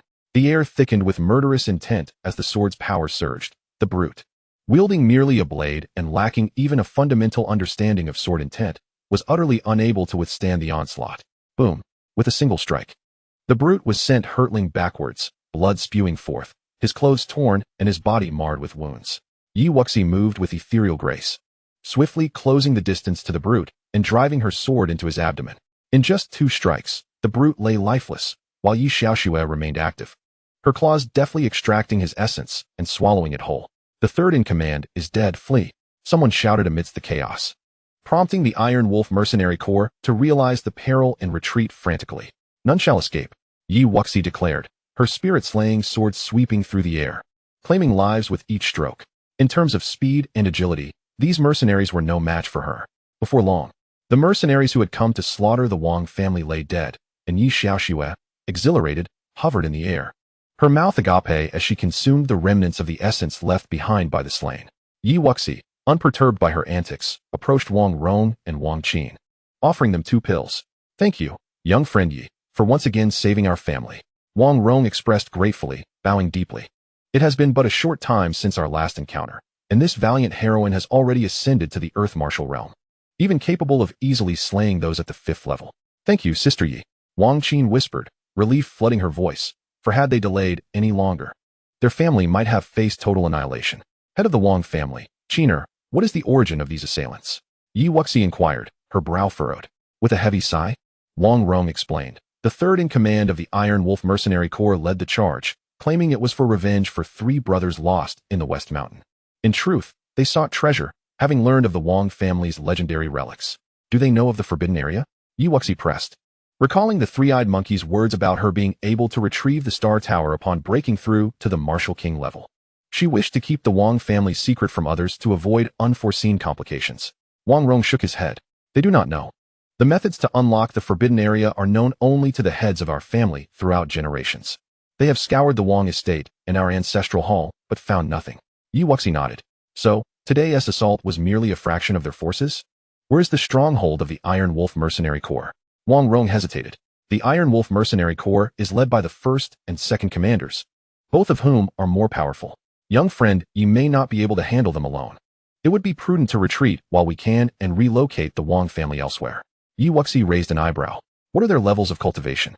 "It is said that the 1st commander has already broken through to the 7th level of Earth Martial, while the 2nd commander is at the 6th level. Such prowess could easily qualify them as city lords. Why then establish merely a mercenary group?" Yi Wuxi found it peculiar. While she perceived the 3rd commander's cultivation to be chaotic, even inferior to the 3rd level of Earth Martial from significant factions, it was still formidable in a place like Jinyang City. Wang Rong quickly added, "Previously, their mercenary group did not possess such strength, comparable only to a few families in Jinyang City, slightly stronger than us. Recently, for reasons unknown, they have suddenly risen in power, otherwise, they would not dare to enter the city so brazenly to slaughter." "Interesting. Where's their base?" Yi Wuxi mused, stroking her chin. It seemed the Iron Wolf Mercenary Corps had encountered some fortuitous event. She was all the more eager to investigate. "Do not worry, head of the Wang family. I shall assist you in resolving the Iron Wolf Mercenary Corps, and there will be no need for your family to relocate," Yi Wuxi said with a gentle smile. For the sake of the enigmatic Star Tower, she must ensure the safety of the Wang family. Seeing her unwavering confidence, Wang Rong ceased to hesitate and presented her with a map. After a cursory glance, Yi Wuxi accepted it, and, bidding farewell to the Wang family, set off toward the Iron Wolf Mercenary Corps stronghold, the Sky Wolf Stronghold, accompanied by Yi Xiaoxue. Chapter 149. The bloodbath at Sky Wolf Stronghold. In the main hall atop Sky Wolf Stronghold, a delicate youth reclined languidly upon a soft couch, while a gaunt, one-eyed middle-aged man dutifully massaged his back. In the center of the hall, dozens of bound maidens knelt, their fates hanging in the balance. "Young master, are you satisfied with this batch?" A burly man with stubble inquired respectfully. The delicate youth lazily opened his eyes. "These wares are rather mediocre. What news of the Wang family? The third brother has already led the way. He shall surely return shortly." "Excellent. You have performed commendably of late. Once this young master's cultivation ascends to a higher level, your rewards shall be plentiful." "Thank you, young master." The effeminate youth waved his hand, dismissing them. "You may all withdraw. Continue to gather more. If the quality is lacking, we shall rely on quantity." "Yes." The one-eyed middle-aged man and the stubbled giant, accompanied by their entourage, retreated, gently closing the hall doors. Only a dozen terrified maidens remained, their eyes filled with dread. The effeminate youth smirked, casually seizing two maidens, proclaiming, "To serve this young master is indeed your fortune." At the foot of the Heavenly Wolf stronghold, a girl in a blue dress, with a small cat perched on her shoulder, strolled leisurely. Though her pace seemed slow, she reached the stronghold's entrance in the blink of an eye. Upon recognizing her, the four guards transformed their expressions from shock to delight. Wang Dason exclaimed, "A beauty of such caliber has come to us. Quick, report to the master." However, before they could act, Wuxi's spirit-slaying sword flashed with a chilling gleam, and three of the guards fell dead in an instant. Wuxi pressed the blade against the neck of the remaining guard, coldly inquiring, "What did you mean by that? Who is this master?" With a single stroke, three of his companions lay lifeless, causing Wang Dacian to tremble uncontrollably. "Please spare me, my lord." Wuxi pressed the sword deeper, demanding, "What schemes is your Iron Wolf mercenary corps currently engaged in?" Wang Dacian, feeling the cold steel at his throat, hastily replied, "I'm merely a gatekeeper. I know only that a significant figure has recently arrived at the stronghold.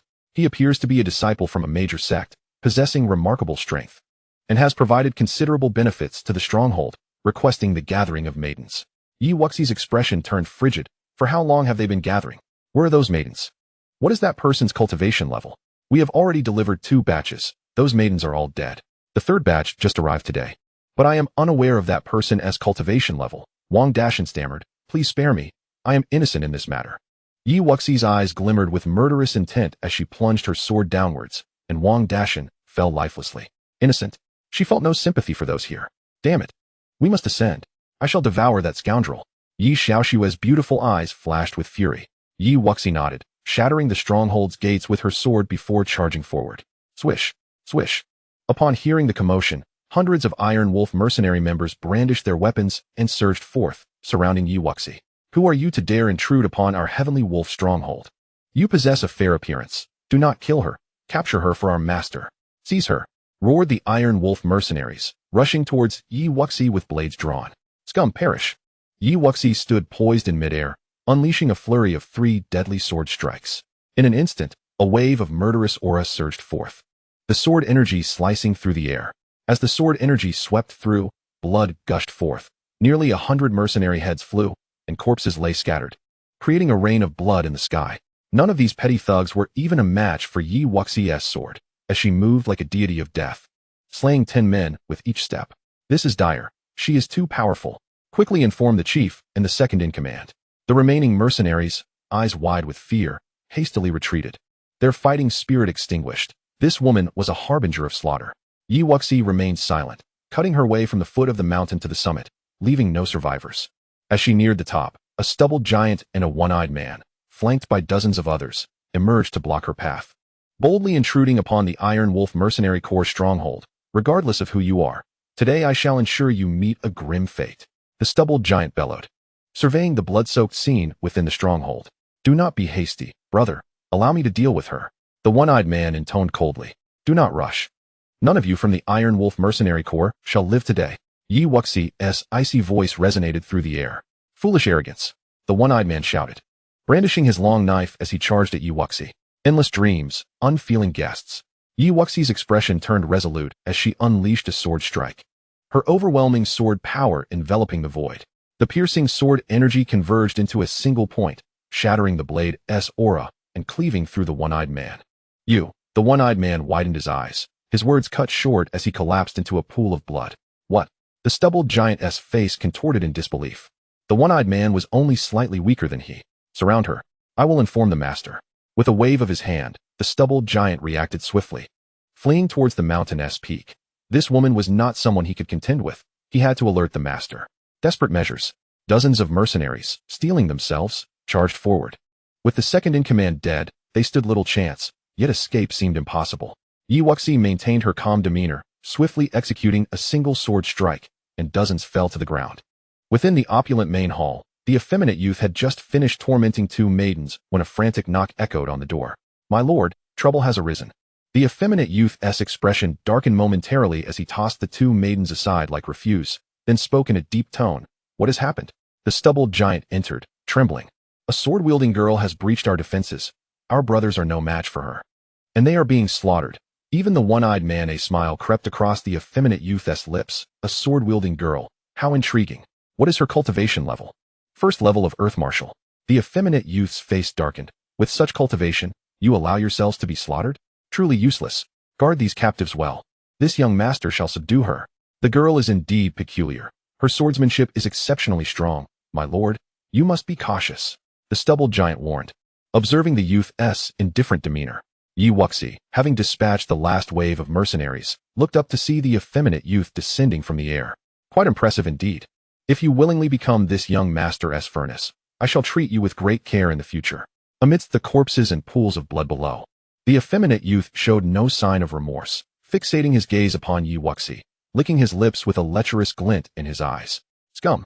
Wuxi felt a wave of nausea, channeling all her strength into her 5 Dantians as she swung her sword forward. Though she could not discern this man's cultivation, the aura he emitted felt oddly familiar. "Wild at heart, are we? I find that quite appealing." The effeminate youth smirked wickedly, his true essence swirling as he conjured a colossal hand to grasp at her. Chapter 150, Annihilation of Zhong Xiang. Beneath the giant hand, the overwhelming sword energy dissipated entirely. Wuxi's gaze darkened. Was he at the pinnacle of the 7th level of Earth Martial? The aura of his attack reminded her of a familiar sect. "Are you from the Huan sect?" The effeminate man stood with his hands clasped behind his back, a smile playing at his lips. "Ah, quite perceptive. It appears you are an old friend of the Heavenly Sword sect. This is even better. You are quite remarkable. You possess the qualifications to cultivate duelly with me. Zhong Xiang, you can revel in pleasure while enhancing your strength. Does that not surpass your existence in the Heavenly Sword sect?" Wuxi, disgusted, took several steps back and suddenly commanded, Air, devour him." Zhong Xiang was taken aback, scanning his surroundings, but found no one. Suddenly, a white kitten appeared before him. The white cat opened its tiny mouth, unleashing a peculiar suction that enveloped him, causing his true essence to waver uncontrollably. Zhong Xiang's expression darkened as he swiftly struck out.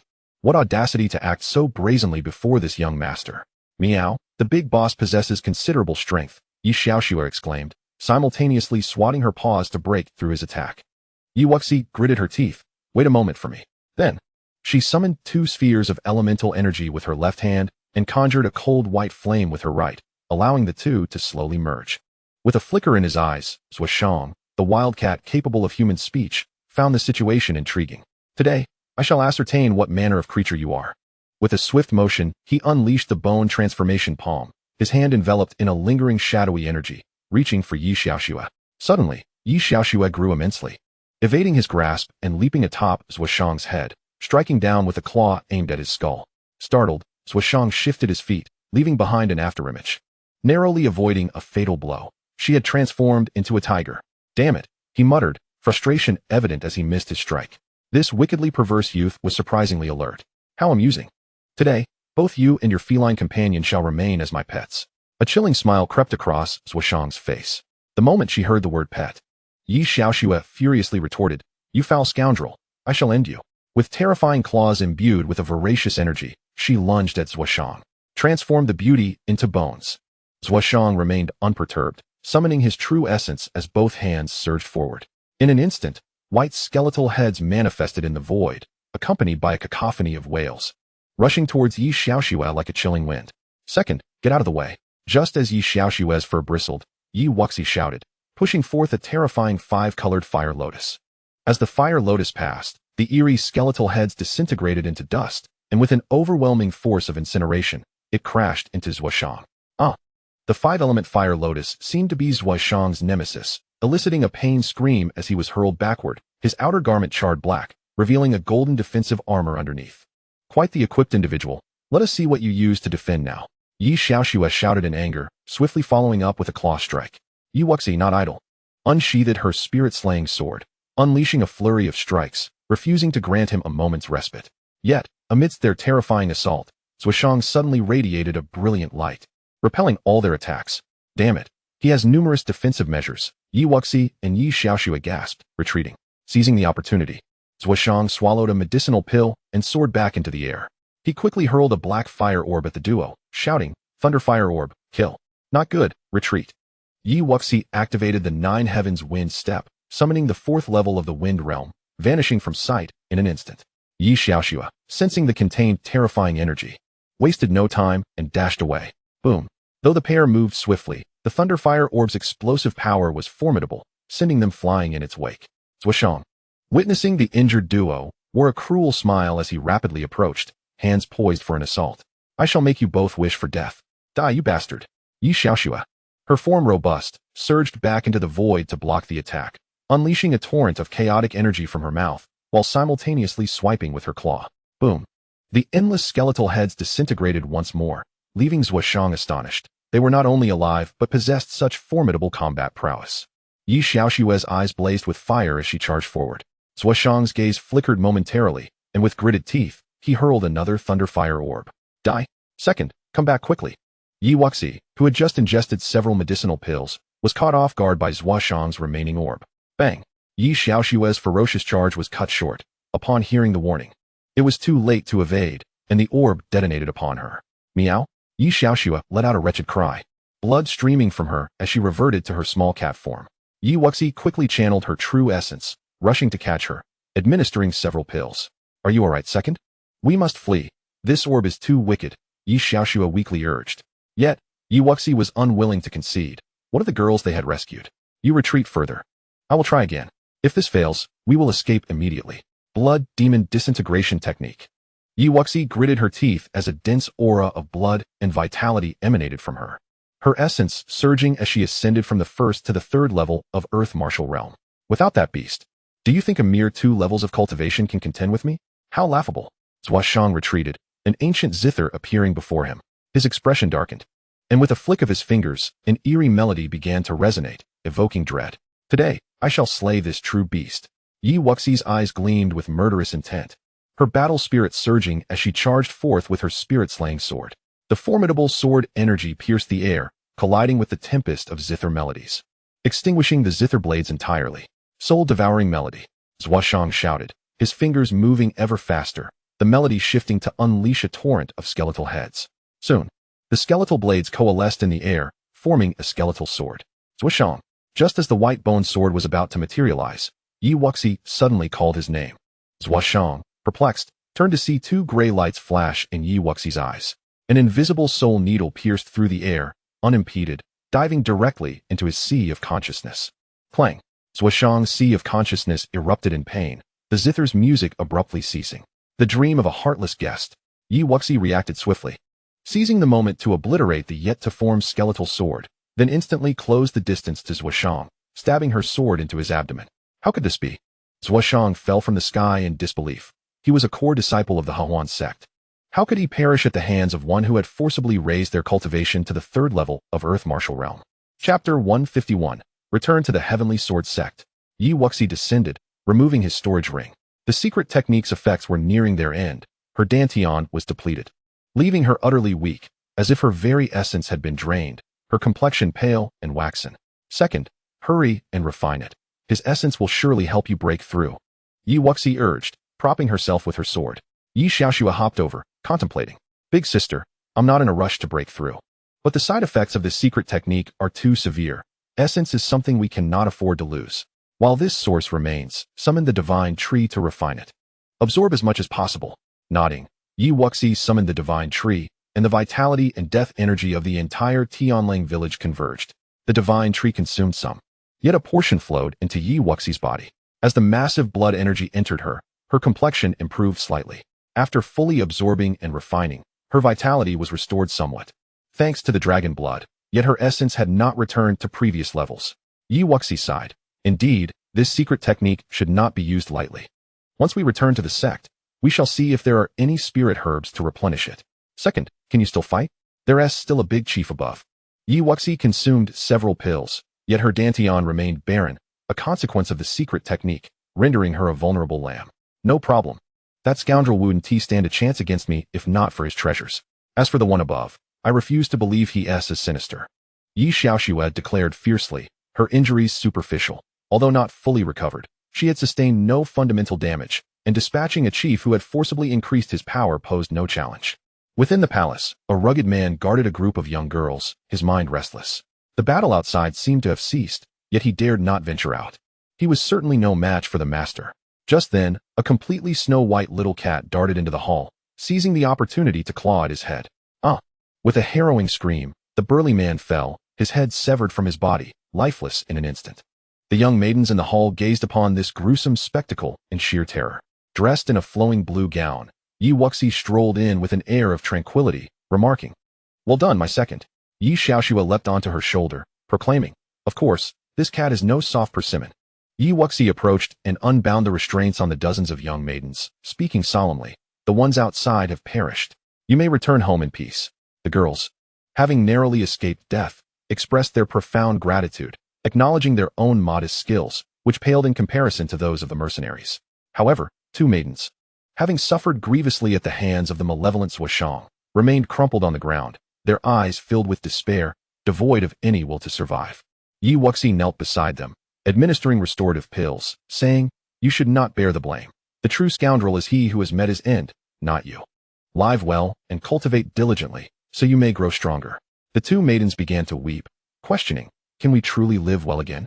Their innate talents were meager, and they had no entry into even the smallest sect, making their future prospects within their families even more daunting after such a calamity. Rest assured, you have done nothing wrong. Your foundational skills remain intact, and you are still young, with boundless possibilities ahead. The world is not solely bright. If you wish to no longer be at the mercy of others, strive to cultivate and become the masters of your own destinies. Sometimes, effort may seem futile, but without attempting, success will remain forever out of reach. After a lengthy silence, hope rekindled in the eyes of the 2 maidens as they rose, clasping their hands in a gesture of gratitude, declaring, "Thank you, sister, for your kindness today. We will remember your words." Once the group of maidens descended the mountain on their own, Yi Wuxi and Yi Xiaoxue scoured the village, when Yi Xiaoxue suddenly remarked, "Your earlier words did not sound like those of someone your age. You are not much older than them, are you?" "I have experienced death once." "Those words were also meant for my own ears," Yi Wuxi replied softly, offering no further explanation. After thoroughly searching the village, she found nothing of value. Feeling a swell of frustration, what kind of mercenary group is this? They are worse off than common bandits. Soon after, she examined the contents of the gathered storage rings, which amounted to a meager 2,000 high-grade spirit stones and a few earth-level martial arts manuals. Yi Wuxi was incensed once more. And they call themselves core disciples of the Huan sect? How impoverished. This paltry sum barely suffices to purchase spirit medicine to restore my essence. Yi Xiaoxue scoffed. If there were any good items, that scoundrel would have used them long ago. He wouldn't leave them for now. Yi Wuxi sighed in exasperation, wishing she could have delivered a final blow to Zhong Xiang's remains. But alas, she had already incinerated the scoundrel with the vermilion bird flame. Days later, Yi Wuxi finally returned to the Tianjian sect with Yi Xiaoxue, making their way towards the inner sect's quarters. "Greetings, Senior Sister Yi." "Hello, Senior Sister Yi." "Senior Sister, your little cat is so adorable." Along the way, numerous inner sect disciples greeted Yi Wuxi, marveling at her cultivation and captivated by Yi Xiaoxue's charm. Yi Xiaoxue basked in the compliments, showing an even cuter smile, causing some female disciples to swoon. Yi Wuxi rolled her eyes heavenward, hastening her steps to escape the throng. Upon arriving at the residential area, she encountered a familiar figure. "Brother Duan, it's been a while," she greeted. Surprised, she added, "You've broken through to the earth martial realm." Duan Hong smiled. "Wuxi, you're back. I refined that fire crystal and just made my breakthrough." Yi Wuxi fell silent, reflecting on her arduous journey that barely led to her own advancement, while he had achieved it with a mere crystal. However, she swiftly reconciled with the thought, considering her multiple Dantians. While she pondered, Yi Xiaoxue suddenly mewed and leapt into Duan Hong's arms, nuzzling affectionately. Yi Wuxi felt a wave of embarrassment, thinking, this lecherous cat is too shameless. Duan Hong restrained the impulse to toss her away and remarked, "Wuxi, when did you take up raising a cat? It's not uncommon for martial artists to have remarkable beasts by their side, but to me, she seems like an ordinary cat without any aura of cultivation. She is not merely a cat, she is my second." Yi Xiaoxue, Yi Wuxi retorted, pulling the amorous cat back and casting a reproachful look. She transmitted her thoughts. Can you not act with some decorum? This is so embarrassing. Yi Xiaoxia, however, feigned ignorance, comfortably closing her eyes in a lazy display of cuteness, prompting Yi Wuxi to roll her eyes inwardly. Xiaoxia is a lovely name, Duan Hong offered, albeit reluctantly. I was just about to participate in the core disciple assessment. Will you join me, Wuxi? Yi Wuxi shook her head. I will rest for 2 days before going. She needs to enter seclusion for a while to completely eliminate the side effects of the blood demon disintegration technique. There's no rush for the core disciple assessment. Chapter 152, Promotion to Core Disciple. After bidding farewell to Duan Hong, Yi Wuxi returned to her courtyard, only to be met with Chihuo's voice. The first thing you do upon returning is not to pay respects to your master? Yi Wuxi scratched her head, realizing she had to set aside her little cat and head to Yaofeng alone, though she had initially intended to rest for a day before going. Greetings, master. Earth Martial Realm. Not bad. Chihuo opened his eyes and glanced over, suddenly frowning. But why do I sense that your essence is significantly depleted? Yi Wuxi shrugged. I've been using secret techniques consecutively and haven't had time to replenish. Do you know of any miraculous pills that could help? From the meridian severing finger to the blood demon disintegration technique, even with the assistance of the little tree, she had sustained considerable damage. Chihuo snorted. Producing a jade vial, this essence-nourishing pill is worth a fortune, made from rare materials that are not easily found. I just finished refining it for someone else. But you are fortunate. Yi Wuxi felt a surge of joy, exclaiming, Master, you are truly wonderful. She knew the formula for the essence-nourishing pill, and even Chihuo could not easily produce it. She had not expected to obtain such a high-grade remedy for restoration. But how will you explain this to others? You need not concern yourself with that. To avoid damaging your foundation, refrain from using secret techniques for at least half a year. If you further injure your essence, even divine pills may prove ineffective. I understand. Yi Wuxi felt a wave of apprehension, recalling that while the meridian severing finger was manageable, the blood demon disintegration technique was effectively a means of overdrawing one's life force to enhance cultivation. Initially, she had not killed Zhuang Zhu so easily. It was his own reckless use of this technique that had drained his vitality and granted her the opportunity. In the secret chamber, under Chihuo's watchful eye, Yi Wuxi consumed the essence-nourishing pill. It took her an entire night to fully absorb its medicinal properties. Her complexion regained its rosy glow, and all 5 Dantians were revitalized, the hidden ailments left by the secret techniques entirely eradicated. Thank you, Master. After descending from Yaofeng, Yi Wuxi made her way directly to the core disciple assessment hall, presided over by Elder Wu, whom she was familiar with. There are age requirements for core disciples, and the assessment first verifies the foundation of one's cultivation before proceeding to the battle tower. Only those who can successfully conquer a level within the stipulated time are considered to have passed. For Yi Wuxi, this was not a challenging task. 16. Yi Wuxi announced her age. Upon hearing 16, the few individuals scattered throughout the hall were taken aback. However, Elder Wu was already aware of Yi Wuxi's extraordinary talent and was not overly surprised. After inspecting, Elder Wu confirmed, Earth Martial Realm, first level, solid foundation. Very well. Proceed to the tower. There were still many people outside the battle tower, and at that moment, someone was taking the assessment on the 10th level. Yi Wuxi had to wait outside for a while.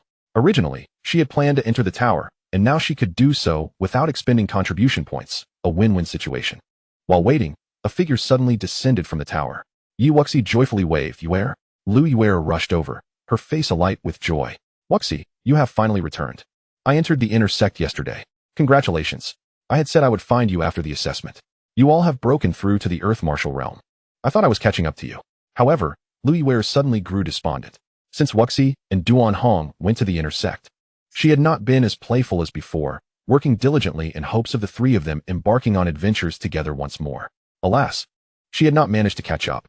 She had entered the inner sect, yet both had already become core disciples. Yi Wuxi placed an arm around her shoulder. Do not fret, the inner sect and core disciples are not so far apart. The disparity in cultivation is inconsequential. It is merely that my time within the sect has been brief, and I have regrettably failed to keep my promise to train alongside you. Yes, I understand. The tower has become available. You should hurry. I have heard that core disciples each have their own palatial residences. I wish to accompany you to witness it. Lu Yuer's smile returned. Yi Wuxi nodded and swiftly entered the tower. On the 10th level, the puppets at the peak of the Earth Martial Realm posed no threat to her whatsoever. To the onlookers outside the tower, it seemed but a fleeting moment before the 11th level illuminated, followed shortly by the 12th. How astonishingly swift. Senior sister Yi must be the most formidable force within the Tianjian sect in recent years. With just one more level to conquer, she will surpass senior brother Huiyun's record. I entered the sect at the same time as senior sister Yi, yet she is already a core disciple, while I remain an outer disciple. Alas, it took less than 2 years for her to ascend from an outer disciple to a core disciple. Such growth is indeed unparalleled. The disciples gathered beneath the tower whispered amongst themselves.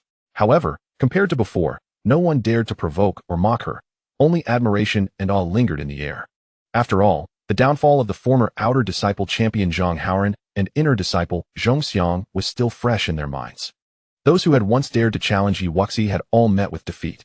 Within the 12th level, Wuxi swiftly unleashed 3 strikes, obliterating 99 puppets at the pinnacle of the earth martial realm, all of which disappeared into the ground. Regrettably, there were no more opponents. Wuxi felt a sense of dissatisfaction. The battle tower no longer offered her any means of honing her skills. As she exited the tower, the record wall displayed her name from the 1st level to the 13th. Wuxi, having returned to the assessment hall and received her core disciple identity token and attire. She embraced Yi Xiaoxua and took Lu Yuer along to the main peak. Wuxi chose the vacant number 24 palace, and upon entering, she was enveloped by a rich flow of spiritual energy, a small gathering spirit formation. The treatment for core disciples is indeed remarkable. Wuxi's eyes sparkled, though the energy still felt rather thin to her. Lu Yuer exclaimed, "The spiritual energy in this palace surpasses that of several levels in the Cultivation Tower." At the most secluded peak of the Tianjian sect, hidden among the clouds, Sect Master Han Yunfei convened with several esteemed elders. In past years, core disciples were required to participate in the opening of the Yunming secret realm, but I have just received news that the Xian Domain Grand Competition has been moved up. Should we still proceed to the Yunming secret realm? I seek the wisdom of the esteemed elders. Han Yunfei spoke with a furrowed brow. The Xian Domain Grand Competition holds great significance. We cannot afford to lose even one core disciple at this critical juncture. The fatality rate in the Yunming secret realm has been exceedingly high, and with Huiyun yet to return, there is no one to lead the way. Our disciples would be at a greater risk, one elder replied. Indeed, the top 10 sects of the southwest traditionally enter the Yunming secret realm. If another sect sends their senior disciples to lead, they will undoubtedly seek to eliminate our talented disciples, another elder concurred. That said, if we can gain anything from it, it would bolster our standing in the Xian Domain Grand Competition. I propose we clarify the stakes and allow the core disciples to decide for themselves whether they wish to enter. Chapter 153, The Gathering of Talents. That is not prudent. In my opinion, those above the 5th level of Earth Martial Realm should refrain from entering and should focus on preparing for the Xian Domain Grand Competition. Those below the 5th level may venture forth for experience, but it would be unwise for the higher-ranked disciples to enter. How can that be? Among the newly promoted core disciples, there are several promising talents. Given time, they will surely grow. Without experienced leaders, it would be akin to sending them to their doom. They may choose for themselves whether to enter, but those above the 5th level are not permitted. The following day, shortly after bidding farewell to Lu Yuer, Wuxi was about to begin her training when the bells atop the main peak rang out. Perhaps this is the opportunity the esteemed elder spoke of, Wuxi murmured. Had it not been for this, she had intended to continue her explorations. Outside her residence, she encountered Duan Hong, and together they made their way to the discussion hall, where they were greeted by many unfamiliar faces. The only core disciples she recognized were Huiyun and Yin Jingyao, but regrettably, it seemed they were both absent from the sect. Sister Qin should have also been promoted to core disciple. Why have I not seen her? Duan Hong shook his head. She ascended long before us. She is likely out training. Greetings, Junior Sister Yi. A pair of young men and women, strikingly similar in appearance, approached with smiles. I am Hong Qingxian, and this is my brother, Hong Qingfeng. We have heard much about you, Junior Sister Yi, and today we finally meet. The woman in white introduced cheerfully. Greetings, Brother Hong. Sister Hong. Wuxi nodded slightly, recognizing their identities as core disciples with rankings of 11th and 12th, respectively. This junior brother appears unfamiliar. You must be a newly promoted core disciple as well. Greetings, senior brother. I am Duan Hong, he replied, nodding. Hong Qingfeng smiled at them. We have been summoned here to discuss the trials of the Yunming secret realm. As they conversed, they unwittingly arrived at the grand hall atop the main peak. Inside, nearly all the new and old core disciples had gathered, yet none of the top 10 core disciples were present. Once everyone was assembled, Sect Master Han Yunfei emerged from behind. Greetings, Sect Master. Wuxi and the others bowed.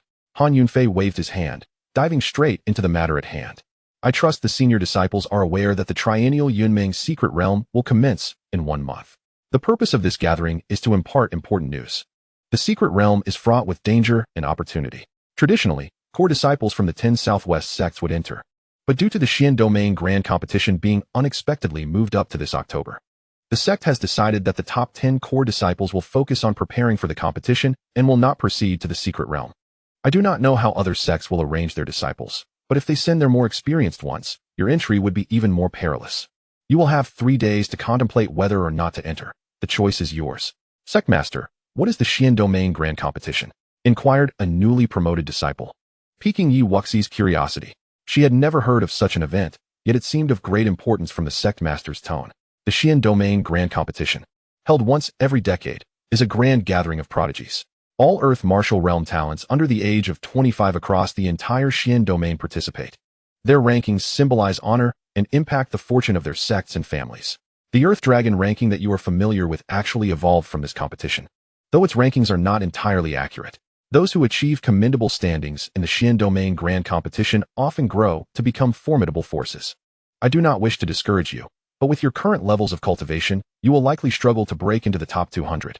With less than a year remaining until the competition, the time left for improvement is exceedingly brief, yet the Yunming Secret Realm offers an excellent opportunity. A sense of gravity settled over the group. Yi Wuxi recalled Huiyun's earlier hesitations. Perhaps he had been alluding to the Xian Domain Grand Competition. Time is of the essence. In 3 days, those who wish to participate must gather here, where the Grand Elder will lead you forth. Furthermore, the Yunming Secret Realm is exceedingly peculiar. You may carry at most 1 low-tier storage ring and 1 item below the Heavenly Grade. Any additional items will be torn apart by spatial rifts, reduced to mere powder. If you possess anything of significance, it is wise to entrust it to an elder or a friend for safekeeping.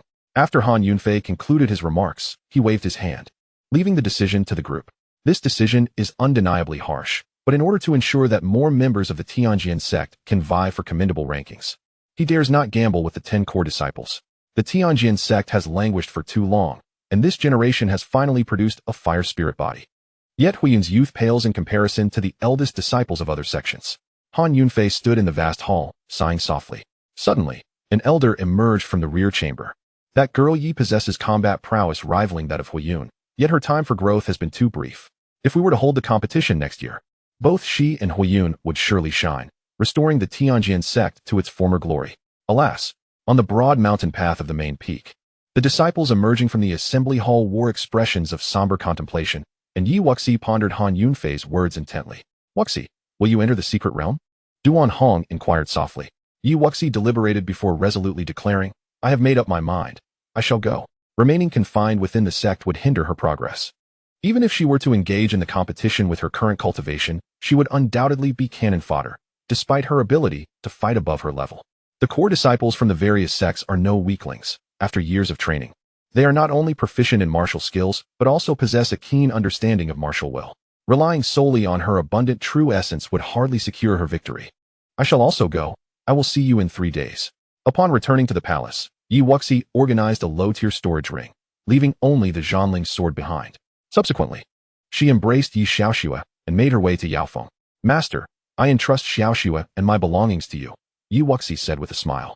Her storage ring contained numerous valuable items, and she felt most secure leaving them with the old man Chihuo. Without even glancing at her possessions, Chihuo scoffed. I have no use for your meager wealth. Yet you, idle every day without contemplating alchemy, have the leisure to raise a cat. Hurry and take her away. She is a nuisance. Before Yi Wuxi could respond, Yi Xiaoxua spat defiantly, you old geezer. What did you just say? She bore no disdain for the disheveled elder, but it was outrageous for him to criticize her. Chihuo seized her, raising an eyebrow. Oh, it seems I misjudged.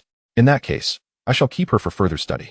Meow, Yi Xiaoxua whimpered, knowing that despite Chihuo's age, he was a martial king, and escaping his grasp was futile. She could only helplessly implore Yi Wuxi for rescue.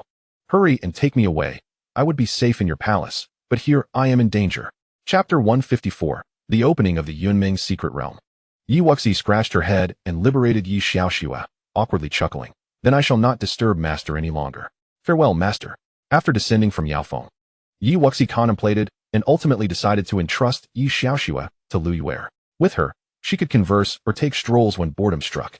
Once everything was arranged, Yi Wuxi returned to the palace, gently closing her eyes to refine her 5 elements' true essence. For the time being, she could not employ secret techniques, as entering the secret realm could indeed be perilous. The five elements fire lotus was her greatest reliance. 3 days swiftly passed. Although she had only managed to refine a single true essence, she remained unhurried. For the journey from Tianjin sect to the desolate region housing the Yunming secret realm would take an additional half-month. When Yi Wuxi and Duan Hong arrived before the assembly hall, only a few core disciples were present. Besides the two of them, there were only the Hong siblings, whom they had met the previous day, accompanied by 6 disciples at the second level of Earth Marshal. Grand Elder Ling Xuehua circled above on a black wind eagle. Gazing down at the meager Timimber team, and sighed, "Come forth." Upon the eagle's back, Ling Xuehua spoke gravely, "Qingfeng, Qingxian, and Xiaoyan. You 8 are the second tier of the sect's core team. It is optimal if you can seize an opportunity. If not, do not overexert yourselves. Your safety is paramount, and unity is essential. Wuxi, Duan Hong, you have only just entered the Earth Martial realm. You must exercise extra caution and strive to move alongside your senior brothers and sisters. In summary, once you enter, you must find a way to regroup swiftly." Understood. Yi Wuxi and the others nodded. After imparting her instructions, Ling Xuehua directed the black wind eagle to soar skyward, while Yi Wuxi closed her eyes once more to continue refining her 5 elements' true essence. The Yunming secret realm, nestled within the mirage sands of the southwestern region, is an ancient heritage site ensconced within spatial rifts, which opens of its own accord at the appointed time, a truly remarkable phenomenon. Over time, it has been occupied by the 10 foremost 5-grade sects, serving as a trial ground for the Earth Martial realm. Half a month later, the black wind eagle circled above a stretch of desolate land. Surrounding the desert, nearly all 10 sects had arrived. Yi Wuxi surveyed her surroundings.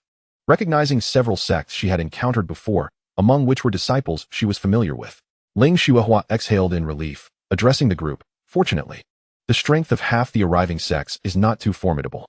However, 5 sects are led by disciples at the 7th level of Earth Martial, so you must exercise utmost caution. Particularly the Hehuan sect. The leader is Li Xiao, known as the Killer Young Master, who is notorious for his ruthless methods. The Hehuan sect has long held enmity with our Tianjin sect, so do your best to avoid him. Following her gaze towards the Hehuan sect's camp, Yi Wuxi beheld Li Xiao, clad in a purple robe, bearing a feminine visage akin to that of Zhong Xiang, with whom she had previously clashed. The overall strength of the Hehuan sect surpassed that of the Tianjin sect significantly. Yi Wuxi felt a twinge of wariness. She had only managed to defeat the unremarkable Zhong Xiang using secret techniques, and this Li Xiao appeared to be an even more formidable adversary. The Tianjin sect is truly regressing. Each generation of disciples is weaker than the last. The 10 core disciples are barely adequate, yet none dare to show up. "I am thoroughly disappointed," Li Xiao disdainfully remarked as he cast a glance at them. "You can dispose of them at your leisure. Your battlefield is not here." But on the stage of the Xian domain competition, an elder from the Hehuan sect nonchalantly replied, "Rest assured, should they cross paths with me, none shall survive." Li Xiao grinned ominously. Ling Xuehua then turned her attention to another area, smiling as she said, "The leader of Qiushuan Island is a young woman in a red dress named Feng Ro, who is at the 7th level of Earth Martial and possesses unparalleled marksmanship. However, Qiushuan Island has always maintained a cordial relationship with our Tianjin sect, and we may assist one another if necessary." When Yi Wuxi glanced towards Qiushuan Island, she noticed Feng Ro and the nearby Zhao Xingyun also observing her. Quite formidable. Yi Wuxi withdrew her gaze, recognizing that gun users are rare, and Feng Ro's powerful aura and potent vitality made her a formidable opponent. Ling Xuehua continued her introductions. The leader of the Tianxia sect is a man in a black robe named Li Jingtian, also at the 7th level of Earth Martial. He is sinister and possesses a bloodthirsty nature that rivals Li Zhao's. The Tianxia sect has historically been at odds with us, so it is best to avoid him as well. When Yi Wuxi and her companions looked over, they found Li Jingtian's bloodthirsty gaze locked onto them, his lips curling into a menacing grin. However, the group had already comprehended the essence of swordsmanship and would not be intimidated by a mere sinister stare. "The Tianjin sect is quite amusing," a Tianxia sect elder scoffed, waving his sleeve. "Jingtian, if you encounter those 10 from the Tianjin sect, feel free to eliminate them. Leave not even a single one alive." "I understand. A bunch of rabble, easily extinguished." Li Jingtian licked his lips. Ling Xuehua's expression darkened slightly as she turned towards another area. The young man in white is Luo Mo from the Yinluo sect, known as the Yellow Spring Blade. His swordsmanship is exquisite, and few can witness his second strike among those of the same realm. The Yinluo sect has no prior dealings with us, so remain vigilant if you cross paths. The woman in a white dress is Yu Bingyan from the Yunying sect, renowned for her illusionary arts, said to be capable of ensnaring one in a trance with a single melody. As Yi Wuxi observed the scene, she noticed that Yu Bingyan smiled gently in their direction. And with just a single glance, everyone felt a sense of disorientation. Illusions are indeed difficult to guard against, Yi Wuxi mused inwardly. However, her formidable spiritual strength rendered her largely unaffected by Yu Bingyan's enchantment. As for the other sects, their cultivators were of comparable strength to hers, so there was no need for detailed introductions. After surveying the leaders of the major sects, Yi Wuxi sighed inwardly, recognizing the significant gap in cultivation levels, which would pose a challenge. Nevertheless, since they could not bring any elixirs or treasures into the secret realm and would rely solely on their personal strength, she felt somewhat reassured, especially since she possessed the 5 elements Fire Lotus. If she encountered anyone alone, she might still have the capability to fight back. As the group sat in the void, awaiting the opening of the Yunmeng's secret realm, a sense of urgency welled up within Yi Wuxi. The auras emanating from those around her were quite powerful, not to mention the top-tier individuals from their respective sects, who would undoubtedly be even stronger. Before the grand competition in the Xian domain, she needed to elevate her cultivation to the 5th level of Earth Martial to be eligible to contend for a ranking. As night deepened like water, the disciples from the 10 major sects dispersed to various positions to rest, and there was a semblance of tranquility. The following day, as the sky began to brighten, a robust white rainbow surged skyward from the heart of the desert, as if the void were being compressed, gradually forming a white portal. Several sects led by cultivators at the 7th level of Earth Martial took the lead, a multitude of hundreds soaring into the portal in succession. Ling Xiuhua spoke gravely. You have all seen the attitudes of the Hahuan sect and the Tianxia sect towards us. Exercise utmost caution. The secret realm will last for about a month. Remember, regroup and act together as swiftly as possible. Yi Wuxi and the others nodded in agreement, exchanged brief greetings, and then collectively soared into the light portal. Chapter 155. The struggle in the swamp. Shortly after entering the portal, Yi Wuxi found herself in a dark swamp. Scanning her surroundings, she realized she was alone. Ahead, on the black soil of the swamp, a silver spirit herb was radiating a luminous glow. Illusory spirit herb. Yi Wuxi's eyes lit up. This earth-tier herb could help cultivators achieve clarity of mind, although one alone would have limited effect. Encountering it upon entry signaled that this secret realm was indeed a treasure trove. With a decisive motion, Yi Wuxi grasped the illusory spirit herb, uprooting it from the ground. At that moment, 2 pitch-black magical beasts suddenly emerged from the depths of the swamp, bearing their bloodied maws and lunging at her. 3rd tier, 1st level illusory demon beasts. Yi Wuxi remained undaunted and unleashed a powerful strike with her palms, obliterating them.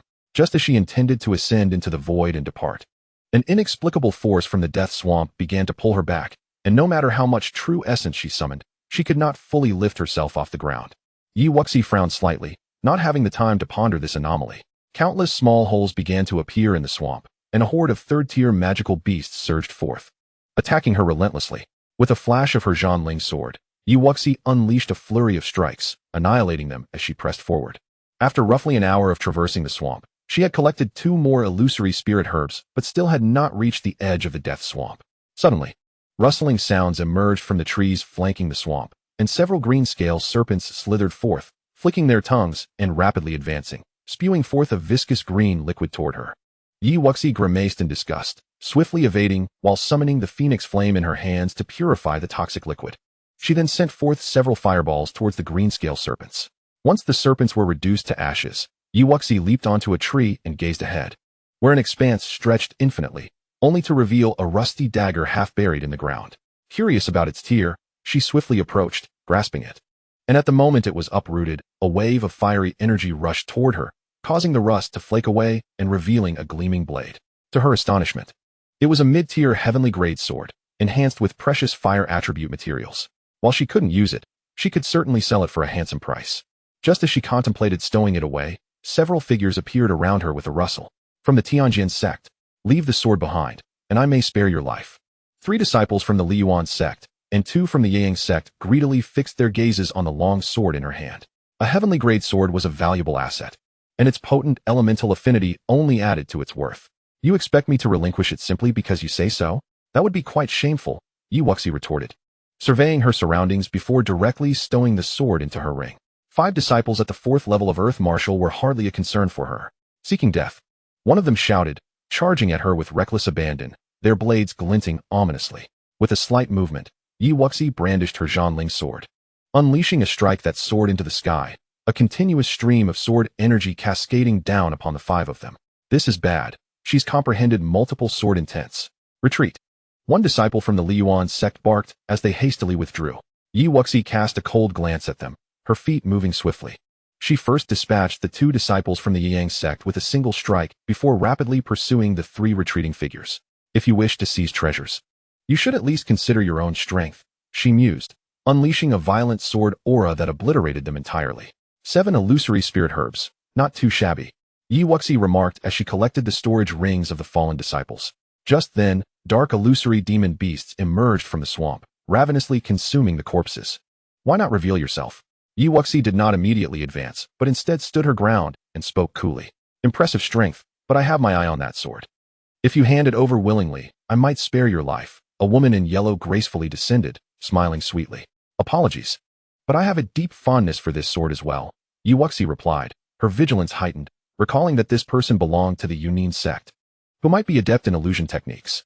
In that case, I shall have to escort you on your journey, the woman declared, her aura erupting as a 5th-level earth martial cultivator.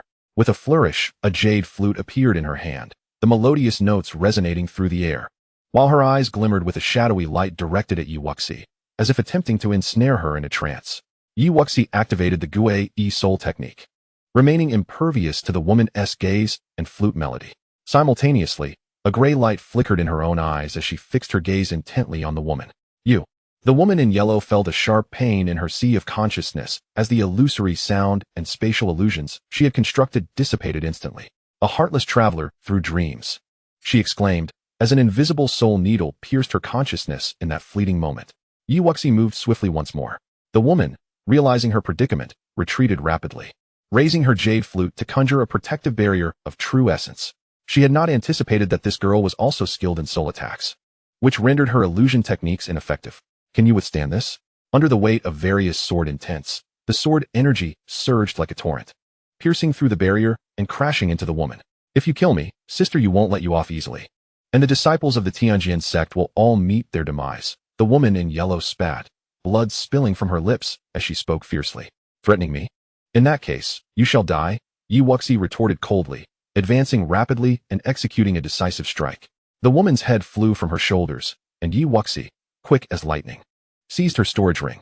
In the next moment, illusory demon beasts swarmed forth, consuming her entire corpse and sinking back into the depths of the swamp. However, since treasures could not be brought into the realm, the storage rings of the others contained little of value. Aside from a weapon, the woman in yellow possessed only 3 illusory spirit herbs. Yi Wuxi collected the herbs and continued onward, this time encountering no other sect disciples. However, there were plenty of bizarre beasts, none exceeding the 3rd or 4th tier, making them relatively easy to handle. Meanwhile, in another part of the swamp, battles erupted everywhere. Li Xiao of the Hehuan sect unleashed a flurry of white skulls swirling around him, instantly annihilating several adversaries, including one from the Tianjin sect. The remaining 5 individuals were struck with terror in their eyes as Li Xiao cruelly chuckled. What harm is there in granting you a few breaths to flee? With a swift motion, the 5 unleashed their true essence and hastily dispersed in all directions. 3, 2, 1. You've been given your chance. It's your own ineptitude that has led to this. Li Xiao laughed heartily, extending both palms. A whirlwind of white skeletons surged forth, causing several figures to freeze in place, collapsing directly into the swamp. Li Xiao, you shall not be so arrogant. The sole survivor, Hong Qingxian, turned back and swiftly unleashed a flurry of sword strikes, spiritual void, shattering the air. The sword energy, embodying utmost vigor and righteousness, surged forth, obliterating the skeletal heads entirely. Subsequently, she darted away, vanishing from Li Xiao's sight. Cursed be this fate, Li Xiao seethed, striking out with a few palms, vowing that he would eventually slay them all. The sword techniques of the Heavenly Sword sect counter many martial arts of the Harmony sect, rendering coexistence between the two sects exceedingly difficult. Chapter 156, The Underground World. After traversing for another hour, Yi Wuxi finally escaped the swampy region and arrived at a desolate expanse. Yet, at the edge of this wasteland lay a void, with only a towering tree standing sentinel. Is it necessary to descend? Yi Wuxi pondered, standing beside the great tree and gazing into the unfathomable depths below. This place resembled a precipice, with its base shrouded in layers of mist. Despite her formidable cultivation and acute spiritual perception, she could not discern what lay beneath.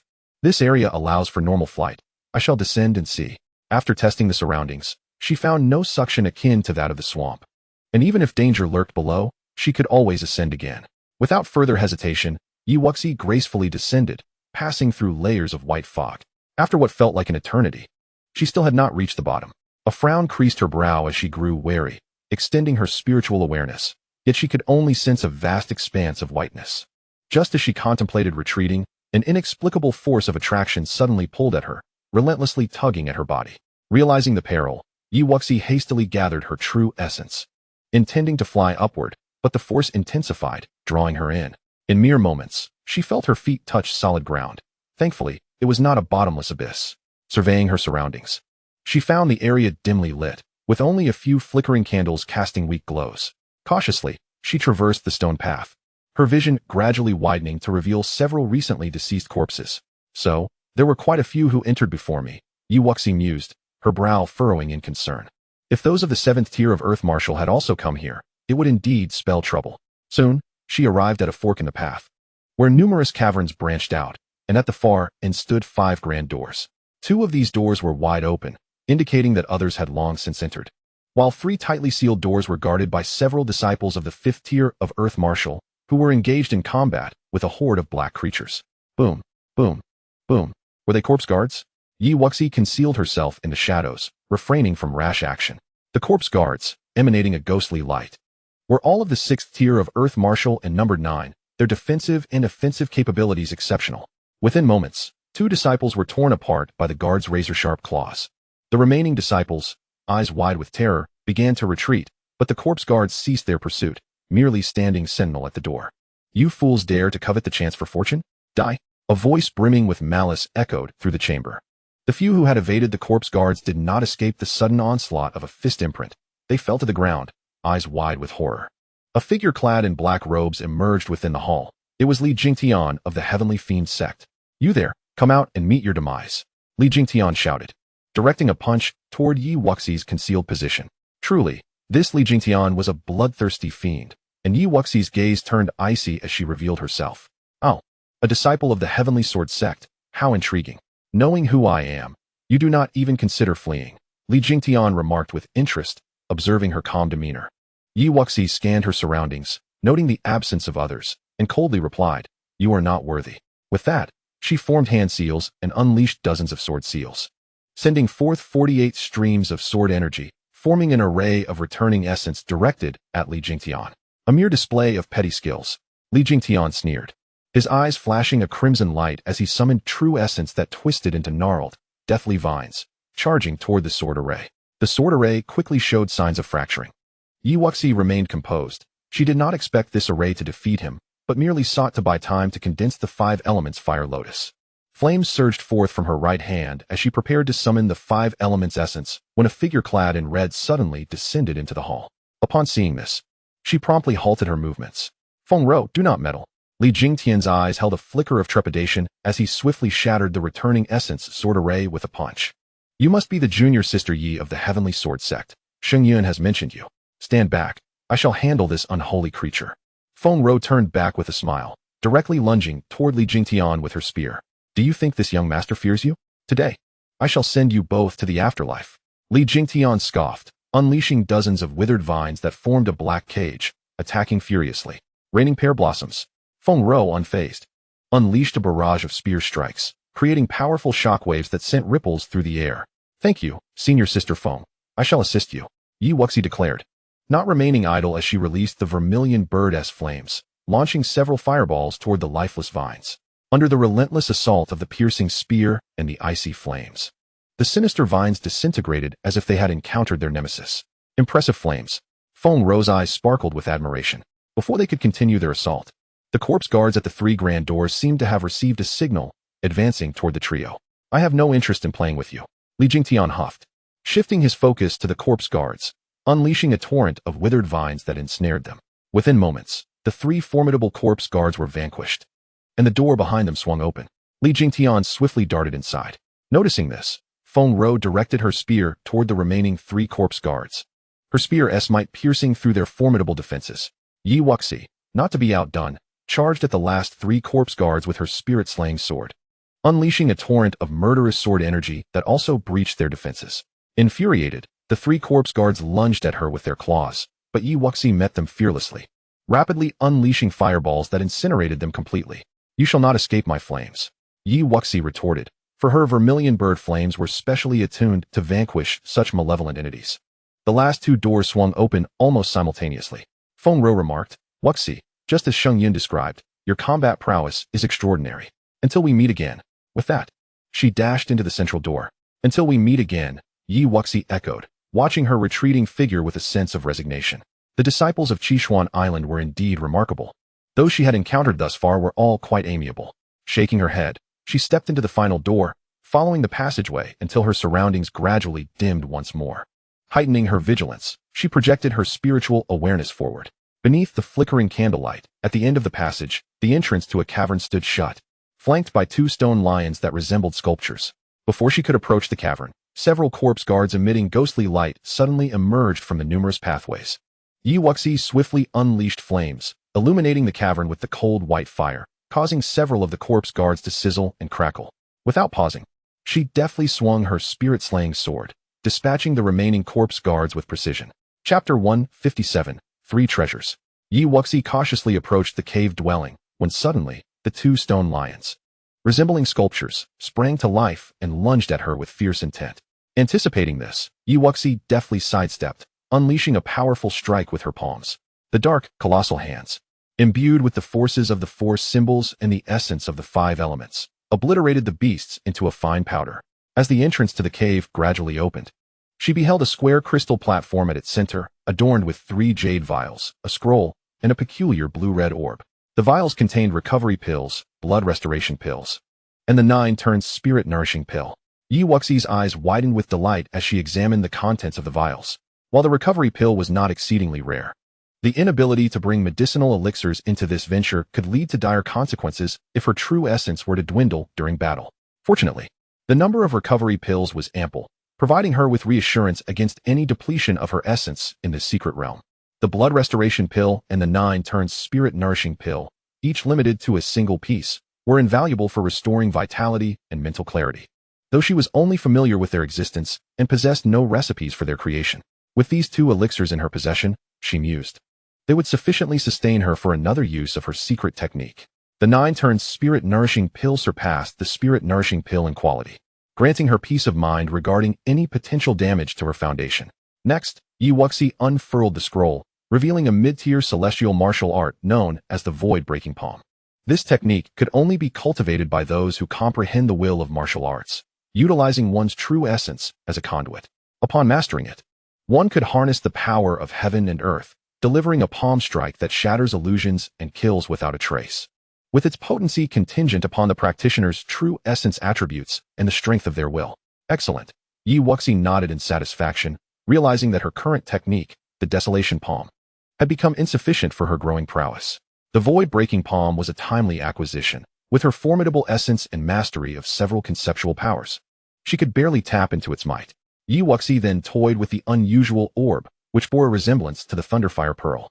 Previously, the Thunderfire Pearl wielded by Zhong Xiang contained a powerful fire-based formation, compressed within the orb, capable of instantaneous detonation to annihilate advanced martial artists. Channeling her soul force into the orb, she explored its intricate patterns. After a considerable time, her eyes sparkled with realization. It was a more formidable Thunderfire killing array. Thunder and fire inherently represent immense destructive power, and this combination amplified its lethality. Based on her observations, if she accurately targeted, the orb could incapacitate even a 9th-tier earth martial artist. However, the usage methods of different formation orbs varied, and one could not invoke true essence to activate them. Otherwise, the explosion would rebound upon oneself. Nevertheless, Yi Wuxi had studied formations extensively and quickly grasped the orb's usage. Hee, she chuckled, stowing the Thunderfire Pearl away, a sly smile curling her lips as she contemplated which unfortunate soul would be its next target. Inside the cave, Yi Wuxi closed her eyes to meditate for a while. Subsequently, rather than hastily exiting, she decided to practice the void-breaking palm. Days later, she emerged from the cave, only to find herself disoriented, repeatedly returning to the same spot, with even the entrance she had come through vanished. Is this a maze? Yi Wuxi gritted her teeth.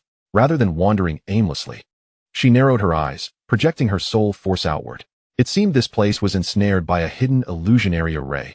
If she did not decipher it, she could be trapped for an extended period.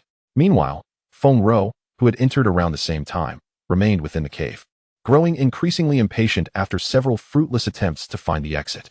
With a flick of her spear, she began to dismantle the straight path, declaring, "If you think you can trap me, think again. I'll break through." On another front, Li Jingtian, employing every conceivable method, sought the exit, only to find two mid-tier earth martial techniques, of little worth, while being ensnared for several days, rendering his efforts a futile endeavor. After several hours, Yi Wuxi's eyes snapped open, and she stepped purposefully toward a particular direction, soon being engulfed by a swirling vortex. Upon emerging, she found herself on a hillside, surveying the landscape ahead, a valley with two towering peaks faintly visible in the distance. With a determined stride, she soared toward them, realizing she had wasted considerable time in the underground realm and hoped not to have missed anything significant. Not far away, in an open basin, four disciples of the Hehuan sect were encircling a disciple from the Tiandao sect, over whom lay a lifeless body. "Hong Qingxian, your comrades have perished. You should join them." Li Shuang laughed, flicking her fingers as deadly musical notes transformed into a storm of blades, attacking fiercely. Hong Qingxian, her white robes stained with blood, retorted coldly, "If I must die today, I will take you with me." 10 swords shatter the void. With her essence fully depleted, her form became ghostly as she rapidly approached Li Shuang, striking out with her sword. The terrifying sword energy pierced through the storm of musical notes, lunging directly at Li Shuang. "Can this sword kill you?" As the words fell, the sword struck true, and Li Shuang, a 6th-tier earth martial artist, plummeted from the air in disbelief. The other 3 disciples of the Hehuan sect reacted in shock, exclaiming, "You dare to kill Sister Li?" Hong Qingxian, leaning on her sword, sneered, "I warned her to accompany her fallen comrades. How dare you? She has exhausted her true essence. Kill her now." The 3 united in their attack, launching a palm strike toward her. After all, Li Shuang was a sister of Li Xiao. Should he discover her death at their hands, they might incite his wrath against them all. In a critical moment, a magnificent sword energy surged from afar, obliterating their palm strike. Hong Qingxian looked on in astonishment. "Junior sister Yi." Yi Wuxi descended before Hong Qingxian, directly handing her 2 recovery pills. "Senior sister Hong here?" Without hesitation, Hong Qingxian accepted them, smiling, "Thank you." Another fool rushing to their doom. Yi Wuxi glared at the fallen Tiandao disciple, her eyes turning icy. "You're quite arrogant." Hong Qingxian, regaining some essence, stepped forward. "Wuxi, let me handle this. I have enough essence for one more strike." The 5th-tier Hehuan sect disciple retreated a few steps, apprehensive. After all, Hong Qingxuan's previous strike had slain the 6th-tier Li Shuang, and being the weakest here, caution was prudent. Yi Wuxi smiled, "Senior sister, take a breather. These few are mine to handle." With that, she charged into the void, the forces of the 4 symbols swirling and 5 types of essence intertwining, delivering a powerful palm strike. "Void-breaking palm," Yi Wuxi exclaimed, as a colossal golden hand materialized in the air, descending with terrifying momentum and fierce winds upon the trio. "Bone-shattering palm," Black Tiger Fist, absolute soul kill. Boom. The clash of attacks sent the 3 Hehuan sect disciples flying, blood spewing forth. "This is too wicked, flee. Run to the underworld." Yi Wuxi's spirit-severing sword flickered, striking toward the trio. Spirit Void. Hong Qingxian was not idle, unleashing her own sword. Under the might of their 2 formidable sword energies, the 3 disciples, who had just gathered their essence to ascend into the void, met their demise, plummeting lifelessly from the air. Chapter 158, The Narrow Canyon. As the last of the adversaries fell, Hong Qingxian sighed in relief. "Had it not been for Junior Sister's timely arrival, I would have faced a grim fate today." Yi Wuxi collected the storage rings of the fallen, smiling, "Senior Sister Hong, your swordplay is impressive. If not for your essence depletion, dispatching these foes would have been a trivial matter." Hong Qingxian chuckled, "Wuxi, did you not know? This is the sect's signature sword technique, the ethereal sword art, accessible to core disciples." "Ah, I see. You recently ascended to core disciple status. You must not have had the chance to exchange for it at the martial arts pavilion." Yi Wuxi raised an eyebrow, realizing it was a technique from their sect. She had initially assumed it was something Hong Qingxian had acquired externally. However, considering it was only natural, each sect possessed its core techniques and martial arts, much like the Hehuan sect's Hehuan divine art. After all, as a sword sect, it is indeed peculiar not to possess a foundational sword technique. It is merely that the outer and inner disciples lack the qualifications to practice it. Hong Qingxian continued, "This sword technique is quite challenging to cultivate. I have only reached the 10th form myself, yet its power is undeniably impressive. With this sword, I barely managed to escape from Li Zhao's grasp, though regrettably, I could not protect several of my junior brothers and sisters. Among those who entered the secret realm from our heavenly sword sect, I am aware that 3 have perished, and I do not know how my brother and the others are faring. Yi Wuxi sighed softly, acknowledging the harshness of the secret realm, where even the simplest act of regrouping was fraught with difficulty, relying solely on luck. She had yet to encounter Duan Hong and wondered how he was, hoping he had not met an untimely end. Before entering, we all prepared ourselves mentally. There is no need for you to blame yourself, senior sister. Let us move forward and take a look.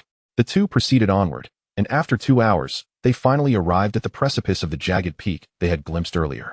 The surroundings were devoid of paths, save for a narrow canyon that only permitted passage for 1 person at a time. As Yi Wuxi and Hong Qingshan approached, they could already sense the ferocious spiritual energy emanating from within the gorge. At the forefront of the perilous, elongated canyon stood Yu Being of the Yunin sect, with Li Xiao of the Hutsue sect trailing a short distance behind her, while other disciples struggled to advance from a considerable distance away. Outside the canyon, a number of disciples had gathered, though their cultivation levels were relatively weak, making it difficult for them to decide whether to enter. There is no way forward. Behind this narrow gorge must lie treasures. One disciple gritted his teeth and leapt into the canyon. A few steps in, he suddenly let out a blood-curdling scream, and then, in an instant, his body was torn asunder, leaving no trace behind. Yi Wuxi's eyes narrowed. The oppressive atmosphere here was indeed a result of the dense spiritual energy. But it was so overwhelming that not only could the weaker cultivators not absorb it, they would be ripped apart upon entry.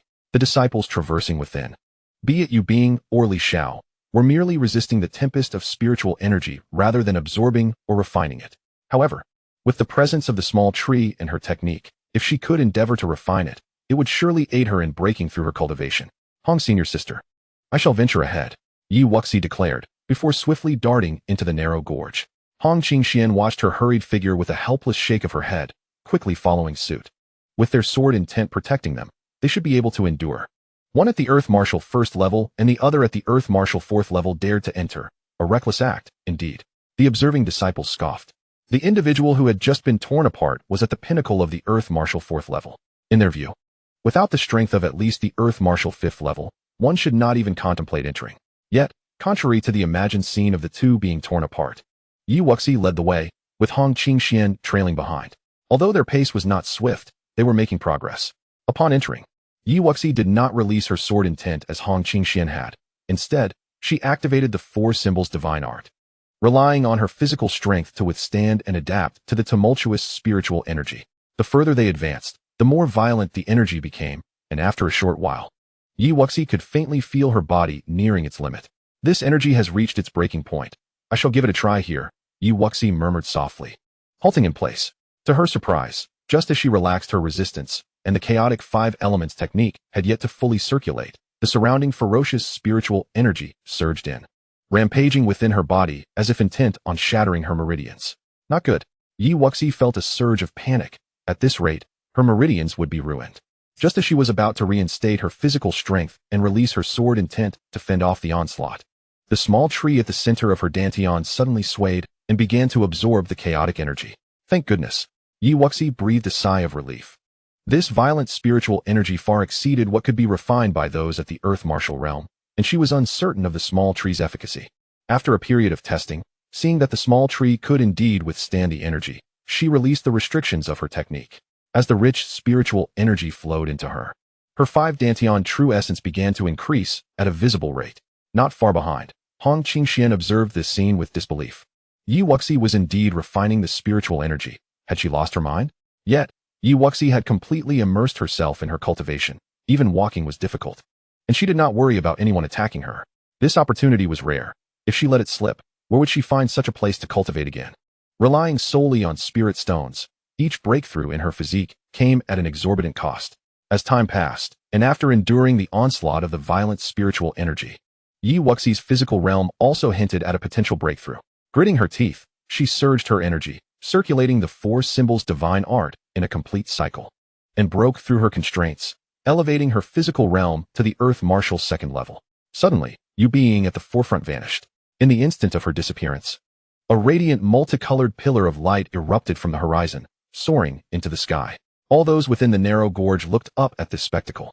Behind them, Hong Qingshan explained, Wuxi, the legendary Cloud Dream Temple within the Cloud Dream Secret Realm, is likely about to open. We must hasten our pace. The Cloud Dream Temple? It sounded like a treasure trove. Yi Wuxi abandoned her thoughts of further refining and, with the power of the four symbols circulating, unleashed several sword intents, quickening her pace.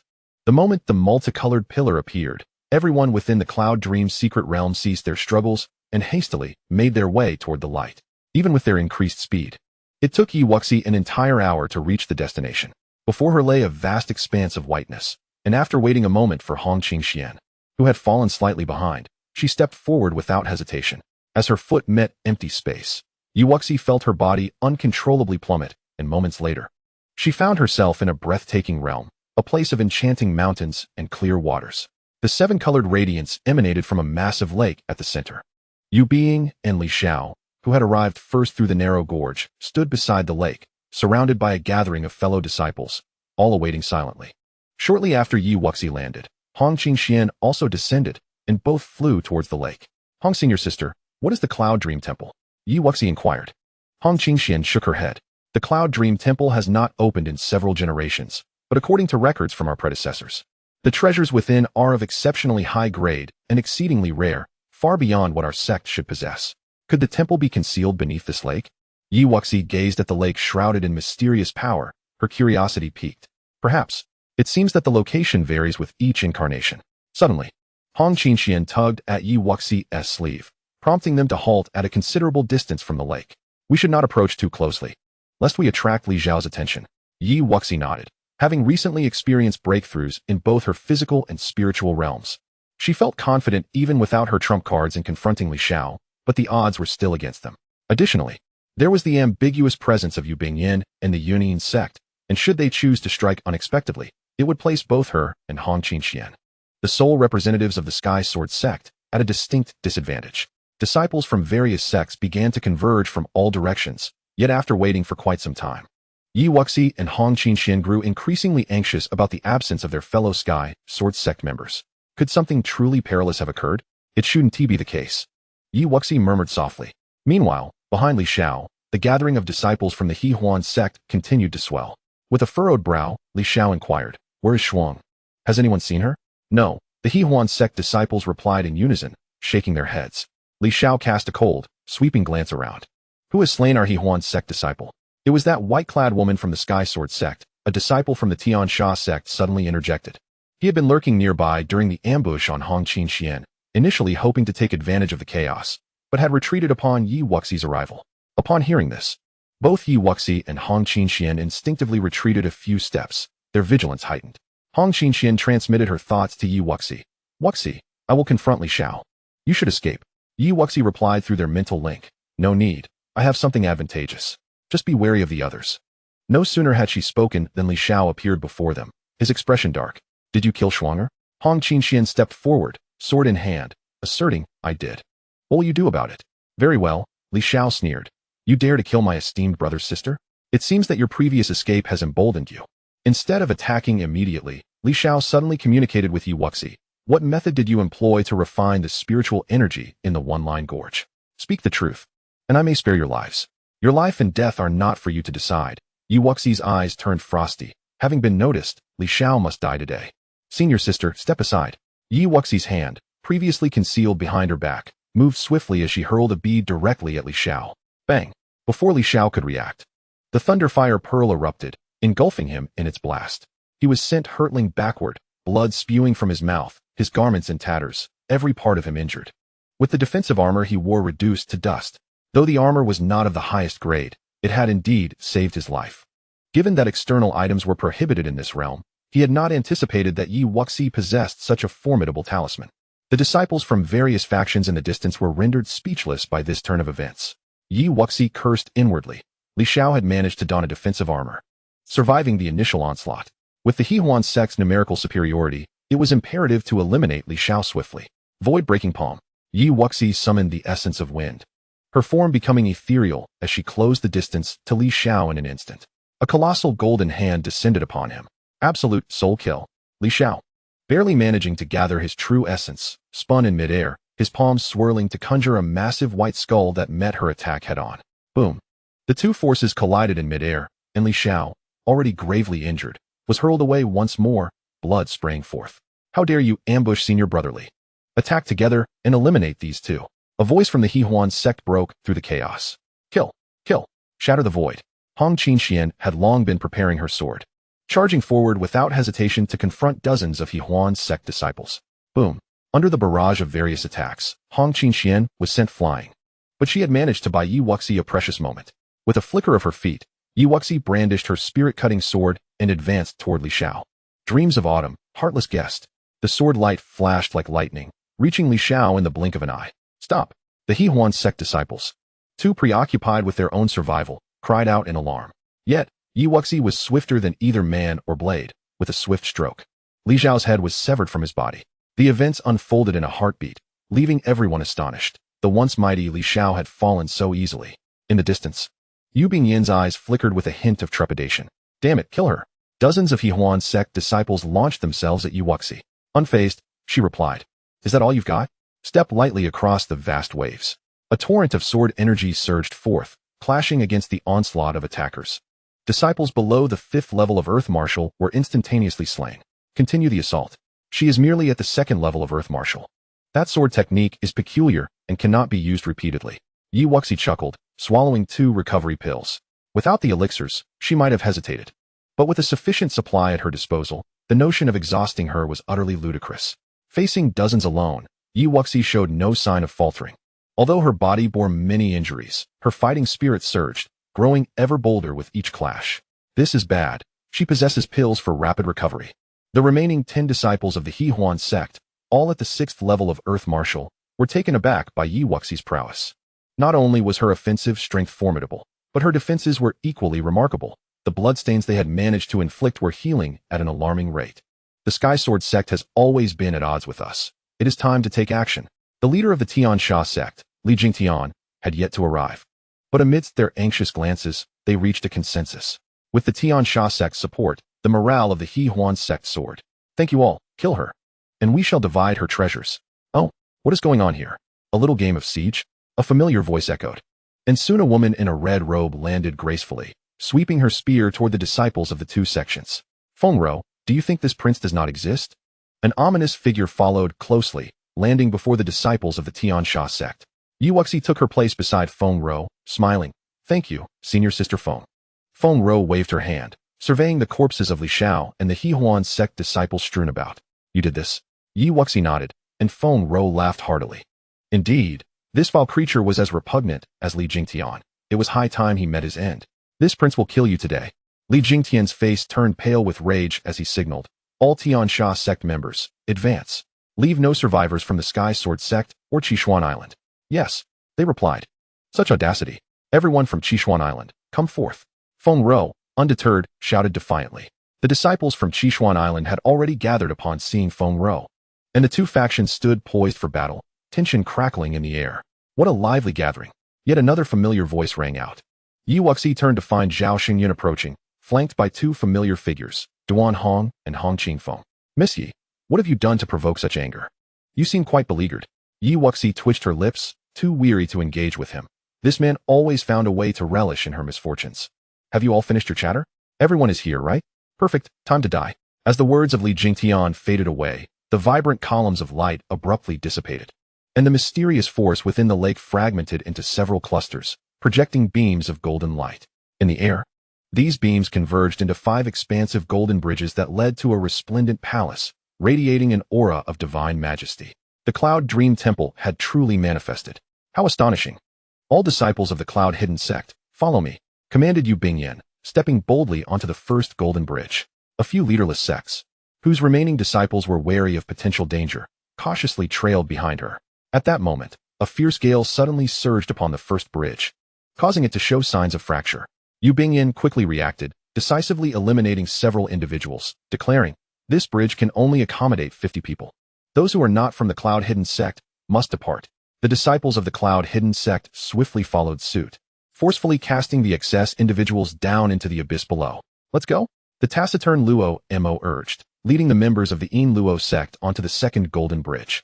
With the temple's appearance and the limited capacity of the golden bridges, Li Jingtian had no time for conflict and decided to let them pass. turning his back and guiding the disciples of the Heavenly Kill sect onto the third bridge. We're departing as well, Feng Rou called, prompting the disciples of the Seven Mysteries Island to hastily follow and occupy the fourth golden bridge. Let us move. We're heading for the fifth bridge, Yi Wuxi declared, swiftly making her way toward the fifth bridge, aware that the Seven Mysteries Island had too many disciples for just the fourth bridge, and it would be best not to complicate matters further. Feng Rou had already shown great loyalty by assisting them twice.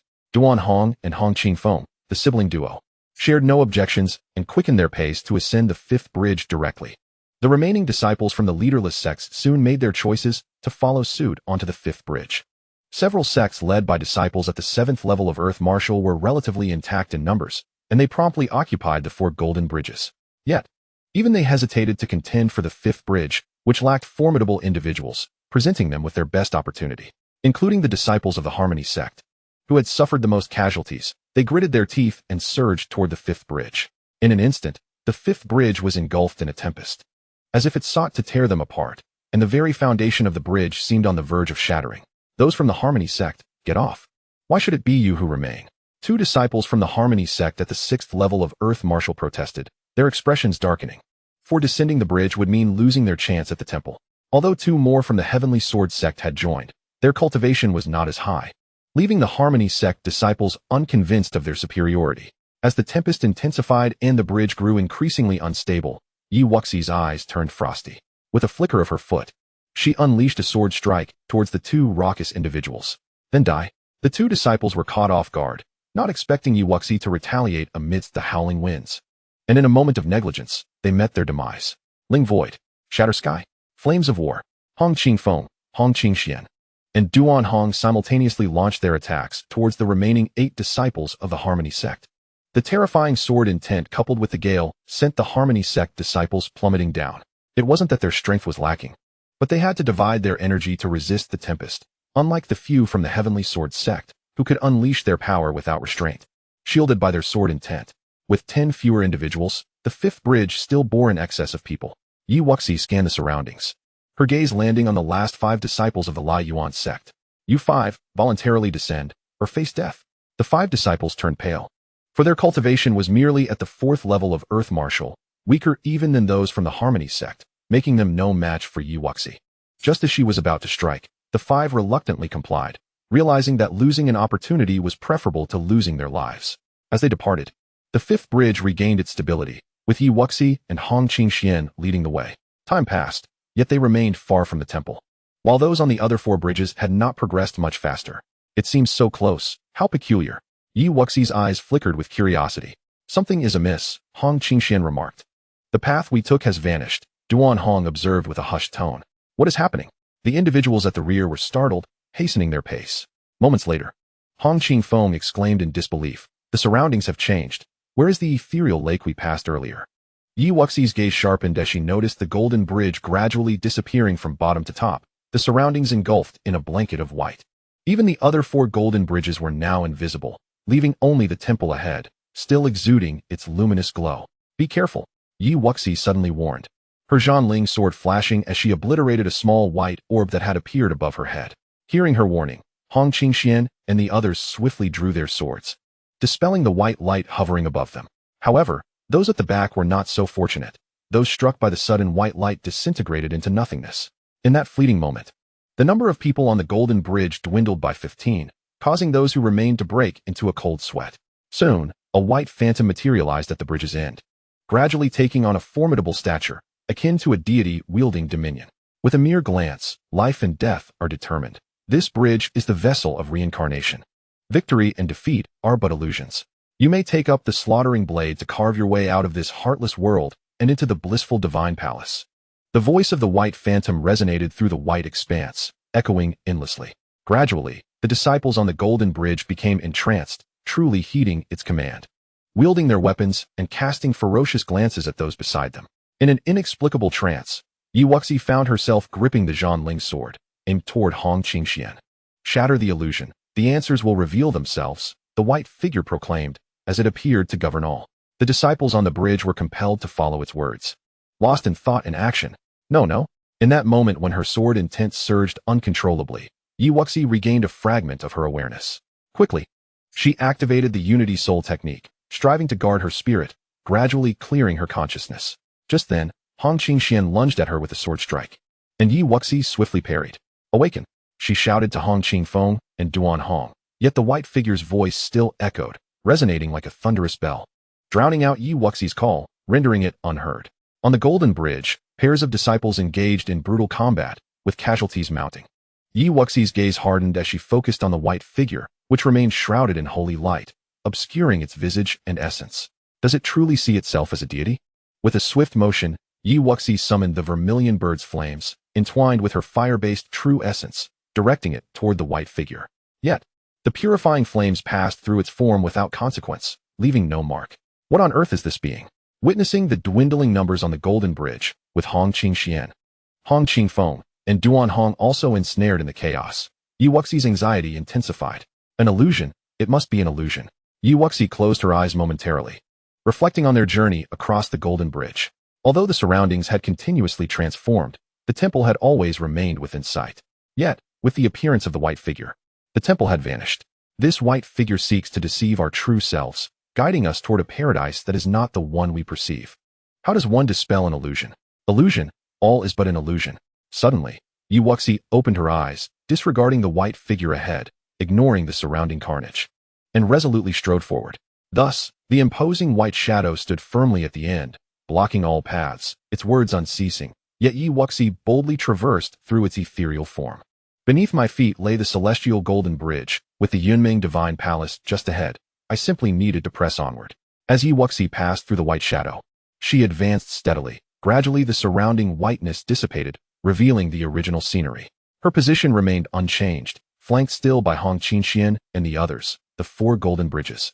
And the temple re-emerged before her. At that moment, upon the 5 golden bridges, all disciples stood in a daze before mysteriously disappearing. Indeed, it was an illusion. Yi Wuxi inhaled sharply, a terrifying yet vivid experience. She had walked for quite some time, yet remained in the same spot. She hurriedly called out to Hong Qingxian and the others, who were still ensnared in the white world battling fiercely. Duan Hong, Hong Qingxian, and Hong Qingfeng felt a jolt in their consciousness, their eyes regaining a flicker of clarity. What is happening? I heard Wuxi's voice. So did I? The trio erupted with sword intent, their thoughts becoming increasingly lucid. Upon witnessing the horrifying scene before them, a wave of fear washed over them. This must be an illusion. Wuxi should be able to break through, Hong Qingxian murmured. Duan Hong's gaze sharpened. The issue lay with that white shadow, which was false. Ignore it. Keep moving forward. With their minds cleared, they swiftly grasped the peculiarity of the situation, maintaining their focus as they pressed ahead.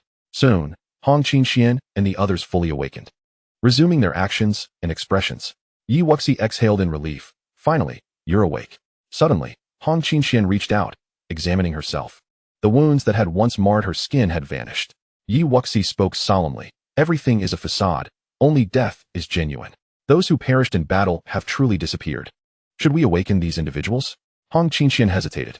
There's no choice. You know my voice, subconsciously trusting me, combined with the sword intent, is why you regained clarity so quickly. We cannot wake these individuals. Only they can surpass the illusion. Yi Wuxi shook her head. Hong Qingfeng suddenly pointed downwards. Those who had not stepped onto the Golden Bridge or were later blasted off, could they also be trapped in the illusion? Yi Wuxi and the others looked over. Those near the lakes appeared dazed, but unlike the others who suddenly vanished, the people below slowly drifted into the lake, showing no sign of channeling any true essence. This place is not a paradise. It is clearly hell. Hong Qingfeng's eyes filled with dread. Few can attain inheritance from the Yunming Divine Palace. Yet it has become a grave for many. This time, the casualty rate among the sects is unprecedentedly high, Hong Qingxian remarked softly. Inheritance is not easily obtained. Yi Wuxi mused silently. As they resumed their trek across the Golden Bridge, others on the remaining 4 bridges began to awaken in succession. For individuals at the 7th level of Earth Martial had regained consciousness. They roused some of their fellow disciples, yet the majority remained entrapped, with fewer than 20 surviving from each bridge. This time, the temple was no longer distant. They swiftly crossed the Golden Bridge, arriving at the plaza outside the temple, where over 70 survivors from the 5 golden bridges congregated. Chapter 162, The Battle with Xiongqi. From the once grand assembly of several hundred disciples from the 10 major sects, fewer than 100 ultimately arrived here, signifying catastrophic losses. Before anyone could lament, the statue of Xiongqi before the temple suddenly animated, transforming into a corporeal form. The massive xianxia soared into the sky, flapping its wings, and unleashed a torrent of flames upon the crowd. Wuxi quickly dodged, striking with her sword, while others also unleashed their attacks. Under the barrage of dozens, not a single mark was left upon xianxia's form. This guardian xianxia was at the pinnacle of the third stage, 8th level, boasting formidable defense and offense. Wuxi furrowed her brow, realizing that inflicting harm upon it would prove exceedingly difficult, let alone vanquishing it. Feng Rou observed the disordered attacks and addressed Yu Bingshan and the others, saying, "Why not lead our respective sects to launch coordinated assaults from the 4 cardinal directions?" Yu Bingshan and Luo Mo nodded in agreement, but Li Jingtian sneered, "Of course. That would be fine. However, should we not incapacitate those 4 first? These 4 from the Tianjin sect are too weak, their impact on Xianxia negligible. They hardly qualify to enter the Yunming Divine Palace alongside us. Li Jingtian, cease your meddling. The priority is to eliminate Xianxia and enter the temple. Wuxi and her companions can join us in the assault." Li Jingtian cast a dark smile at Wuxi and the others. "It's acceptable not to kill. But you 4 should step forward and draw Xianxia's attention. Once we dispatch it, you may partake in the spoils." "Fool." Wuxi spat coldly, then transmitted to Hong Qinxian and the others, "Prepare to swiftly eliminate Li Jingtian." Both she and Duan Hong possessed unique methods. Hong Qinxian wielded impressive sword skills, and although Hong Qinfeng was slightly weaker than her sister, she was still formidable. Together, the 4 would ensure that, regardless of Li Jingtian's treasures, he would not escape death. The siblings nodded. Li Jingtian had overstepped, and they were not without temper. What was the difference between being a target and courting death? Li Jingtian, incensed, declared, "If you choose not to cooperate, then perish." Suddenly, Yu Bingshan interjected, "Your grievances are of no concern to me. It would be wiser to unite against Xianxia first." Yet, Li Jingtian was relentless, channeling true essence as he charged toward Wuxi and her companions. They, too, showed no signs of halting, and a fierce battle was imminent. Seeing that no one heeded her words, Yu Bingshan's expression turned cold. Just as she intended to intervene, Xianxia became increasingly ferocious, unleashing a fiery blast toward her, forcing her to pause her actions. Feng Rou and Luo Mo secretly cursed, but had no time to tend to their own disputes. The ancient beast was no jest. If they retreated, the remaining disciples would be utterly incapable of handling it. Prison of Heaven. Li Jingtian summoned tendrils of withered vines, forming a massive black cage that descended upon the 4. Wuxi took a few steps back, gradually merging the 5 elements' true essence with the flames of the vermilion bird, while Duan Hong instinctively stepped forward, releasing a familiar pressure. Li Jingtian's steps and assault momentarily faltered. Seizing the opportunity, Duan Hong struck out, Heavenly Seal. The black cage shattered in an instant. Li Jingtian remained unfazed, true essence swirling as he unleashed a torrent of malevolent energy. Instantly, he was engulfed in a crimson fury, his eyes bloodshot, as endless blood vines surged forth, transforming into a river of blood rushing toward the group. "Step aside." Wuxi advanced, forcefully propelling the 5 elements fire lotus forward. Wherever it passed, the withered vines disintegrated, and the blood river turned to naught. "What is this?" Li Jingtian's expression shifted in shock, retreating hastily. Yet, the 5 elements fire lotus surged forth with unstoppable momentum, the terrifying destructive force shattering his protective true essence and crashing into him. "Ah!" Li Jingtian was sent flying, letting out a pitiful scream, barely clinging to life. "Attack!" Wuxi commanded sharply, brandishing her spirit-slaying sword as she swiftly approached. She was determined to ascertain whether he had any remaining tricks up his sleeve. Merely wounding him would not suffice. Hong Qinxian and the others were already prepared, drawing their long swords as 4 beams of sword light simultaneously struck Li Jingtian. With a resounding crash, Li Jingtian's body erupted, utterly obliterated. Senior Brotherly. The disciples of the Tianxia sect, engaged in battling Xianxia, stared in disbelief at this scene, while disciples from other sects gaped in astonishment. Feng Rou smiled. "It seems I was overly concerned. Wuxi and her companions have no need to fear Li Jingtian." Zhao Shengyun curled his lips. "Sister Feng, I have warned you before. Miss Yi is full of tricks. Without some leverage, she wouldn't dare to step in here." Yu Bingshan retracted her gaze, feeling a flicker of relief. If it weren't for Xianxia's obstruction moments ago, she would have indeed wished to confront Wuxi and Li Jingtian. Previously, although she harbored reservations about Wuxi after the slaying of Li Xiao, her fear stemmed only from the dread of that array pearl and such external artifacts. The terrifying lotus technique displayed just now was an incomprehensible power. Had she encountered it, the outcome would likely have been dire. After vanquishing Li Jingtian, Hong Qinxian remained somewhat dazed, exclaiming, "Wuxi, you are truly formidable." Yi Wuxi smiled. Let us deal with Xiongqi. After several rounds of systematic attacks, Xiongqi bore some wounds but remained unscathed at its core, growing increasingly ferocious. What to do? It's not dying. The others frowned, realizing that if this continued, their true essence would be exhausted. Let us alter our formation and focus our attacks on the same spot on its wings, Yi Wuxi declared solemnly. Although Xiongqi was massive, it was also agile, and they needed to restrict its movement first. Having witnessed her slaying of Li Jingtian, both Yu Bingshan and Luo Mo acknowledged her strength without objection. The group abandoned the notion of leading their sects into battle, swiftly rearranging themselves into a new formation.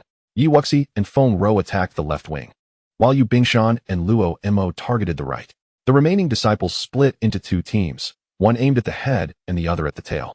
Although the number of attackers on the wings diminished, the four were the strongest from their respective sects, delivering more precise strikes. Each blow landed squarely in the same area, effectively restricting Xiongqi with their extensive assault on its head and tail. Approximately 15 minutes later, the ferocious beast Xiongqi could no longer endure, crashing to the ground, lifeless. As it fell, the once closed grand doors of the temple slowly opened, bathing everyone in a sacred light.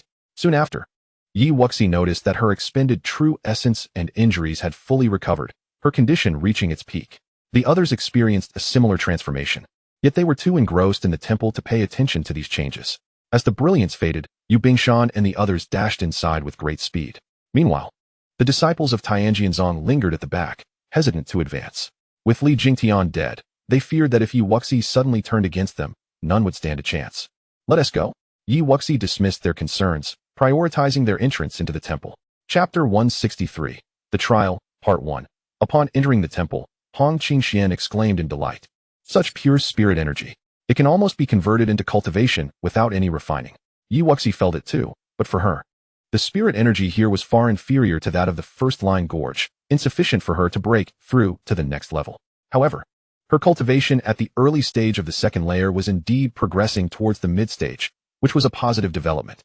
More concerning than her cultivation was the loss of her formidable spiritual perception since entering this place. She could only rely on her eyes and basic hearing. A rather uncomfortable adjustment for her. The temple was vast and interconnected. After walking for about a quarter of an hour, the grand doors of the temple thundered shut once more. Yi Wuxi felt a subtle tremor beneath her feet, and the surrounding walls seemed on the verge of cracking. Be careful, she warned, but as her voice faded, those around her had vanished, and her position rapidly transformed into a perfectly enclosed space. Yi Wuxi surveyed her surroundings, realizing they were still within the temple and likely not in danger, merely facing a trial. Many had perished to enter this temple. If it were indeed hazardous, it would be more fittingly named the underworld. Just as the doors of the Yunming temple sealed, all disciples outside, including those still struggling within the illusion, felt an inexplicable pull, finding themselves in the mirage sand desert. Chunyan, Li Yu, how did you emerge so quickly? Where are the others? The elders of various sects, waiting in the desert, called out to their disciples, inquiring about their condition. The Yunming temple has opened. We couldn't enter. Ling Shuahua, a disciple of Tianjianzong who hadn't seen a single one of her peers, couldn't help but worry. The temple's emergence could be either a boon or a curse. Inside the temple, Yi Wuxi didn't wait long. The dense spirit energy within began to rapidly converge into the central crystal ball. The crystal ball emanated a white radiance, and as Yi Wuxi approached, she placed her palm upon it. She was unsure why she felt compelled to do so, but the instant the crystal ball illuminated, an intangible voice seemed to guide her within her consciousness. As her palm made contact, the crystal ball gradually blossomed with five-colored light, closely resembling her own five-colored true essence. Yi Wuxi's eyes widened in shock. She hastily withdrew her hand. What kind of power is this? Before she could contemplate further, the crystal ball's color abruptly shifted, and she was drawn into a world of flames. Yi Wuxi was propelled away by the destructive force of the flames, only to witness an endless power coalescing into a red figure not far from her, wielding a sword and bearing a striking resemblance to her, with comparable cultivation. The red figure lunged at her with the same sword technique she was well acquainted with, the phoenix dance in the sky. Was she to defeat her own shadow? Yi Wuxi quickly rose, summoning her spirit-slaying sword, but to her dismay, she found herself unable to execute any of her fusion sword techniques. In the blink of an eye, the sword light had reached her, sending her flying and causing her to spit blood. What is happening? Am I only allowed to use the same sword techniques as her? Yi Wuxi swallowed a recovery pill and stood once again. Without granting her any reprieve, the red figure charged at her once more. 9 heavens reaching the moon. Yi Wuxi called out lightly, This time, she successfully executed the sword technique, yet the red shadow mirrored her move. Underneath the identical strike, Wuxi was once again sent flying. I see now, her sword intent and fire surpasses mine by a level. Steadying herself with the sword, Wuxi quickly discerned the difference. Unlike the previous encounters in the Star Tower where her shadow merely emulated her form, this figure mirrored her five-colored true essence. Her sword techniques, and her sword intent, yet wielded a mastery that exceeded her own. Only by comprehending the sword intent could she hope to defeat it and complete the trial. What a wondrous world this is. Gaining clarity, Wuxi's spirit ignited with combat fervor. Gripping her spirit-slaying sword, she charged towards the red figure. Elevating her willpower was exceedingly challenging. The various forms of will she had mastered had seen little progress for quite some time. If she could break through here, her combat prowess would increase exponentially.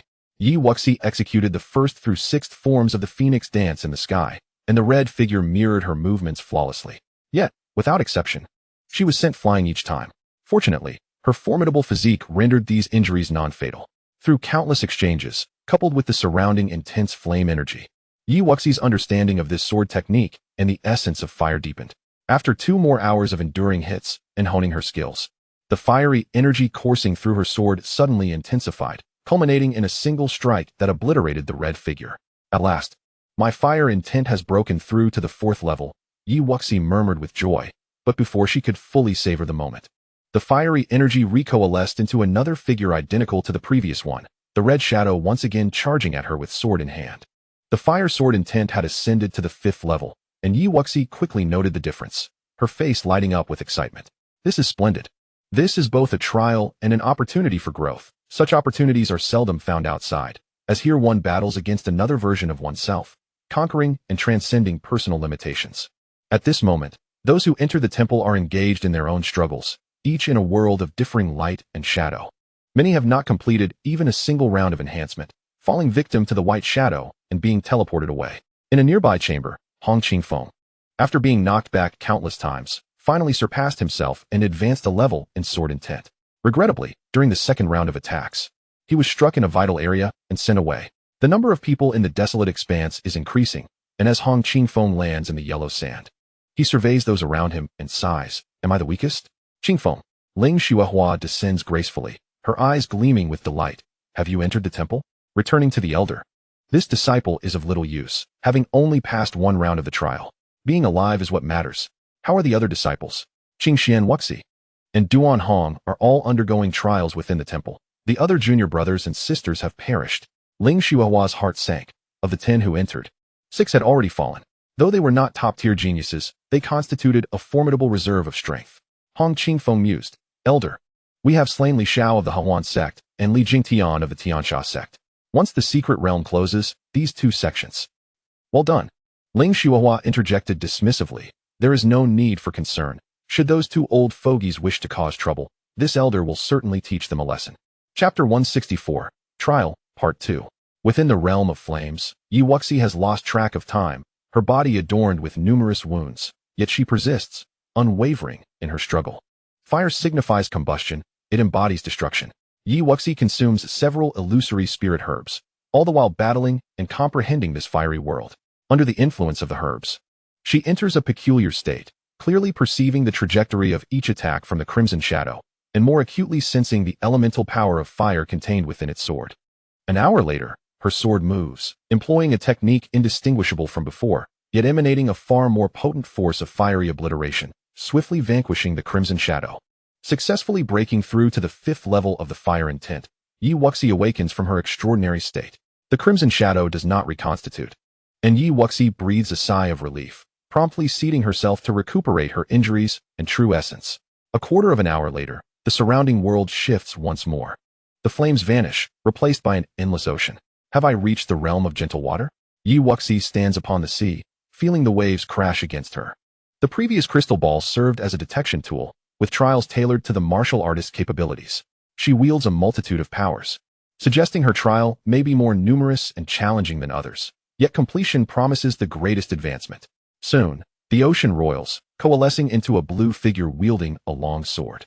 Drawing from her prior experience, Wuxi brandishes her Zhongling sword and unleashes the superior grade cloud water sword technique. Rising tides, unfurling clouds. This swordplay seldom used in isolation and primarily cultivated for integration with other techniques, reveals several flaws when executed in this moment.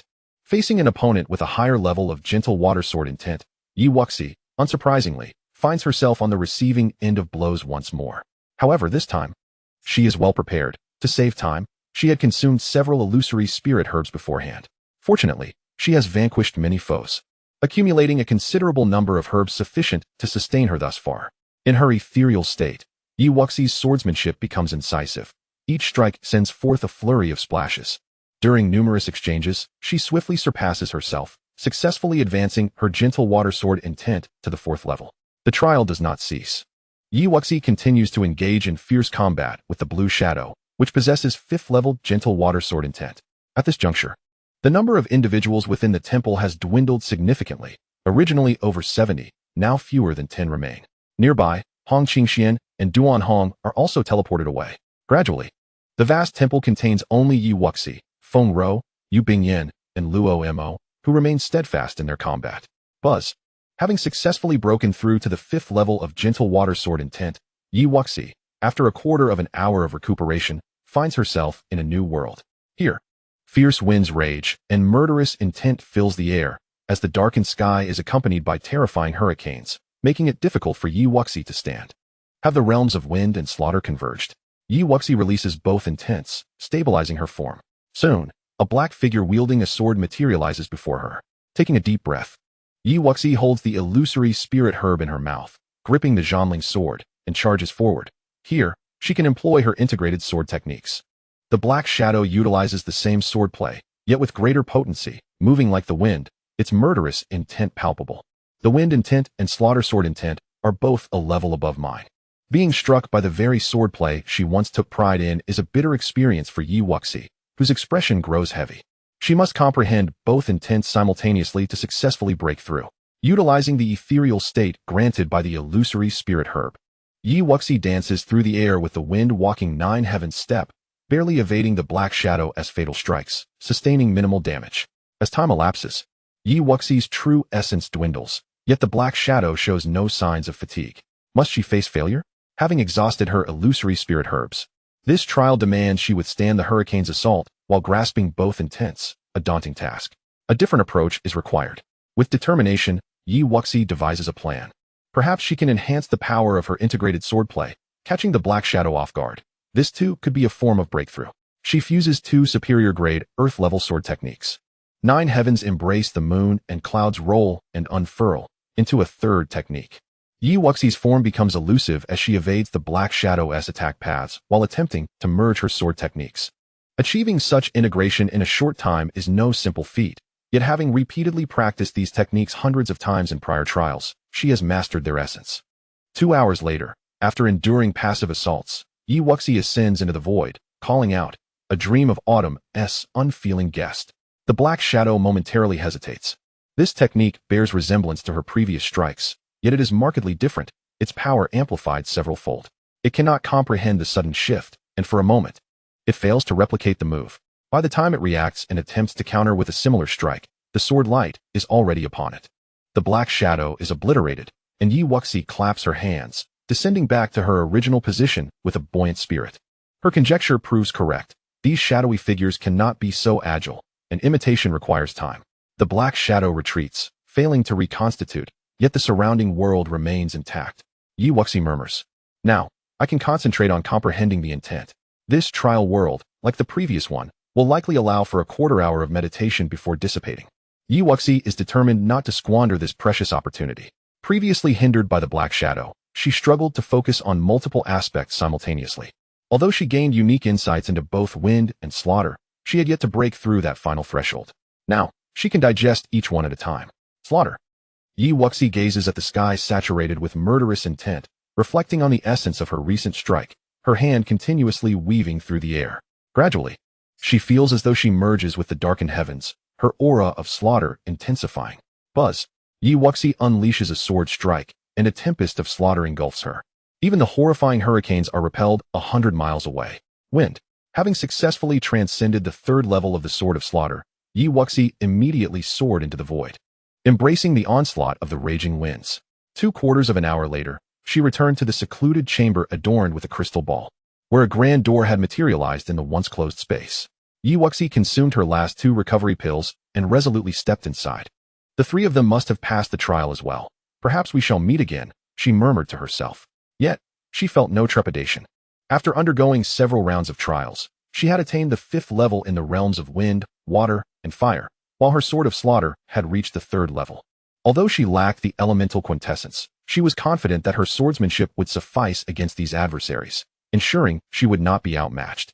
In the Grand Hall, Yu Bingyan and Feng Rou were engaged in an intense battle. At the center of the hall lay a massive icy pond, above which floated 3 luminous orbs. The shapes within discernible, 2 tomes, and a scroll. You dare to conceal your strength? Feng Rou exclaimed, sweeping her silver spear in a complex motion. Yu Bingyan smiled softly. Feng Rou, you are no match for me. Refrain from meddling with these treasures, and you may still withdraw. Feng Rou replied nonchalantly, having come this far, I must contest for them. Then I shall be obliged to send you on your way, Yu Bingyan retorted with a slight smirk, as an ancient guqin materialized before her. With a gentle flick of her fingers, soothing melodies began to flow, ensnaring the listeners in their enchantment. Those within its grasp soon realized its terror. Feng Rou felt herself being drawn into another realm, her expression momentarily dazed. Yet, in an instant, she broke free, sweeping her spear to unleash a wave of tremors. But she could not shatter the storm of melodious notes encircling her. Countless strings of sound bombarded her, yet she couldn't even glimpse Yu Bingyan's silhouette. Wuxi advanced down the straight corridor, hearing the distant sounds of fierce combat and the delicate strains of music, quickening her pace. At the moment she entered, a shadowy figure emerged from a portal on the left side of the hall. Observing the battered and trapped Feng Rou, Wuxi wasted no time in launching a strike towards Yu Bingyan, intertwining various sword intents to instantaneously dismantle the illusionary space she had conjured. Feng Rou, landing on the ground with her spear, wiped the blood from her lips and said, Wuxi, thank you. Yu Bingyan was indeed formidable. Feng Rou had thought she had broken free from the illusion, only to find herself still ensnared in the cage of melodies, unable to even touch her adversary's shadow. Supporting Feng Rou, Wuxi regarded the now altered Yu Bingyan with caution. At that moment, Yu Bingyan's aura had surprisingly reached the 8th level of earth martial arts, a cultivation level not to be underestimated. Yu Bingyan's musical assault had been interrupted, and a flicker of displeasure crossed her eyes. Miss Yi, I am aware of your exceptional abilities, yet your cultivation is too low. It would be wise to relinquish these treasures. Wuxi smiled lightly. Do you think a mere statement will deter me, Miss Yu? If you desire them all for yourself, I would not mind demonstrating the means by which I vanquished Li Jingtian. With that, a flame ignited in Wuxi's left hand, her gaze steady upon Yu Bingyan. She had no time to refine the elemental quintessence and could not condense a flame lotus, but a little intimidation would not go amiss. Seeing the flame manifest, Yu Bingyan's heart sank, her vigilance heightening. She dared not underestimate the technique that had previously injured Li Jingtian. Just as the 3 were at an impasse, the shadowy figure in the hall stealthily approached the icy pond, conjuring a massive hand to grasp the 3 treasures. However, the pond illuminated with a radiant formation, projecting a lethal blade directly at him. Luo, do you truly believe I have not noticed your presence? If it were that easy to obtain, would you still be here? Yu Bingyan coldly remarked, flicking her sleeve. Luo's long knife flashed as he parried the attack, smiling at the group. Why not cease your quarrel and work together to break the restrictions before discussing the distribution of treasures? 4 cannot share 3 treasures, Yu Bingyan stated directly. Luo, assist me in eliminating these 2, and I shall grant you one of the treasures. What say you? Luo hesitated. He had observed Wuxi's terrifying flame lotus and was reluctant to oppose her. Yu Bingyan smiled. Her technique against Li Jingtian was undoubtedly a secret skill and cannot be used again. She is merely posturing. Alone, she is no match for either of us. Though she had initially been wary, she reconsidered. Having witnessed the deaths of Li Xiao and Li Jingtian, she clearly understood Wuxi's prowess. If she still had her trump card, she would not have engaged in such lengthy discourse. However, it would be wise to remain cautious. She could draw Luo into her scheme, allowing her to retreat should anything go awry. Wuxi's eyes flickered. Yu Bingyan was indeed astute, recognizing her bluff. With Feng Rou injured and her combat power significantly diminished, it would be challenging for Wuxi alone to contend with both. Luo, do not seek your demise. If you kill us, you will be next. Let us unite to slay Yu Bingyan and divide the treasures equally. Is that not the better plan? Yu Bingyan's expression turned cold. There are only 3 treasures here. Regardless of the outcome, one among you will leave empty-handed. Luo, You must understand the right choice given that one is weakened and the other injured. Yi Wuxi remained unperturbed and transmitted to Luo Mo. If you are confident in escaping her clutches, feel free to ally with her. At worst, I shall depart. However, should we flee, you will undoubtedly lose your life. Luo Mo pondered silently. Yu Bingyin's cultivation indeed surpassed theirs, and her temperament was difficult to gauge. After a moment, he finally made a choice. Standing with Yi Wuxi and Feng Rou, Yu Bingyin's expression darkened. You are blind to the danger. So be it. I shall send you 3 on your way. 7 emotions string killing technique. Yu Bingyin softly intoned, her fingertips flicking, unleashing a rapid succession of deadly musical notes that transformed into hundreds of gray-white strings. With swordsmen and knife-wielders present, she had abandoned her illusionary attacks and directly employed offensive techniques against the 3. A dream of unfeeling guests. Huangquan Blade Slash. Shocking Universe's 10 absolute spears. Yi Wuxi and the others unleashed their most formidable moves, the convergence of sword and blade intense swiftly extinguishing the melodic onslaught. Yu Bingyin retreated, the music continuing as the strings formed a cage, descending to suppress the trio. Yi Wuxi enveloped herself in the essence of wind, moving like lightning to evade the descending prison. Breaking void palm. Soaring into the air, Yi Wuxi unleashed a powerful palm strike. Mastering the mid-tier heavenly stage palm technique was no simple feat, and though she barely executed it, its mere semblance held power comparable to a low-tier heavenly stage technique, not inferior to her swordsmanship and allowing her to better wield her physical strength. The golden palm, infused with the quintessence of 5 elements and the power of the 4 symbols, shattered Yu Bingyin's protective musical curtain. Upon receiving the blow, Yu Bingyin's blood surged, her true essence momentarily stagnating, and the music abruptly ceased. The 3, seasoned in battle, needed no prompting as they advanced in unison. Yu Bingyin's complexion turned ashen as she hastily summoned her true essence to create distance, resuming her performance. Boom. Yet Yi Wuxi's sword was swifter, cleaving through the unfinished strings. Luo Mo's blade and Feng Rou's spear followed closely behind, striking her relentlessly. In the instant of a potentially fatal attack, Yu Bingyin suddenly transformed into a flurry of light particles, vanishing from the hall. Chapter 166, The Unwritten Scroll. Yu Bingyin's figure materialized in a desolate expanse. Her face twisted in frustration. The 3 treasures she had sought had inexplicably flown away. The Grand Elder of the Yunyin sect furrowed his brow as he landed before her. Bingyin, why have you emerged now? Who has injured you? Grand Elder, I have passed all the trials, and the last 3 treasures were within my grasp. However, on that day, Yi Wuxi from the Sword sect suddenly appeared, colluding with Feng Rou of the 7 Xian Island and Luo Mo from the Yin Luo sect, thwarting my endeavors. Had it not been for Yi Wuxi's unexpected interference, I would have already vanquished Feng Rou. Luo Mo was hardly a threat. How outrageous. We should not linger here. In the desolate wasteland, half of the sects had retreated, leaving only the disciples of the Sword sect, Yin Luo sect, and 7 Xian Island waiting. Additionally, the 2 leading sects, the Hehuan sect and the Tianxia sect, whose leaders had perished, remained, their grand elders and disciples gathered, awaiting something. Inside the temple, Feng Rou was taken aback by the sudden disappearance of a figure. What is happening?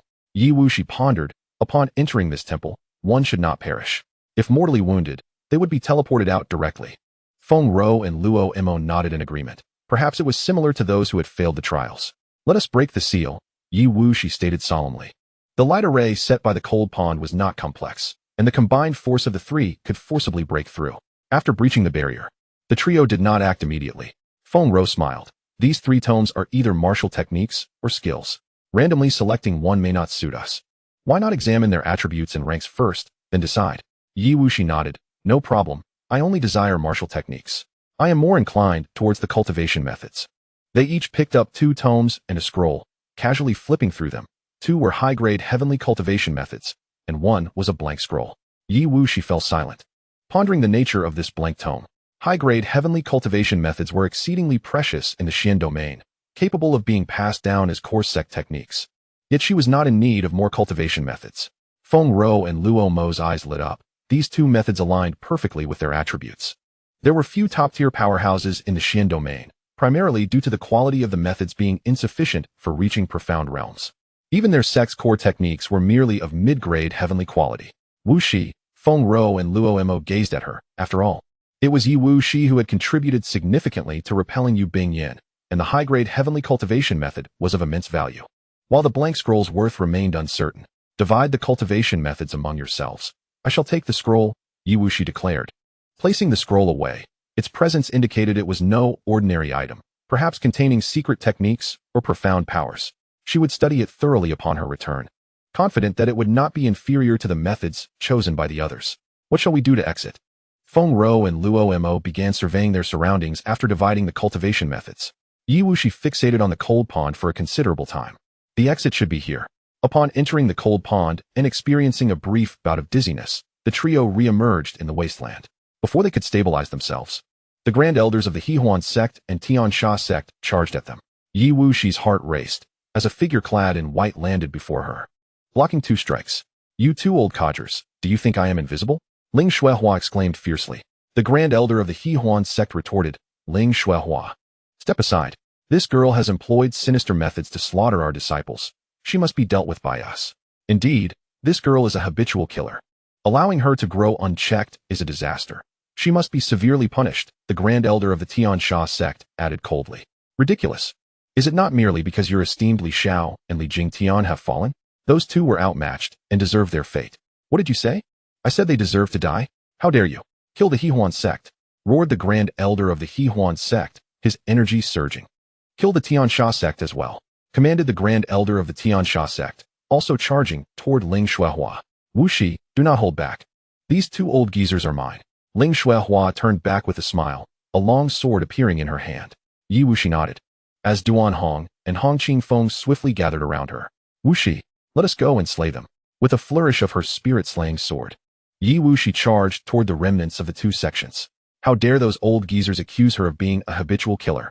Today, if she did not eliminate all the disciples of these 2 sects, she would not be worthy of her name. Dreams of autumn, merciless guest. The sword intent howled past, each strike claiming a life as Yi Wuxi deftly maneuvered among the disciples of the 2 sections. Her sword intent had surged dramatically. These opponents, at most, were only at the 6th level of Earth Martial, hardly a match for her. Combined, the surviving disciples of the Xihuan sect and Tianxia sect numbered barely 50. And as they beheld Yi Wuxi, they appeared increasingly intimidated. There are only 4 of them. Do not fear. Attack. One disciple rallied, raising his arm. Kill. Duan Hong and the others had also seen improvements in the temple, their sword might sweeping toward the disciples of the 2 sections. On the Mirage Sand Wasteland, corpses flew as the combined forces of the Xihuan sect and Tianxia sect dwindled to just a few stragglers. Not far away, the observing Grand Elder of the 7 Xian Island mused, at such a young age, she has comprehended 4 distinct sword intents. If her cultivation rises further, she will undoubtedly secure a place in the Xian domain's grand competition. Beside him, Feng Rou nodded in agreement, recalling that when they first entered the secret realm, Yi Wuxi was only at the 1st level of Earth Martial, her sword intent not nearly as formidable. In the brief span of a month within the secret realm, she had made substantial strides in every aspect. The grand competition was still several months away. The Grand Elder of the Yin Luo sect sighed. Her swordsmanship is exceptional. Luo Mo, do you think you can surpass her? My understanding of the blade is not on par with her mastery of the sword, Luo Mo replied gravely. Soon, all those who had come from the Xihuan sect and Tianxia sect to the secret realm were slain by Yi Wuxi and Duan Hong. None were left alive. Ling Shuihua, you actually allowed them to slaughter our disciples. Do you wish to incite a war among the 3 sects? The Grand Elders of the Xihuan sect and Tianxia sect were infuriated, their attacks growing increasingly ruthless. You shameless old fools. Who commanded the first strike? Ling Shuihua spat, her eyes filled with murderous intent. Today, not only will you perish, but so shall your sect. Floating 12 swords, kill. With a fierce shout, Ling Shuihua unleashed a torrent of sword energy that surged toward the Grand Elders of the 2 sections. Deadly soul slay, devouring the rivers. Boom. Their attacks collided. The Grand Elders' energies obliterated by the sword might, sending them hurtling backward, terror flashing in their eyes. You've reached such a level. Retreat. The 2 lost their will to fight, hastily gathering their energy to flee into the distance. Chapter 167. Return to the sect. Can you escape? Ling Shuihua's feet moved slightly as she pursued them with her sword. Yi Wuxi was somewhat astonished. This was her first time witnessing the Grand Elder in action. As a fellow Grand Elder, those 2 at the 9th level of Earth Martial were no match for her. Her strength was formidable. Sister Hong, was that sword technique just now also the floating sword technique? Hong Qingxian smiled indeed. Only in the hands of a powerhouse like the Grand Elder can such techniques truly shine. Sister Yi, you may not know this, but the Grand Elder once placed among the top 20 in the Xian domain competition. Among all the Grand Elders, she is the youngest. In no time, she will undoubtedly become a martial king. Hong Qingfeng expressed with admiration. Yi Wuxi gazed at the figure, radiant yet fierce, filled with both spirit and pride. Feeling a sense of respect. A true powerhouse should be like this. Chihuo, you are not far from that step. Within a year, the Sword Sect will welcome another king-level powerhouse. The onlookers from Qishuan Island and the Grand Elder of the Yinluo sect both sighed in unison, recognizing that they were contemporaries who had never underestimated Ling Xiaohua's prowess. In recent years, she had merely concealed her brilliance while silently striving for a higher realm. Rather than succumbing to despair, Elder, shall we? Yu Bingyan glanced at Yi Wuxi and the others, her eyes flickering slightly. However, the Grand Elder of the Yunin sect shook her head. Ling Xiaohua was on the verge of becoming a monarch, and no one present could contend with her. With that, she led her disciples away without a backward glance. Initially, she had intended to wait for the three sects to weaken each other before intervening. But after witnessing Ling Xiaohua's true strength, that thought had evaporated. As the Yunin sect departed, the members of Qishuan Island and the Yinluo sect followed suit, leaving only Yi Wuxi and her three companions atop the desolate expanse. Before long, Ling Xiaohua had slain the Grand Elder of the Hahuan sect, though the Grand Elder of the Tianxia sect had managed to escape using a teleportation talisman. That old fox was quick on his feet. Let us return to the sect. Ling Xiaohua remarked with a smile as she rejoined her companions. Had she been alone, she would have pursued that old cur to the ends of the earth for retribution. But with several promising talents in her company, she dared not venture too far. Yi Wuxi nodded, understanding that Ling Xiaohua was considering their safety, especially since the people from the Yunin sect did not appear particularly amicable. The five of them boarded the Black-Winged Eagle and set off toward the Tianjian sect. After a fortnight, the five returned to their sect. Ling Xiaohua spoke solemnly. I must report to the sect master. During this time, if you venture out, exercise utmost caution. Understood. Yi Wuxi visited the medicine peak, retrieved her storage ring, and handed over the 2 ancient medicinal pills obtained from the secret realm to Chihuo for research before seeking out Lu Yuer to bring back Yi Xiaoxue. Returning to her own palace. Within the palace, Yi Wuxi took out the blank scroll she had acquired and examined it thoroughly. Yet neither her soul force nor true essence could activate it. It remained devoid of any markings. As Yi Xiaoxue, blissfully asleep, caught sight of it, her eyes widened in surprise. You have quite the luck. Yi Wuxi raised an eyebrow. Can you tell? I've tried to activate it, but to no avail. Fool. Yi Xiaoxue retorted disdainfully. Pour all 5 of your true essences into it, without reservation. Yi Wuxi frowned. I've tried using true essence. It was ineffective. Not enough. This is no ordinary martial art, Yi Xiaoxue scoffed. Yi Wuxi nodded, gathering her focus to channel the 5 true essences, placing her palm upon the scroll. Time passed, yet the scroll remained unresponsive. Doubt began to creep into Yi Wuxi's mind regarding Yi Xiaoxue's words, but Yi Xiaoxue lazily urged, keep going, don't stop. Your cultivation is too low to open this scroll, but your unique true essence might work. Taking her words to heart, Yi Wuxi intensified her infusion of true essence. As moments trickled by, just as her 5 true essences were nearly depleted, the scroll suddenly erupted with brilliance, transforming into a cascade of luminous points that merged into her sea of consciousness. The ancient forbidden divine seal, the sealing scroll, comprised 7 layers, wielding the power of the 7 stars to seal demons, spirits, and even gods. As the characters dissipated, a battle image materialized in Yi Wuxi's consciousness, showcasing a white phantom whose hands traced intricate patterns, forming an unparalleled 7 stars diagram for sealing malevolent entities. Yi Wuxi observed intently as the white phantom demonstrated each layer from 1 to 7 before vanishing completely. A wave of exhaustion washed over Yi Wuxi's soul force. The intricacies of the latter layers were beyond her comprehension. Do not force yourself. This divine ability encompasses profound principles that are beyond your current stage. The mere ability to manifest its rudimentary form marks you as exceptionally gifted, Yi Xiaoxue remarked while perusing the scroll. Yi Wuxi, feeling helpless, queried, what rank does this constitute? And what is its power? After a moment of astonishment, Yi Xiaoxue replied, this is a divine ability that surpasses the imperial tier. With your current strength, you could barely create a 1-star diagram to momentarily seal another's true essence, provided their ISN T a significant disparity. Yi Wuxi felt no disappointment. That was sufficient for her. Temporarily setting aside the forbidden divine seal, Yi Wuxi made her way to the martial arts pavilion, determining it best to exchange for the mysterious sword technique and a movement technique. Presenting her core disciple identity jade plate, she ascended to the highest level, where the techniques and martial arts were scarce, all being of the heavenly tier, with the highest being of mid-heavenly grade.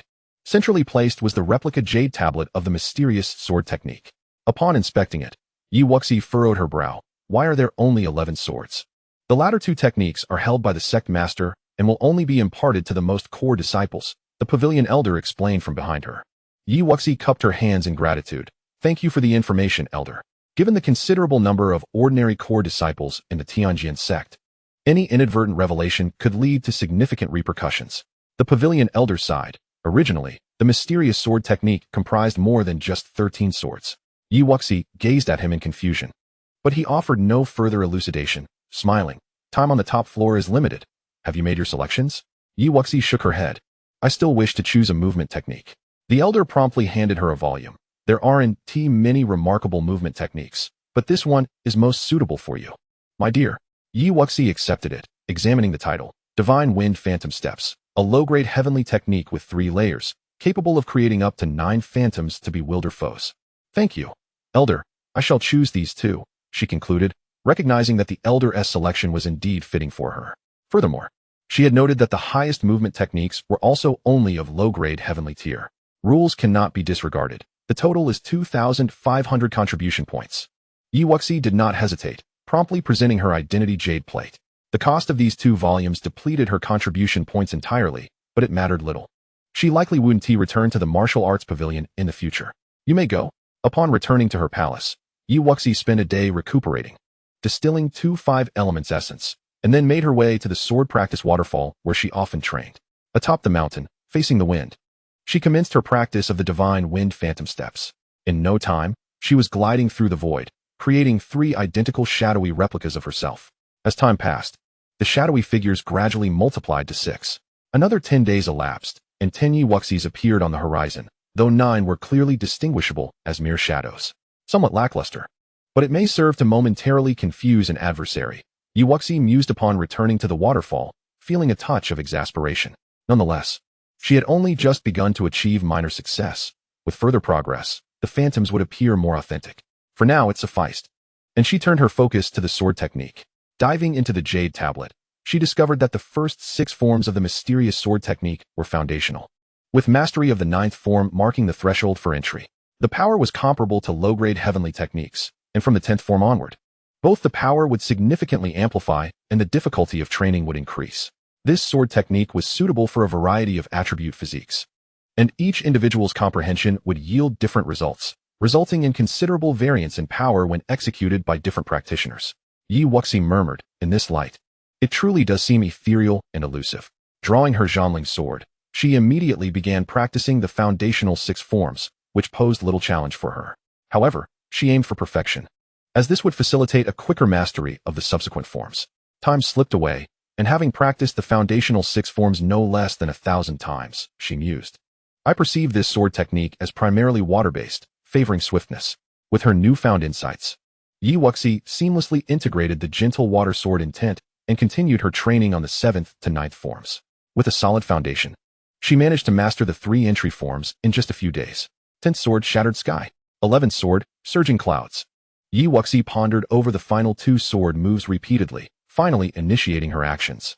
Above the waterfall, clad in white, her sword energy surged, creating a cascade of splashes. After half a month, with a flourish of her longsword, she unleashed a torrent of astonishing sword energy, causing the surrounding trees to crash down and rocks to tumble, leaving the cliff face marred with sword marks. Satisfied, Yi Wuxi retracted her Zhongling sword. Pleased with its formidable power, her swordsmanship had reached a minor accomplishment, and it was time to venture forth for some practical experience. Upon returning to the palace and resting for a day, Yi Wuxi made her way to Yaofeng. You little girl, just like that insufferable brat, never allowing anyone a moment's peace, always running off without a word, grumbled the old man of Chihuo. Yi Wuxi scratched her head. Master, I always report back to you before I leave. Compared to the rarely seen senior brother Huiyun, she believed herself to be a dutiful disciple. The old man of Chihuo snorted, tossing her a few vials of elixirs. I don't have a protective talisman for you. Mind your life. I'll be watching during the Xian Domain Grand Competition. With a submissive tone, Yi Wuxi expressed her gratitude. Thank you, master. Although she was not a qualified alchemist apprentice, since taking Chihuo as her mentor, she had never lacked for elixirs, saving her a considerable amount of money. After descending from Yaofeng, Yi Wuxi visited Ling Shuohua's palace once more. Wuxi, what brings you here? Ling Shuohua inquired, surprised. Elder, you might find these useful. Yi Wuxi offered several water essence crystals. Ling Xiaohua had been quite protective of her, and she was not one to be stingy. These items could potentially aid her in achieving her goal of becoming a king sooner. Wuxi, thank you. I truly need them, so I won't stand on ceremony. Ling Xiaohua replied joyfully.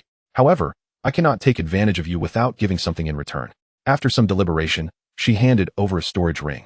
Here are 10,000 high-grade spirit stones. You may use them as you see fit.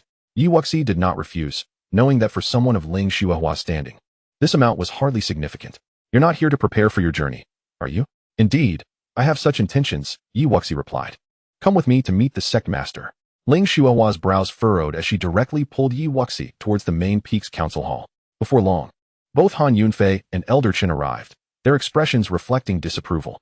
Little Yi, you've made great strides in the secret realm. But we have heard from Chihuo about the events that transpired. The Hehuan sect and the Tianxia sect will not relent. It is perilous for you to venture out now. Yi Wuxi responded earnestly, I understand. But there are only 7 months until the Xian Domain Grand Competition. I wish to seek further breakthroughs. Surely, those two sects would not dispatch inner disciples to hunt down a minor disciple like her. If she kept a low profile, it was unlikely she would attract attention. Han Yunfei exchanged glances with the others. The Tianjin sect could not afford to lose a talented disciple. Yet opportunities for Earth Martial Realm disciples to advance within the sect were indeed scarce, making external training a norm. After a lengthy pause, Han Yunfei relented, very well. The outside world is vast, and for the Xian Domain sects, the grand competition is of utmost importance. The two sects will likely focus their attention there for the time being. Wuxi in October. You must reach the ancient city of Canglong in the far north of the Xian Domain. Yi Wuxi nodded solemnly, I will. This is the final 2 forms of the Miao Miao sword technique, typically only accessible to inner sect elders. I am imparting them to you in advance. If you can master them, it will enhance your chances in the grand competition. Han Yunfei handed her a jade slip. Thank you, Sect Master. This is a detailed map of the Xian Domain, along with a protective jade talisman, Elder Chun added solemnly. A talisman capable of withstanding attacks is not easy to create. I only have this one available at the moment, so be cautious. Yi Wuxi smiled. Thank you, Elder Chun. This is more than sufficient. Only then did she truly feel a sense of belonging to the Tianjin sect. After leaving some essence crystals with the 3, Yi Wuxi exited the grand hall. After bidding farewell to Lu Yuer and Duan Hong, she slipped away from the sect with Yi Xiaoxue in tow. Initially, she had planned to return to the Tianfeng kingdom to resolve matters concerning the Yi family, but with Sister Yin absent, the back and forth would consume too much time. She decided to postpone everything until after the grand competition. Leaning against her shoulder, Yi Xiaoxue lazily inquired, Where are we headed? Northward. Yi Wuxi replied with a bright smile. She had already marked her route and timeline on the map. Observing her ambitious demeanor, Yi Xiaoxue scoffed, A mere grand competition, is it worth your fervor? In this desolate place, what genius could possibly emerge? You are a 5 elements body. Securing first place should be a walk in the park for you. You certainly have a high opinion of your elder sister. Yi Wuxi sighed dramatically. If only I had a bit more time, I am confident I could claim first. But for now, I can only hope for fortuitous encounters in the coming months. Pathetic. Based on my former brilliance, I could easily crush all those in the Xian Domain with a single swipe, Yi Xiaoxue retorted. Is it so hard to refrain from boasting? Chapter 169, Fire Cliff Mountain. 5 days after leaving the sect, Yi Xiaoxue suddenly opened her eyes, saying, Someone is following you, at least at the Earth Martial Realm. Yi Wuxi furrowed her brow. I sensed it too. We must move. She stowed her griffin, channeling the essence of wind to transform into a flash of light, swiftly darting in a particular direction. During these days, she had been riding the griffin for travel, which also allowed her to cultivate. But the griffin's low rank meant its speed paled in comparison to her own agility. Quite alert, aren't we? We're far from Tianjin's sect now, and no one is following. We could easily eliminate them, remarked one of the black-clad figures as they appeared at the spot Yi Wuxi had just vacated, revealing only their gleaming eyes filled with malice. Just as they were about to act, a figure in white landed gracefully before them, smiling. Who are you two planning to kill? Chihuo, what are you doing here? The 2 black figures exclaimed in terror, having followed her secretly for days without realizing there were Tianjin sect members around, prompting them to reveal themselves. Ling Xiaohua smiled. I knew that both your Hehuan sect and Tianxia sect would not give up easily. Tell me, you 2 lackeys, as inner sect elders, if you have grievances. You could come and confront me directly. What a shameful act it is for a dignified Earth Martial Realm to chase after a mere junior. If you intend to pursue, at least do so without hesitation. I'm worried for you. You are mocking us. The 2 black-clad figures' expressions shifted as they suddenly gathered their energy and fled. Ling Xiaohua had clearly been aware of their presence all along, yet chose to toy with them instead. Now realizing it was too late to escape, Ling Xiuohua swiftly captured the two, effortlessly shattering their skulls. After disposing of them, she glanced at the already vanished Wuxi, a smile tugging at her lips. This girl is quite vigilant. That is commendable. With that, she headed directly towards the Tianjin sect. She had not wasted so many days merely to mock the two, but had been observing the situation. Aside from those two from the Earth Martial realm, there were indeed no others watching Wuxi's movements. After today, in the vast world, locating Wuxi again would not be an easy task. After swiftly traveling for a day, Wuxi finally dared to catch her breath as she entered a forested area. Old two. They shouldn't be following us anymore, right? She asked anxiously. Her soul perception was strong, but still not as keen as Yi Xiaoxiu's, who had once been a formidable presence, and although her cultivation had fallen, her other abilities remained intact. When you fled, a more powerful aura appeared. I suspect it is someone from your sect, Yi Xiaoxiu replied lazily. Wuxi retorted. Why didn't you say so earlier? She had been fleeing tirelessly for an entire day and night, feeling utterly exhausted. This is a training exercise in agility. There is no sense of crisis here. Where do you find such speed, dawdling as you do? When shall we find our opportunity? Yi Xiaoxiu spoke calmly. I thank you. Wuxi replied, gritting her teeth, observing that this person spoke not like a junior, but more like a senior. No need for thanks. Half a month later. At the border of the mid-grade empire's Jinlan kingdom, atop a highland, Wuxi gazed into the distance, where a multitude of figures gathered. Within this throng lay vast mountain ranges, pulsating with intense flames, the heat so fierce that the earth was cracked and dry. This was her first stop. The legendary Fire Cliff Mountain. It's so hot here, Wuxi exclaimed, astonished by the surrounding temperature. Yi Xiaoxiu's beautiful eyes sparkled with excitement. Such a treasure trove must surely harbor fire crystals, of at least superior quality, if not exceptional. Wuxi rejoiced. Let us go take a look. The Fire Cliff Mountain stretched for thousands of miles, and she had come in search of fire crystals. If she could acquire one, her cultivation would undoubtedly experience a breakthrough. However, upon approaching, Wuxi discovered that within the vicinity of Fire Cliff Mountain, there were hardly any people. Those figures were merely gathered outside to watch the spectacle, while some fire-attributed martial artists sat outside, cultivating. Only a few outsiders, like her, tentatively ventured inside, but after just a few dozen miles, they retreated, their bodies cloaked in darkness. Friend, may I inquire about the situation at Fire Cliff Mountain? Wuxi casually asked a spectator nearby. You must be an outsider. Fire Cliff Mountain is not something without the cultivation of a martial king that one can withstand. For cultivators like us, entering even 100 miles is futile. Most are here merely to witness the marvels. I see. It said that there are fire crystals inside? Wuxi inquired with a smile. Indeed. It is rumored so, but one must be alive to claim them. In recent times, many martial kings with fire and water attributes have attempted to enter, only to return in disgrace, came the reply. Over time, this place has turned into nothing more than a spectacle. Thank you. After distancing herself from the crowd, Wuxi sighed. If even martial kings face danger inside, we should reconsider. Yet Yi Xiaoxiu smiled confidently. What are you talking about? I observe that high-level martial kings can definitely enter. It's simply that those who attempted before were too weak, likely lacking mastery over the profound powers. But we are even weaker than those inept martial kings. That is simple enough. Don't you have the profound crystal? Hand me 10 water attribute profound crystals. Yi Xiaoxiu extended her paw. Are you sure we can go in? Entering is not an issue, but I can only guarantee your survival. You'll still have to endure the pain of the flames. Consider carefully whether you truly desire the fire crystal. Wuxi pondered for a moment. Yes. As long as I don't die, since we've come this far, I cannot leave without obtaining a fire crystal. That's the spirit. Let us first prepare some cold attribute spirit herbs. Better to be safe than sorry. Before long, Wuxi arrived at the nearest town to Fire Cliff Mountain. Though it was a small border town, the presence of Fire Cliff Mountain attracted many martial artists, with numerous formidable cultivators among them. As a hub for numerous martial practitioners, the trading post in this town was exceedingly prosperous, rivaling that of an imperial city. Wuxi swiftly procured some cold attribute spirit herbs and a silk defensive robe. Staying overnight in the town, once all preparations were complete, she cloaked herself and Yi Xiaoxiu in a broad black robe and returned to Fire Cliff Mountain. The area around Fire Cliff Mountain was still bustling with people. Just as Wuxi was about to rush in, a figure clad in black robes appeared on the horizon. Entering ahead of them, a martial king has appeared. After many years, had a powerful martial king finally succumbed to the temptation of entering? The onlookers whispered among themselves. Observing the agile black-robed figure, Wuxi halted her steps. This was not a good omen if they encountered a martial king inside. They had no means to resist such a powerful foe. Yi Xiaoxiu, concealed within her sleeves, transmitted her thoughts. What is there to fear? His entering first could be advantageous. If things go awry, we can flee immediately. After waiting for a moment, until the martial king's figure was no longer visible, Wuxi gritted her teeth and charged in with remarkable speed. Someone else has entered, but they don't seem like a martial king, the spectators murmured, puzzled.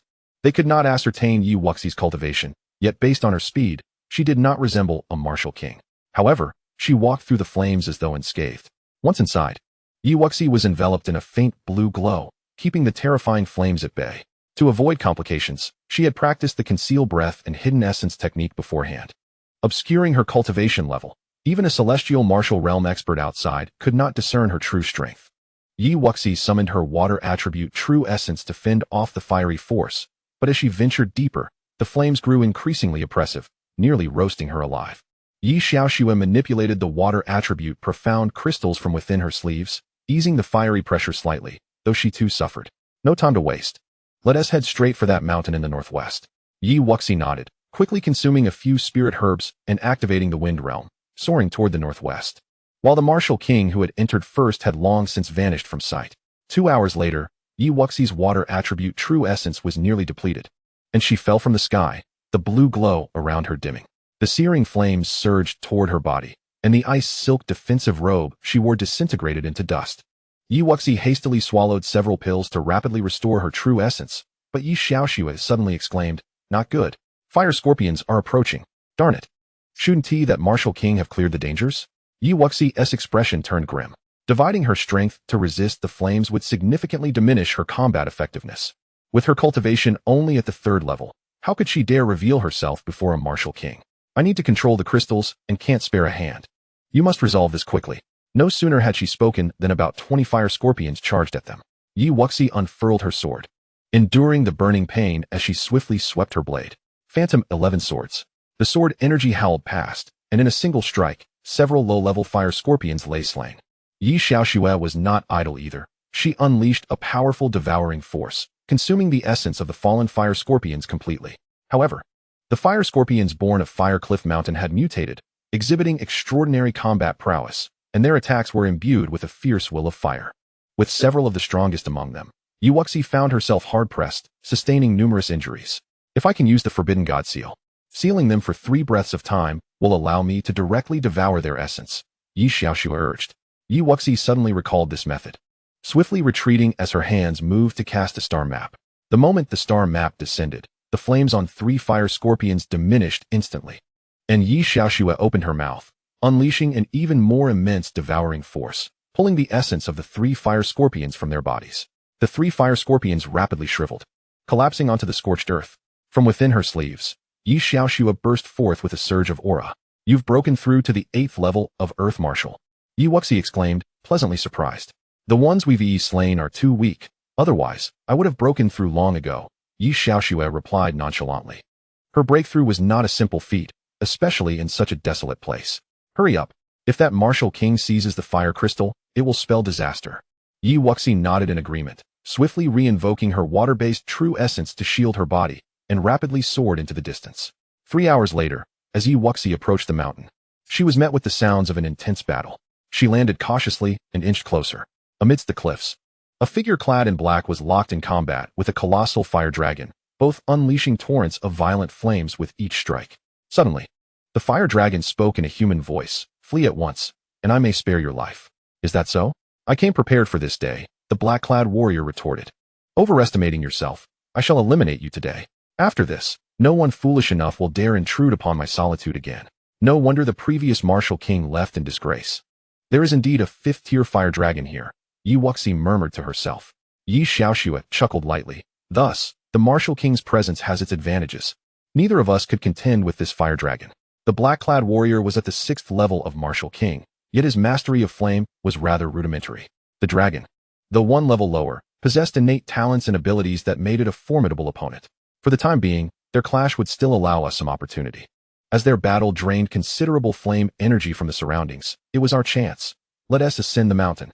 Wuxi nodded and carefully made her way up, noting the numerous crimson 7-leaf flowers flourishing along the path. "Fire heart flowers. What a windfall!" Wuxi exclaimed with delight, hastily gathering them into her storage ring. Fireheart flowers were high-quality Earth-tier spiritual herbs, Martial artists with fire attributes could refine them directly to enhance their cultivation. Don't get too carried away. Those two will soon determine a victor. We must hurry to the fire dragon's lair. If fortune favors us, the fire crystal may still be there.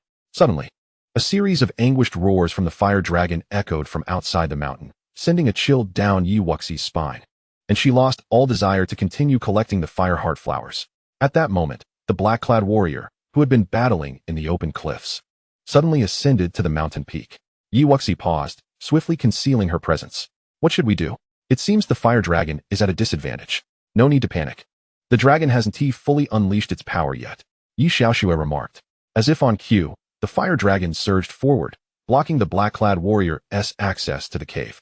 Did you truly think a mere formation pearl could harm me? It hissed coldly. Get out of my way. The black-clad warrior barked, swiftly launching a palm strike. The fire dragon easily dodged, its sharp claws sweeping, drawing all the surrounding flame energy towards itself, even siphoning the potency from all nearby fire-based spiritual herbs. Damn it! Wuxi cursed silently as she watched the fire heart flowers wither into dust in an instant. Having absorbed the immense energy, the fire dragon became even more formidable, coalescing a massive fireball before it. The black-clad warrior's face darkened. After a moment's hesitation, he swallowed a black pill, and his aura surged upward. Chapter 171, The Theft of the Fire Crystal.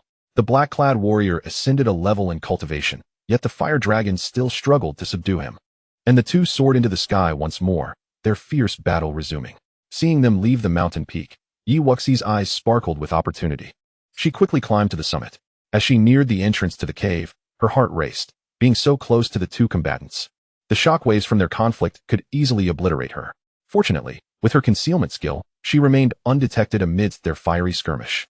Silently, Wuxi slipped into the cave, and hearing the ongoing battle outside, she gritted her teeth and swiftly began searching the cavern. Head directly east. The flame and blood energy are most potent there, Xianxia advised. Wuxi nodded, realizing that the fire dragon had a taste for luxury. Upon entering the cave, she discovered its vastness and lavish decorations. A few swift movements brought her to the easternmost chamber, where a patch of medicinal herbs lay, though stripped bare, save for a lone 7-leaf flower in the center. 1,000-year fire heart flower. Wuxi quickly collected it. This single flower was worth more than all those outside. The fire dragon had shown some consideration, leaving the most precious one for her. As the sounds of battle outside grew fainter, Wuxi dared not linger and hurried deeper into the cave. Inside was a vast blood pool, above which floated a massive diamond-shaped crystal, its energy being drawn into the pool below. The fire crystal has been used to nourish this dragon's blood pool, significantly diminishing its quality. It can only be considered mid-tier now, Xianxia remarked lazily. This is sufficient for me to break through my cultivation. Wuxi felt no disappointment. This fire crystal was far superior to the one she had encountered in the land of the vermilion bird, which could only be deemed in its nascent form compared to this one. This blood pool is impressive. If I refine it, my physical realm will surely break through. Your life is paramount. Quickly seize the fire crystal and leave, Xianxia urged. Wuxi understood the gravity of the situation and promptly summoned her little tree to absorb the fire crystal into her body. At that moment, an unexpected phenomenon occurred. The once tranquil blood pool began to boil, and a dragonling with crimson scales emerged, glaring menacingly at Wuxi. A dormant hatchling. No wonder the fire dragon outside invests so much effort into crafting this blood pool, Wuxi thought, unperturbed. Compared to the fire dragon outside, this hatchling was diminutive and its aura weak. A second-tier little hatchling is hardly a threat. The dragon species is decent enough, once I extract its essence. Xianxia leaped onto Wuxi's shoulder, her claws poised to seize the hatchling. Roar! The young dragon struggled, emitting a shrill cry, and at that cry, the outside world echoed back with roars, shaking the entire cave. This is bad. We've been discovered. Let us go. Wuxi gasped, activating her wind intent and hastily fleeing. Xianxia also realized the gravity of the situation, swallowing the hatchling's essence and disappearing back into her sleeve. Wuxi dashed out of the cave, concealing herself in the darkness, glancing back to see the fire dragon had noticed the disturbance and was in a frenzy, yet the black-clad warrior still blocked its path. Thank goodness for you, Wuxi sighed in relief, pressing against the cliff as she stealthily retreated. However, ever since encountering the blood pool, her blood had inexplicably begun to stir restlessly. At that moment, the fire dragon roared, its massive form crackling with sound, drawing all surrounding flame energy and material towards itself. It's burning its essence. Run. Xianxia felt an ominous premonition. But it was too late, as the fire dragon ignited its essence. It seemed to become the sovereign of the heavens and earth, and Yi Wuxi, too close for comfort, was swept into the air. Yi Wuxi's figure was fully exposed to both the black-clad martial king and the fire dragon, their eyes blazing with fury at the sight of an insignificant ant attempting to profit from their fierce battle. You entered the cave. Where's the hatchling? The fire dragon bellowed, shaking off the black-clad warrior, its furious roar resembling a rain of flames descending from the sky, hurling countless fireballs towards Yi Wuxi. Pale-faced, Yi Wuxi felt her blood boil within her as she prepared to be struck by the fireballs. The roar of a dragon reverberated through the air, and behind her surged the ethereal form of an azure dragon, exuding an aura of ancient power that extinguished the fireballs before her. In the face of life-threatening peril and the stirring of dragon blood, the dormant azure dragon essence within Yi Wuxi finally awakened. Just as the fire dragon was poised to strike with its claws and eliminate Yi Wuxi, it froze in place, trembling at the sound of the dragon's roar. How could there be a true dragon? The flames surrounding it gradually waned, and the once boiling blood within it calmed involuntarily, as if bowing to a sovereign. This was a suppression of bloodline. The dragon could not harbor any thoughts of defiance in the presence of a true dragon. A fleeting glimmer of surprise crossed the eyes of the black-robed martial king, yet the dragon blood held no such suppressive power over him. With a swift motion, the black-robed figure unleashed his long blade, taking advantage of the fire dragon's momentary distraction to deliver a vicious strike. You shall accompany me to the grave. The fire dragon, regaining its composure, roared in fury, expending its last ounce of strength to unleash a terrifying fireball that struck the black-robed man, before its massive body crashed down upon the mountaintop. Damn it! The black-robed man felt his inside shatter, blood spilling from his mouth as he was sent flying into a nearby forest, his fate uncertain. The sudden turn of events left Yi Wuxi stunned. Having narrowly escaped the flames, she barely landed before witnessing the two combatants, one dead and the other injured. You possess dragon blood and did not mention it sooner, causing this cat to almost ignite my own essence. Yi Xiaoxue exclaimed, peering out with annoyance. I have integrated the dragon blood, but was unable to utilize it until now.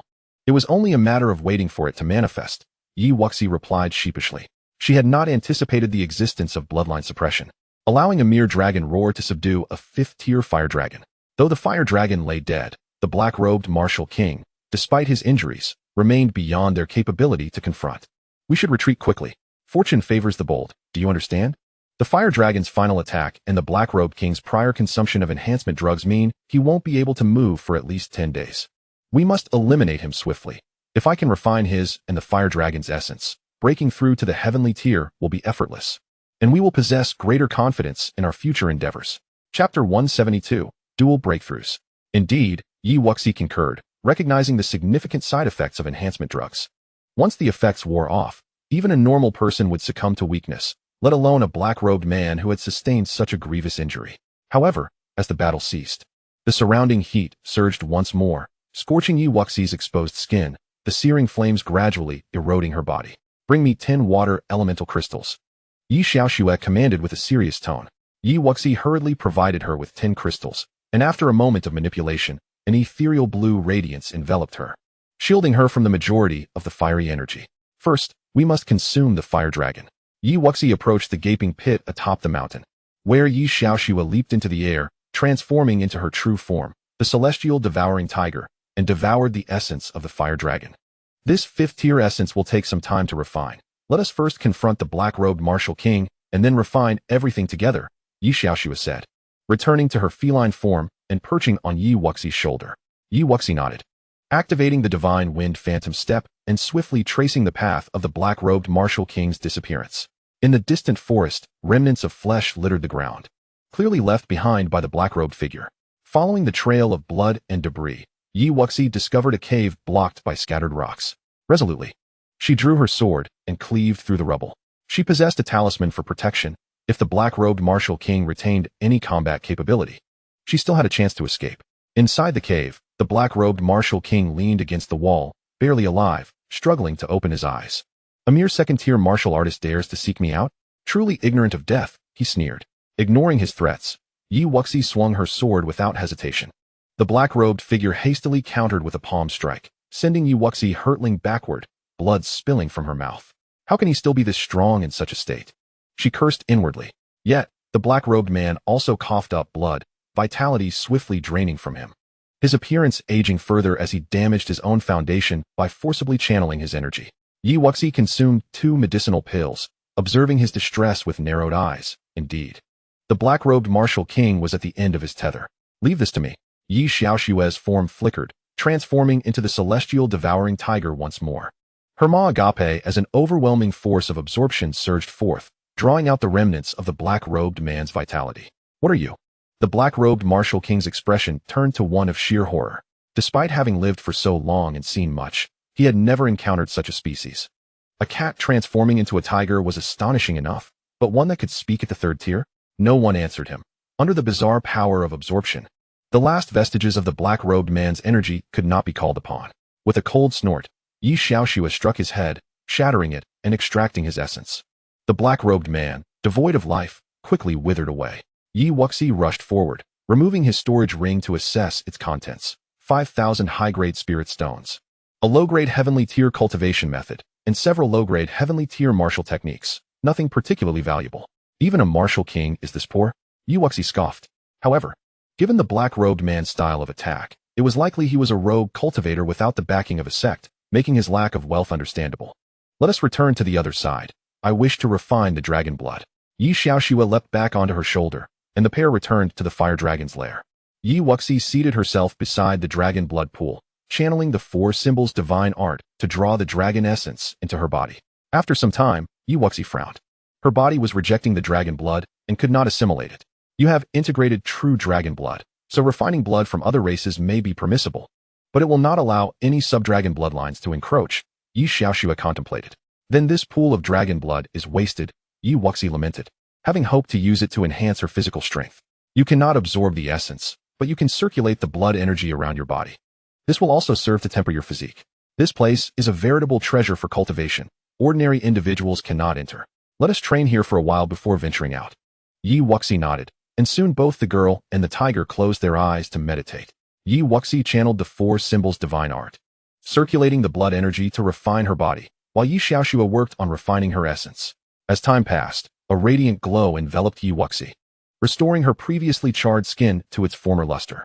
A month later, the blood energy fluctuations in the dragon blood pool had diminished significantly. Yi Wuxi felt her vitality surge, and with a determined bite of her lip, she propelled the 4 symbols divine art through another complete cycle. She successfully advanced her cultivation to the 3rd tier, the pinnacle of completion, and with a sudden opening of her eyes, she found her physical strength rivaling that of a 5th tier martial artist, an extraordinary leap in progress. Stealing a glance at Xiaoxue, she noticed her still immersed in her training, radiating an aura that had reached the peak of the 9th tier, just a step away from the heavenly tier. What would Xiaoxue look like in her human form? Yi Wuxi wondered with anticipation. Yet knowing it was a crucial moment for Xiaoxue, she refrained from intruding. With fire crystals still in her possession, she planned to refine them here, achieving a breakthrough before venturing out. Should the crystals be of superior or extraordinary quality, she would have exercised caution and made preparations. However, given that the energy of these fire crystals had already been significantly depleted by the fire dragon, she deemed the risks manageable for her constitution. Yi Wuxi arranged a circle of high-grade spirit stones around her, holding a millennium-old fire heart flower in her hand for any unforeseen circumstances. She gently closed her eyes once more, establishing a communion with the sapling within her, and released the fiery crystal. In an instant, the power of flames surged through her being. The sapling swayed vigorously, absorbing the majority of the fiery energy, while Yi Wuxi swiftly activated the chaotic 5 elements technique, harmonizing her efforts with the sapling to refine the energy. Under the influence of the technique and the sapling's transformation, the 5 Dantians of Yi Wuxi rapidly coalesced and strengthened. The cave was enveloped in profound silence, while the onlookers outside Fire Cliff Mountain were in a state of uproar. It had been over a month since the 2 figures in black robes had entered, and they had yet to emerge. Had they perished? What a pity. Such formidable warriors, the kings of martial arts, met their demise in this manner. No one would dare to venture into Fire Cliff Mountain again. Yet, why did I sense a diminishment in the fiery energy within? As 2 weeks passed, Yi Wuxi's aura continued to ascend, and she ultimately broke through the critical threshold, reaching the 3rd layer of Earth Martial Realm. However, the energy of the fiery crystal remained, and Yi Wuxi persisted in its refinement, her cultivation steadily advancing. Another fortnight elapsed, and the fiery heart flower in Yi Wuxi's hand was reduced to powder. At that moment, all the energy within a radius of several hundred miles converged. taking on a funnel shape and pouring into the bodies of both the person and the tiger.